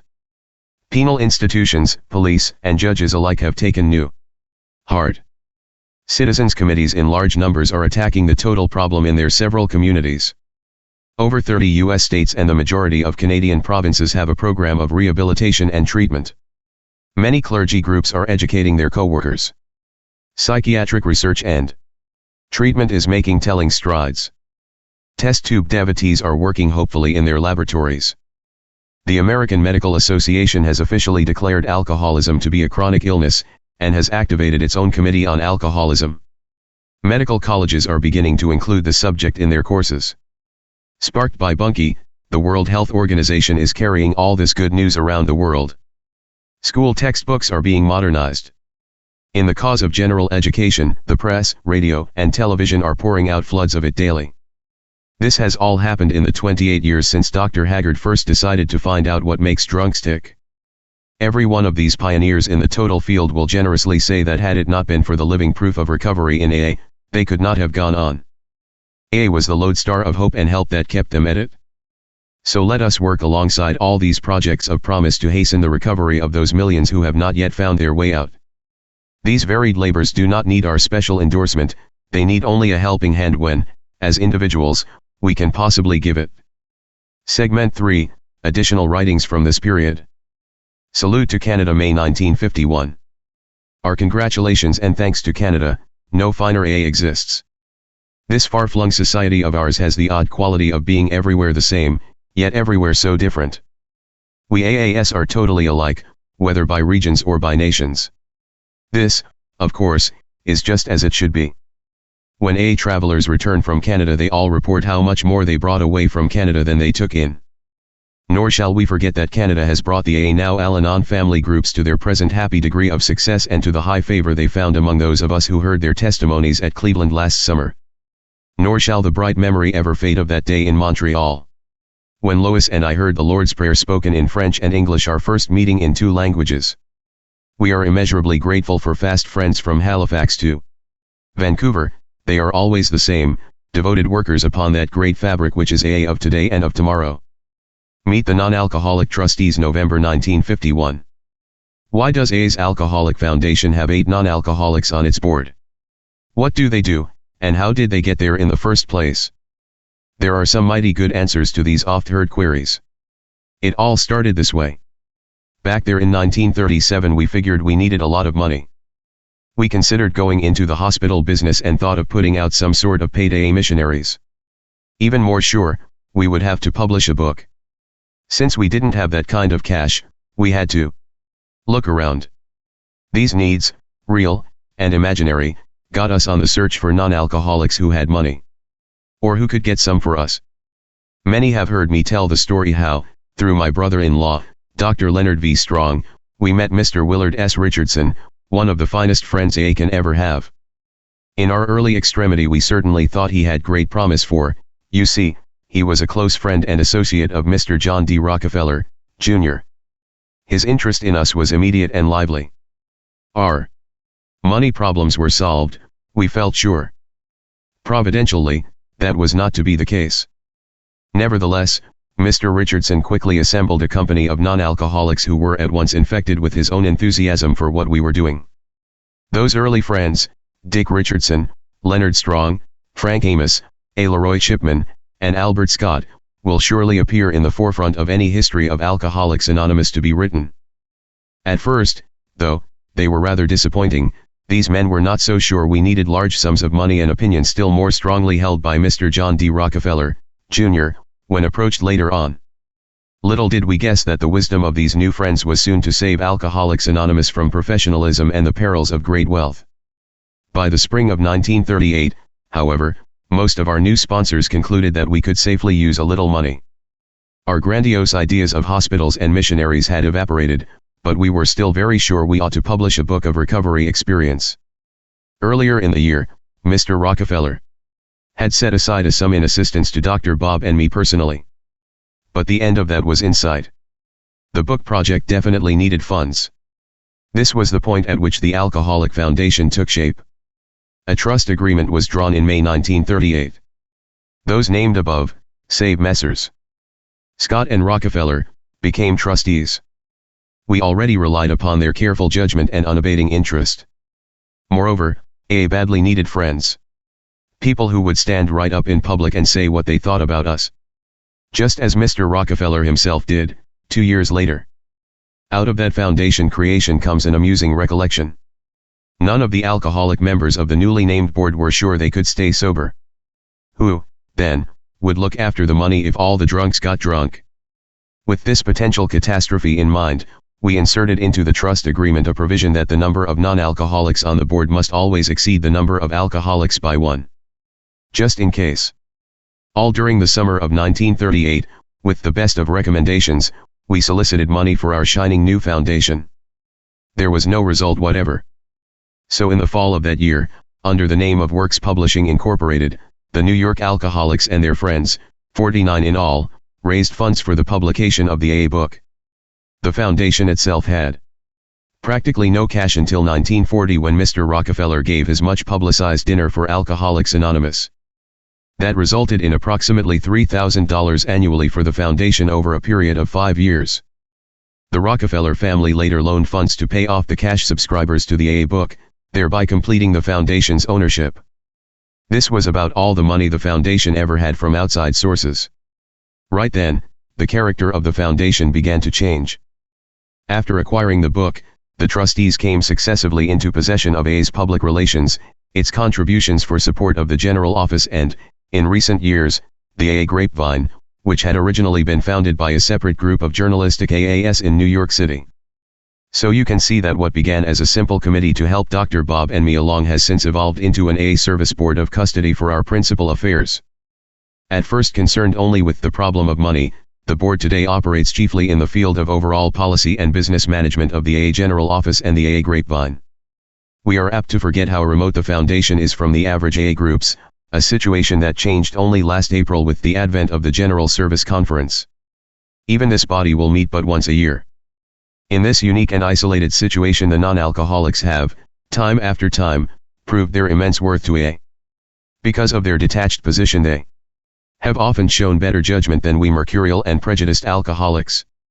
Not only have they stabilized our headquarters operation, they have definitely saved the foundation from disaster on several occasions. What greater tribute than this could we possibly pay them? So, shake hands with our non-alcoholic trustees. Here they are. Jack Alexander is the author of the 1941 Saturday Evening Post piece that made AA a national institution and brought release to thousands. How well we love that Jack. Frank Amos is an advertising and newspaper owner, now of Cambridge, Ohio. Frank's tireless interest and patient counsel, in the early days and since, will ever be thankfully remembered. A.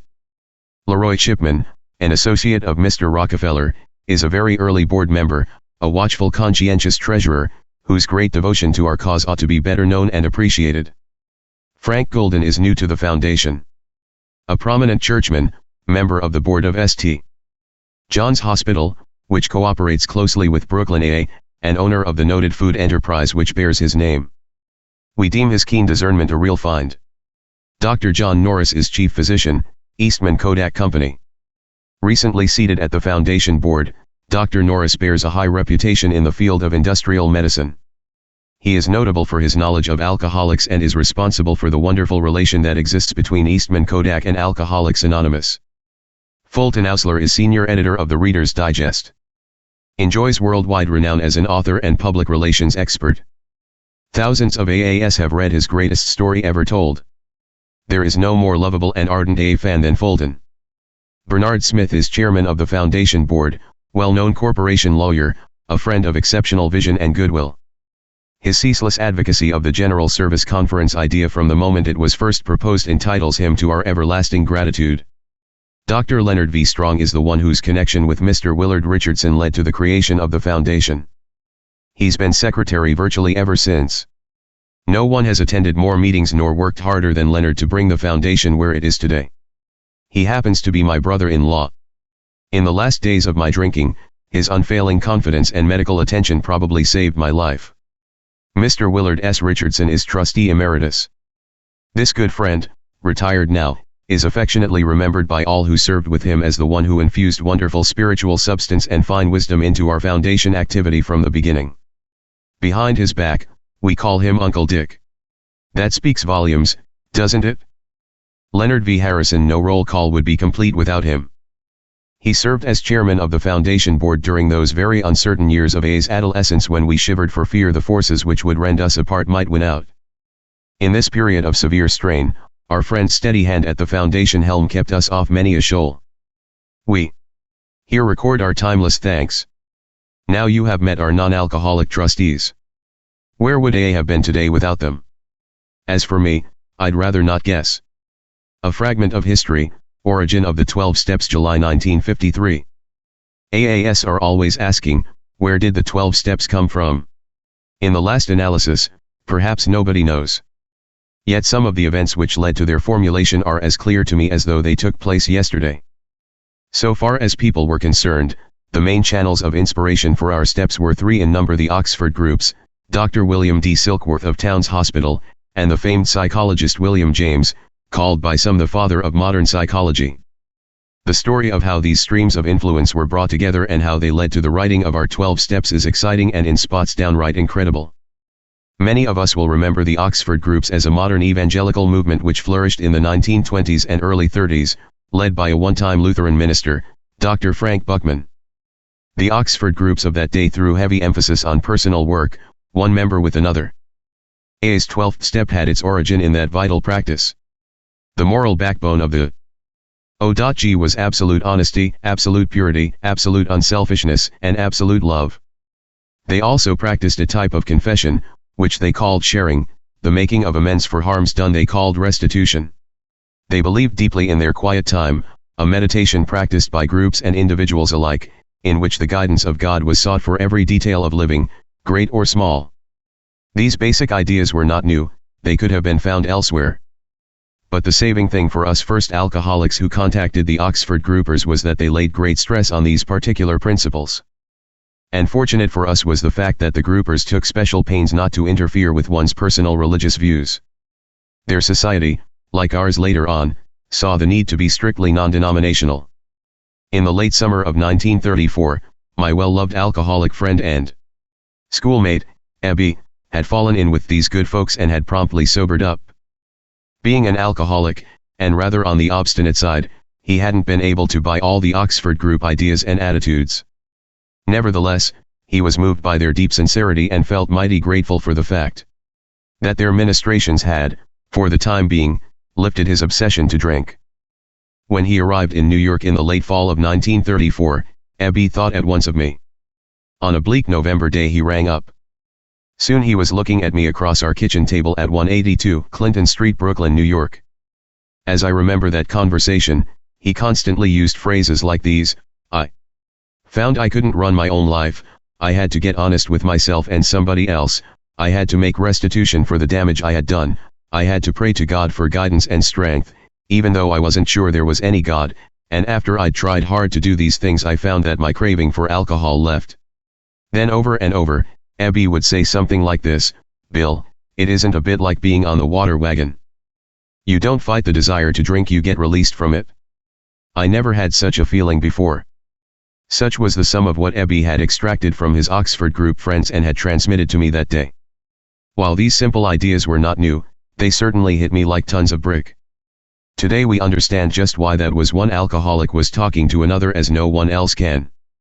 2 or 3 weeks later, December 11th to be exact, I staggered into the Charles B. Towns Hospital, that famous drying out emporium on Central Park West, New York City.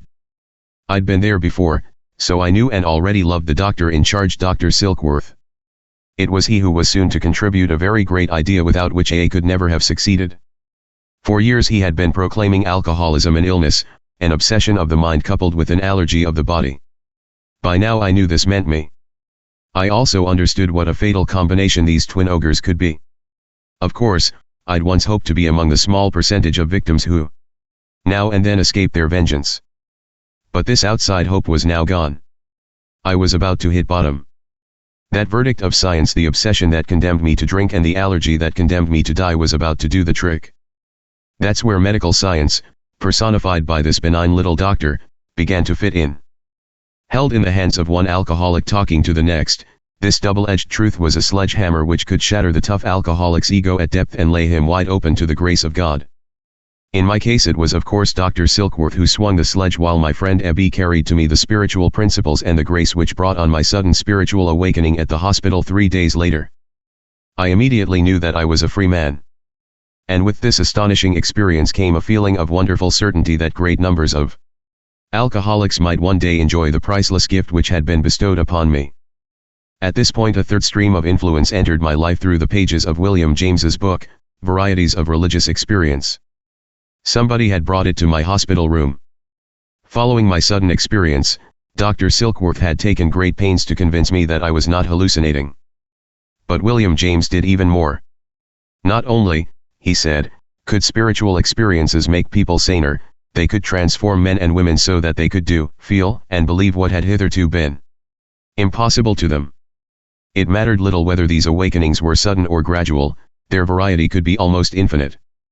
But the biggest payoff of that noted book was this: in most of the cases described, those who had been transformed were hopeless people. In some controlling area of their lives they had met absolute defeat. Well, that was me all right.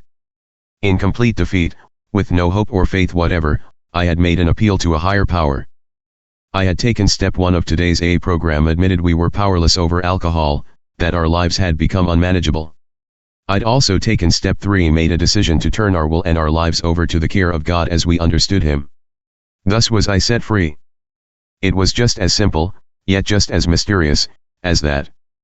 These realizations were so exciting that I instantly joined up with the Oxford groups. But to their consternation I insisted on devoting myself exclusively to drunks. This was disturbing to the O.G.S on 2 counts. Firstly, they wanted to help save the whole world.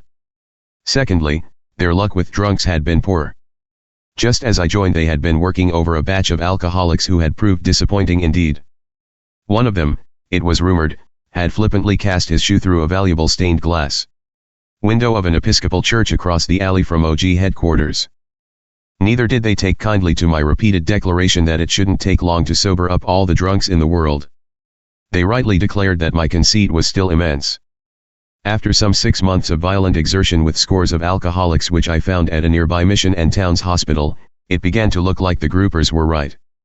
I hadn't sobered up anybody. In Brooklyn we always had a house full of drinkers living with us, sometimes as many as 5. My valiant wife, Lois, once arrived home from work to find 3 of them fairly tight. The remaining 2 were worse. They were wailing each other with 2x4s. Though events like these slowed me down somewhat, the persistent conviction that a way to sobriety could be found never seemed to leave me. There was, though, one bright spot. My sponsor, Ebby, still clung precariously to his newfound sobriety. What was the reason for all these fiascos? If Ebby and I could achieve sobriety, why couldn't all the rest find it too? Some of those we'd worked on certainly wanted to get well. We speculated day and night why nothing much had happened to them. Maybe they couldn't stand the spiritual pace of the Oxford group's 4 absolutes of honesty, purity, unselfishness, and love. In fact, some of the alcoholics declared that this was the trouble. The aggressive pressure upon them to get good overnight would make them fly high as geese for a few weeks and then flop dismally. They complained, too, about another form of coercion, something the Oxford groupers called guidance for others. A team composed of non-alcoholic groupers would sit down with an alcoholic and after a quiet time would come up with precise instructions as to how the alcoholic should run his own life. As grateful as we were to our OG friends, this was sometimes tough to take. It obviously had something to do with the wholesale skidding that went on. But this wasn't the entire reason for failure. After months I saw the trouble was mainly in me. I had become very aggressive, very cocksure. I talked a lot about my sudden spiritual experience, as though it was something very special. I had been playing the double role of teacher and preacher. In my exhortations I'd forgotten all about the medical side of our malady, and the need for deflation at depth so emphasized by William James had been neglected. We weren't using that medical sledgehammer that Dr. Silkworth had so providentially given us. Finally, one day, Dr. Silkworth took me back down to my right size. Said he, "Bill, why don't you quit talking so much about that bright light experience of yours, it sounds too crazy. Though I'm convinced that nothing but better morals will make alcoholics really well, I do think you have the cart before the horse. The point is that alcoholics won't buy all this moral exhortation until they convince themselves that they must. If I were you, I'd go after them on the medical basis first. While it has never done any good for me to tell them how fatal their malady is, it might be a very different story if you, a formerly hopeless alcoholic, gave them the bad news. Because of the identification you naturally have with alcoholics, you might be able to penetrate where I can't. Give them the medical business first, and give it to them hard. This might soften them up so they will accept the principles that will really get them well." Shortly after this history-making conversation, I found myself in Akron, Ohio, on a business venture which promptly collapsed. Alone in the town, I was scared to death of getting drunk. I was no longer a teacher or a preacher, I was an alcoholic who knew that he needed another alcoholic as much as that one could possibly need me. Driven by that urge, I was soon face to face with Dr. Bob. It was at once evident that Dr. Bob knew more of spiritual things than I did. He also had been in touch with the Oxford groupers at Akron. But somehow he simply couldn't get sober. Following Dr. Silkworth's advice, I used the medical sledgehammer. I told him what alcoholism was and just how fatal it could be. Apparently this did something to Dr. Bob. On June 10, 1935, he sobered up, never to drink again. When, in 1939, Dr. Bob's story first appeared in the book Alcoholics Anonymous, he put one paragraph of it in italics. "Speaking of me," he said. Of far more importance was the fact that he was the first living human with whom I had ever talked, who knew what he was talking about in regard to alcoholism from actual experience. Dr. Silkworth had indeed supplied us the missing link without which the chain of principles now forged into our 12 steps could never have been complete. Then and there, the spark that was to become Alcoholics Anonymous had been struck. During the next 3 years after Dr. Bob's recovery, our growing groups at Akron, New York, and Cleveland evolved the so-called word-of-mouth program of our pioneering time. As we commenced to form a society separate from the Oxford group, we began to state our principles something like this. 1. We admitted we were powerless over alcohol. 2. We got honest with ourselves. 3. We got honest with another person, in confidence. 4. We made amends for harms done others. 5. We worked with other alcoholics without demand for prestige or money. 6. We prayed to God to help us to do these things as best we could. Though these principles were advocated according to the whim or liking of each of us, and though in Akron and Cleveland they still stuck by the OG absolutes of honesty, purity, unselfishness, and love, this was the gist of our message to incoming alcoholics up to 1939, when our present 12 steps were put to paper. I well remember the evening on which the 12 steps were written. I was lying in bed quite dejected and suffering from one of my imaginary ulcer attacks.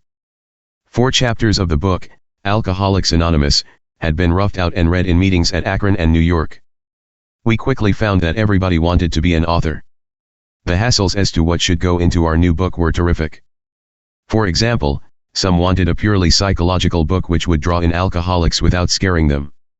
We could tell them about the God business afterward. A few, led by our wonderful Southern friend, Fitz M., wanted a fairly religious book infused with some of the dogma we had picked up from the churches and missions which had tried to help us. The louder these arguments, the more I felt in the middle. It appeared that I wasn't going to be the author at all. I was only going to be an umpire who would decide the contents of the book. This didn't mean, though, that there wasn't terrific enthusiasm for the undertaking. Every one of us was wildly excited at the possibility of getting our message before all those countless alcoholics who still didn't know. Having arrived at Chapter 5, it seemed high time to state what our program really was. I remember running over in my mind the word-of-mouth phrases then in current use. Jotting these down, they added up to the 6 named above. Then came the idea that our program ought to be more accurately and clearly stated. Distant readers would have to have a precise set of principles. Knowing the alcoholic's ability to rationalize, something airtight would have to be written. We couldn't let the reader wiggle out anywhere. Besides, a more complete statement would help in the chapters to come, where we would need to show exactly how the recovery program ought to be worked. At length I began to write on a cheap yellow tablet. I split the word-of-mouth program up into smaller pieces, meanwhile enlarging its scope considerably. Uninspired as I felt, I was surprised that in a short time, perhaps half an hour, I had set down certain principles which, on being counted, turned out to be 12 in number. And for some unaccountable reason, I had moved the idea of God into the second step, right up front. Besides, I had named God very liberally throughout the other steps. In one of the steps I had even suggested that the newcomer get down on his knees. When this document was shown to our New York meeting, the protests were many and loud. Our agnostic friends didn't go at all for the idea of kneeling. Others said we were talking altogether too much about God. And anyhow, why should there be 12 steps when we had done 5 or 6? Let's keep it simple, they said. This sort of heated discussion went on for days and nights. But out of it all there came a 10 strike for Alcoholics Anonymous. Our agnostic contingent, speared by Hank P. and Jim B., finally convinced us that we must make it easier for people like themselves by using such terms as a higher power or God as we understand him. Those expressions, as we so well know today, have proved lifesavers for many an alcoholic. They have enabled thousands of us to make a beginning where none could have been made had we left the steps just as I originally wrote them. Happily for us, there were no other changes in the original draft and the number of steps still stood at 12. Little did we then guess that our 12 steps would soon be widely approved by clergy of all denominations and even by our Latter-day friends, the psychiatrists. This little fragment of history ought to convince the most skeptical that nobody invented Alcoholics Anonymous. It just grew by the grace of God. Another fragment of history, Sister Ignatia and Dr. Bob, February 1954. It was December 13, 1953. The occasion was the first anniversary of the opening of Rosary Hall, the newly remodeled alcoholic ward at Cleveland's famed St. Vincent's Charity Hospital. It had been a great AA meeting.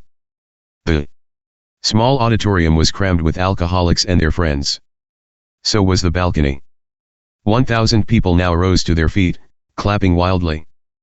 The slight figure of a nun in a gray habit reluctantly approached the lectern's microphone. The uproar redoubled, then suddenly subsided as the little nun commenced to give her thanks. She was embarrassed, too. For had not the program she'd helped write for the occasion definitely stated that the Sisters of Charity and the members of Alcoholics Anonymous who have assisted, decline all individual credit. Sister Ignatia's attempted anonymity was busted wide open, for no one there wanted to let her get away with it this time. And anyway, she was just about as anonymous in that part of our AA world as baseball's Cleveland Indians. This was a tribute to her which had been years in the making. As I sat watching this scene, I vividly remembered Dr. Bob's struggles to start Akron's AA Group No. 1 and what this dear nun and her Sisters of Charity of St. Augustine had done to make that possible. I tried to envision all the vast consequences which have since flowed from their early effort. Seeking hospitalization for his newfound prospects, Dr. Bob, I recalled, had begged one Akron institution after another to take them in. 2 hospitals had tried for a time but finally gave up in favor of folks with broken legs, ailing gallbladders, etc., really sick people. Then in desperation, the good doctor bethought himself of Sister Ignatia, that shy but beaming nun who handled admissions at St. Thomas Hospital in Akron where he had occasionally operated. In an atmosphere of some secrecy he approached her with his proposal. In nothing flat, he got results. This rare pair immediately bootlegged a shaking alky into a tiny 2-bed ward. Because the new customer kicked like a steer at this glaring lack of privacy for his delicate condition, Sister Ignatia moved him to the hospital's flower room. Here AA's co-founder Bob and Sister Ignatia ministered to this newcomer, who presently left his bed for the world outside, there to mend his ways and his broken life. Through Sister Ignatia and Bob, God had wrought a divine conspiracy of medicine, religion, and Alcoholics Anonymous, which was to bring sobriety within reach of more than 5,000 alcoholics who were to pass through the alcoholic ward of St. Thomas up to the time of Dr. Bob's death in 1950. But when that first customer was shaking it out in the flower room, way back there in 1939, the trustees of the hospital little guessed that St. Thomas had become the first religious institution ever to open its doors to AA. Not long before Dr. Bob passed out of our sight and hearing, I was asked to inscribe a plaque which could always be seen on the wall of the alcoholic ward and which would commemorate the great events which there took place. 2 years after Dr. Bob's death, Sister Ignatia was transferred by the order to which she belongs to Charity Hospital at Cleveland. But no account of the activity of church hospitals in this area would be complete without a recital of what happened at Charity Hospital over the years before her arrival there. Old-time AAS will recall the wonderful publicity which the Cleveland Plain Dealer gave us in the fall of 1939. When these stories broke, there was scarcely a score of AAS in the whole town. Because the pieces appearing on the Cleveland Plain Dealer's editorial page were accompanied by strong editorials and ran consecutively for about 10 days, the ensuing excitement in the town was immense. The little band of alcoholics, some of them dry-only months, were flooded by hundreds of telephone calls and frantic pleas for help. The plain dealer had said to the good people of Cleveland, "Come and get it." And they certainly did. This startling development ushered in an entirely new phase of AA. Pioneering had gone on since 1935 and the AA book was already off the press. But growth in Akron and New York had been discouragingly slow. A handful of Clevelanders had dried up by contact with Akron but held no meeting of their own until early 1939. It was then commonly supposed that nobody but graybeards could look after new people. The supply of seasoned AAS in Cleveland was of course painfully small. What could these few do with the hundreds of alcoholics who now descended on them like a landslide? Was mass production of sobriety possible? Well, those early Clevelanders proved that it was. Cases were dumped into hospitals willy-nilly all over town. Whether their hospital bills would be paid, no one knew. An AA would appear at a new man's bedside, snatch him out and take him to a meeting. The new man would thereupon rush to another bedside with the glad tidings. Then and there it was discovered that very new people could drive the opening wedge into a fresh case almost as well as anybody.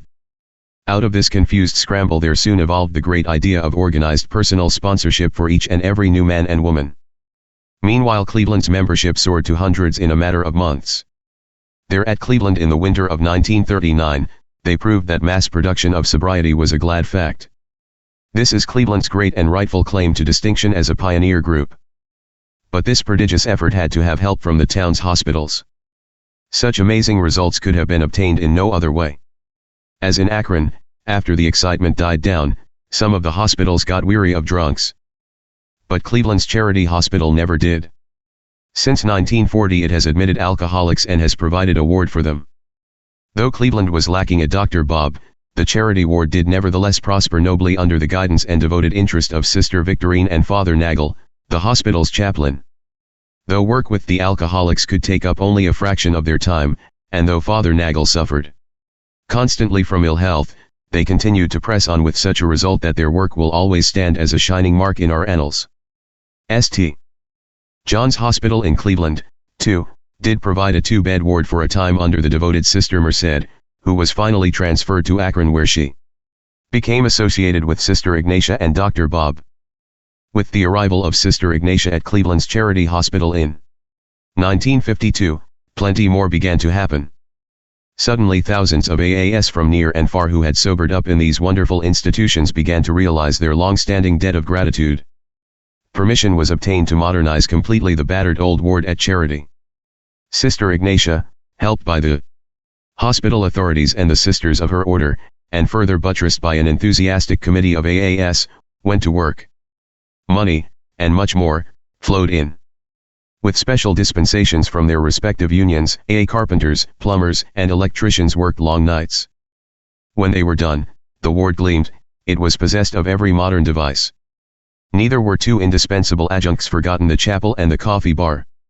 A plumbing inspector summed it all up when, after looking at this astonishing result, he remarked, "This was no professional job. The folks who worked on this thing had their hearts in it." More than $60,000 in funds and night work was thus expended on this urgent labor of love. In the one short year since Sister Ignatia came to charity, 1,000 alcoholics have there seen the light of their new day. Sister Ignatia, who has kept in touch with many of them, believes that about 700 are sober at this moment. Is it any wonder, then, that the anniversary meeting of the opening of Rosary Hall was turned into a declaration of our personal love for Sister Ignatia and all her works? If the plumbing inspector had been present at this great meeting, he would have again exclaimed, "This is no professional job. It comes from the heart." The Bill W. Yale Correspondence, February 1978. Early in 1954, Bill W. declined an honorary degree of Doctor of Laws offered by Yale University.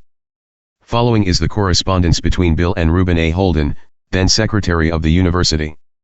The exchange of letters followed a personal visit to Bill from Mr. Holden and Professor Selden Bacon in January of 1954. January 21, 1954. Dear Mr. W.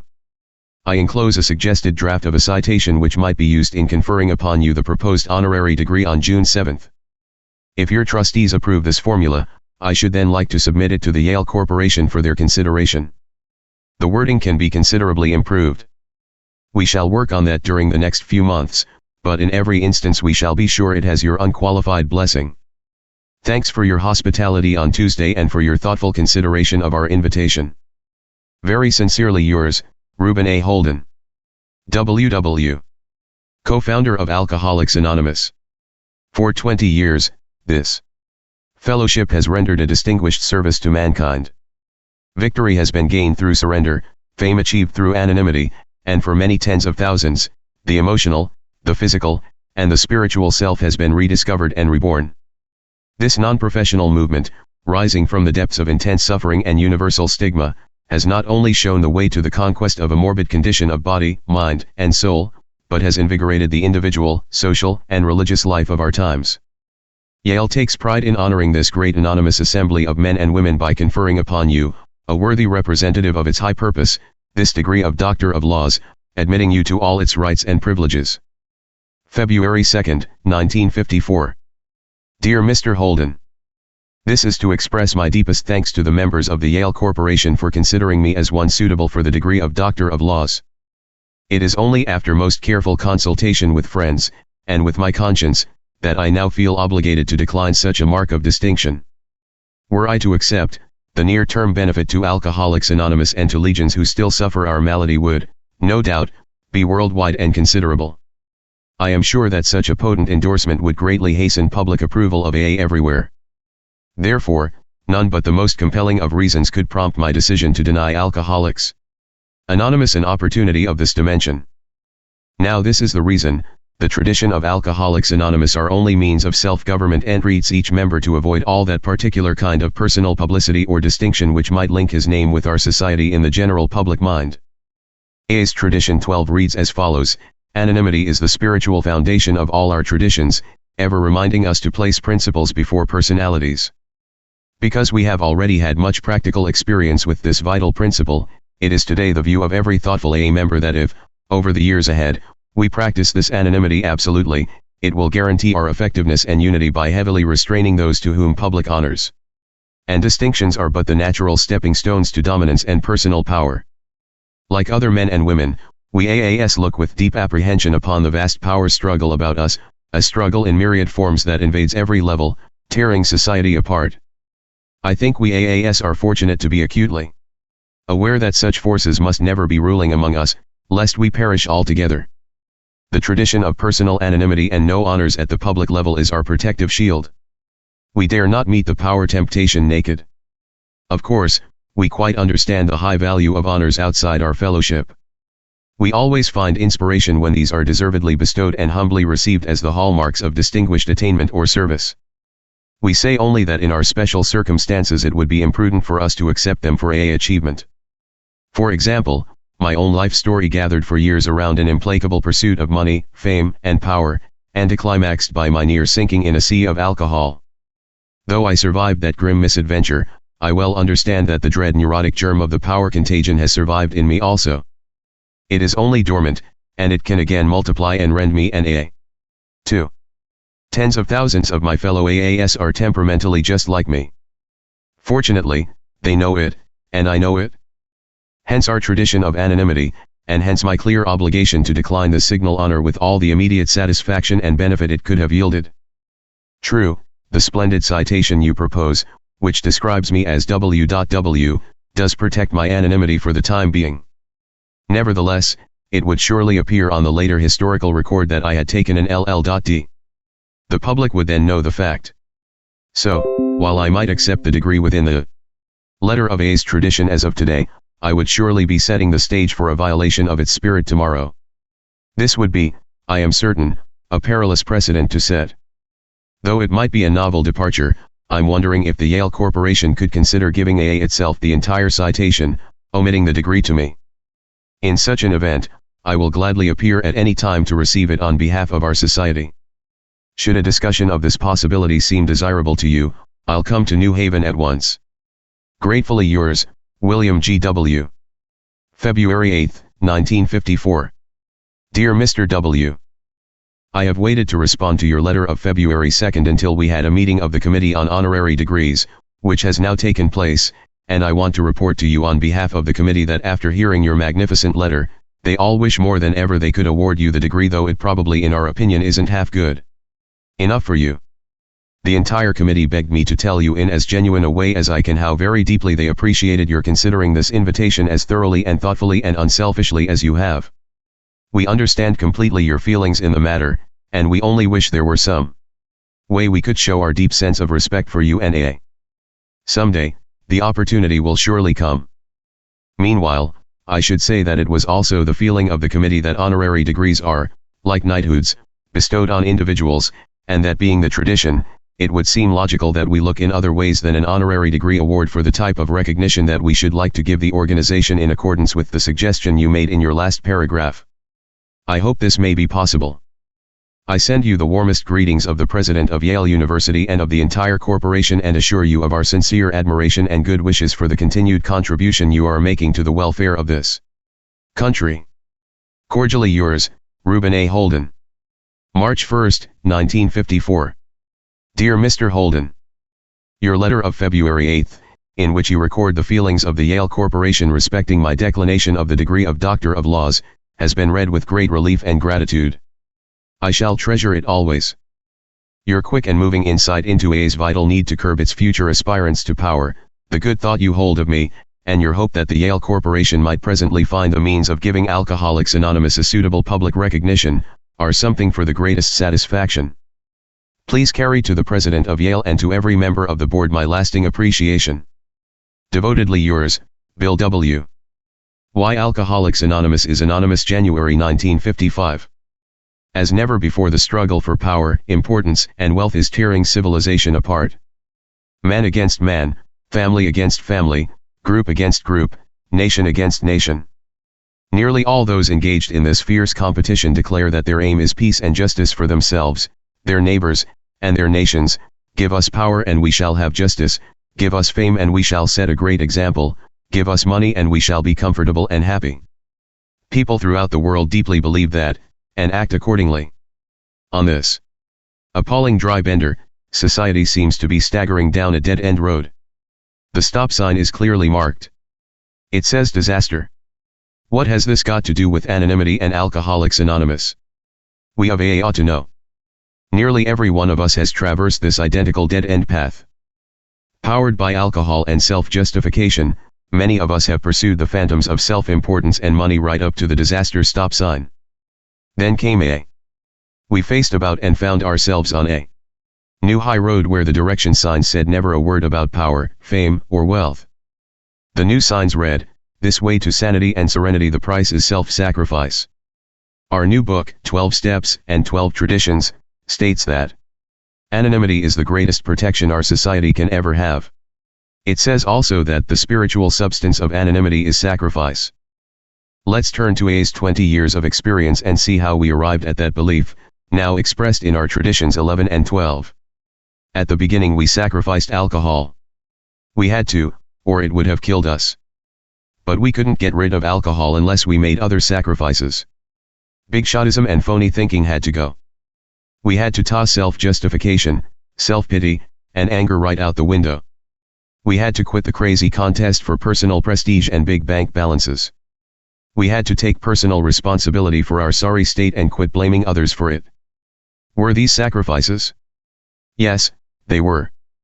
To gain enough humility and self-respect to stay alive at all, we had to give up what had really been our dearest possession, our ambitions and our illegitimate pride. But even this was not enough. Sacrifice had to go much further. Other people had to benefit too. So we took on some 12th-step work. We began to carry the AA message. We sacrificed time, energy, and our own money to do this. We couldn't keep what we had unless we gave it away. Did we demand that our new prospects give us anything? Were we asking them for power over their lives, for fame for our good work, or for a cent of their money? No, we were not. We found that if we demanded any of these things, our 12th-step work went flat. So these natural desires had to be sacrificed, otherwise, our prospects received little or no sobriety. Nor, indeed, did we. Thus we learned that sacrifice had to bring a double benefit, or else little at all. We began to know about the kind of giving of ourselves that had no price tag on it. When the first AA group took form, we soon learned a lot more of this. We found that each of us had to make willing sacrifices for the group itself, sacrifices for the common welfare. The group, in turn, found that it had to give up many of its own rights for the protection and welfare of each member, and for AA as a whole. These sacrifices had to be made or AA couldn't continue to exist. Out of these experiences and realizations, the 12 traditions of Alcoholics Anonymous began to take shape and substance. Gradually we saw that the unity, the effectiveness, yes, even the survival of AA would always depend upon our continued willingness to sacrifice our personal ambitions and desires for the common safety and welfare. Just as sacrifice meant survival for the individual, so did sacrifice mean unity and survival for the group and for AA's entire fellowship. Viewed in this light, AA's 12 traditions are little else than a list of sacrifices which the experiences of 20 years has taught us that we must make, individually and collectively, if AA itself is to stay alive and healthy. In our 12 traditions we have set our faces against nearly every trend in the outside world. We have denied ourselves personal government, professionalism, and the right to say who our members shall be. We have abandoned do-goodism, reform, and paternalism. We refuse charitable money and prefer to pay our own way. We will cooperate with practically everybody, yet we decline to marry our society to anyone. We abstain from public controversy and will not quarrel among ourselves about those things that so rip society asunder: religion, politics, and reform. We have but one purpose: to carry the AA message to the sick alcoholic who wants it. We take these attitudes not at all because we claim special virtue or wisdom. We do these things because hard experience has told us that we must if AA is to survive in the distraught world of today. We also give up rights and make sacrifices because we ought to, and, better yet, because we want to. AA is a power greater than any of us. It must go on living, or else uncounted thousands of our kind will surely die. This we know. Now where does anonymity fit into this picture? What is anonymity anyhow? Why do we think it is the greatest single protection that AA can ever have? Why is it our greatest symbol of personal sacrifice, the spiritual key to all our traditions and to our whole way of life? The following fragment of AA history will reveal, I deeply hope, the answer we all seek. Years ago a noted ball player sobered up through AA. Because his comeback was so spectacular, he got a tremendous personal ovation in the press and Alcoholics Anonymous got much of the credit. His full name and picture, as a member of AA, were seen by millions of fans. It did us plenty of good. Alcoholics flocked in. We loved this. I was especially excited. Because it gave me ideas. Soon I was on the road, happily handing out personal interviews and pictures. To my delight, I found I could hit the front pages, just as he could. Besides, he couldn't hold his publicity pace, but I could hold mine. I only needed to keep traveling and talking. The local AA groups and newspapers did the rest. I was astonished when recently I looked at those old newspaper stories. For 2 or 3 years I guess I was AA's #1 anonymity breaker. So I can't really blame any AA who has grabbed the spotlight since. I set the main example myself, years ago. At the time, this looked like the thing to do. Thus justified, I ate it up. What a bang it gave me when I read those 2-column spreads about Bill the broker, full name and picture, the guy who was saving drunks by the thousands. Then this fair sky began to be a little overcast. Murmurs were heard from AA skeptics who said, "This guy Bill is hogging the big time. Dr. Bob isn't getting his share." Or, again, suppose all this publicity goes to Bill's head and he gets drunk on us. This stung. How could they persecute me when I was doing so much good? I told my critics that this was America, and didn't they know I had the right of free speech? And wasn't this country and every other run by big-name leaders? Anonymity was maybe okay for the average AA. But co-founders ought to be exceptions. The public certainly had a right to know who we were. Real AA power drivers, prestige-hungry people, folks just like me, weren't long in catching on. They were going to be exceptions, too. They said that anonymity before the general public was just for timid people. All the braver and bolder souls, like themselves, should stand right up before the flashbulbs and be counted. This kind of courage would soon do away with the stigma on alcoholics. The public would right away see what fine citizens recovered drunks could make. So more and more members broke their anonymity, all for the good of AA. What if a drunk was photographed with the governor? Both he and the governor deserved the honor, didn't they? Thus we zoomed along, down the dead-end road. The next anonymity-breaking development looked even rosier. A close AA friend of mine wanted to go in for alcohol education. A department of a great university interested in alcoholism wanted her to go out and tell the general public that alcoholics were sick people, and that plenty could be done about it. My friend was a crack public speaker and writer. Could she tell the general public that she was an AA member? Well, why not? By using the name Alcoholics Anonymous, she'd get fine publicity for a good brand of alcohol education and for AA, too. I thought it an excellent idea and therefore gave my blessing. AA was already getting to be a famous and valuable name. Backed by our name and her own great ability, the results were immediate. In nothing flat her own full name and picture, plus excellent accounts of her educational project, and of AA, landed in nearly every large paper in North America. The public understanding of alcoholism increased, the stigma on drunks lessened, and AA got new members. Surely there could be nothing wrong with that. But there was. For the sake of this short-term benefit, we were taking on a future liability of huge and menacing proportions. Presently an AA member began to publish a crusading magazine devoted to the cause of prohibition. He thought Alcoholics Anonymous ought to help make the world bone dry. He disclosed himself as an AA member and freely used the AA name to attack the evils of whiskey and those who made it and drank it. He pointed out that he too was an educator, and that his brand of education was the right kind. As for putting AA into public controversy, he thought that was exactly where we should be. So he busily used AA's name to do just that. Of course, he broke his anonymity to help his cherished cause along.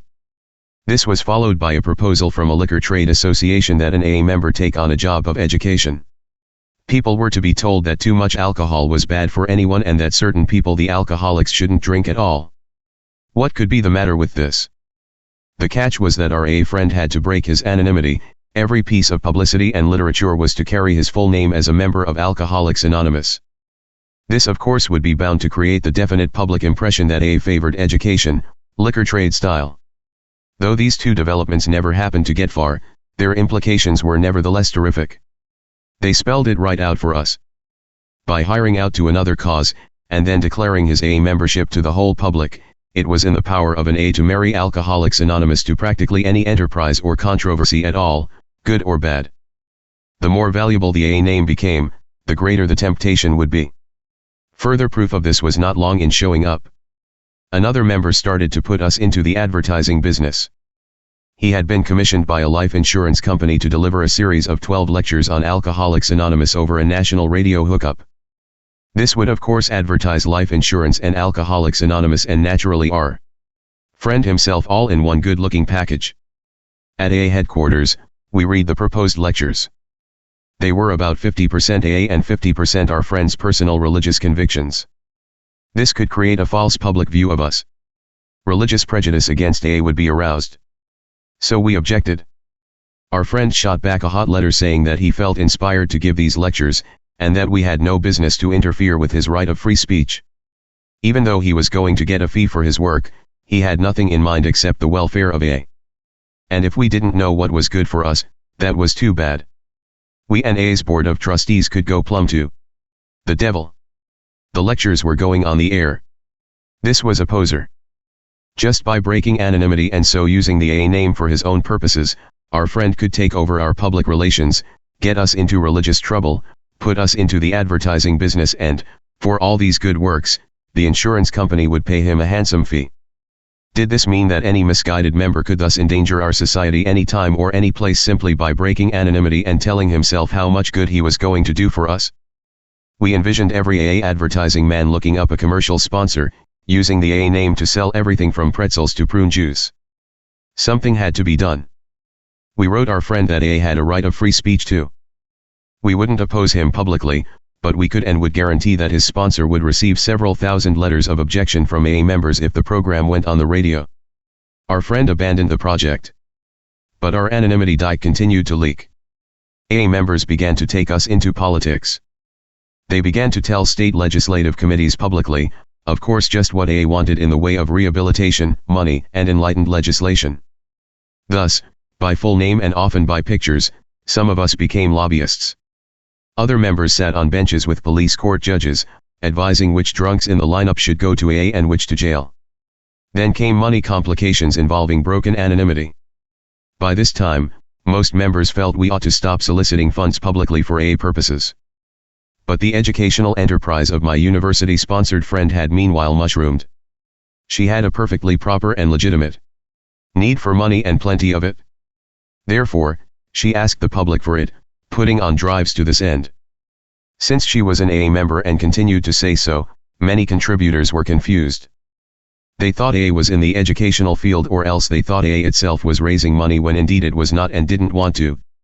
So AA's name was used to solicit funds at the very moment we were trying to tell people that AA wanted no outside money. Seeing what happened, my friend, wonderful member that she is, tried to resume her anonymity. Because she had been so thoroughly publicized, this has been a hard job. It has taken her years. But she has made the sacrifice, and I here want to record my deep thanks on behalf of us all. This precedent set in motion all sorts of public solicitations by AAS for money for drying out farms, 12th-step enterprises, AA boarding houses, clubs, and the like, powered largely by anonymity breaking.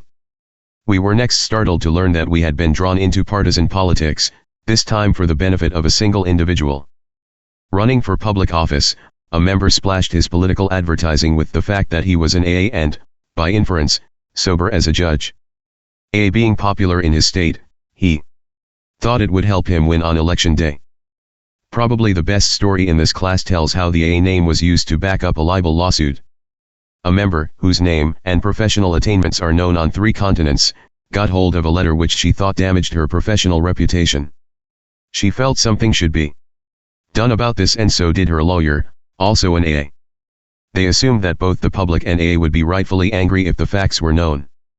Forthwith, several newspapers headlined how Alcoholics Anonymous was rooting for one of its lady members named in full, of course to win her suit for libel.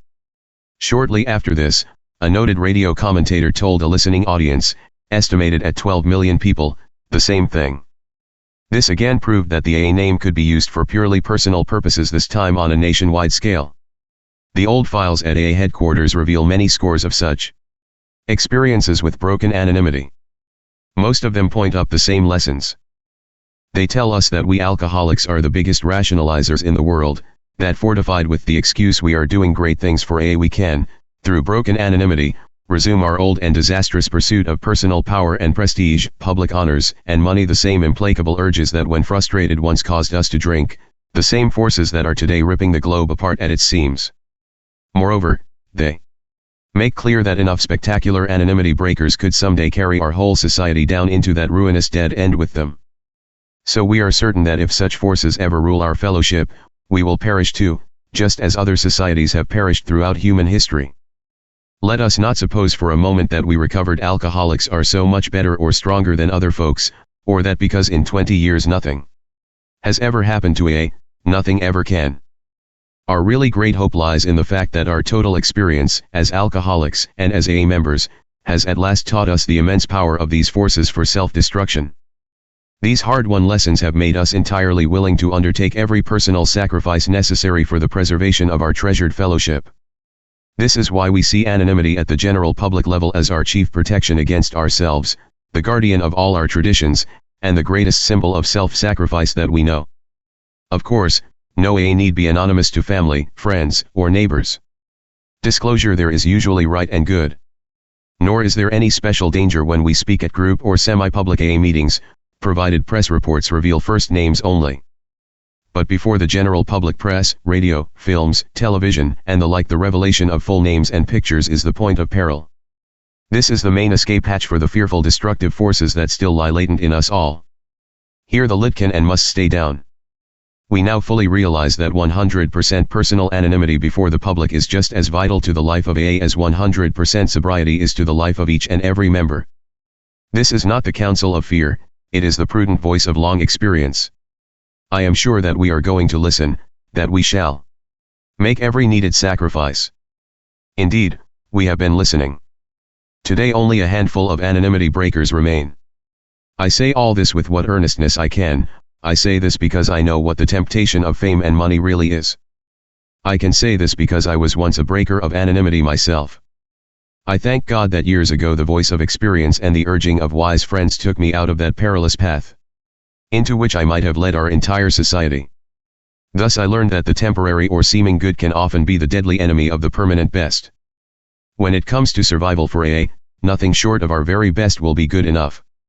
We want to maintain 100% anonymity for still another potent reason, one often overlooked. Instead of securing us more publicity, repeated self-serving anonymity breaks could severely damage the wonderful relation we now enjoy with press and public alike. We could wind up with a poor press and little public confidence at all. For many years, news channels all over the world have showered AA with enthusiastic publicity, a never-ending stream of it, far out of proportion to the news values involved. Editors tell us why this is. They give us extra space and time because their confidence in AA is complete. The very foundation of that high confidence is, they say, our continual insistence on personal anonymity at the press level. Never before had news outlets and public relations experts heard of a society that absolutely refused personally to advertise its leaders or members. To them, this strange and refreshing novelty has always been proof positive that AA is on the square, that nobody has an angle. This, they tell us, is the prime reason for their great goodwill. This is why, in season and out, they continue to carry the AA message of recovery to the whole world. If, through enough anonymity lapses, we finally caused the press, the public, and our alcoholic prospects themselves to wonder about our motives, we'd surely lose this priceless asset, and, along with it, countless prospective members. Alcoholics Anonymous would not then be getting more good publicity, it would be getting less and worse. Therefore the handwriting on the wall is clear. Because most of us can already see it, and because the rest of us soon will, I'm fully confident that no such dark day will ever fall upon our society.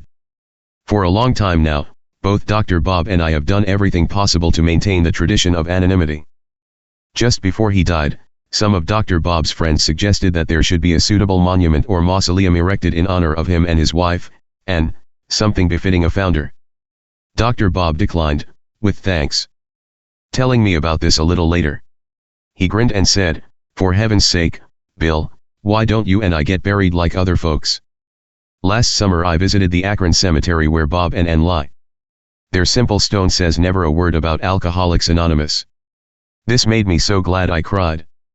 Did this wonderful couple carry personal anonymity too far when they so firmly refused to use the words Alcoholics Anonymous, even on their own burial stone? For one, I don't think so. I think that this great and final example of self-effacement will prove of more permanent worth to AA than could any spectacular public notoriety or fine mausoleum. We don't have to go to Akron, Ohio, to see Dr. Bob's memorial. Dr. Bob's real monument is visible throughout the length and breadth of AA. Let us look again at its true inscription, one word only, which we AAS have written. That word is sacrifice. Respecting money, November 1957. Here in the States it is Thanksgiving time. The whole of AA takes its cue from this occasion, and we rejoice worldwide in gratitude for the blessings that our fellowship has bestowed upon us. It is traditional, too, that this is the season for taking stock of our progress as a fellowship. We look at our society and ask, how are we doing? AA's 12 traditions are the measuring rods that we use. How well are we sticking to the 12 traditions, is the prime question of each Thanksgiving week.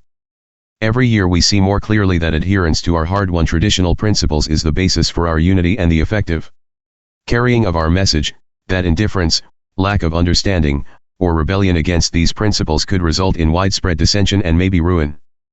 We keenly realize that the practice of the 12 traditions is quite as vital to the life of AA as a whole as is the practice of the 12 steps to the life and sobriety of each member. The Grapevine has asked me to write about the traditions in this issue.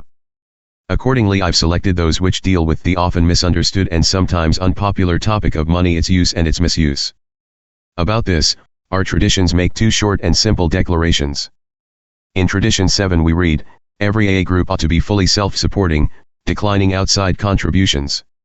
Tradition 8 states, Alcoholics Anonymous should remain forever non-professional, but our service centers may employ special workers.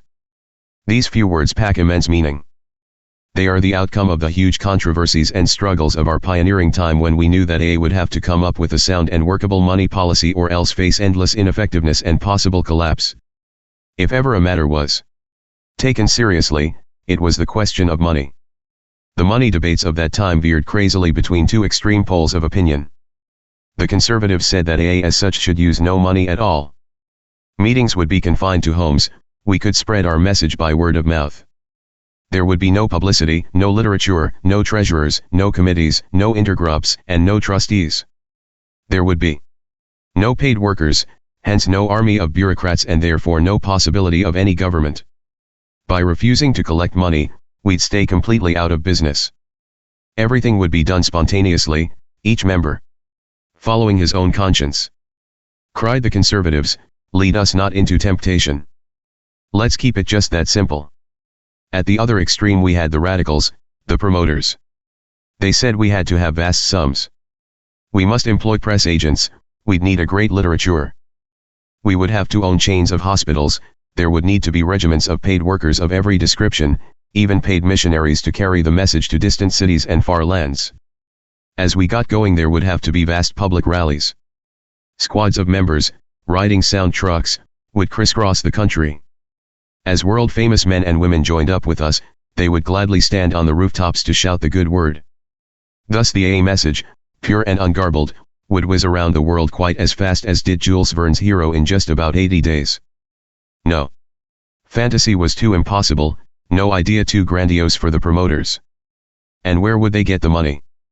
From the public, of course, the rich would send in millions. Today we can see that the conservatives would have rotted us by doing nothing. On the other hand, the promoters would have surely ruined us by trying to do everything. The process of separating the sense from the nonsense was long and painful. We were vastly confused because nobody had any monopoly on good sense. In their prudence the conservatives seemed right when they said that great sums would endanger us. But when fear got the upper hand and they insisted on no money or services whatever, they seemed to be talking arrant foolishness. Their program could lead only to great confusion and a snail's pace growth. It was much the same with the promoters. In their enthusiasms they sometimes urged dangerous schemes. Yet wisdom was often theirs nonetheless.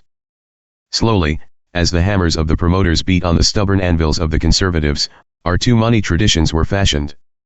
At first we made certain concessions to the radicals. We conceded that, though unorganized as a whole, we would nevertheless have to create committees or service boards so that AA could function and carry our message and, at regional and international levels, we would sometimes have to hire a few full-time workers. This was going to cost money, but never a lot of it, never enough to pose any great problem or future temptation. This obvious necessity did, however, pose the question of professionalism. There was a widespread and justified fear in the early days that AA might be saddled with a class of paid 12th-step workers, people who would want salaries or fees for carrying the AA message person to person and face to face. It did not take us long to see that such a development would certainly kill the spirit of our whole undertaking. The 12th step simply couldn't be sold for money. This great fear of professionalism sideswiped us even when we hired an AA janitor or cook. And it doubly bedeviled us when we finally had to hire a few AA members to work full-time as area or international secretaries. For a while, they carried the awful stigma of professionalism. They were, we said, making money out of AA. Believe it or not, they were personally avoided by many a fearful and righteous member. Even the committees and boards for whom they worked often regarded them as a sort of necessary but heretical evil. In them we were mixing the material with the spiritual. To keep these borderline professionals in a proper spiritual condition, we mixed in the smallest amount of money we could, meaning that we paid them the least salaries for which they could possibly consent to work. However, the radicals had partially made their point. AA did have to have some paid workers, if only a few. We finally saw that these people were primarily paid for making good and effective 12th-step work possible. Today they are not regarded as professionals at all, and we try to pay them well. They are among the most dedicated AAs that we know. Hence, Tradition 8 declares, Alcoholics Anonymous should remain forever non-professional, but our service centers may employ special workers. But the conservatives also had their victory when we finally took the decision to build a dike against the inrush of contributions from the world outside. We began to decline all such gifts, large and small. Our service centers would never wax rich from the contributions of AA members. But our well-meaning friends, by gift and bequest, could endow us with huge funds. Once we began to accept donations of this kind, there would be no end. Though easily able to pay our own small service bills, we would nevertheless begin to accept huge amounts of charity. Worse still, rich AA service boards would embark on all sorts of needless and compromising adventures. A large paid bureaucracy would certainly take shape, and the worst fears of the conservatives would be realized. Respecting gifts and grants, their wisdom had been supremely right. Thus we developed Tradition 7, every AA group ought to be fully self-supporting, declining outside contributions. Not long after this tradition was written, AA's trustees turned down a bequest of $10,000 at a moment when money was badly needed. It was a time when, by a considerable margin, the AA groups were failing to support their own world headquarters. Nevertheless, our trustees promptly plugged that first threatened leak in our newly constructed dike against the temptation to take money from outside AA. Thereafter AA would pay for its services or do without them. That decision still stirs me. It was one of the great turning points in our history. To conclude, our spiritual way of life is safe for future generations if, as a society, we resist the temptation to receive money from the outside world. But this leaves us with a responsibility, one that every member ought to understand. We cannot skimp when the treasurer of our group passes the hat. Our groups, our areas, and AA as a whole will not function unless our services are sufficient and their bills are paid. When we meet and defeat the temptation to take large gifts, we are only being prudent. But when we are generous with the hat, we give a token that we are grateful for our blessings and evidence that we are eager to share what we have found with all those who still suffer. Problems other than alcohol. February 1958. Perhaps there is no suffering more horrible than drug addiction, especially that kind which is produced by morphine, heroin, and other narcotics. Such drugs twist the mind, and the awful process of withdrawal racks the sufferer's body. Compared with the addict and his woes, we alcoholics are pikers. Barbiturates, carried to extremes, can be almost as bad. In AA we have members who have made great recoveries from both the bottle and the needle. We also have a great many others who were or still are victimized by goofballs and even by the new tranquilizers. Consequently, this problem of drug addiction in its several forms lies close to us all. It stirs our deepest interest and sympathy. In the world around us we see legions of men and women who are trying to cure or to escape their problems by this means. Many AAs, especially those who have suffered these particular addictions, are now asking, what can we do about drugs within our fellowship, and without? Because several projects to help pill and drug takers are already afloat, projects which use AA's 12 steps and in which AA members are active, there has arisen a whole series of questions as to how these efforts, already meeting with not a little success, can be rightly related to the AA groups and to AA as a whole. Specifically, here is a list of questions. 1. Can a non-alcoholic pill or drug addict become an AA member? 2. Can such a person be brought, as a visitor, to an open AA meeting for help and inspiration? 3. Can a pill or drug taker, who also has a genuine alcoholic history, become a member of AA? 4. Can AAs who have suffered both alcoholism and addiction form themselves into special purpose groups to help other AAs who are having drug trouble? 5. Could such a special purpose group call itself an AA group? 6. Could such a group also include non-alcoholic drug users? 7. If so, should these non-alcoholic pill or drug users be led to believe that they have become AA members? 8. Is there any objection if AAs who have had the dual problem join outside groups, such as Addicts Anonymous or Narcotics Anonymous? While some of these questions almost answer themselves, others do not. But all of them, I think, can readily be resolved to the satisfaction of everyone if we have a good look at the AA traditions which apply, and another look at our long experience with the special purpose groups in which AAs are active today both within and without our society. Now there are certain things that AA cannot do for anybody, regardless of what our several desires or sympathies may be. Our first duty, as a society, is to ensure our own survival. Therefore we have to avoid distractions and multipurpose activity. An AA group, as such, cannot take on all the personal problems of its members, let alone the problems of the whole world. Sobriety, freedom from alcohol through the teaching and practice of the 12 steps, is the sole purpose of an AA group. Groups have repeatedly tried other activities and they have always failed. It has also been learned that there is no possible way to make non-alcoholics into AA members. We have to confine our membership to alcoholics and we have to confine our AA groups to a single purpose. If we don't stick to these principles, we shall almost surely collapse. And if we collapse, we cannot help anyone. To illustrate, let's review some typical experiences. Years ago, we hoped to give AA membership to our families and to certain non-alcoholic friends who had been greatly helpful. They had their problems, too, and we wanted them in our fold. Regretfully, we found that this was impossible. They couldn't make straight AA talks, nor, save a few exceptions, could they identify with new AA members. Hence, they couldn't do continuous 12-step work. Close to us as these good folks were, we had to deny them membership. We could only welcome them at our open meetings. Therefore I see no way of making non-alcoholic addicts into AA members. Experience says loudly that we can admit no exceptions, even though drug users and alcoholics happen to be first cousins of a sort. If we persist in trying this, I'm afraid it will be hard on the drug user himself, as well as on AA. We must accept the fact that no non-alcoholic, whatever his affliction, can be converted into an alcoholic AA member. Suppose, though, that we are approached by a drug addict who nevertheless has had a genuine alcoholic history. There was a time when such a person would have been rejected. Many early AAs had the almost comical notion that they were pure alcoholics, guzzlers only, no other serious problems at all. When alcoholic ex-cons and drug users first turned up, there was much pious indignation. "What will people think?" chanted the pure alcoholics. Happily, this foolishness has long since evaporated. One of the best AAs I know is a man who had been 7 years on the needle before he joined up with us.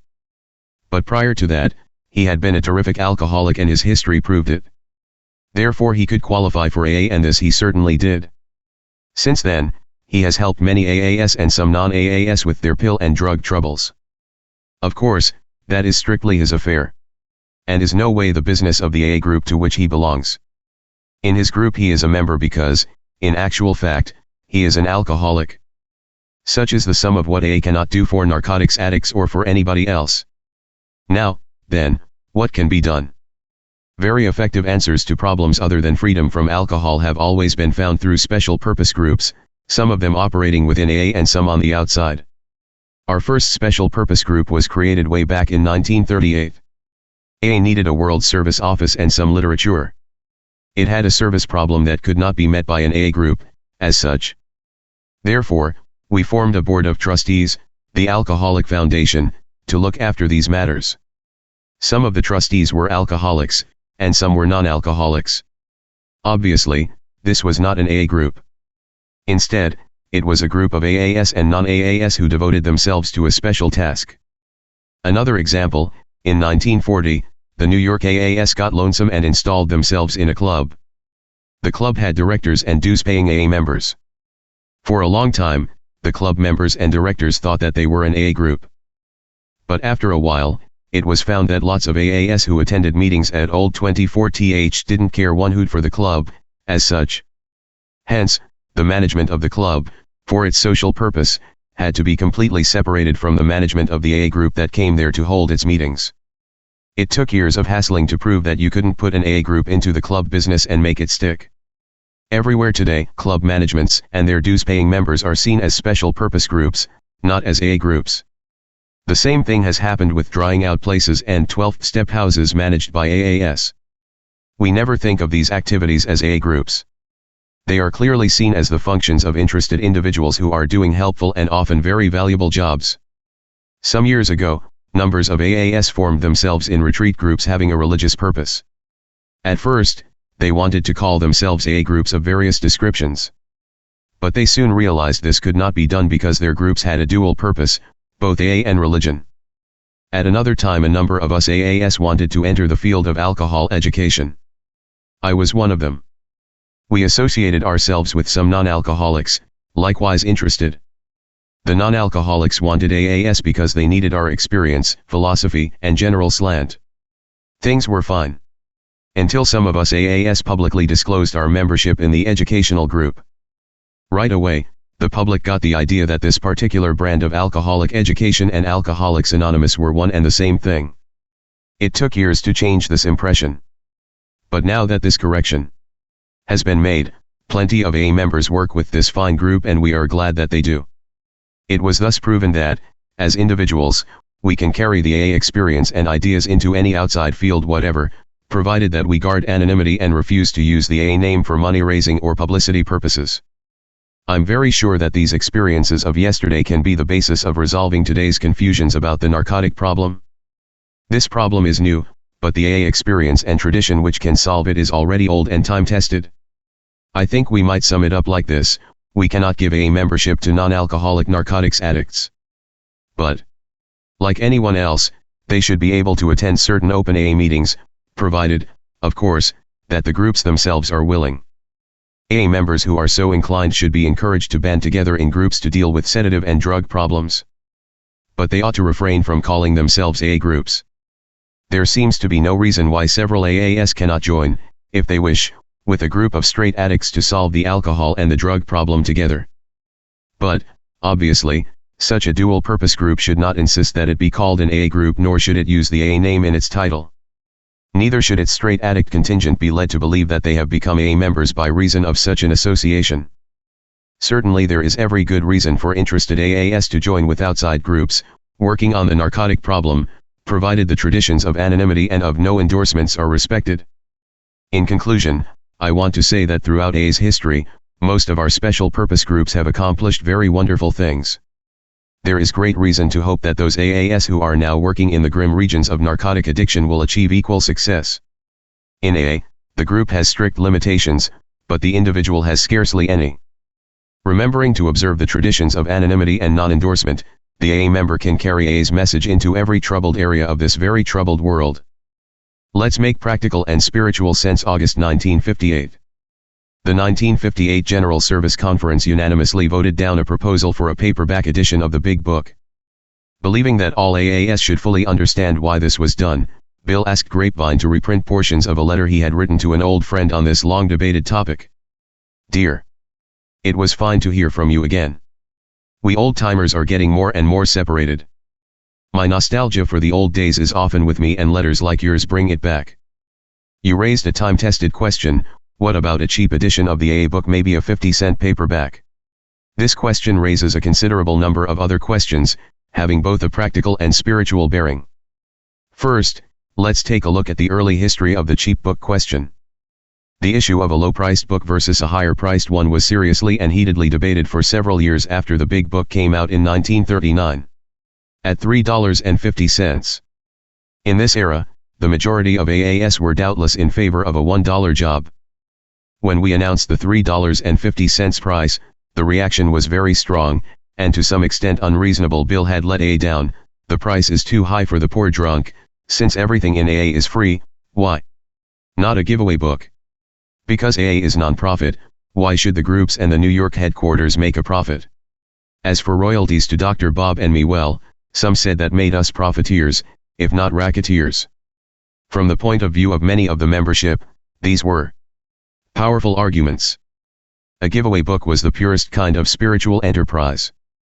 But a volume decently bound and priced within the normal trade range, a volume which would help carry the expenses of A's headquarters, was looked upon as a pretty fearsome evil. Consequently, I fell under the severest criticism of my whole A life. Yet our history proves that the sometimes idealistic majority of that day was seriously mistaken. Had there been no book earnings for the headquarters and no royalties for Dr. Bob and me, A would have taken a very different and probably disastrous course. Dr. Bob and Sister Ignatia could not have looked after those 5,000 drunks in their hospital pioneering at Akron. I would have had to quit full-time work 15 years ago. Our book would have been in the hands of an outside publisher. There could have been no 12 traditions and no General Service Conference. Financially crippled, the headquarters could not have spread A around the world. Indeed, it might have folded up completely. All of this would have come to pass had not earnings of the big book plugged up the often large deficits in group contributions to headquarters.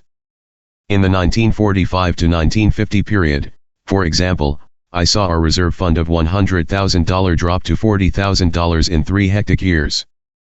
In these years the A General Service Office and the A Grapevine once reached a combined deficit of $3,000 a month. It was the book money that kept us afloat and enabled us to reorganize the service office and put today's General Service Conference into operation. A cheap A book would have been a practical and spiritual mistake of major proportions. The A message would have been carried to the few instead of to the many. There is not the slightest doubt about it. Everybody who now wants a 50-cent paperback should bear this part of our history seriously in mind. A's trusteeship, our General Service Board, has a reserve fund which has been slowly accumulated out of book earnings over the years. This fund is equal to 1 year's running expense of the headquarters. We think it is our chief protection against hard times and the possibility of a large drop in group contributions. Even in good times, group contributions have often failed to pay headquarters expenses by a considerable margin. If we could actually collect from every recovered A member, the annual cost to each would be only $1 a year. In practice, we ask for $2 a member and average considerably less. The AA office ran $15,000 in the red in 1957. And the Grapevine had an operating deficit of $10,000. Since this is a frequent situation in good times, what would actually happen to us in hard times? In hard times, AA members and their groups will surely look after themselves. But in such circumstances, how well would they take care of General Headquarters? Having never been through such a time, nobody can say. We can't even make an informed guess. We simply know that our headquarters still runs deficits. We also know that 1/3 of the AA groups, representing 50,000 members, send headquarters nothing, even in boom times. We therefore have no reason to believe in Santa Claus. That is why we have insisted on building up our reserve fund. It is our primary protection against the impairment or collapse of A's general services, those services which have spread the good word throughout the world and which we ought to maintain in full strength under all conditions. There are those who feel that a 50-cent book would not seriously cut into the sales of our $4.50 edition. But would it not? At headquarters we are finding many able volunteer service workers. One of these is the vice president of a large book publishing house. He understands book markets, inside AA and out. He emphatically points out that ultra-cheap AA books, especially paperbacks, would severely damage our present sales and income. Wouldn't it therefore be wise to ask ourselves, can we afford those cheap books now? There has been some hope that the volume of 50-cent book sales would be so huge on the public market that we would not lose much money anyhow. But this is one of those situations on which no reliable estimate can be made. As AA cannot go into newsstand or drugstore distribution, we would have to let an outside publisher do the job for us. Such a publisher would be the sole source of supply. Even if such a paperback house sold 1 million copies a year, the return to AA Publishing Incorporated, in royalties and profits, would not exceed $10,000. This estimate may, of course, be far too optimistic. A preliminary investigation among publishers indicates that such a sale is to be questioned. Horse Sense suggests this, too. The main market for cheap paperbacks is dominated by former bestsellers, murder mysteries, sex novels, science fiction, and the like. Large and sustained volume is possible because of the huge public interest. Now the AA book has been on sale for almost 20 years, in bookstores. Alcoholics Anonymous and its big book have received vast advertising in all public media and this still continues. Nevertheless, our sale to the public has never been more than a dribble, it hasn't averaged 1,500 copies a year. So how can we have any assurance if we put a 50-cent AA book on newsstands and in drugstores that sales are suddenly going to jump from 1,500 books to 1 million, or 100,000, or even 10,000? Nobody seems to be able to predict with confidence what a specialized textbook like ours would do if put on cheap sale with whodunits and science fiction in these city outlets. If we did fail to sell a large volume, we would have mostly failed our spiritual purpose of carrying the AA message. Compared to the vast publicity that AA already gets, the effect of a cheap book could not be very great in any case. Next, let us inquire if there is any real shortage of AA books and reading material inside AA. Let's also ponder whether our poorest members are really deprived of their chance at the AA book because we still lack a 50-cent edition. Also, whether our excellent pamphlet literature cannot pretty well fill the need of such newcomers when necessary. We know that 350,000 AA books have already been distributed and that 500,000 good pamphlets hit AA members every year. Who knows anyone in AA that hasn't been given a book, who can't borrow a book, or who can't buy one from his group on partial payment, or find a big book in a local library? Hardly anyone need be deprived of reading the present volume if he will make even a little effort to lay hold of a copy. Of course there are some exceptions, but these are being met. We already send gift copies of the big book to prisons and the institutional groups. There might be certain spiritual advantages in a cheap book literature, but there would also be definite spiritual disadvantages. There is the question of who is best able to pay for a given service, in this case, a giveaway book program. Is it the individual AAS, the AA groups, or is it AA as a whole? Obviously, the combined wealth and income of individual AA members is the real reservoir and source of money. The combined income of all alcoholics who have recovered in AA is easily $1 billion a year. Compared with this, the money coming into our 7,000 AA group treasuries is a trickle. Compared to the funds that flow into local treasuries, the contributions to AA headquarters are drops in a bucket. Our International Treasury and Reserve Fund doesn't contain even $1 for each alcoholic who has recovered in AA. Neither do these alcoholics supply these reserve funds, the book buyers do it. Probably half of the alcoholics who have recovered in AA over the years have never, directly or indirectly, sent a cent to headquarters. Maybe our headquarters financial statements look like big money to some. But these monies represent only the tiniest fraction of the total wealth and earning power of the members of Alcoholics Anonymous. AA headquarters, AA as a whole, if you like, is relatively as poor as a church mouse. Should the headquarters, the poorest part of AA, now undertake to finance the richest part, the individual AAS, with a 50-cent book? Does this make sense practically or spiritually? Part 3, 1958–1970. By 1961, when Bill announced his final retirement from leadership in AA, he believed that he had completed all the major tasks he needed to do for the fellowship. In his talk to the 1961 General Service Conference, see again at the Crossroads, page 324, Bill emphasized the importance of the principle of rotation, and of the need for him to step down as a leader and let AA's group conscience operate. While declaring his intention to move to the sidelines in AA, he also expressed his desire to continue writing for Grapevine. One primary channel of communication still stands wide open: my writing for the Grapevine. This I would certainly like to continue. Just now, for example, I'm doing a series of articles entitled "Practicing These Principles in All Our Affairs." Maybe these pieces can later be expanded into a full-sized book which would try to deal with the whole problem of living, as seen by us AAS. If it turns out that I can write it, such a volume might be of permanent value. There is another factor that bears upon my decision. Like every AA member, I have a definite responsibility to become a citizen of the world around me.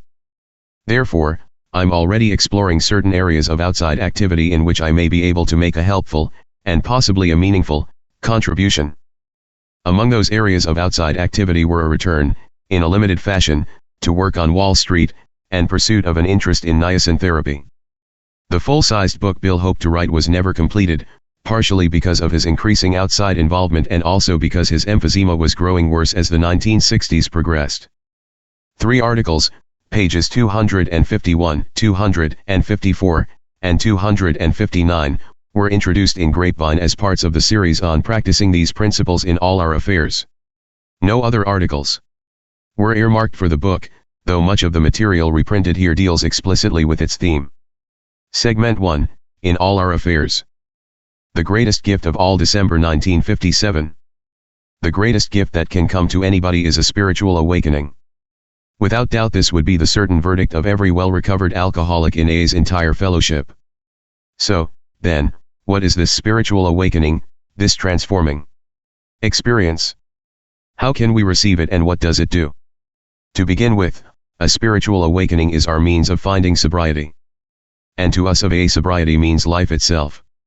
We know that a spiritual experience is the key to survival from alcoholism and that for most of us it is the only key. We must awake or we die.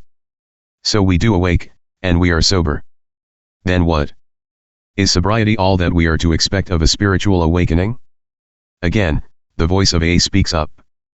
No, sobriety is only a bare beginning, it is only the first gift of the first awakening. If more gifts are to be received, our awakening has to go on. And if it does go on, we find that bit by bit we can discard the old life, the one that did not work, for a new life that can and does work under any conditions whatever. Regardless of worldly success or failure, regardless of pain or joy, regardless of sickness or health or even of death itself, a new life of endless possibilities can be lived if we are willing to continue our awakening. Soon after he entered A certain newcomer approached me and he said, "I'm sober and it's mighty near a miracle." I admitted that I was licked, came to a few meetings, began to get honest with myself and my sponsor. Then that awful urge for a drink suddenly left me. There's been no more booze fighting, the desire for alcohol has simply evaporated and I can't yet understand just why or just how. Here in A the folks are wonderful. They care and they understand. It's a brand new world to me. But, continued Mr. Newcomer, I'm still plumb puzzled. I don't see just how this God business fits into practical living. And when they talk about a new life for an old one, I can't take it all in. Sure enough I'm sober, and that's new. But now that I've gone ex-grog, what's the matter with trying to live my old life? That was okay, until the liquor got me. I was going places, on the way to making my pile. Things weren't too bad at home, either, until my wife yelled she'd had enough of me, and left. All I need is sobriety, and A can keep on giving me that. Now I can go about my business. I'm sure I can make a better job of it this time. 4 years later, I ran across that same newcomer. "Well, Joe," said I, "have you made your pile yet, and did your wife come back?" With a half smile, Joe looked at me steadily and replied, "No, Bill, nothing of the kind happened. For a whole year I had the devil of a time. How I stayed sober was more of a miracle than getting sober in the first place. I had to make that pile and get her back or else I was going to be miserable. And miserable I certainly was. But little by little, I woke up to the possibility that God hadn't put me on earth for the purpose of getting all the money, prestige, and romance that I could lay my hands on. I finally had to face the fact that I would have to settle for less, a lot less. And if I couldn't accept this, I'd probably get drunk again. So I quit giving lip service to a serenity prayer and really began to use it.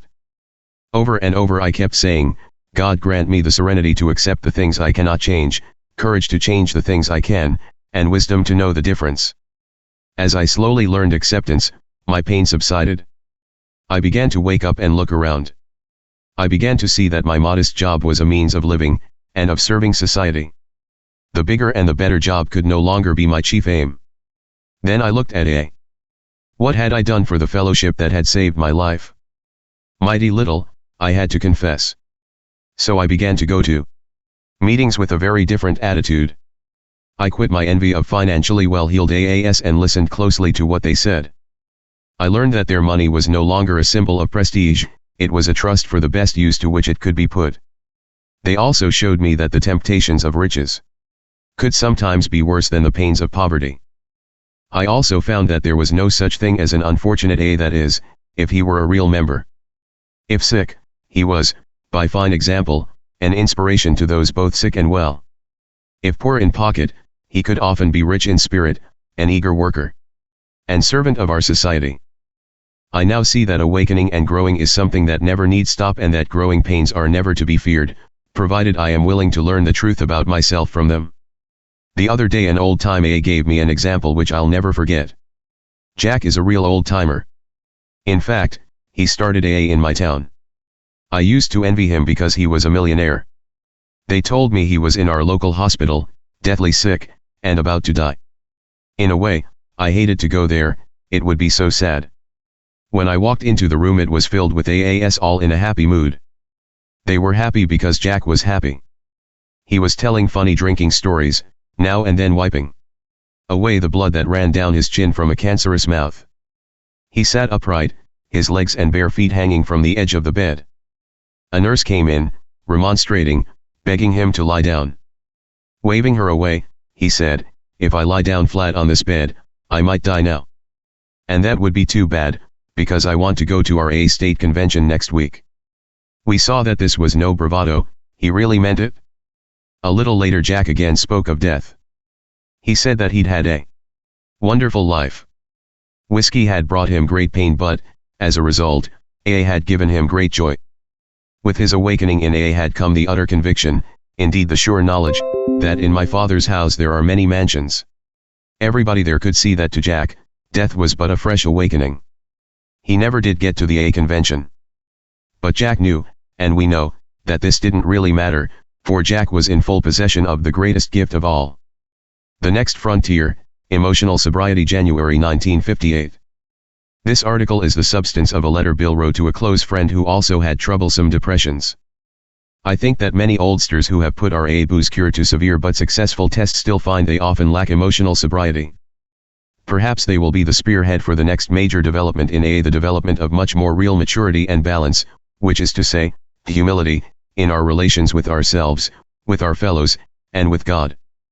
Those adolescent urges that so many of us have for top approval, perfect security, and perfect romance, urges quite appropriate to age 17, prove to be an impossible way of life when we are at age 47 or 57. Since AA began, I've taken immense wallops in all these areas because of my failure to grow up, emotionally and spiritually. My God, how painful it is to keep demanding the impossible, and how very painful to discover, finally, that all along we have had the cart before the horse. Then comes the final agony of seeing how awfully wrong we have been, but still finding ourselves unable to get off the emotional merry-go-round. How to translate a right mental conviction into a right emotional result, and so into easy, happy, and good living. Well, that's not only the neurotic's problem, it's the problem of life itself for all of us who have got to the point of real willingness to hew to right principles in all our affairs. Even then, as we hew away, peace and joy may still elude us. That's the place so many of us AA oldsters have come to. And it's a hell of a spot, literally. How shall our unconscious, from which so many of our fears, compulsions, and phony aspirations still stream, be brought into line with what we actually believe, know, and want? How to convince our dumb, raging, and hidden Mr. Hyde becomes our main task. I've recently come to believe that this can be achieved. I believe so because I begin to see many benighted ones, folks like you and me, commencing to get results. Last autumn, depression, having no really rational cause at all, almost took me to the cleaners. I began to be scared that I was in for another long chronic spell. Considering the grief I've had with depressions, it wasn't a bright prospect. I kept asking myself, why can't the 12 steps work to release depression? By the hour, I stared at the St. Francis prayer. It's better to comfort than to be comforted. Here was the formula, all right. But why didn't it work? Suddenly I realized what the matter was. My basic flaw had always been dependence, almost absolute dependence on people or circumstances to supply me with prestige, security, and the like. Failing to get these things according to my perfectionist dreams and specifications, I had fought for them. And when defeat came, so did my depression. There wasn't a chance of making the outgoing love of St. Francis a workable and joyous way of life until these fatal and almost absolute dependencies were cut away. Because I had over the years undergone a little spiritual development, the absolute quality of these frightful dependencies had never before been so starkly revealed. Reinforced by what grace I could secure in prayer, I found I had to exert every ounce of will and action to cut off these faulty emotional dependencies upon people, upon AA, indeed, upon any set of circumstances whatsoever. Then only could I be free to love as Francis had. Emotional and instinctual satisfactions, I saw, were really the extra dividends of having love, offering love, and expressing a love appropriate to each relation of life. Plainly, I could not avail myself of God's love until I was able to offer it back to Him by loving others as He would have me. and I couldn't possibly do that so long as I was victimized by false dependencies. For my dependency meant a demand for the possession and control of the people and the conditions surrounding me. While those words absolute dependency may look like a gimmick, they were the ones that helped to trigger my release into my present degree of stability and quietness of mind, qualities which I am now trying to consolidate by offering love to others regardless of the return to me. This seems to be the primary healing circuit, an outgoing love of God's creation and His people, by means of which we avail ourselves of His love for us. It is most clear that the real current can't flow until our paralyzing dependencies are broken, and broken at depth. Only then can we possibly have a glimmer of what adult love really is. Spiritual calculus, you say? Not a bit of it. Watch any AA of 6 months working with a new 12th step case. If the case says to the devil with you, the 12th stepper only smiles and turns to another case. He doesn't feel frustrated or rejected. If his next case responds, and in turn starts to give love and attention to other alcoholics yet gives none back to him, the sponsor is happy about it anyway. He still doesn't feel rejected, instead he rejoices that his one-time prospect is sober and happy. And if his next following case turns out in later time to be his best friend, or romance, then the sponsor is most joyful. But he well knows that his happiness is a byproduct, the extra dividend of giving without any demand for a return. The really stabilizing thing for him was having and offering love to that strange drunk on his doorstep. That was Francis at work, powerful and practical, minus dependency and minus demand. In the first 6 months of my own sobriety, I worked hard with many alcoholics. Not a one responded. Yet this work kept me sober. It wasn't a question of those alcoholics giving me anything. My stability came out of trying to give, not out of demanding that I receive. Thus I think it can work out with emotional sobriety. If we examine every disturbance we have, great or small, we will find at the root of it some unhealthy dependency and its consequent unhealthy demand. Let us, with God's help, continually surrender these hobbling demands. Then we can be set free to live and love. We may then be able to 12th step ourselves and others into emotional sobriety. Of course I haven't offered you a really new idea, only a gimmick that has started to unhook several of my own hexes at depth. Nowadays my brain no longer races compulsively in either elation, grandiosity, or depression. I have been given a quiet place in bright sunshine. Take Step 11, June 1958. When it comes to the practice of AA, Step 11 saw through prayer and meditation to improve our conscious contact with God as we understood Him, praying only for knowledge of His will for us and the power to carry that out. I'm sure I am still very much in the beginner's class. I'm almost a case of arrested development. Around me I see many people who make a far better job of relating themselves to God than I do. Certainly it mustn't be said I haven't made any progress at all over the years. I simply confess that I haven't made the progress that I might have made, my opportunities being what they have been, and still are. My 24th AA anniversary is just ahead. I haven't had a drink in all this time. In fact, I've scarcely been tempted at all. This is some evidence that I must have taken and ever since maintained Step 1. We admitted we were powerless over alcohol, that our lives had become unmanageable. Step 1 was easy for me. Then, at the very beginning, I was fortunate enough to receive a tremendous spiritual awakening and was instantly made conscious of the presence of God and restored to sanity, at least so far as alcohol is concerned. Therefore I've had no difficulty with AA Step 2 because, in my case, its content was an outright gift. Step 4 and Step 5, dealing with self-survey and confession of one's defects, have not been overly difficult, either. Of course, my self-analysis has frequently been faulty. Sometimes I've failed to share my defects with the right people, at other times, I've confessed their defects, rather than my own, and at still other times, my confession of defects has been more in the nature of loud complaints about my circumstances and my problems. Nevertheless, I think I've usually been able to make a fairly thorough and searching job of finding and admitting my personal defects. So far as I know, there isn't at this moment a single defect or current problem of mine which hasn't been discussed with my close advisors. Yet this pretty well ventilated condition is nothing for self-congratulation. Long ago I was lucky enough to see that I'd have to keep up my self-analysis or else blow my top completely. Though driven by stark necessity, this continuous self-revelation to myself and to others was rough medicine to take. But years of repetition has made this job far easier. Step 9, making restitution for harms done, has fallen into much the same bracket. In step 12, carrying the AA message to others, I found little else than great joy. We alkies are folks of action, and I'm no exception. When action pays off as it does in AA, it's a small wonder that step 12 is the most popular and, for most of us, the easiest one of all. This little sketch of my own pilgrim's progress is offered to illustrate where I, and maybe lots of other AAs, have still been missing something of top importance. Through lack of disciplined attention and sometimes through lack of the right kind of faith, many of us keep ourselves year after year in the rather easy spiritual kindergarten I've just described. But almost inevitably we become dissatisfied. We have to admit we have hit an uncomfortable and maybe a very painful sticking point.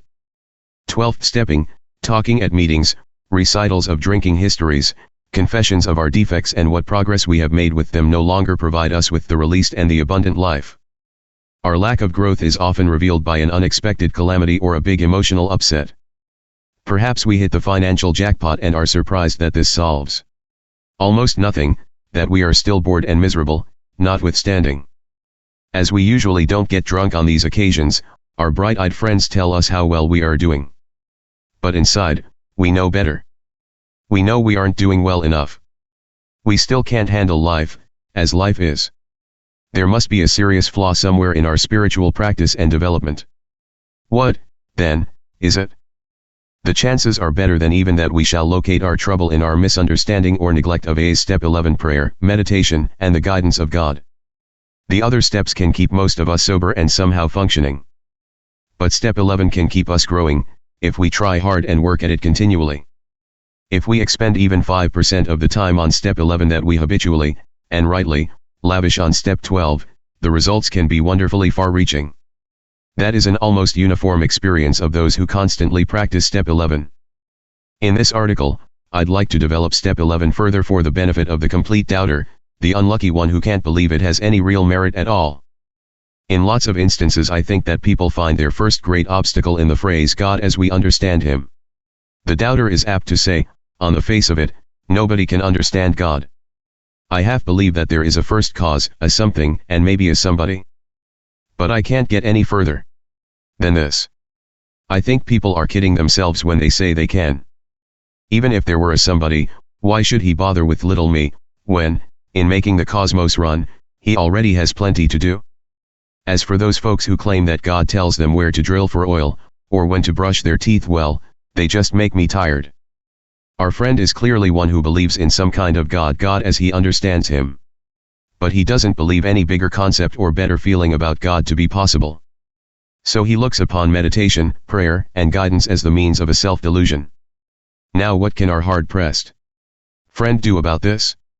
Well, he can strenuously try meditation, prayer, and guidance, just as an experiment.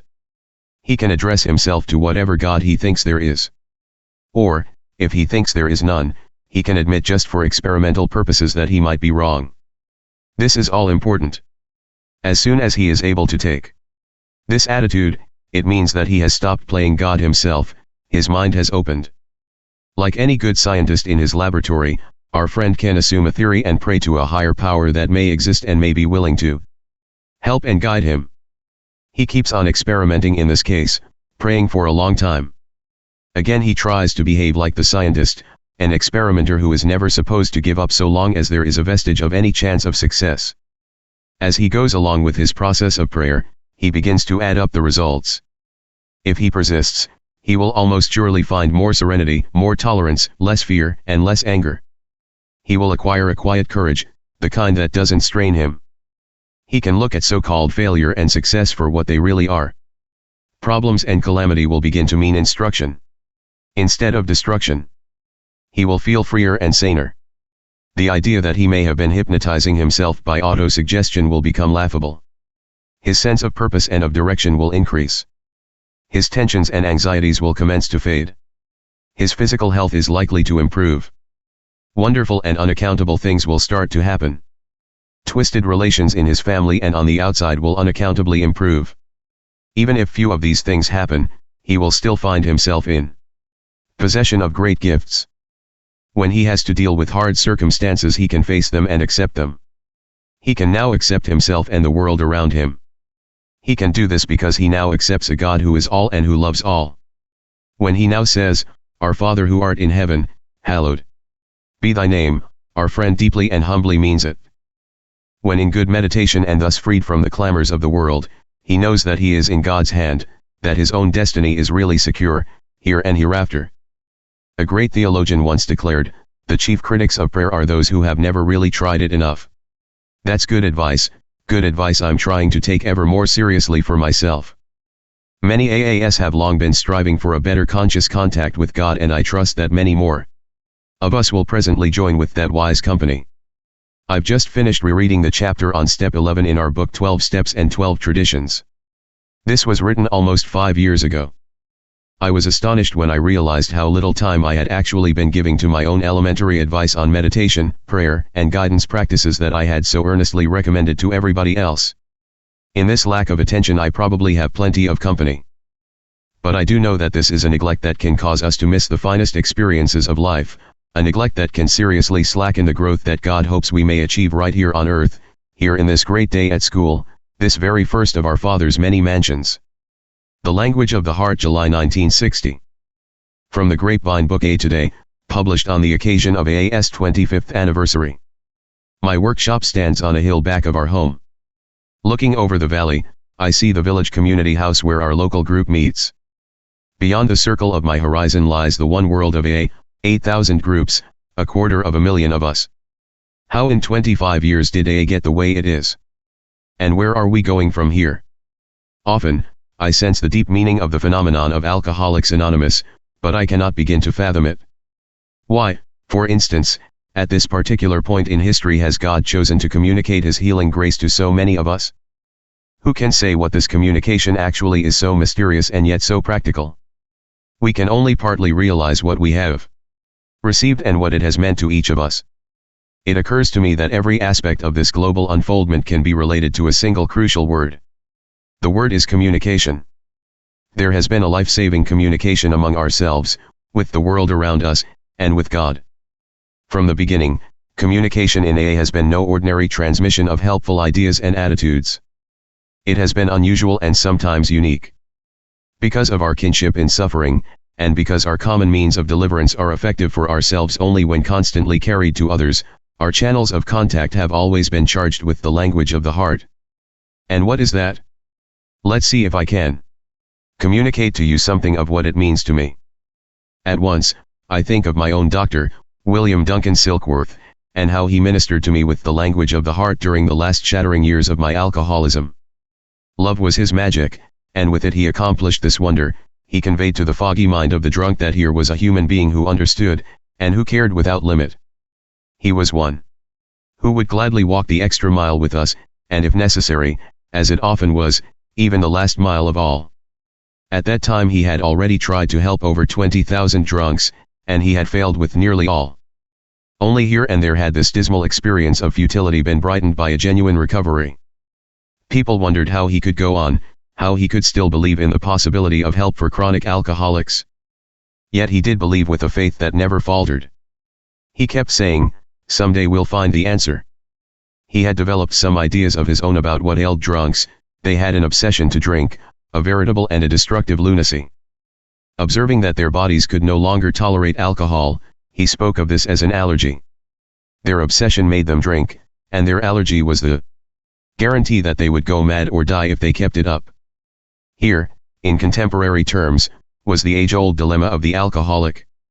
Total abstinence, he knew, was the only solution. But how to attain that? If only he could understand them more and identify with them better, then his educational message could perhaps reach into those strange caverns of the mind where the blind compulsion to drink was entrenched.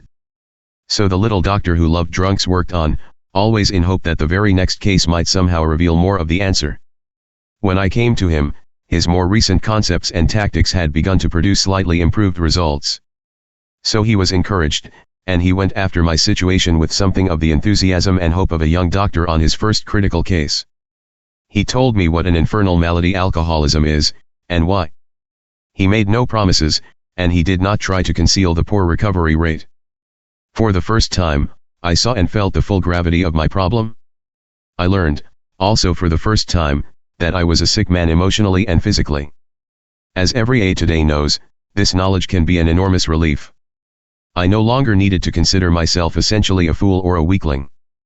This new insight, plus the little doctor's account of a few of his good recoveries, brought me a surge of hope. But above all, my confidence rested on the understanding, the interest, and the affection he so freely gave me. I was not alone anymore with my problem. He and I could work it through. Despite several discouraging slips, I truly believed this for quite a while. And so did he. But the hour finally arrived when he knew that I was not going to be one of his exceptions.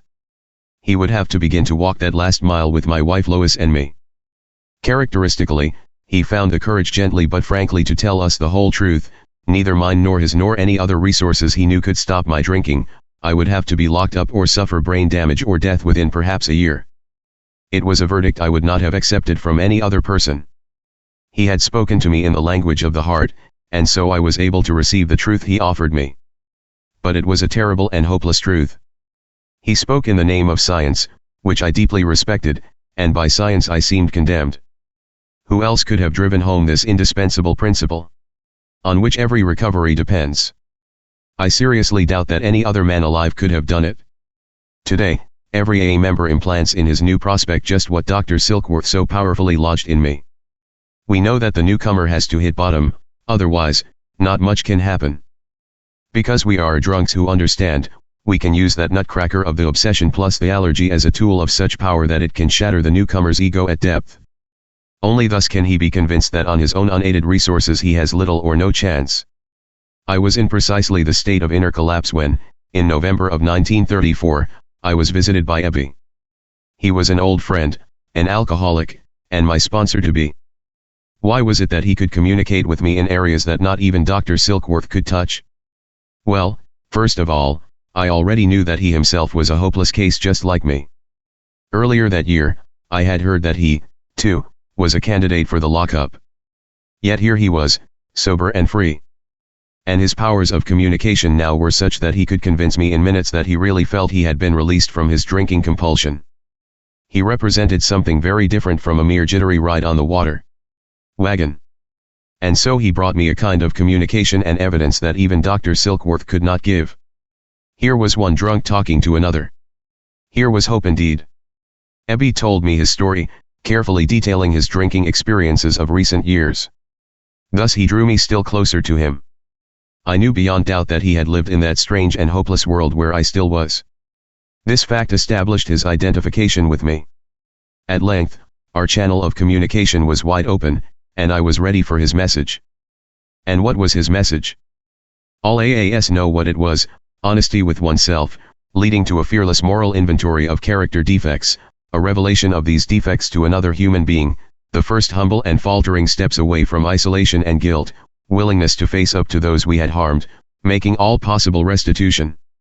A thorough house cleaning inside and out was indicated, and then we were ready to devote ourselves in service to others, using the understanding and language of the heart, and seeking no gain or reward.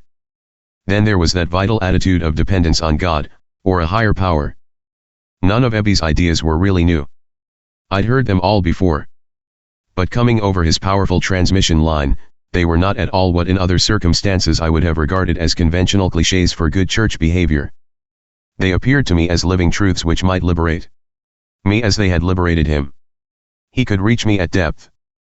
But in one respect I still backed away. I could not go for God, because I could not believe there was any God.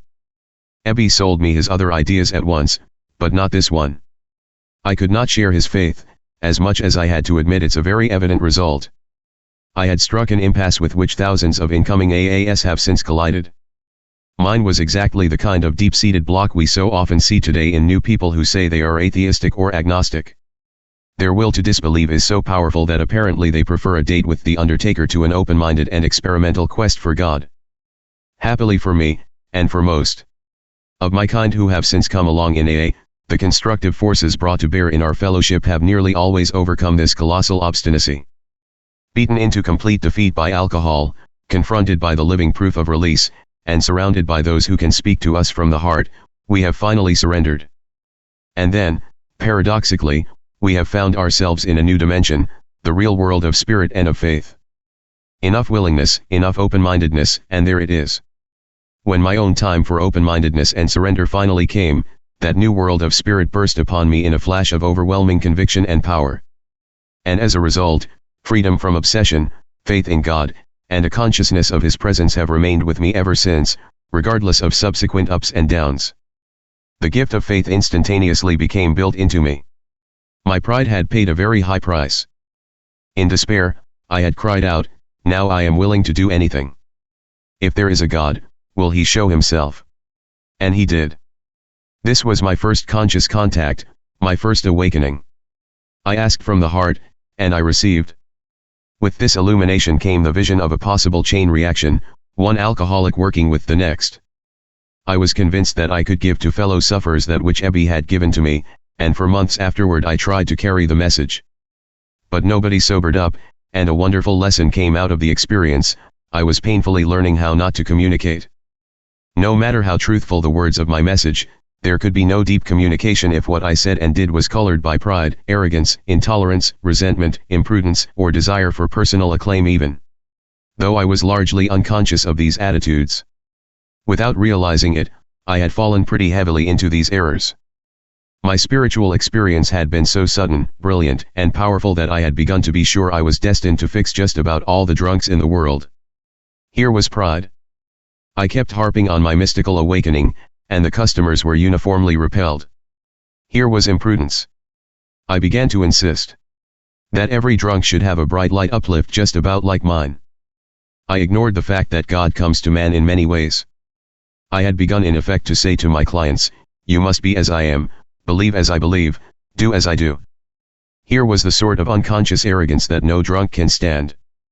I loudly began to point out the sins of my prospects, mostly, of course, the sins I supposed I didn't have, and the prospects got sore and so did I. When they got drunk, I got mad. And here was her pride again. My new Oxford group friends, the religious group in which Ebby had made his first, but not final, recovery, objected to the idea of alcoholism as an illness, so I had quit talking about the allergy plus the obsession. I wanted the approval of these new friends, and in trying to be humble and helpful, I was neither. Slowly I learned, as most of us do, that when the ego gets in the way it blocks communication. I needed another big dose of deflation, and I got it. The realization dawned on me that for 6 months I had failed completely. Then Dr. Silkworth gave me this crisp advice: quit preaching, quit harping on your odd spiritual experience. Tell your own story.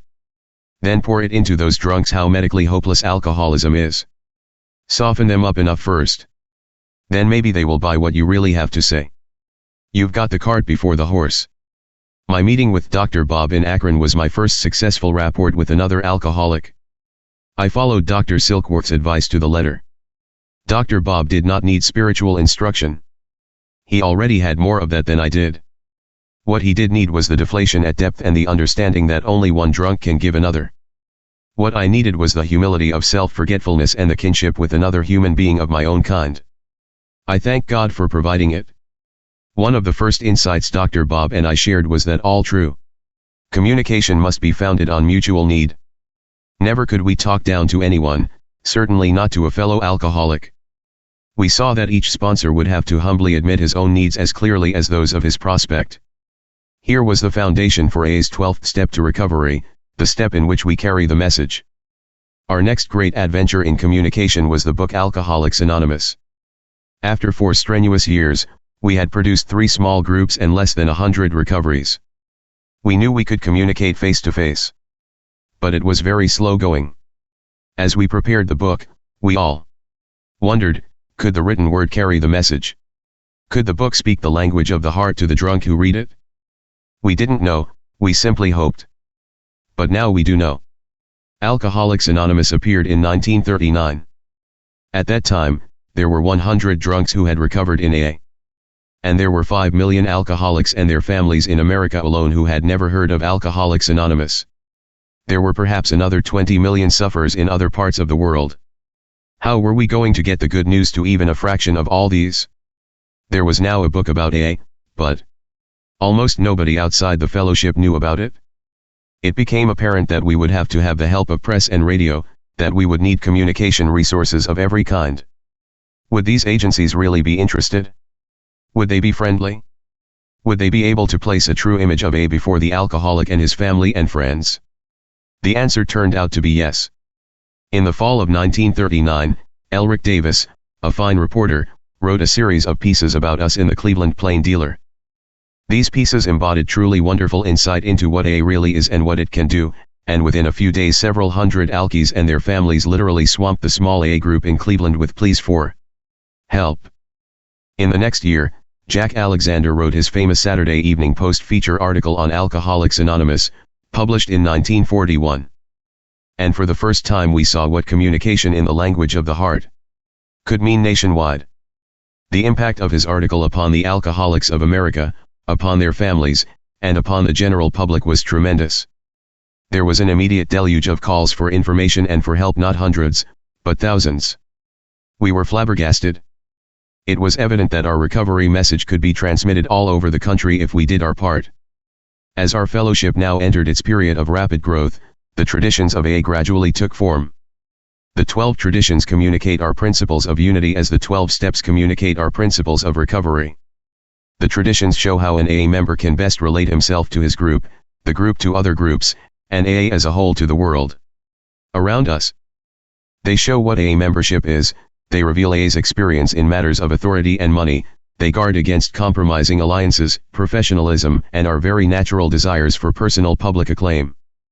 The 12 traditions were slowly evolved during an era when large-scale publicity was causing new groups to spring up like popcorn on a hot griddle.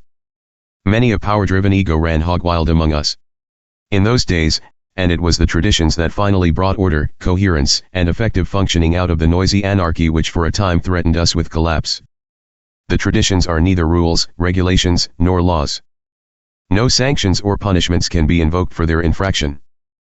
Perhaps in no other area of society would these principles succeed.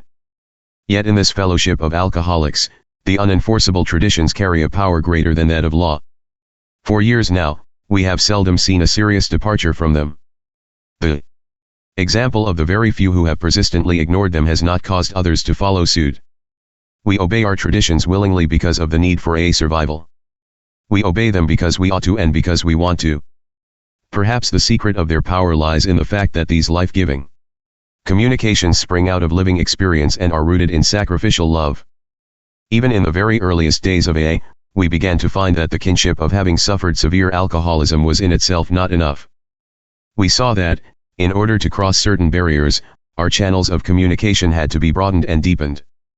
For example, practically all of AA's first members were what we today call last gasp or low bottom cases. When the mildly afflicted or high bottom cases began to turn up, they often said, "But we were never jailed. We were never in mental hospitals. We never did those frightful things you fellows talk about. Maybe AA is not for people like us." For years, we old-timers simply could not communicate with such folks. Then, out of much experience, a new approach was developed. To each new high bottom, we emphasized the medical view that alcoholism is a fatal and progressive malady. We concentrated on the earlier periods in our drinking careers. We recalled how sure we were that next time we could control ourselves when we took a few drinks. Or how our drinking was the fault of unfortunate circumstances or the behavior of other people. Then we took the prospect through the parts of our histories which proved how insidious and irresistible the progress of the illness is. We showed him how, years before we realized it, we had actually gone much beyond the point of no return so far as our own resources of strength and will were concerned. We kept pointing out how right the doctors are in their assessment of this malady. Slowly but surely, this strategy began to pay off. The low bottoms began to communicate at depth with the high bottoms. And the high bottoms began talking to each other.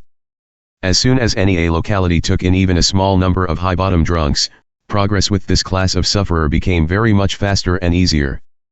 It is probable that about half of today's AA membership has been spared that last 5, 10, or even 15 years of unmitigated hell that we low bottoms know all too well. In the beginning, it was 4 whole years before AA brought permanent sobriety to even one alcoholic woman. Like the high bottoms, the women also said they were different.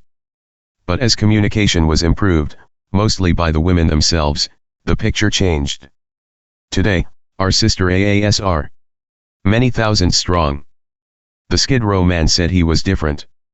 Even more loudly, the socialite, or Park Avenue stumblebum, said the same. So did the practitioners of the arts and the professions. So did the rich, the poor, the religious, the agnostics, the Indians, the Eskimos, the veterans, and the prisoners. But that was years ago. Nowadays, they all talk about how very much alike we alcoholics are when the chips are down. By 1950, this one big question remained unanswered: could we communicate overseas? Could A transcend the barriers of race, language, religion, culture, and wars? What about the Norwegians, the Swedes, the Danes, and the Finns? What about the Dutch, the Germans, the French, the English, the Scots, and the Israelis? How about the Africans, the Boers, the Aussies, the Latins, the Japanese, the Hindus, and the Mohammedans? So Lois and I wondered a lot as we headed for Europe and Britain to see for ourselves that year. The moment we alighted in Norway, we knew that A could and would go everywhere. We understood not one word of Norwegian. Scenes and customs alike were new and strange to us. Yet there was a marvelous communication from the first moment. There was an incredible sensation of oneness, of being completely at home. The Norwegians were our people. Norway was our country, too. They felt the same way about us. It shone in their faces. As we journeyed from land to land, we had the same magnificent adventure in kinship over and over again. In Britain, we met with the most wonderful love and understanding. In Ireland, we were at one with the Irish. Everywhere, it was the same. This was something much greater than people cordially meeting people. This was no merely interesting comparison of mutual experiences and aspirations. This was far more. This was the communication of heart to heart in wonder, in joy, and in everlasting gratitude. Lois and I then knew that A could circle the globe. And it has. God as we understand him, the dilemma of no faith, April 1961. The phrase God as we understand him is perhaps the most important expression to be found in our whole AA vocabulary. Within the compass of these 5 significant words there can be included every kind and degree of faith, together with the positive assurance that each of us may choose his own. Scarcely less valuable to us are those supplemental expressions: a higher power and a power greater than ourselves. For all who deny or seriously doubt a deity, these frame an open door over whose threshold the unbeliever can take his first easy step into a reality hitherto unknown to him. The realm of faith. In A, such breakthroughs are everyday events. They are all the more remarkable when we reflect that a working faith had once seemed an impossibility of the first magnitude to perhaps half of our present membership of 300,000. To all these doubters has come the great discovery that as soon as they could cast their main dependence upon a higher power, even upon their own AA groups, they had turned that blind corner which had always kept the open highway from their view. From this time on, assuming they tried hard to practice the rest of the AA program with a relaxed and open mind, an ever-deepening and broadening faith, a veritable gift, had invariably put in its sometimes unexpected and often mysterious appearance. We much regret that these facts of AA life are not understood by the legion of alcoholics in the world around us. Any number of them are bedeviled by the dire conviction that if ever they go near AA they will be pressured to conform to some particular brand of faith or theology. They just don't realize that faith is never a necessity for AA membership, that sobriety can be achieved with an easily acceptable minimum of it, and that our concepts of a higher power and God as we understand him afford everyone a nearly unlimited choice of spiritual belief and action. How to transmit this good news is one of our most challenging problems in communication, for which there may be no fast or sweeping answer. Perhaps our public information services could begin to emphasize this all-important aspect of AA more heavily. And within our own ranks we might well develop a more sympathetic awareness of the acute plight of these really isolated and desperate sufferers. In their aid we can settle for no less than the best possible attitude and the most ingenious action that we can muster. We can also take a fresh look at the problem of no faith as it exists right on our own doorstep. Though 300,000 did recover in the last 25 years, maybe 500,000 more have walked into our midst, and then out again. No doubt some were too sick to make even a start. Others couldn't or wouldn't admit their alcoholism.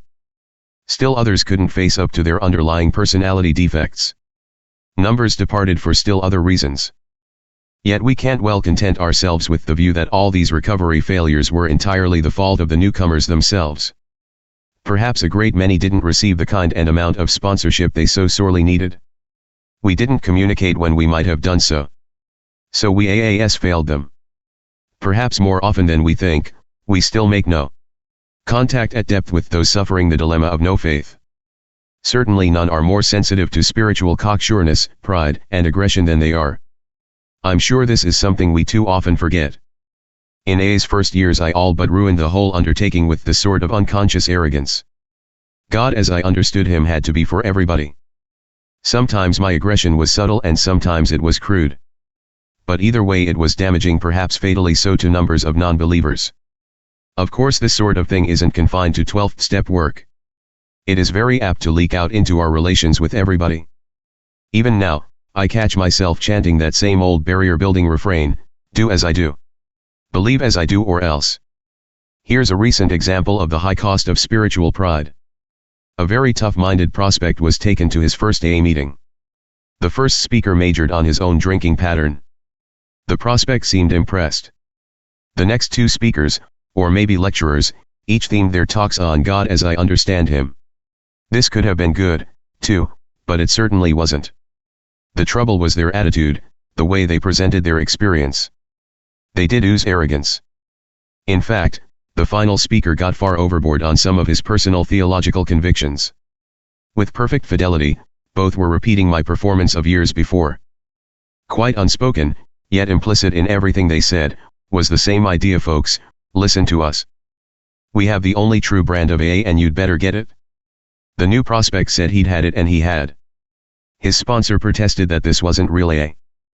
But it was too late, nobody could touch him after that. He also had a first-class alibi for yet another bender. When last heard from, an early appointment with the undertaker seemed probable. Fortunately, such rank aggression in the name of spirituality isn't often seen nowadays. Yet this sorry and unusual episode can be turned to good account. We can ask ourselves whether, in less obvious but nevertheless destructive forms, we are not more subject to fits of spiritual pride than we had supposed. If constantly worked at, I'm sure that no kind of self-survey could be more beneficial. Nothing could more surely increase our communication with each other and with God. Many years ago a so-called unbeliever brought me to see this very clearly. He was an MD and a fine one. I met him and his wife Mary at the home of a friend in a Midwestern city. It was purely a social evening. Our fellowship of alcoholics was my sole topic and I pretty much monopolized the conversation. Nevertheless, the doctor and his lady seemed truly interested and he asked many questions. But one of them made me suspect that he was an agnostic, or maybe an atheist. This promptly triggered me, and I set out to convert him, then and there. Deadly serious, I actually bragged about my spectacular spiritual experience of the year before. The doctor mildly wondered if that experience might not be something other than I thought it was. This hit me hard, and I was downright rude. There had been no real provocation. The doctor was uniformly courteous, good-humored, and even respectful. Not a little wistfully, he said he often wished he had a firm faith, too. But plainly enough, I had convinced him of nothing. 3 years later I revisited my Midwestern friend. Mary, the doctor's wife, came by for a call and I learned that he had died the week before. Much affected, she began to speak of him. His was a noted Boston family, and he'd been Harvard educated. A brilliant student, he might have gone on to fame in his profession. He could have enjoyed a wealthy practice and a social life among old friends. Instead, he had insisted on being a company doctor in what was a strife-torn industrial town. When Mary had sometimes asked why they didn't go back to Boston, he would take her hand and say, "Maybe you are right, but I can't bring myself to leave. I think the people at the company really need me." Mary then recalled that she had never known her husband to complain seriously about anything, or to criticize anyone bitterly. Though he appeared to be perfectly well, the doctor had slowed down in his last 5 years. When Mary prodded him to go out evenings, or tried to get him to the office on time, he always came up with a plausible and good-natured excuse. Not until his sudden last illness did she know that all this while he had carried about a heart condition that could have done him in at any moment. Except for a single doctor on his own staff, no one had an inkling. When she reproached him about this, he simply said, "Well, I could see no good in causing people to worry about me, especially you, my dear." This was the story of a man of great spiritual worth. The hallmarks were plain to be seen: humor and patience, gentleness and courage, humility and dedication, unselfishness and love, a demonstration I might never come near to making myself. This was the man I had chided and patronized. This was the unbeliever I had presumed to instruct. Mary told us this story more than 20 years ago. Then, for the first time, it burst in upon me how very dead faith can be when minus responsibility. The doctor had an unwavering belief in his ideals. But he also practiced humility, wisdom, and responsibility. Hence his superb demonstration. My own spiritual awakening had given me a built-in faith in God, a gift indeed. But I had been neither humble nor wise. Boasting of my faith, I had forgotten my ideals. Pride and irresponsibility had taken their place. By so cutting off my own light, I had little to offer my fellow alcoholics. Therefore my faith was dead to them. At last I saw why many had gone away, some of them forever. Therefore, faith is more than our greatest gift, its sharing with others is our greatest responsibility. So may we of A continually seek the wisdom and the willingness by which we may well fulfill that immense trust which the giver of all perfect gifts has placed in our hands. Humility for today, June 1961. There can be no absolute humility for us humans. At best, we can only glimpse the meaning and splendor of such a perfect ideal. As the book Alcoholics Anonymous says, we are not saints, we claim spiritual progress rather than spiritual perfection. Only God Himself can manifest in the absolute, we human beings must needs live and grow in the domain of the relative. We seek humility for today. Therefore our practical question is this: just what do we mean by humility for today, and how do we know when we have found it? We scarcely need be reminded that excessive guilt or rebellion leads to spiritual poverty. But it was a very long time before we knew we could go even more broke on spiritual pride. When we early AAS got our first glimmer of how spiritually prideful we could be, we coined this expression: don't try to get too damned good by Thursday. That old-time admonition may look like another of those handy alibis that can excuse us from trying for our best. Yet a closer view reveals just the contrary. This is our AA way of warning against pride blindness, and the imaginary perfections that we do not possess. Now that we no longer patronize bars and bordellos, now that we bring home the paychecks, now that we are so very active in AA, and now that people congratulate us on these signs of progress, well, we naturally proceed to congratulate ourselves. Yet we may not be within hailing distance of humility. Meaning well, yet doing badly. How often have I said or thought, I am right and you are wrong, my plan is correct and yours is faulty, thank God your sins are not my sins, you are hurting AA and I'm going to stop you cold, I have God's guidance, so He is on my side. And so on, indefinitely. The alarming thing about such pride blindness is the ease with which it is justified. But we need not look far to see that this deceptive brand of self-justification is a universal destroyer of harmony and of love. It sets person against person, nation against nation. By it, every form of folly and violence can be made to look right, and even respectable. Of course it is not for us to condemn. We need only investigate ourselves. How, then, can we do more and more about reducing our guilt, rebellion, and pride? When I inventory such defects, I like to draw a picture and tell myself a story. My picture is that of a highway to humility, and my story is an allegory. On one side of my highway, I see a great bog. The highway's edge borders a shallow marsh which finally shelves down into that muddy morass of guilt and rebellion in which I have so often floundered. Self-destruction lies in wait out there, and I know this. But the country on the other side of the road looks fine.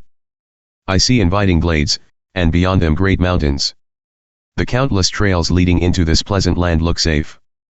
It will be easy, I think, to find one's way back. Together with numbers of friends, I decide to take a brief detour. We pick our path and happily plunge along it. Elatedly, somebody soon says, maybe we'll find gold on top of that mountain. Then to our amazement we do strike gold, not nuggets in the streams, but fully minted coins. The heads of these coins each declare, this is pure gold 24 carats. Surely, we think, this is the reward for our patient plodding back there in the everlasting brightness of the highway. Soon, though, we begin to notice the words on the tails of our coins, and we have strange forebodings. Some pieces carry rather attractive inscriptions. I am power, I am acclaim, I am wealth, I am righteousness, they say. But others seem very strange. For example, I am the master race, I am the benefactor, I am good causes, I am God. This is very puzzling. Nevertheless we pocket them. But next come real shockers. They read, I'm pride, I'm revenge, I'm disunity, I'm chaos. Then we turn up a single coin, just one, which declares, I am the devil himself.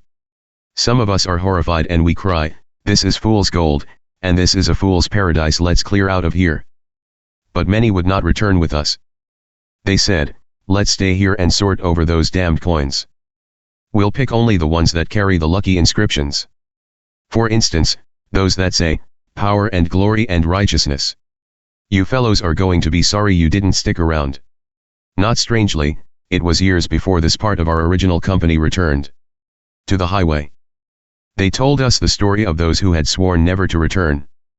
They had said, this money is real gold, and don't tell us any different. We're going to pile up all we can.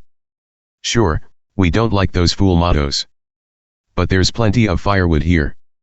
We'll just melt all the stuff down into good solid gold bricks. Then our late arrivals added, this is how the gold of pride claimed our brothers. They were already quarreling over their bricks when we left. Some were hurt and a few were dying. They had begun to destroy each other. This symbolic picture graphically tells me that I may attain humility for today only to the extent that I am able to avoid the bog of guilt and rebellion, and that fair but deceiving land which is strewn with the coin of pride. This is how I can find and stay on the road to humility which lies in between. Therefore, a constant inventory which can reveal when I am off the road is always in order. Of course, our first attempts at such inventories are apt to prove very unrealistic. I used to be a champ at unrealistic self-appraisal. I wanted to look only at the part of my life which seemed good. Then I would greatly exaggerate whatever virtues I supposed I had attained.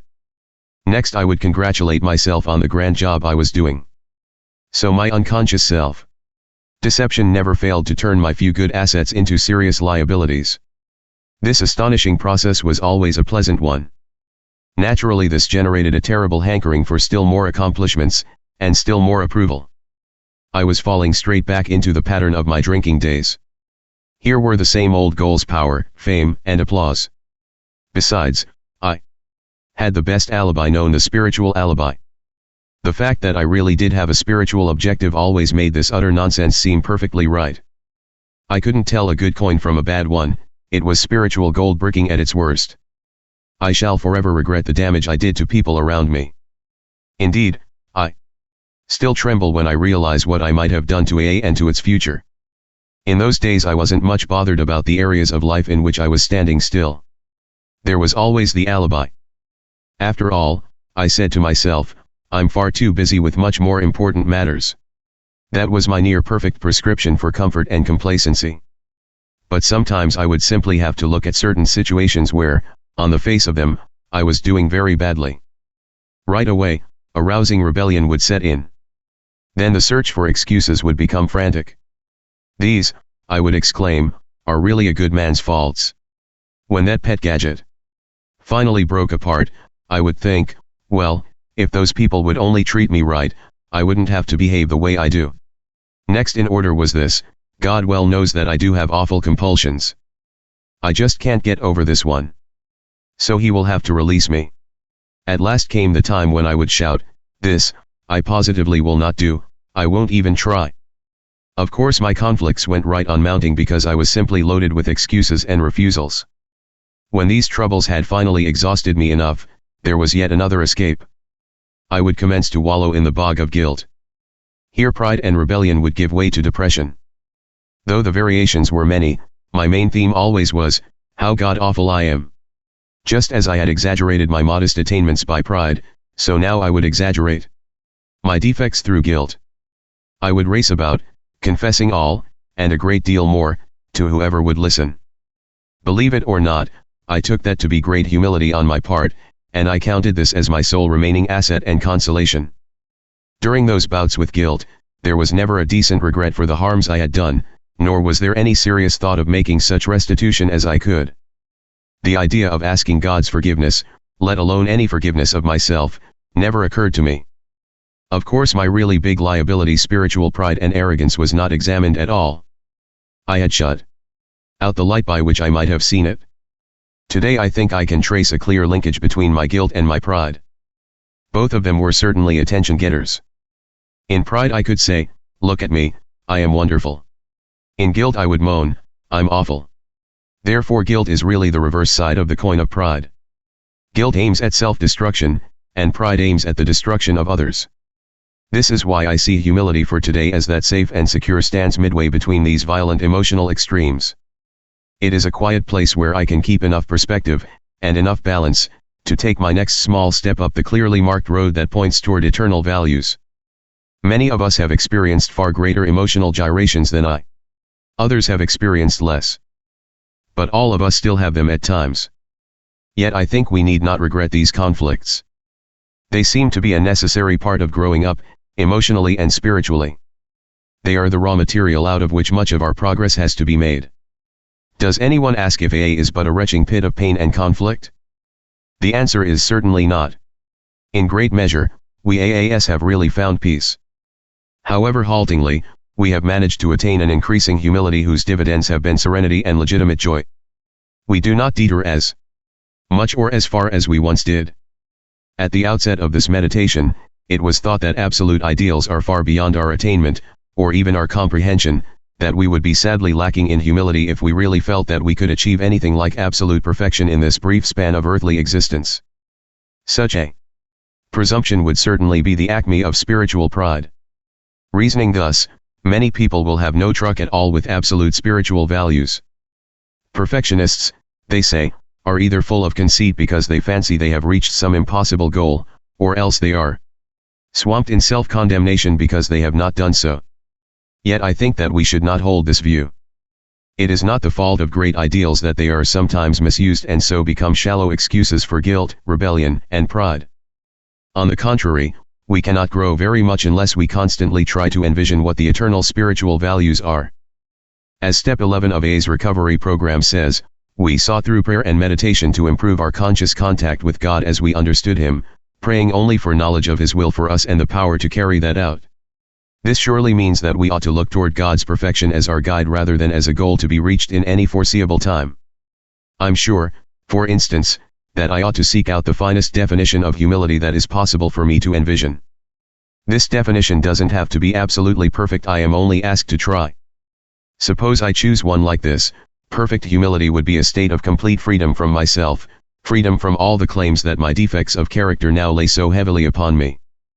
Perfect humility would be a full willingness, in all times and places, to find and do the will of God. When I meditate upon such a vision, I need not be dismayed because I shall never attain it, nor need I swell with presumption that one of these days its virtues shall all be mine. I only need to dwell on the vision itself, letting it grow and ever more fill my heart. This done, I can compare it with my last taken personal inventory. Then I get a sane and healthy idea of where I actually stand on the highway to humility. I see that my journey toward God has scarce begun. As I thus get down to my right size and stature, my self-concern and importance become amusing. Then faith grows that I do have a place on this highway, that I can advance upon it with deepening peace and confidence. Once more I know that God is good, that I need fear no evil. This is a great gift, this knowledge that I do have a destiny. As I continue to contemplate God's perfection, I discover still another joy. As a child, hearing my first symphony, I was lifted up into its indescribable harmony, though I knew little of how or whence it came. So today, when I listen for God's music of the spheres, I can now and again hear those divine chords by which I am told that the great composer loves me and that I love him. This Matter of Honesty, August 1961. The problem of honesty touches nearly every aspect of our lives. There are, for example, the widespread and amazing phenomena of self-deception. There are those rather dreadful brands of reckless truth-telling, which are so often lacking in prudence and love. Then there are those countless life situations in which nothing less than utter honesty will do, no matter how sorely we may be tempted by the fear and pride that would reduce us to half-truths or inexcusable denials. Let's first see what self-deception can do to one's integrity. Well remembered is the comfort I used to take from an exaggerated belief in my own honesty. My New England kinsfolk had thoroughly taught me the sanctity of all business commitments and contracts. They insisted that a man's word is his bond. I delighted in the Lincoln story which tells how honest Abe once walked 6 miles to return the 6 pennies he had overcharged a poor woman at his grocery. After this rigorous conditioning, business honesty always came easy, and it stayed with me.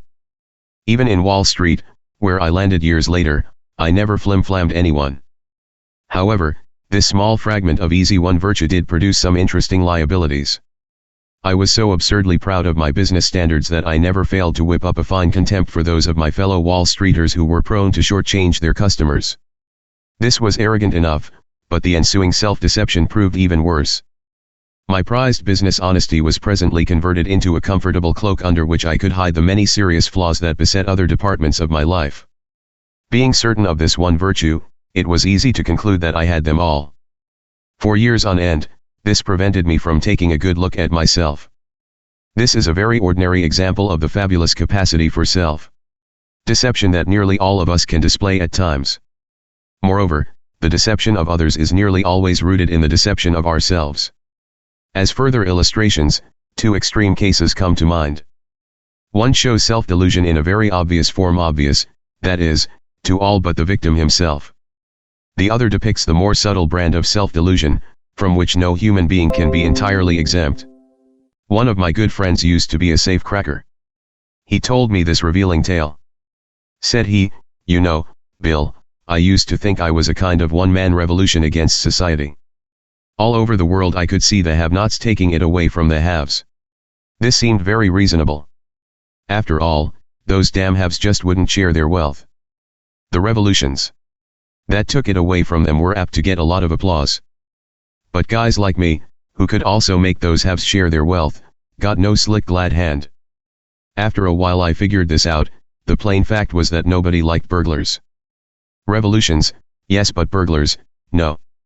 Anyway, I couldn't see anything wrong about blowing safes, excepting getting caught.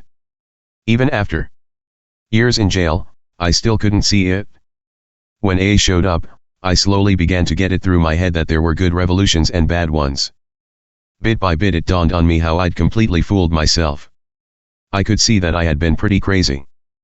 How I could have been that dumb, I'll never be able to explain in any other way. Now I have another A friend, a good and gentle soul. He recently joined one of the great religious orders, one in which the friars spend many hours a day in contemplation. So my friend has plenty of time to take his inventory. The more he looks, the more unconscious self-deception he finds. And the more astonished he becomes at the elaborate and devious excuse-making machinery by which he had been justifying himself. He has already come to the conclusion that the prideful righteousness of good people may often be just as destructive as the glaring sins of those who are supposedly not so good. So he daily looks inward upon himself and then upward toward God, the better to discover just where he stands in this matter of honesty. Out of each of his meditations there always emerges one dead certainty, and this is the fact that he still has a long way to go. Just how and when we tell the truth or keep silent can often reveal the difference between genuine integrity and none at all. Step 9 of A's program emphatically cautions us against misusing the truth when it states, "Made direct amends to such people wherever possible, except when to do so would injure them or others."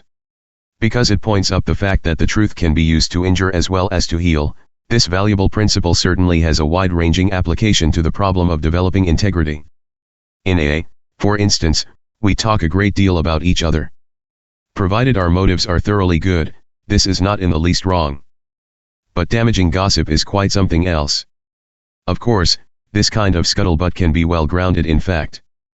But no such abuse of the facts could ever be twisted into anything resembling integrity. It can't be maintained that this sort of superficial honesty is good for anyone. So the need to examine ourselves is very much with us. Following a gossip binge we can well ask ourselves these questions: why did we say what we did? Were we only trying to be helpful and informative?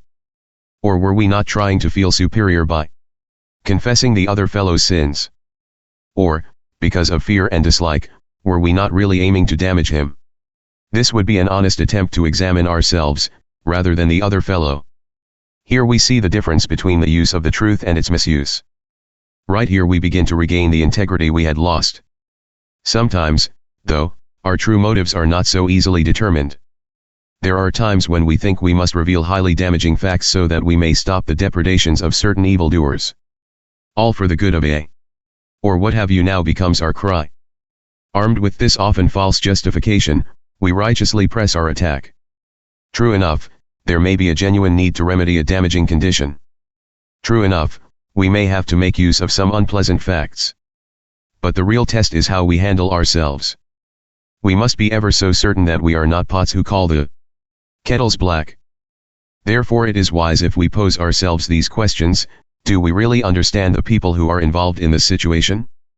Are we certain that we have all of the facts? Is any action or criticism on our part really necessary? Are we positive that we are neither fearful nor angry? Only following such a scrutiny can we be sure to act with the careful discrimination and in the loving spirit that will always be needed to maintain our own integrity. Now here is another aspect of the honesty problem. It is very possible for us to use the alleged dishonesty of other people as a most plausible excuse for not meeting our own obligations. I once had a spell of this myself. Some rather prejudiced friends had exhorted me never to go back to Wall Street. They were sure that the rampant materialism and double-dealing down there would be sure to stunt my spiritual growth. Because this sounded so high-minded, I continued to stay away from the only business that I knew. When finally my household went quite broke, I woke up to the fact that I hadn't been able to face the prospect of going back to work. So I returned to Wall Street after all. And I have ever since been glad that I did. I needed to rediscover that there are many fine people in New York's financial district. Then, too, I needed the experience of staying sober in the very surroundings where alcohol had cut me down. I did receive all these benefits and a great deal more. Indeed, there was one colossal dividend that resulted directly from my grudging decision to re-enter the marketplace. It was a Wall Street business trip to Akron, Ohio, in 1935, that first brought me face to face with Dr. Bob A's co-founder-to-be. So the birth of A itself actually hinged on the fact that I had been trying to meet my bread and butter responsibilities. We must now leave the absorbing topic of self-delusion and look at some of those trying life situations which we have to meet foursquare and head-on.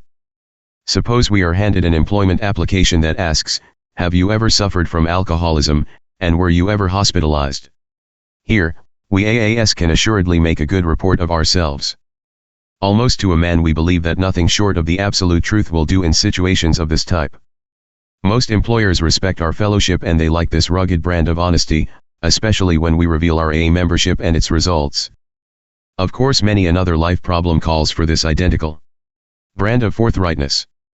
For the most part, situations requiring utter honesty are clear-cut, and readily recognizable. We simply have to face up to them, our fear and pride regardless. Failing to do this, we shall be sure to suffer those ever-mounting conflicts which can only be resolved by plain honesty. There are, nevertheless, certain occasions where reckless truth-telling may create widespread havoc and permanent damage to others. Whenever this seems possible, we are likely to find ourselves in a bad jam indeed. We shall be torn between two temptations. When conscience agonizes us enough, we may well cast all prudence and love to the winds. We may try to buy our freedom by telling the brutal truth, no matter who gets hurt or how much. But this is not the usual temptation. It is far more probable that we shall veer to the other extreme. We will paint for ourselves a most unrealistic picture of the awful damage we are about to inflict on others. By claiming great compassion and love for our supposed victims, we are getting set to tell the big lie and be thoroughly comfortable about it, too. When life presents us with a racking conflict like this, we cannot be altogether blamed if we are confused.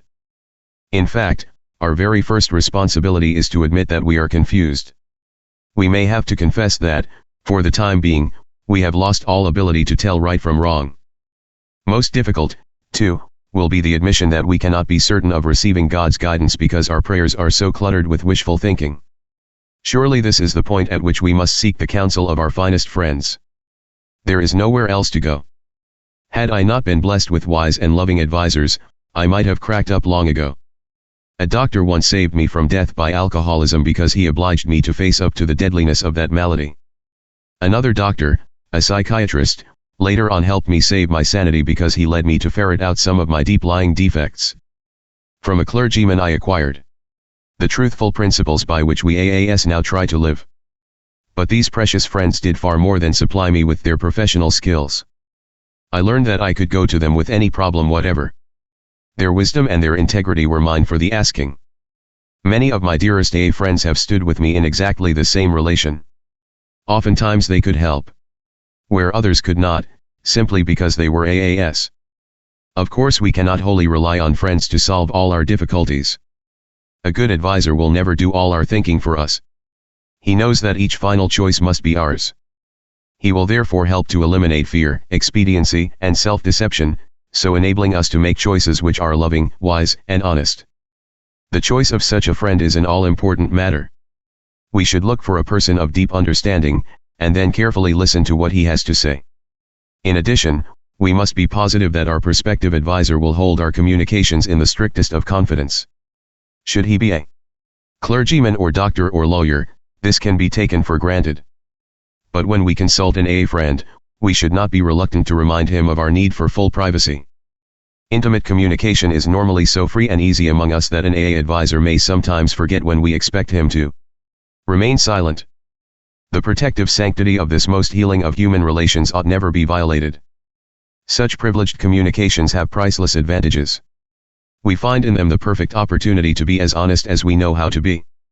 We do not have to think of the possibility of damage to other people, nor need we fear ridicule or condemnation. Here, too, we have the best possible chance of spotting self-deception.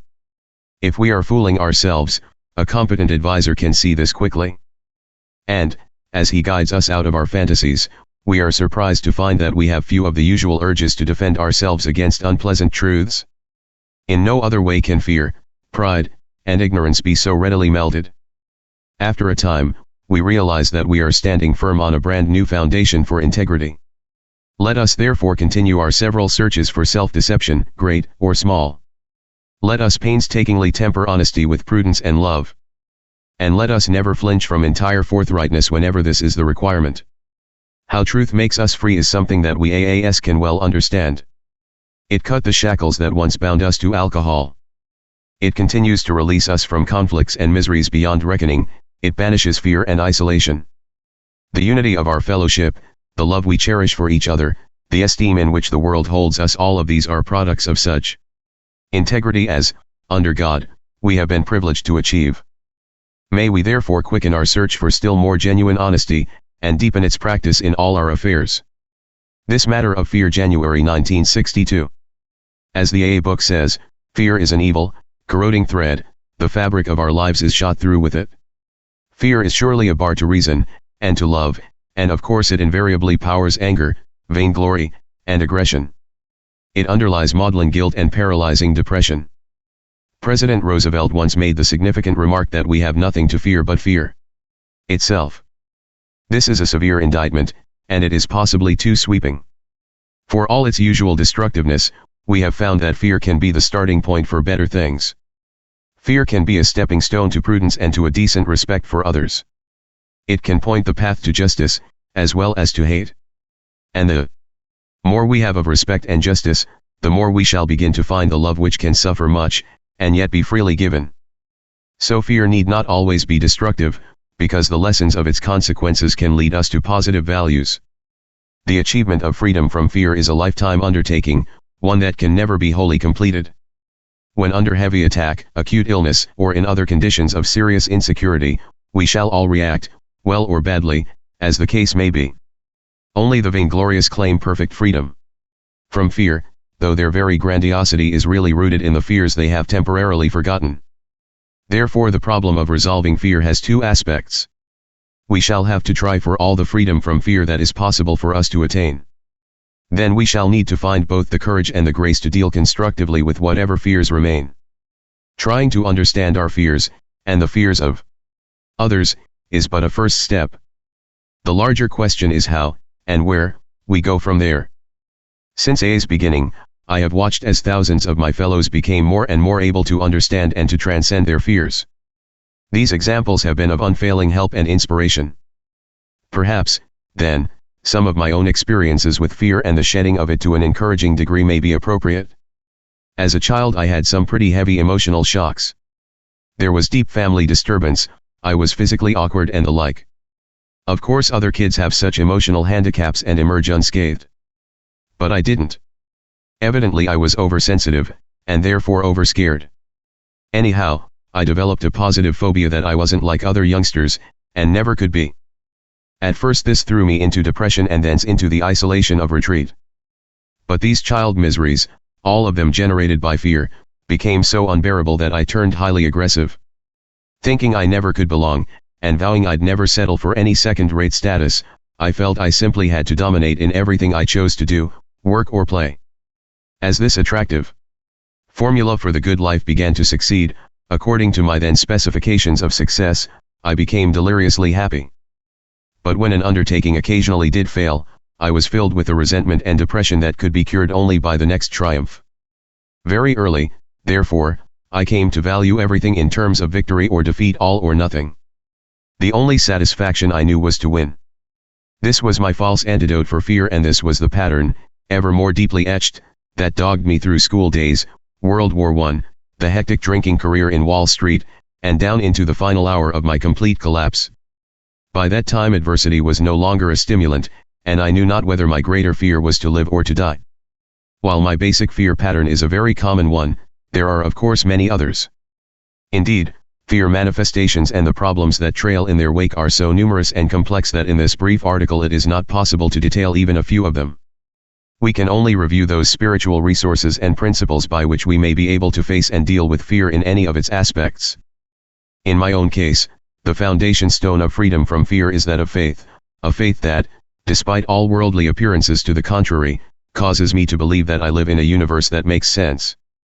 To me, this means a belief in a Creator who is all power, justice, and love, a God who intends for me a purpose, a meaning, and a destiny to grow, however little and haltingly, toward His own likeness and image.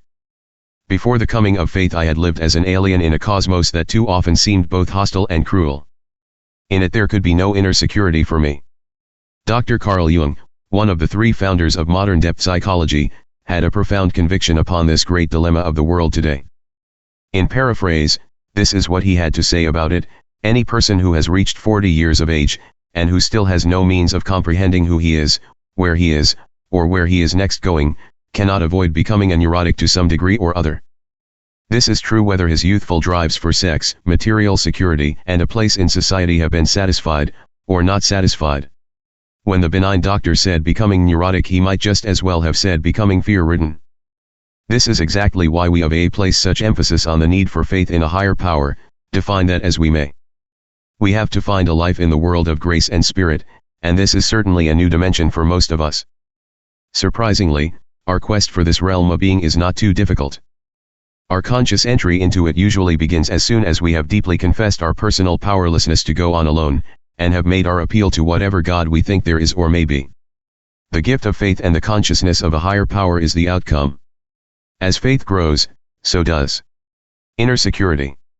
The vast underlying fear of nothingness commences to subside. Therefore we of AA find that our basic antidote for fear is a spiritual awakening. It so happens that my own spiritual perception was electrically sudden and absolutely convincing. At once I became a part, if only a tiny part, of a cosmos that was ruled by justice and love in the person of God. No matter what had been the consequences of my own willfulness and ignorance, or those of my fellow travelers on earth, this was still the truth.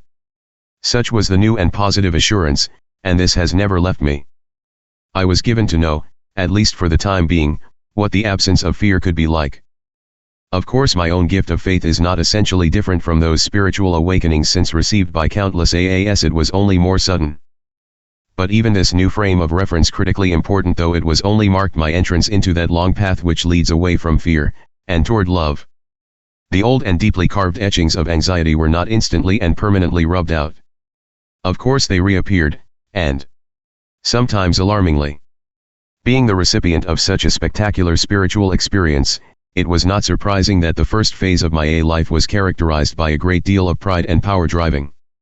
The craving for influence and approval, the desire to be the leader, was still very much with me. Better still, this behavior could be now justified all in the name of good works. It fortunately turned out that this rather blatant phase of my grandiosity, which lasted some years, was followed by a string of adversities. My demands for approval, which were obviously based on the fear that I might not get enough of it, began to collide with these identical traits in my fellow AAs. Hence their saving of the fellowship from me, and I saving it from them, became an all-absorbing occupation. This of course resulted in anger, suspicion, and all sorts of frightening episodes. In this remarkable and now rather amusing era of our affairs, any number of us commenced playing God all over again. For some years AA power drivers ran hog wild. But out of this fearsome situation, the 12 steps and the 12 traditions of AA were formulated. Mainly these were principles designed for ego reduction, and therefore for the reduction of our fears. These were the principles which we hoped would hold us in unity and increasing love for each other and for God. Gradually we began to be able to accept the other fellow's sins as well as his virtues. It was in this period that we coined the potent and meaningful expression, "Let us always love the best in others and never fear their worst."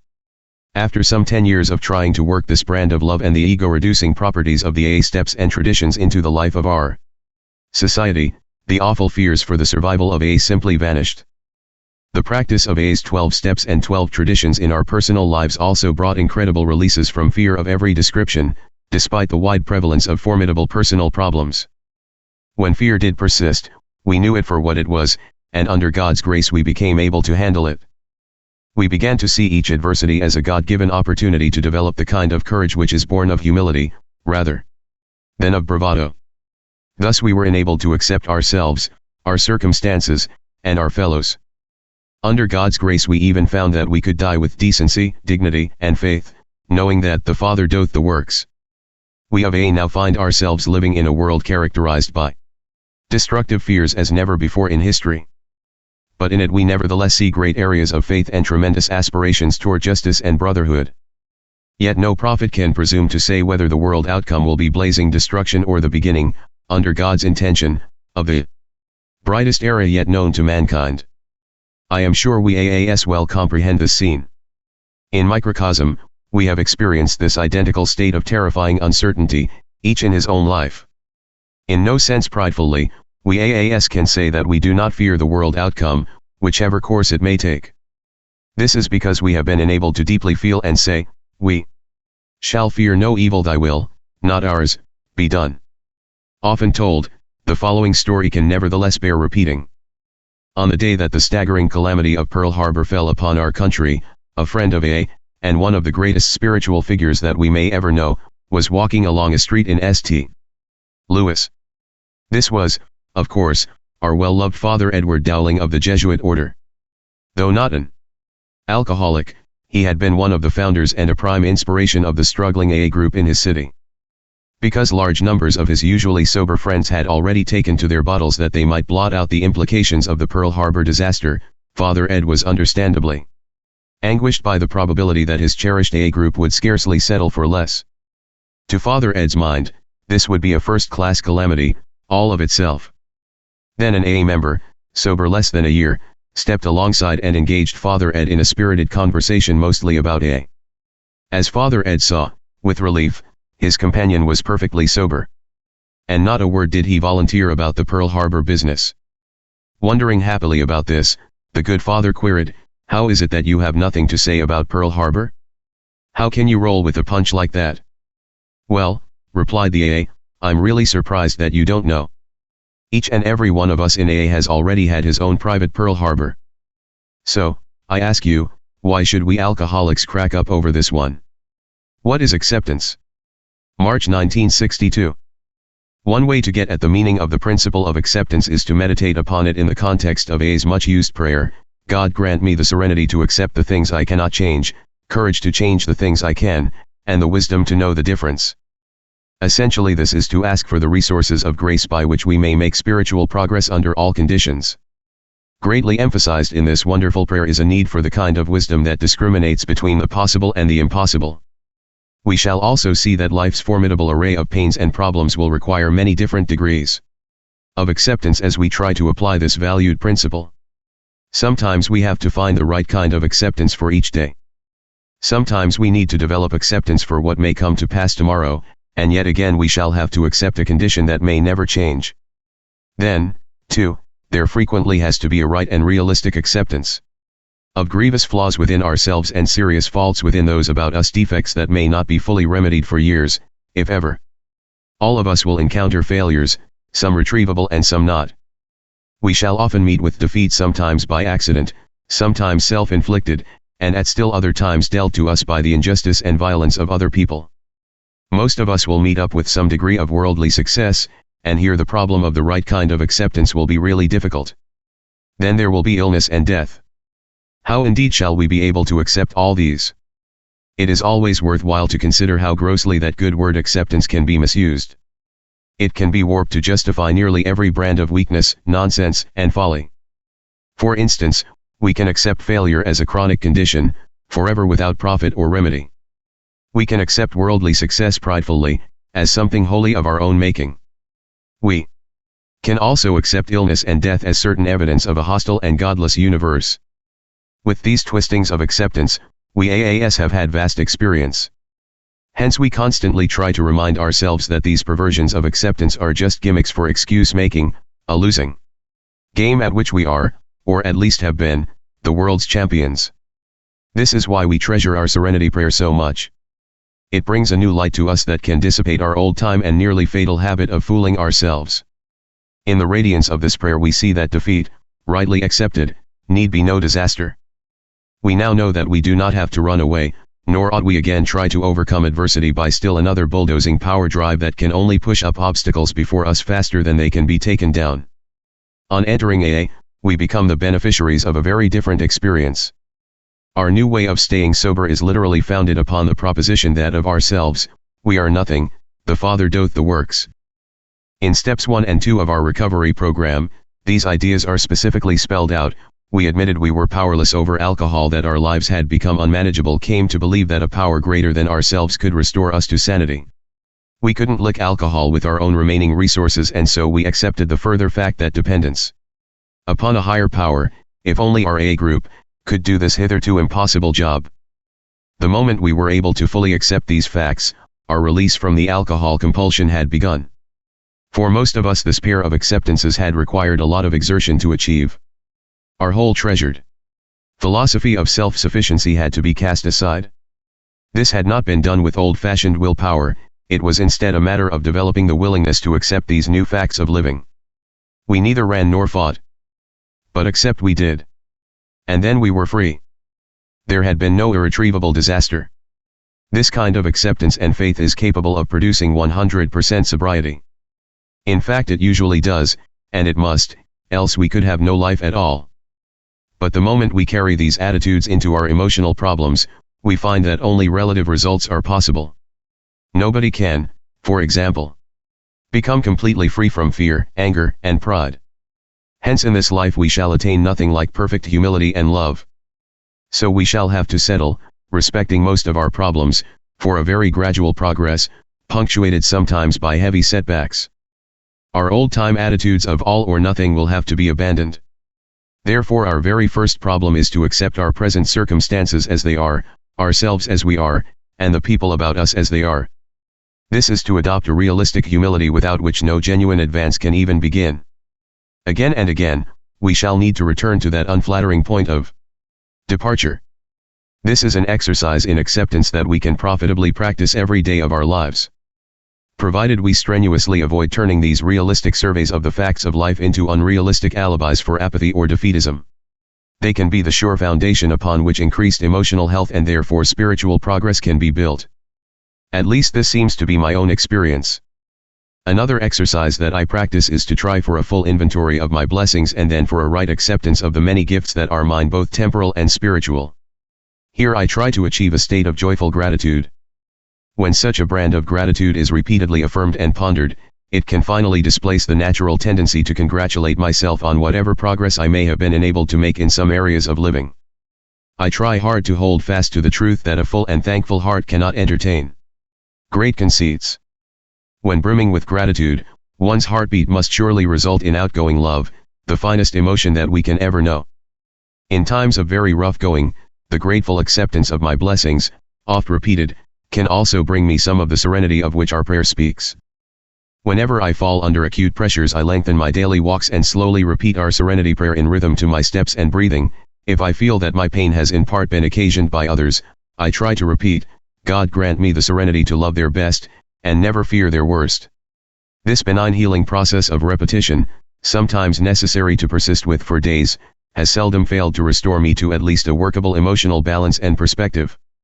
Another helpful step is to steadfastly affirm the understanding that pain can bring. Indeed, pain is one of our greatest teachers. Though I still find it difficult to accept today's pain and anxiety with any great degree of serenity as those more advanced in the spiritual life seem able to do, I can, if I try hard, give thanks for present pain nevertheless. I find the willingness to do this by contemplating the lessons learned from past suffering, lessons which have led to the blessings I now enjoy. I can remember, if I insist, how the agonies of alcoholism, the pain of rebellion and thwarted pride, have often led me to God's grace, and so to a new freedom. So, as I walk along, I repeat still other phrases such as these: pain is the touchstone of progress. Fear no evil. This, too, will pass. This experience can be turned to benefit. These fragments of prayer bring far more than mere comfort. They keep me on the track of right acceptance, they break up my compulsive themes of guilt, depression, rebellion, and pride, and sometimes they endow me with the courage to change the things I can, and the wisdom to know the difference. To those who never have given these potent exercises in acceptance a real workout, I recommend them highly the next time the heat is on. Or, for that matter, at any time. Where willpower comes in. May 1962. There has always been a lot of confusion about this matter of exerting the will. When the 12 steps say we admitted we were powerless over alcohol, we assert what has always been a fact about that malady, namely, that a frontal attack by the will on the desire to drink almost never works. This hard fact is the premise upon which we must start the recognition that actual lunacy cannot be subdued by straight willpower. God knows drunks have tried hard enough to do just this and have generally failed. Nobody would expect much result were every kleptomaniac to take the pledge not to steal. Respecting stealing, the kleptomaniac is as compulsively nutty as he can be. Though this compulsive condition is not so generally recognized in the alcoholic, because drinking is socially acceptable, it is nevertheless true that he is just about as crazy. Therefore, our first step is realistic when it declares that we are powerless to deal with the alcohol hex on our own resources or will. But even A's first step asks for willingness, the willingness to admit that our willpower is not going to work head-on. But that's only a starter. All of the rest of A's 12 steps require both willingness and willpower. They certainly deal in religious and moral values. For example, we must acquire the willingness to take a moral inventory. This much accomplished, we then must needs muster the gumption to actually do that. We can become willing to believe in the efficacy of A's 12th step, carrying the message to others. But if we are aroused from sleep at 12 o'clock at night to make a 12th step call, well, the actual making of that visit may call for a considerable amount of willpower. Another example, it is especially required of the atheist and agnostic that he become open-minded on the subject of God.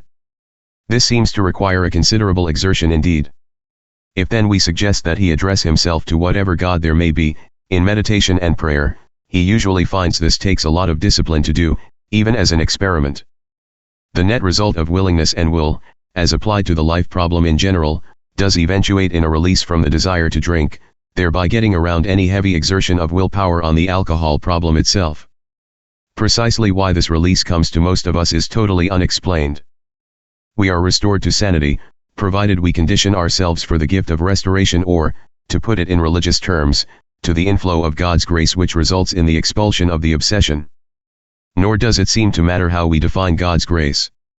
We can still claim if we like that we have tapped a hidden or unused inner resource. We don't need to actually define just where that came from.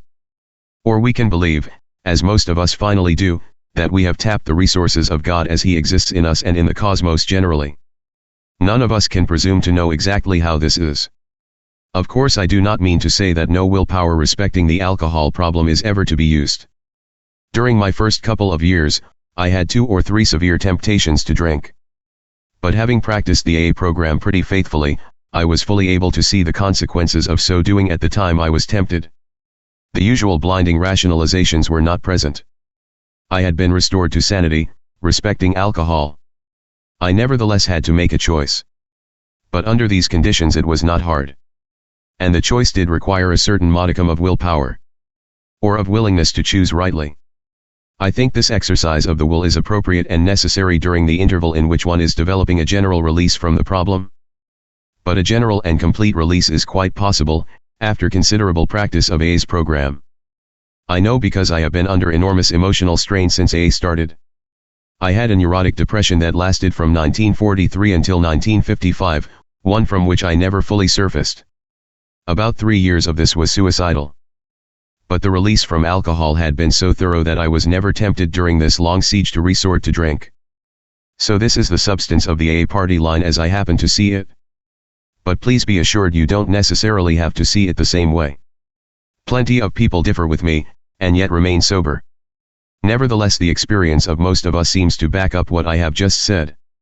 Those who try to work the program in other ways, and who succeed by so doing, are in my belief staying dry the hard way.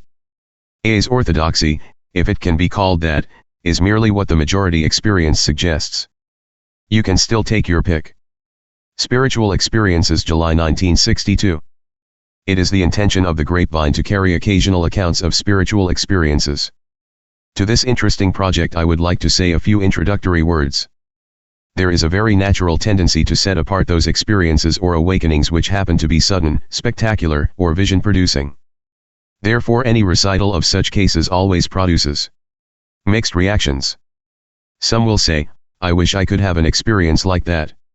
Others, feeling that this whole business is too far out on the mystic limb for them, or maybe hallucinatory after all, will say, I just can't buy this business. I can't understand what these people are talking about. As most AAs have heard, I was the recipient in 1934 of a tremendous mystic experience or illumination. It was accompanied by a sense of intense white light, by a sudden gift of faith in the goodness of God, and by a profound conviction of His presence. At first it was very natural for me to feel that this experience staked me out for somebody very special. But as I now look back upon this tremendous event, I can only feel very specially grateful. It now seems clear that the only special feature of my experience was its electric suddenness and the overwhelming and immediate conviction that it carried to me. In all other respects, however, I am sure that my own experience was not in the least different from that received by every AA member who has strenuously practiced our recovery program. How often do we sit in AA meetings and hear the speaker declare, but I haven't yet got the spiritual angle. Prior to this statement, he had described a miracle of transformation which had occurred in him, not only his release from alcohol, but a complete change in his whole attitude toward life and the living of it. It is apparent to nearly everyone else present that he has received a great gift, and that this gift was all out of proportion to anything that might be expected from simple AA activity, such as the admission of alcoholism and the practice of Step 12. So we in the audience smile and say to ourselves, well, that guy is just reeking with the spiritual angle, except that he doesn't seem to know it yet. We well know that this questioning individual will tell us 6 months or a year hence that he has found faith in God.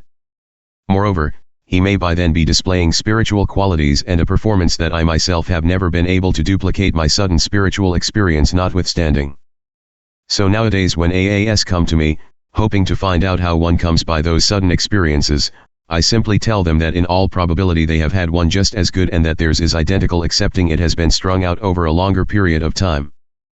Then I go on to say that if their transformation in AA extending over 6 months had been condensed into 6 minutes, well, they then might have seen the stars, too.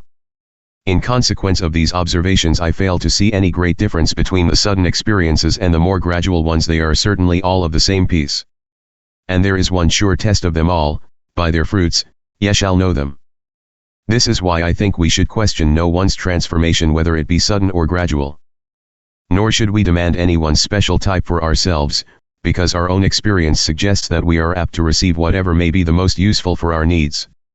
The Bill W. Carl Jung Letters, January 1963. After his retirement from AA leadership in 1961, Bill embarked on a task he had long desired to undertake, acknowledging AA's debt to those who had contributed to its creation. One of those people was Dr. Carl Jung, to whom Bill wrote on January 23, 1961. My dear Dr. Jung, this letter of great appreciation has been very long overdue. May I first introduce myself as Bill W., a co-founder of the Society of Alcoholics Anonymous. Though you have surely heard of us, I doubt if you are aware that a certain conversation you once had with one of your patients, a Mr. Roland H., back in the early 1930s, did play a critical role in the founding of our fellowship. Though Roland H. has long since passed away, the recollections of his remarkable experience while under treatment by you has definitely become part of AA history. Our remembrance of Roland H.'s statements about his experience with you is as follows. Having exhausted other means of recovery from his alcoholism, it was about 1931 that he became your patient. I believe he remained under your care for perhaps a year. His admiration for you was boundless, and he left you with a feeling of much confidence. To his great consternation, he soon relapsed into intoxication. Certain that you were his court of last resort, he again returned to your care. Then followed the conversation between you that was to become the first link in the chain of events that led to the founding of Alcoholics Anonymous. My recollection of his account of that conversation is this: first of all, you frankly told him of his hopelessness, so far as any further medical or psychiatric treatment might be concerned. This candid and humble statement of yours was beyond doubt the first foundation stone upon which our society has since been built. Coming from you, one he so trusted and admired, the impact upon him was immense. When he then asked you if there was any other hope, you told him that there might be, provided he could become the subject of a spiritual or religious experience, in short, a genuine conversion. You pointed out how such an experience, if brought about, might remotivate him when nothing else could.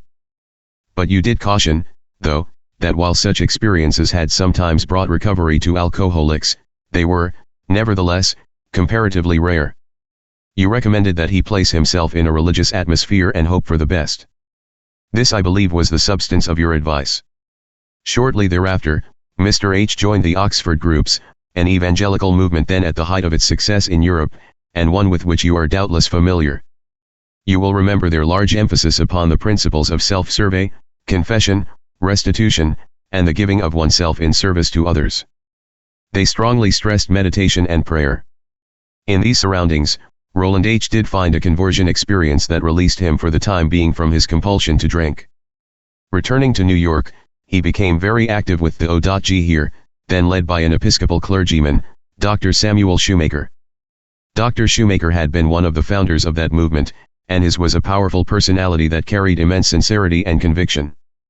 At this time, 1932-34, the Oxford groups had already sobered a number of alcoholics, and Roland, feeling that he could especially identify with these sufferers, addressed himself to the help of still others. One of these chanced to be an old schoolmate of mine, named Edwin T. Ebby.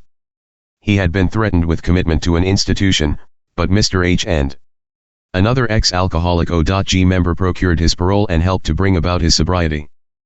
Meanwhile, I had run the course of alcoholism and was threatened with commitment myself. Fortunately, I had fallen under the care of a physician, a Dr. William D. Silkworth, who was wonderfully capable of understanding alcoholics. But just as you had given up on Roland, so had he given me up. It was his theory that alcoholism had two components: an obsession that compelled the sufferer to drink against his will and interest, and some sort of metabolism difficulty which he then called an allergy. The alcoholic's compulsion guaranteed that the alcoholic's drinking would go on, and the allergy made sure that the sufferer would finally deteriorate, go insane, or die. Though I had been one of the few he had thought it possible to help, he was finally obliged to tell me of my hopelessness. I, too, would have to be locked up. To me, this was a shattering blow. Just as Roland had been made ready for his conversion experience by you, so had my wonderful friend, Dr. Silkworth, prepared me. Hearing of my plight, my friend Edwin T. came to see me at my home where I was drinking. By then, it was November 1934. I had long marked my friend Edwin for a hopeless case. Yet here he was in a very evident state of release which could by no means be accounted for by his mere association for a very short time with the Oxford groups. Yet this obvious state of release, as distinguished from the usual depression, was tremendously convincing. Because he was a kindred sufferer, he could unquestionably communicate with me at great depth. I knew at once I must find an experience like his, or die. Again I returned to Dr. Silkworth's care, where I could be once more sobered and so gain a clearer view of my friend's experience of release, and of Roland H.'s approach to him. Clear once more of alcohol, I found myself terribly depressed. This seemed to be caused by my inability to gain the slightest faith. Edwin T. again visited me and repeated the simple Oxford group's formulas. Soon after he left me I became even more depressed. In utter despair I cried out, "If there be a God, will he show himself?" There immediately came to me an illumination of enormous impact and dimension, something which I have since tried to describe in the book Alcoholics Anonymous and also in AA Comes of Age, basic texts which I am sending to you. My release from the alcohol obsession was immediate. At once I knew I was a free man. Shortly following my experience, my friend Edwin came to the hospital, bringing me a copy of William James' Varieties of Religious Experience. This book gave me the realization that most conversion experiences, whatever their variety, do have a common denominator of ego collapse at depth. The individual faces an impossible dilemma. In my case, the dilemma had been created by my compulsive drinking, and the deep feeling of hopelessness had been vastly deepened by my doctor. It was deepened still more by my alcoholic friend when he acquainted me with your verdict of hopelessness respecting Roland H. In the wake of my spiritual experience there came a vision of a society of alcoholics, each identifying with and transmitting his experience to the next chain style. If each sufferer were to carry the news of the scientific hopelessness of alcoholism to each new prospect, he might be able to lay every newcomer wide open to a transforming spiritual experience. This concept proved to be the foundation of such success as Alcoholics Anonymous has since achieved. This has made conversion experiences nearly every variety reported by James available on an almost wholesale basis. Our sustained recoveries over the last quarter century number about 300,000. In America and through the world there are today 8,000 AA groups. So to you, to Dr. Shoemaker of the Oxford groups, to William James, and to my own physician, Dr. Silkworth, we of AA owe this tremendous benefaction. As you will now clearly see, this astonishing chain of events actually started long ago in your consulting room, and it was directly founded upon your own humility and deep perception. Very many thoughtful AAs are students of your writings. Because of your conviction that man is something more than intellect, emotion, and $2 worth of chemicals, you have especially endeared yourself to us. How our society grew, developed its traditions for unity, and structured its functioning will be seen in the texts and pamphlet material that I am sending you. You will also be interested to learn that in addition to the spiritual experience, many AAs report a great variety of psychic phenomena, the cumulative weight of which is very considerable. Other members have following their recovery in AA been much helped by your practitioners. A few have been intrigued by the I Ching and your remarkable introduction to that work. Please be certain that your place in the affection, and in the history of our fellowship, is like no other. Gratefully yours, William G. W.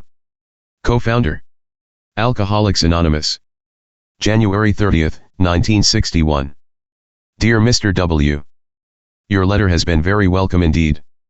I had no news from Roland H. anymore and often wondered what has been his fate. Our conversation which he has adequately reported to you had an aspect of which he did not know.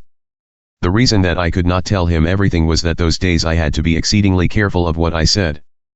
I had found out that I was misunderstood in every possible way. Thus I was very careful when I talked to Roland H. But what I really thought about, was the result of many experiences with men of his kind. His craving for alcohol was the equivalent, on a low level, of the spiritual thirst of our being for wholeness, expressed in medieval language, the union with God. How could one formulate such an insight in a language that is not misunderstood in our days? The only right and legitimate way to such an experience is, that it happens to you in reality, and it can only happen to you when you walk on a path which leads you to higher understanding. You might be led to that goal by an act of grace, or through a personal and honest contact with friends, or through a higher education of the mind beyond the confines of mere rationalism. I see from your letter that Roland H. has chosen the second way, which was, under the circumstances, obviously the best one. I am strongly convinced that the evil principle prevailing in this world leads the unrecognized spiritual need into perdition, if it is not counteracted either by real religious insight or by the protective wall of human community. An ordinary man, not protected by an action from above and isolated in society, cannot resist the power of evil, which is called very aptly the devil. But the use of such words arouses so many mistakes that one can only keep aloof from them as much as possible. These are the reasons why I could not give a full and sufficient explanation to Roland H. But I am risking it with you because I conclude from your very decent and honest letter that you have acquired a point of view above the misleading platitudes one usually hears about alcoholism. You see, alcohol in Latin is spiritus, and you use the same word for the highest religious experience as well as the most depraving poison. The helpful formula therefore is, spiritus contra spiritum.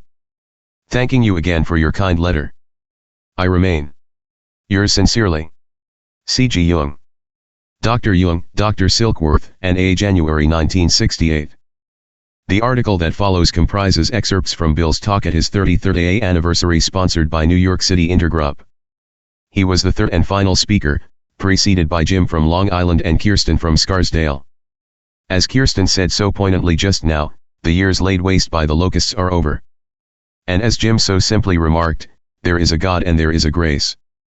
Tonight I think I would like to tell you my own story in terms, first, of the years laid waste and the reasons I now see why this was so, what in my early life contributed to my alcoholism, and then, in terms of my belief that there is a God and there is a grace, and what the outcome has been for me and for so many because of that belief.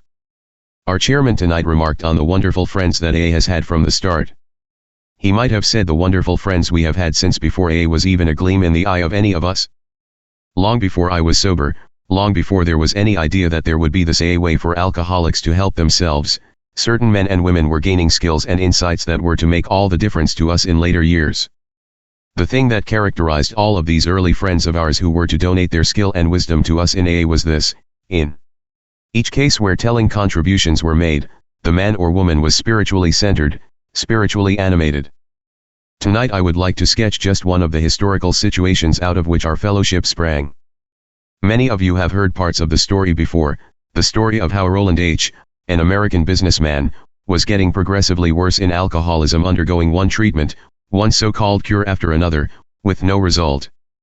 Finally, as a refuge of last resort, he went to Europe and literally cast himself upon the care of a psychiatrist, Dr. Carl Jung, who was to prove, in the event, a great and good friend of AA.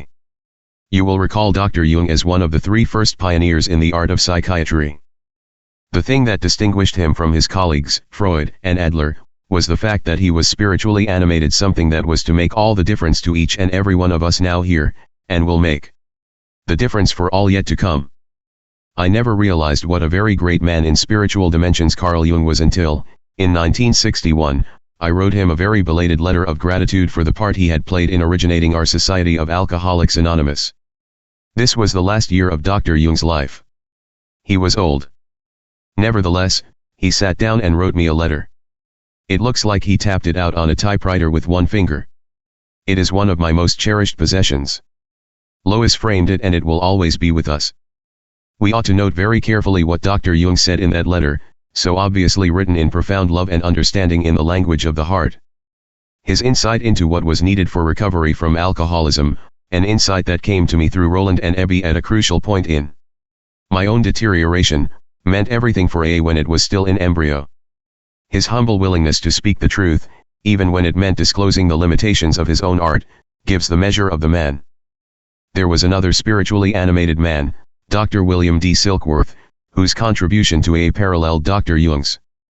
Unlike Jung, Dr. Silkworth was a man in obscure position, but he was spiritually centered. He had to be. He declared to all comers, after 20 years of almost absolute defeat in trying to help alcoholics, that he did love alcoholics and wanted to go on working with and for them.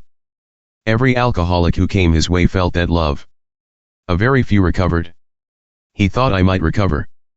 Then the day came when it was clear that I would not, that I could not.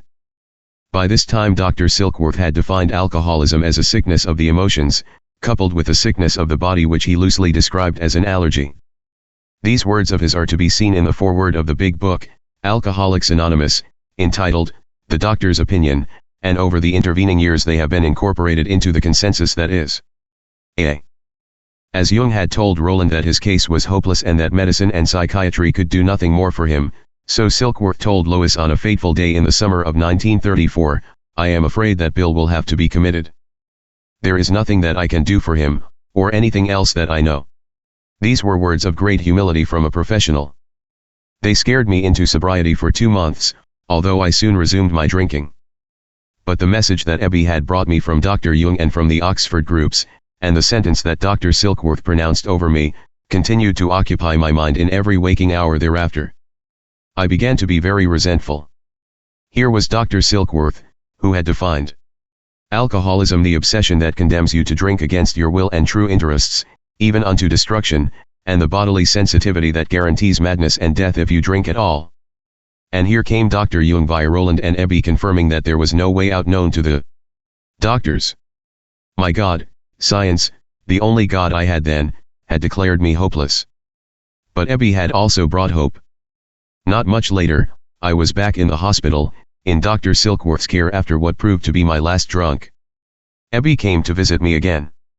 I asked him to repeat once more what he had said over my kitchen table in Brooklyn that first time he told me how he had gotten sober. Well, he said, you know, you get honest with yourself, you make a self-survey, you talk it out with the other guy, you quit living alone and begin to get straight with the world around by making restitution, you try the kind of giving that demands no reward either in approval, prestige, or money, and you ask whatever higher power there is, even if it is just as an experiment, to help you find the grace to be released from alcoholism. As Ebby put it, it was quite simple, quite matter of fact, and said with a smile. But this was it. So Ebby finally took his leave. Now the jaws of the dilemma really crushed. I hit an all-time block. I can only suppose that any particle of belief that there was a single thing I could do for myself alone was for the moment rubbed out. And I found myself as a child, utterly alone in complete darkness. And I cried out as a child, expecting little indeed, expecting nothing. I simply said, if there is a God, will he show himself? Then I was granted one of those instantaneous illuminations. The sort of thing that really defies description. I was seized with great joy and ecstasy beyond all possible expression. In the mind's eye, it seemed to me I stood on a high mountain. I was taken there, I had not climbed it. And then the great thought burst upon me, Bill, you are a free man. This is the God of the Scriptures. And then I was filled with the consciousness of a presence. A great peace fell over me, and I was with this I don't know how long. But then the dark side put in an appearance, and it said to me, perhaps, Bill, you are hallucinating. You better call in the doctor. So the doctor came, and haltingly I told him of the experience. Then came great words for Alcoholics Anonymous. The little man had listened, looking at me so benignly with those blue eyes of his, and at length he said to me, Bill, you are not crazy. I have read about this sort of thing in the books but I have never seen it firsthand. I don't know what it is you have, Bill, but it must be some great psychic event, and you had better hang on to it. It is so much better than what you had only an hour ago. So I hung on, and then I knew there was a God and I knew there was a grace. And through it all, I have continued to feel, if I may presume to say it, that I do know these things. Then, of course, being trained as an analyst of sorts, I began to ask myself why this had happened to me. And why had it so seldom happened to drunks before? Why shouldn't this be the heritage of any drunk? And while I was wondering, Ebby came again the next day and he had in his hands a message from another great man, William James, and the message came to me in a book called Varieties of Religious Experience. I read the book cover to cover, and naturally I found experiences corresponding with my own. I found other experiences, however, that were very gradual. I found experiences that occurred outside of any religious association. But nearly all of these experiences that were capable of transforming motivations had common denominators over and above any explanation by associations, or common discipline, or faith, or what have you. These gifts of grace, whether they came in a rush or very gradually, were all founded on a basis of hopelessness. The recipients were people who in some controlling area of life found themselves in a situation that could not be gotten over, around, or under. Their defeat had been absolute, and so was mine. Then I wondered about that defeat, and I realized what part my God of science, as personified by Dr. Carl Jung and Dr. Silkworth, had played in it. They had transmitted to me the very bad news that the chance of recovery on my own unaided resources or merely by medication was just about nil. This was deflation at depth. This made me ready for the gift when it came. Now, actually, although this is the great experience of my life, I do not think it in any way superior or in its essentials very different at all than the experience which all AAS have had, the transforming experience, the spiritual awakening. They are all from the same source, the divine peace. So, with my own experience had come the possibility of a chain reaction. I realized nothing had happened to me until certain messages had been transmitted, striking into me at great depth, by another alcoholic. Therefore, the thought came of one alcoholic talking to another just as Oxford group people were talking to each other in the language of the heart. Maybe this could be the transmission belt. So I started working among alcoholics. I went to a few Oxford group meetings and to the missions. Dr. Silkworth let me work with a few people in the hospital at the risk of his reputation. And lo and behold, nothing happened. Because some of my old grandeur had come back, I had thought my experience was something very special. The old ego began to boom again. I was destined to fix all the drunks in the world, quite a large order.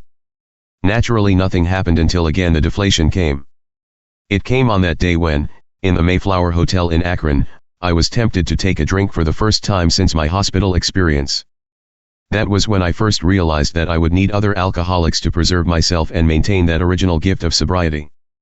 It was not just a case of trying to help alcoholics. If my own sobriety were to be maintained, I had to find another alcoholic to work with. So when Dr. Bob and I sat down for the first time face to face, it was a very different act. I said, "Bob, I am speaking because I need you as much as you could possibly need me.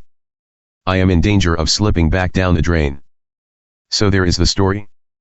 There is the nature of the illness as explained by Dr. Jung and Dr. Silkworth, and there is one drunk talking to another, telling his story of recovery through reliance on the grace of God.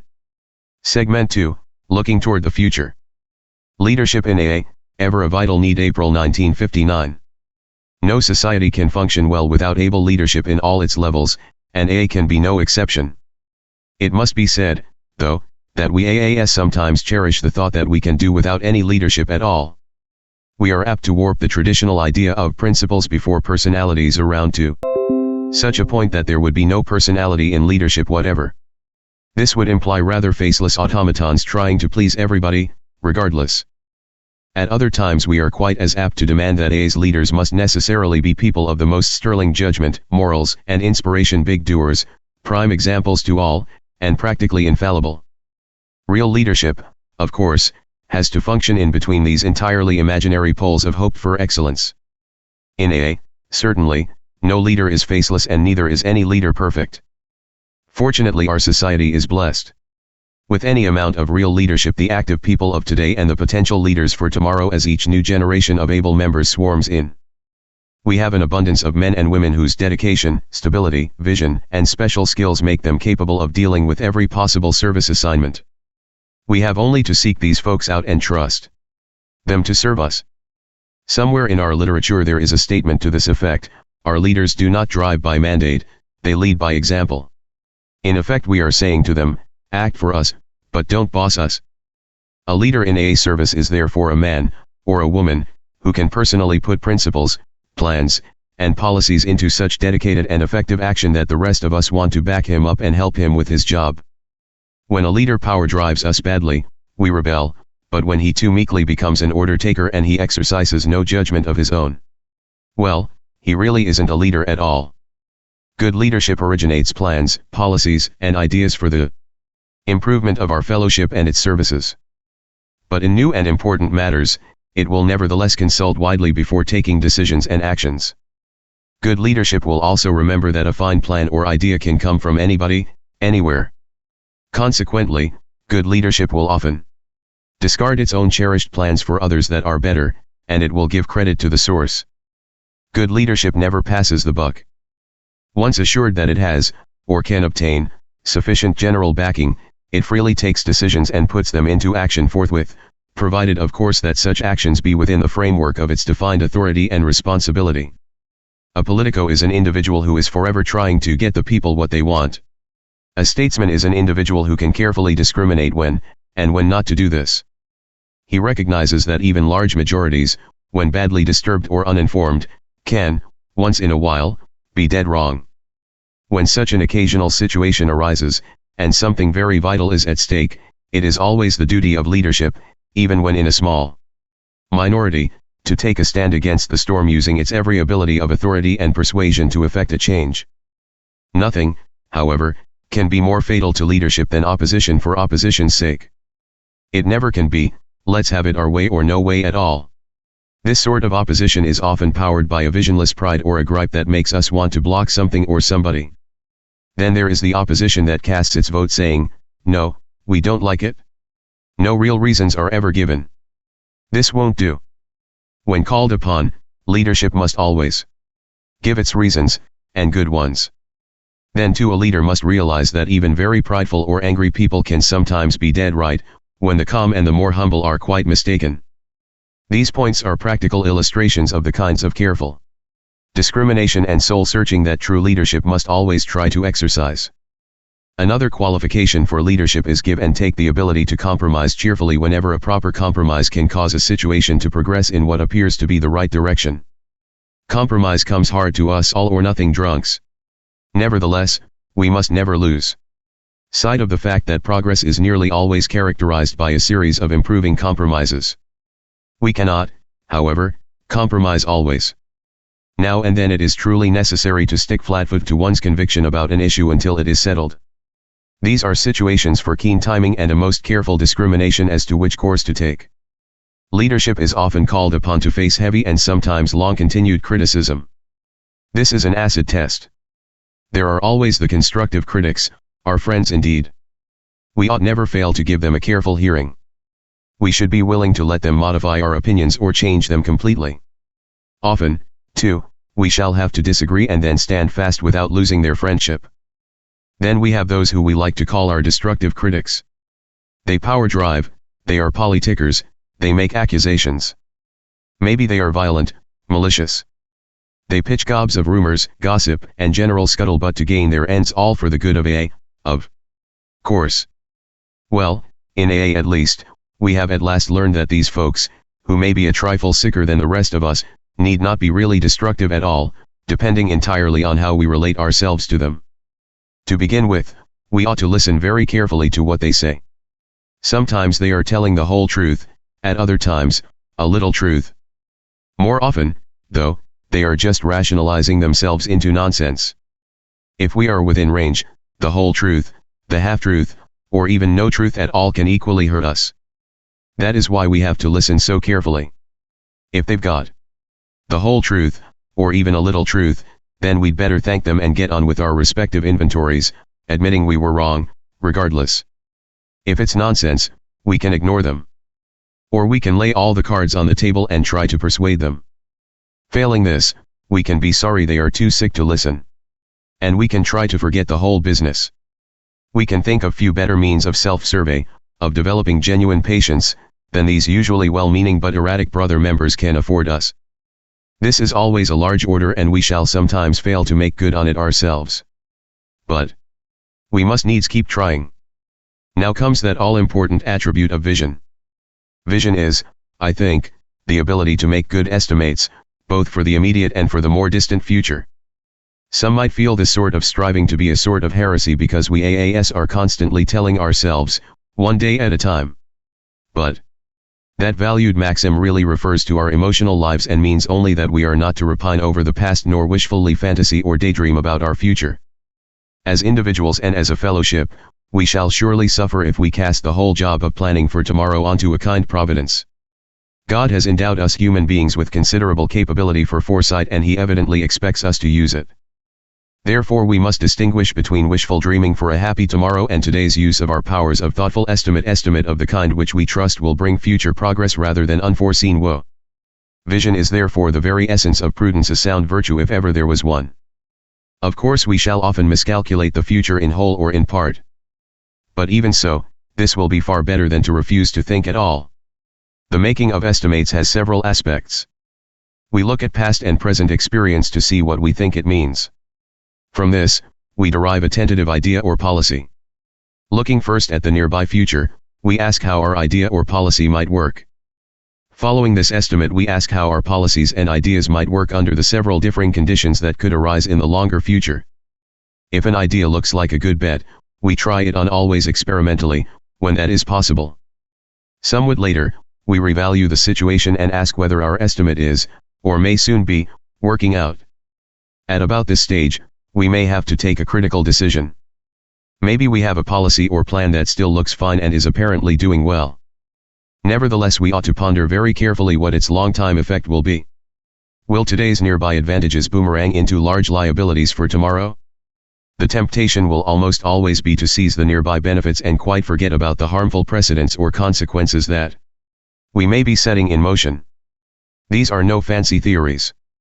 We have found that we must use these principles of estimate constantly, especially at world service levels where the stakes are high. In public relations, for example, we must estimate the reaction both of A groups and the general public, both short-term and long-term.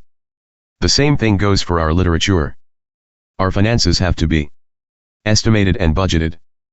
We must think about our service needs as they relate to general economic conditions, group capability, and willingness to contribute.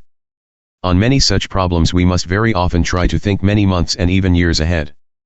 As a matter of fact, all of A's 12 traditions were at first questions of estimate and vision for the future. Years ago we slowly evolved an idea about A being self-supporting. There had been trouble here and there about outside gifts. Then still more trouble developed. Consequently we began to devise a policy of no outside gifts. We began to suspect that large sums would tend to make us irresponsible and could divert us from our primary aim. Finally we saw that for the long pull, outside money could ruin us utterly. At this point, what had been just an idea or general policy hardened firmly down into an A tradition. We saw that we must sacrifice the quick, nearby advantage for long-term safety. We went through the same process on anonymity. A few public breaks had looked good. But finally the vision came that many such breaks could raise havoc among us. So it went first a gleam in the eye, then an experimental policy, then a firm policy, and finally a deep conviction, a vision for tomorrow. Such is our process of estimating the future. Our responsible world leadership must be especially and constantly proficient in this vital activity. This is an ability much to be desired, especially among our trustees, and I think most of them should be chosen on the basis that they have already proved their aptness for foresight in business or professional careers. We shall continually need many of these same attributes, insofar as they can be had, among our leaders of A services at all levels. The principles of leadership will be just about the same, no matter what the size of the operation. This discussion on leadership may look, at first glance, like an attempt to stake out a specially privileged and superior type of A member. But this is not really so. We are simply recognizing that our talents vary greatly. The conductor of an orchestra is not necessarily good at finance or foresight. And it is even less likely that a fine banker could be much of a musical success. When, therefore, we talk about A leadership, we only declare that we ought to select that leadership on the basis of obtaining the best talent we can find, making sure that we land that talent, whatever it is, in the spot where it will do us the most good. While this article was first thought of in connection with our World Service leadership, it is quite possible that many of its suggestions can be useful to everyone who takes an active part in our society. Nowhere could this be more true than in the area of 12th step work itself, something at which nearly all of us most eagerly work. Every sponsor is necessarily a leader. The stakes are huge. A human life, and usually the happiness of a whole family, hangs in the balance. What the sponsor does and says, how well he estimates the reactions of his prospects, how well he times and makes his presentation, how well he handles criticisms, and how well he leads his prospect on by personal spiritual example, well, these attributes of leadership can make all the difference, often the difference between life and death. Thank God that Alcoholics Anonymous is blessed with so much leadership in each and all of its great affairs. A communication can cross all barriers. October 1959. Everyone must agree that we AAS are unbelievably fortunate people, fortunate that we have suffered so much, fortunate that we can know, understand, and love each other so supremely well. These attributes and virtues are scarcely of the earned variety. Indeed, most of us are well aware that these are rare gifts which have their true origin in our kinship, born of a common suffering and a common deliverance by the grace of God. Thereby we are privileged to communicate with each other to a degree and in a manner not very often surpassed among our non-alcoholic friends in the world around us. From A's very beginning, our success with each new prospect has always rested squarely on our ability to identify with him or her in experience, in language, and especially in feeling, that profound feeling for each other that goes deeper than words. This is what we really mean when we say one alcoholic talking to another. Years ago, however, we found that the kinship of having suffered severe alcoholism was often not enough in itself. To cross all barriers, our channels of communication had to be broadened and deepened. Practically all of A's first members were, for example, what we today call last gasp, or low bottom, cases. We oldsters, for the most part, were at the jumping off place. When the still mildly afflicted, or high bottom, cases began to turn up, they usually said, but we were never jailed. We were never clapped into mental hospitals. We never did those horrendous things you fellows talk about. Surely A can't be for people like us. For years we old-timers simply couldn't communicate with folks like these. Somehow our transmission lines to them had to be increased in numbers and in power. Otherwise we'd never get through. Out of much experience a means and a method was developed. To each new high bottom we hammered home the verdict of noted doctors that alcoholism is a fatal and progressive malady. Then we would go back to those earlier periods in our drinking careers when we too were mild, or seemingly not too serious, cases ourselves. We would recall how very sure we were that next time we could control ourselves when we took a few drinks, or maybe how we rather admired the notion that, on occasions, unrestrained grog consumption was after all no more than a good he-man's fault. Or, in the next phase, how our dram consumption was the fault of unfortunate circumstances or the distressing behavior of other people. This much identification achieved, we'd proceed to regale the prospect with many a tale showing just how insidious and irresistible the progress of our illness had been, how, years before we realized it, we had actually gone much beyond the point of no return so far as our own resources of strength and will were concerned. We kept pointing out how right the doctors were. Slowly but surely the strategy commenced to pay off. With the aid of the authority of medical science and by a better presentation, the low bottoms had begun to communicate at depth with the high bottoms. But this tedious process and its sparse results didn't have to go on forever. We joyfully discovered that the moment any locality was possessed of even a small group of high bottom drunks, then progress into this class of toper became progressively faster and easier. Today we know why one high bottom can talk to another high bottom as nobody else ever could. So this segment of our fellowship grew and grew. It is probable that one half of today's AA membership has been spared that last 5, 10, or even 15 years of unmitigated hell that we low bottoms know all too well. Since these first elemental problems of communication were solved, AA has taken on and has successfully communicated with every single area of life and living where alcoholics dwell. In the beginning, for instance, it was 4 whole years before AA brought permanent sobriety to even one alcoholic woman. Like the high bottoms, the women said they were different, AA couldn't be for them. But as the communication was perfected, mostly by the women themselves, the picture changed.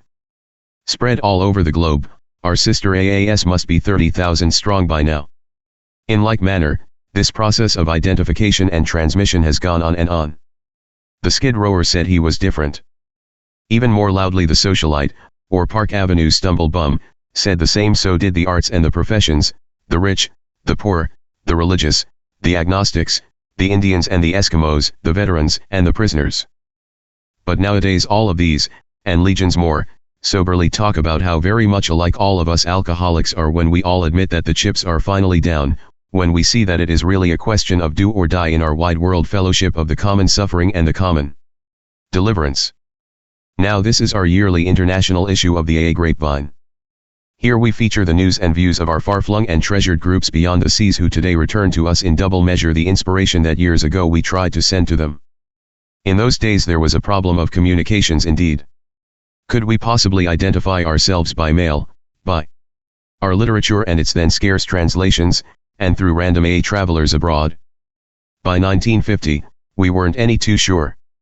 So Lois and I wondered a lot as we headed for Europe and Britain to see for ourselves in that wonderful year. Could AA really and fully transcend all of those formidable barriers of race, language, religion, and culture, all of those scars of wars, recent and ancient, all of those kinds of pride and prejudice of which we knew we had our share in America? What about the Norwegians, the Swedes, the Danes, and the Finns? What about the Dutch, the Germans, the French, the English, the Scots, and the Israelis? How about the Africans, the Boers, the Aussies, the Latins, the Japanese, the Hindus, the Mohammedans, and, of course, the Eskimos? Could AA finally cross all of the very barriers that had, as never before, divided and shattered the world of our time? The moment we alighted in Norway, we knew that AA could and would go everywhere. We understood not one word of Norwegian, and translators were sometimes scarce. Scenes and customs alike were new and strange to us. Yet there was a marvelous communication from the first moment. There was an incredible sensation of oneness, of being completely at home. Norwegians were our people, Norway was our country, too. They felt the same way about us, it shone in their faces, they reached our hearts. As we journeyed from land to land, it was the same everywhere. In Britain we were accepted as Britons, in Ireland we were at one with the Irish. Everywhere it was the same.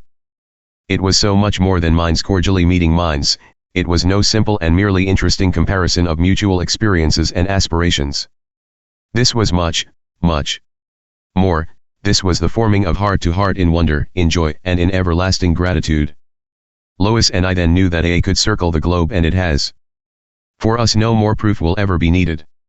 Should any AA still doubt, he ought to have heard the sweet and stirring story told me only last week. Here it is.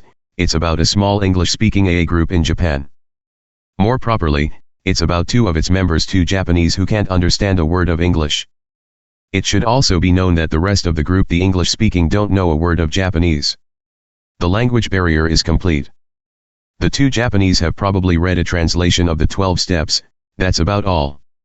For months now the two Japanese have not missed a meeting. They are bone dry, too. So there they sit in the meeting place, their faces wreathed in beautiful smiles. Their concentration on every speaker is intense, they act as though they savor and understand every word that is said.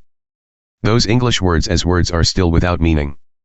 Yet these speakers, and that meeting, are nevertheless full of meaning for them. We all know why. The speakers are talking far more than English, they are speaking the universal language of deep and abiding brotherhood, the language of the heart.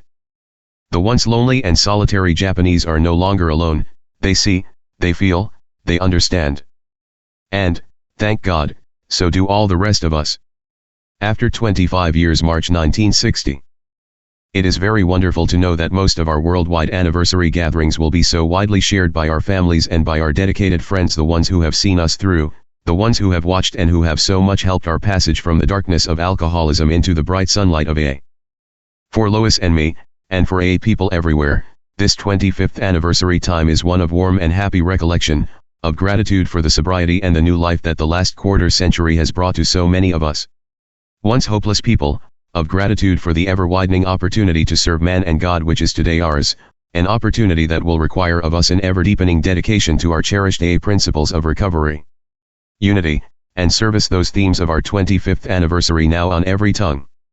We are thinking deeply, too, of all those sick ones still to come to AA, thousands, surely, and perchance millions. As they try to make their return to faith and to life, we want them to find everything in AA that we have found, and yet more, if that be possible. On our part, therefore, no care, no vigilance, no effort to preserve AA's constant effectiveness and spiritual strength will ever be too great to hold us in full readiness for the day of their homecoming. When I think of our small and quiet unnoticed beginnings of only 25 years ago, when I recollect the early struggles, uncertainties, and perils of our pioneering time, I now find it both incredible and infinitely moving to realize that all this will be climaxed July next, when Lois and I will be seeing so many thousands of you face to face at our international convention in Long Beach, California. From now until then, we shall surely be exclaiming to each other, indeed, what hath God wrought? This meaningful exclamation will be our constant reminder that AA is truly God's creation. No single one of us, nor any single group of us alcoholics got together to invent Alcoholics Anonymous. Contemplating the totality of all that has happened in these 25 years, we see that He has worked through the willing hearts and minds and hands of thousands.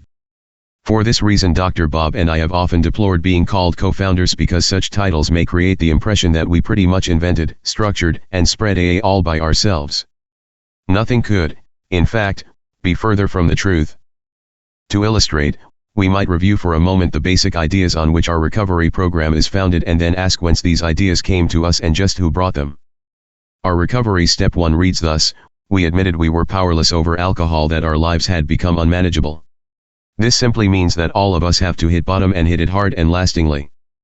But we can seldom make this sweeping admission of personal hopelessness until we fully realize that alcoholism is a grievous and often fatal malady of the mind and body, an obsession that condemns us to drink, joined to a physical allergy that condemns us to madness or death.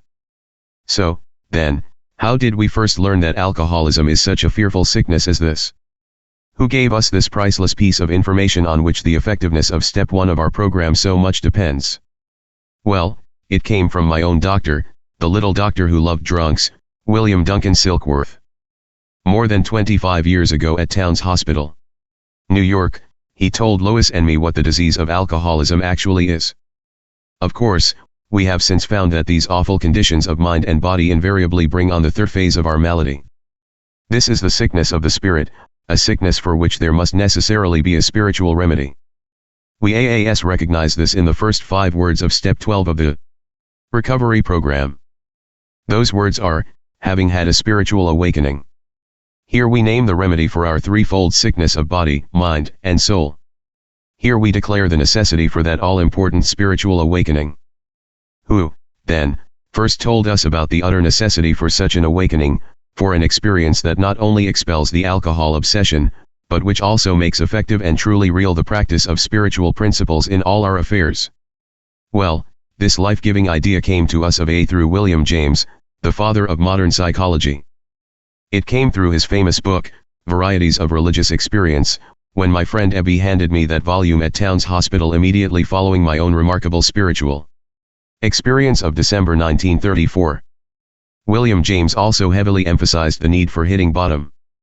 Thus did he reinforce A's Step 1, and so did he supply us with the spiritual essence of today's Step 12. Having now accounted for A's Steps 1 and 12, it is natural that we should next ask, where did the early AAS find the material for the remaining 10 steps? Where did we learn about moral inventory, amends for harm done, turning wills and lives over to God? Where did we learn about meditation and prayer and all the rest of it? The spiritual substance of our remaining 10 steps came straight from Dr. Bob's and my own earlier association with the Oxford groups, as they were then led in America by that Episcopal rector, Dr. Samuel Shoemaker. At this point in our very early experience there remained, however, one missing link, an absolutely vital one. We still lacked a full comprehension of the terrific impact at great depth which one alcoholic talking to another could make. I had partly realized this when my alcoholic friend and sponsor, Ebby, told me about his own drinking, his release from it, and of the Oxford group principles which had made this possible. Still more realization came during my own spiritual experience, which had included the vision of a chain reaction among alcoholics, one alcoholic talking to the next. But it was not until I met Dr. Bob that I knew I needed him as much as he could ever need me. This was perfect mutuality, this was full brotherhood. This was the crucial and the final answer. The missing link was then fully forged, and somehow we knew this at once. To those wonderful friends who thus brought Dr. Bob and me within reach of recovery, our debt is quite beyond calculation or repayment. But even these great gifts could not have amounted to anything had they not been passed from hand to hand in these last 25 years. You, the members of AA, have continued to forge countless fresh links in the chain of recovery that now encircles the world. It is your example, your influence, and, under God, your work which has already brought hope and health and happiness to millions, alcoholics and non-alcoholics alike. A great many of you can well recall the perils of A's time of frantic mushroom growth. You remember how we feared that an all too human scramble for money, fame, and power might ruin us. You remember how we feared any public exploitation of the AA name, whether by our own members or by others. Then there were the bogies of political and religious strife, bogies that might break loose and smash us. There was the fear, too, that if we ever created a World Service Organization, our servants working there might presently become our masters and so saddle us with an expensive and disastrous government. There was apprehension about wide publicity, lest it turn into promotional ballyhoo that could garble our message and could bring ridicule upon us and so keep alcoholics and their families at a distance. We also feared that we might be tempted to take great gifts of money, thus making us dependent upon the charity of others and tempting us to foolishly scatter our energies into outside projects that could be better handled by others. You can remember our fierce hostility toward any and all AA members who had the temerity to enter these other ventures in the field of alcoholism.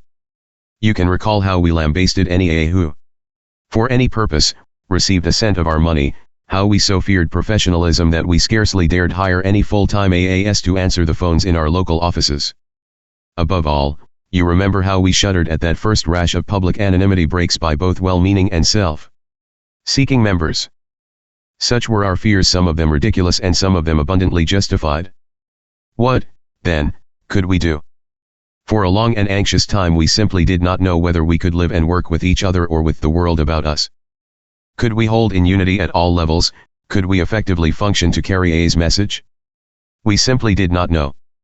Then, little by little, we moved away from the fear of our growing pains. We began to learn from these experiences. Genuine prudence replaced destructive fear. and out of our collective experience in working and living together there finally emerged the 12 traditions of Alcoholics Anonymous, the present-day basis for the truly splendid unity that is nearly everywhere ours, the basis for an excellent service structure now so highly effective that not many more years can pass before alcoholics everywhere will have the marvelous opportunity for sanity and for sobriety that we who are gathered here know so well. Certainly it is not only to the few that we owe these remarkable developments in our unity and in our ability to carry A's message everywhere. It is to the many, indeed it is to the labors of all of us that we owe these prime blessings. This is the brand of dedication and unity that, little by little, has enabled us to cross nearly every barrier of race and creed, of nationality and of language. In fact, we have been gradually learning to deal with all conditions and with all obstacles. With joy we have watched the good news catch up with the young and not too badly damaged alcoholics, as we have learned to raise the bottom and hit them with it, so saving them years of misery. With equal satisfaction we have witnessed the salvage of the very rich and the very poor. Today we see them learning what true wealth of spirit can be. We note with high interest how so many of us are trying to practice A's principles in all of our affairs, how the quest for emotional and spiritual growth is quickening and is being reflected at home, at work, and in the world at large. Our families, too, have adopted A's 12 steps as their own. Their Al-Anon groups, now numbering more than 1,000, are growing prodigiously. Again this reflects the progress of the many, of all of us. Such is a mere glimpse of the vast panorama of A today, and it surely must be a good token of still finer things to come. Of course this recital of past accomplishment and the vision we have of our hope for future cannot possibly create any mood of complacency or self-congratulation. We well know that our defects, as people and as a society, have been and still are very great. And we hope that we shall never cease to rededicate ourselves to their correction. May we so continue to deepen our humility and our devotion to man and to God that we may meet and transcend all future problems and perils. Let us pray that both we of today and the new generations of our tomorrow will become increasingly worthy of the happy and useful destiny that our Creator is most surely holding in store for us all. What is freedom in AA? May 1960. The traditions and customs of Alcoholics Anonymous reveal a charter for individual and group freedom, the like of which history has never before produced. We have no humanly administered government whatever. Once upon a time there was an AA member who got the notion that his own group was a little too stuffy, respectable, and intolerant. Hence it was, he thought, over fearful of the lapses and deviations of its members. Tongue-in-cheek, he pondered a remedy. Finally he hung a placard in the club room. It read as follows: "Folks, just about anything goes in here.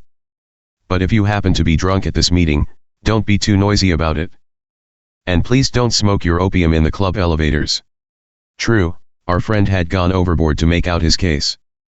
An AA drunk at an AA meeting is seldom seen, and it's probable that nobody has yet smoked opium in a clubhouse. Nevertheless any of us can read between the lines of that placard, and to good effect. Our prankster was really saying to each of the respectable and the fearful, "But for the grace of God, there go I." To disturbers of the group peace he was saying, "Nobody can compel you to behave, or punish you if you do not." AA has 12 steps for recovery and for spiritual growth. It has 12 traditions for the unity of every AA group and our whole fellowship. These traditions show how we can all stay in one piece, if we will. Now this meeting place costs some money. We hope you will put some cash in the hat but don't want to make you do it. You can attack us, but you'll probably find that most of us won't fight back. You can bust your anonymity in public and misuse the AA name for your own prestige and pocketbook. If you insist on such foolishness, we can't stop you. The same is true if you drag the AA name into public controversy. We hope you won't do any of these things to us, or to yourself. We simply say that you will have to practice AA's principles because you want them for yourself, not because we insist. The choices are yours. This is your charter of freedom in AA. For any other society such unlimited freedom for the individual would be disastrous. Sheer anarchy would take it over in jig time. How is it, then, that we AAS can stand this amount of liberty, a liberty which sometimes looks like a license to do exactly as we please, individually and collectively? Then, too, is this unheard of charter of liberty made possible by our virtues? Or is it actually powered by our necessities? Well, our necessities are certainly immense and compelling. Each of us must conform reasonably well to AA's steps and traditions, or else we shall go mad or die of alcoholism. Therefore the compulsion among most of us to survive and to grow soon becomes far stronger than the temptation to drink or to misbehave. Literally, we must do or die. So we make the choice to live.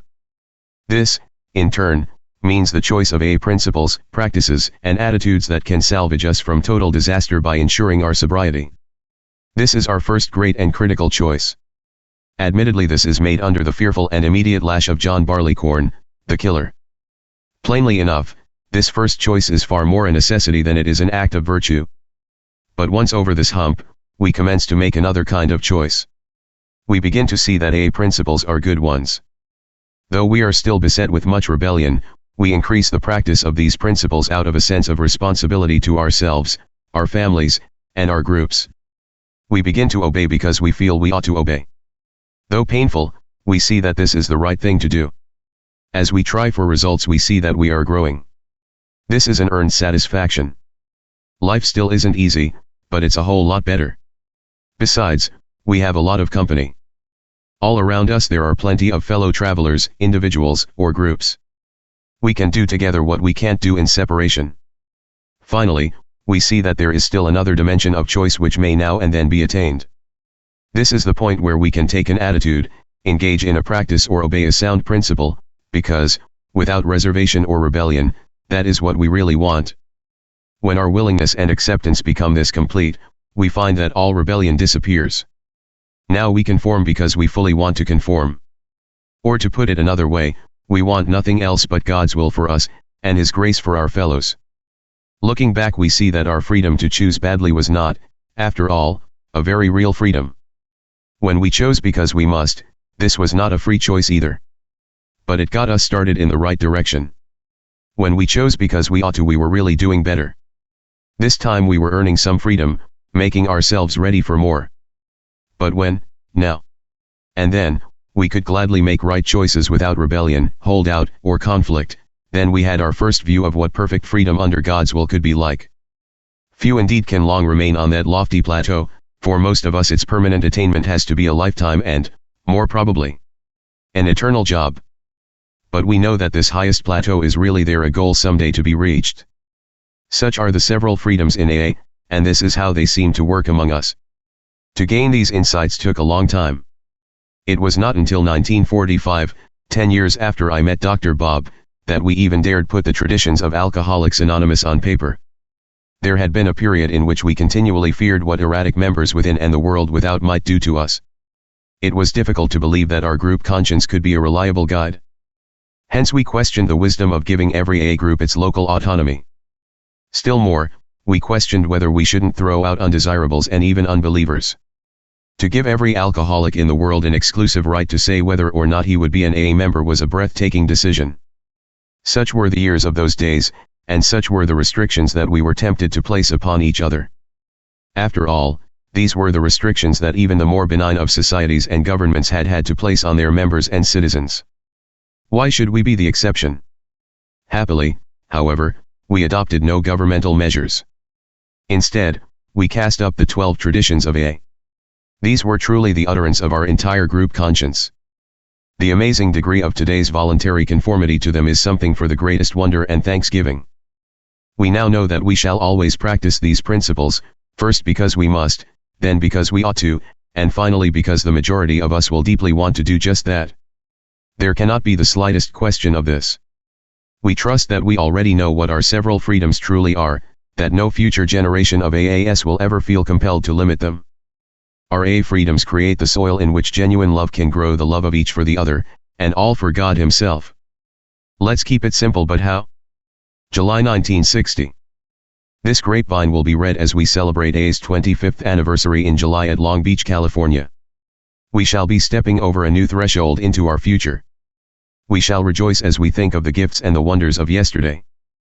And, as we rededicate ourselves to fulfilling the immense promise of AA's tomorrow, we shall certainly survey how we stand today. Have we really kept AA simple? Or, unwittingly, have we blundered?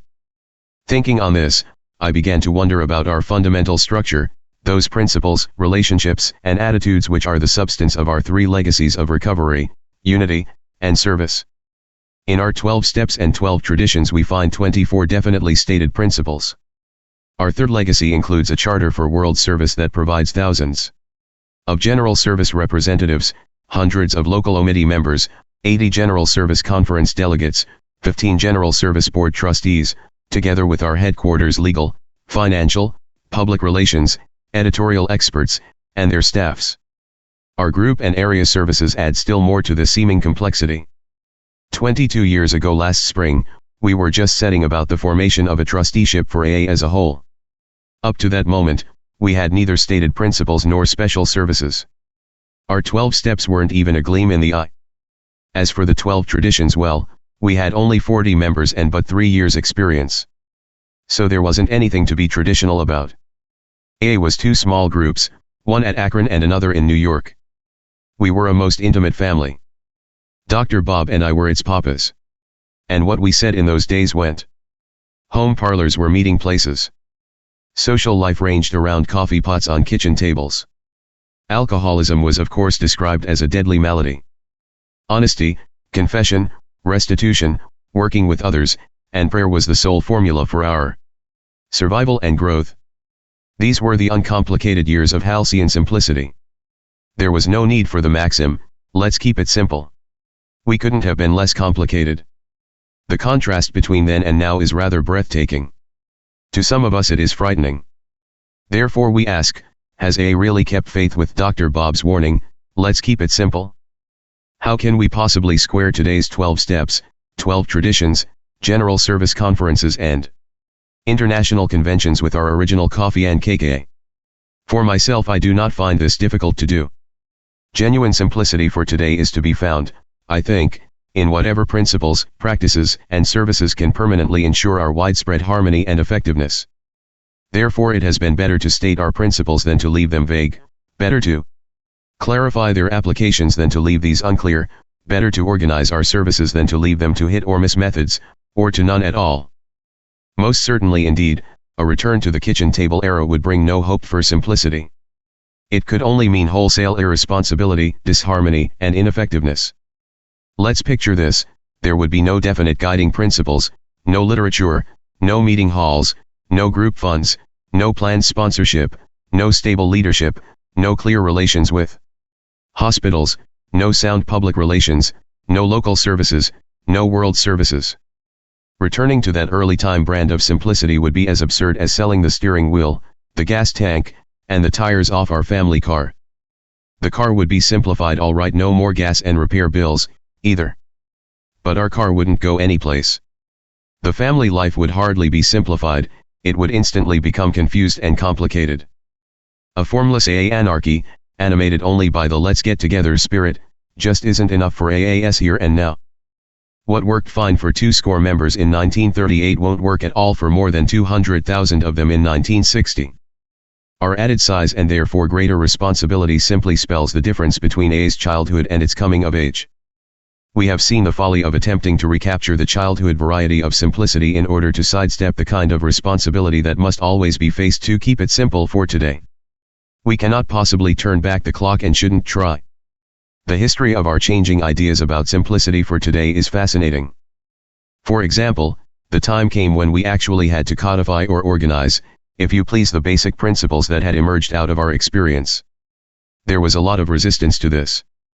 It was stoutly claimed by many that our then simple, but rather garbled, word-of-mouth recovery program was being made too complicated by the publication of AA's 12 steps. We were throwing simplicity out the window, it was said. But that was not so. One has only to ask, where would AA be today without its 12 steps? That these principles were carefully defined and published in 1939 has done only the Lord knows how much good. Codification has vastly simplified our task. Who could contest that now? In 1945, a similar outcry arose when sound principles of living and working together were clearly outlined in AA's 12 traditions. It was then anything but simple to get agreement about them. Yet who can now say that our AA lives have been complicated by the traditions? On the contrary, these sharply defined principles have immensely simplified the task of maintaining unity. And unity for us AAS is a matter of life or death. The identical thing has everywhere happened in our active services, particularly in world services. When our first trusteeship for AA was created, there were grave misgivings. The alarm was great because this operation involved a certain amount of legality, authority, and money, and the transaction of some business. We had been running happily about saying that AA had completely separated the spiritual from the material. It was therefore a shocker when Dr. Bob and I proposed World Services, when we urged that these had to head up in some kind of a permanent board, and further stated that the time had come, at least in this realm, when we would have to learn how to make material things serve spiritual ends. Somebody with experience had to be at the steering wheel, and there had to be gas in the AA tank. As our trustees and their co-workers began to carry our message worldwide, our fears slowly evaporated. AA had not been confused, it had been simplified. You could ask any of the tens of thousands of alcoholics and their families who were coming into AA because of our World Services. Certainly their lives had been simplified. And, in reality, so had ours. When our first General Service Conference met in 1951, we again drew a long breath. For some, this event spelled sheer disaster. Wholesale brawling and politicking would now be the rule. Our worst traits would get out in front. The serenity of the trustees and everybody else would be disturbed, as indeed it sometimes was. Our beautiful spirituality and the AA therapy would be interfered with. People would get drunk over this, and indeed a few did. As never before, the shout went up, "For God's sake, let's keep this thing simple," cried some members. Why can't Dr. Bob and Bill and the trustees go right on running those services for us? That's the only way to keep it simple. But few knew that Dr. Bob was mortally sick. Nobody stopped to think that there would soon be less than a handful of old-timers left, that soon they would be gone, too. The trustees would be quite isolated and unconnected with the fellowship they served. The first big gale could well bowl them over. AA would suffer heart failure at its vital center. Irretrievable collapse would be the almost certain result. Therefore we AAS had to make a choice. What would really be the simpler? Would we get that General Service Conference together, despite its special expense and perils? Or, would we sit on our hands at home, awaiting the fateful consequences of our fear and folly? What, in the long run, we wondered, would really be the better and therefore the simpler? As our history shows, we took action. The General Service Conference of Alcoholics Anonymous has just held its 10th annual meeting. Beyond doubt we know that this indispensable instrument has cemented our unity and has ensured the recovery of the increasing hosts of sufferers still to come. Therefore I think that we have kept the faith. As I see it, this is how we have made AA truly simple. Some may still ask, are we nevertheless moving away from our early tradition that AA, as such, ought never be organized? Not a bit of it. We shall never be organized until we create a government, until we say who shall be members and who shall not, until we authorize our boards and service committees to mete out penalties for nonconformity, for non-payment of money, and for misbehavior. I know that every AA heart shares in the conviction that none of these things can ever happen. We merely organize our principles so that they can be better understood, and we continue so to organize our services that AA's lifeblood can be transfused into those who must otherwise die. That is the all-in-all of AA's organization. There can never be any more than this. A concluding query, has the era of coffee and cake and fast friendships vanished from the AA scene because we are going modern? Well, scarcely.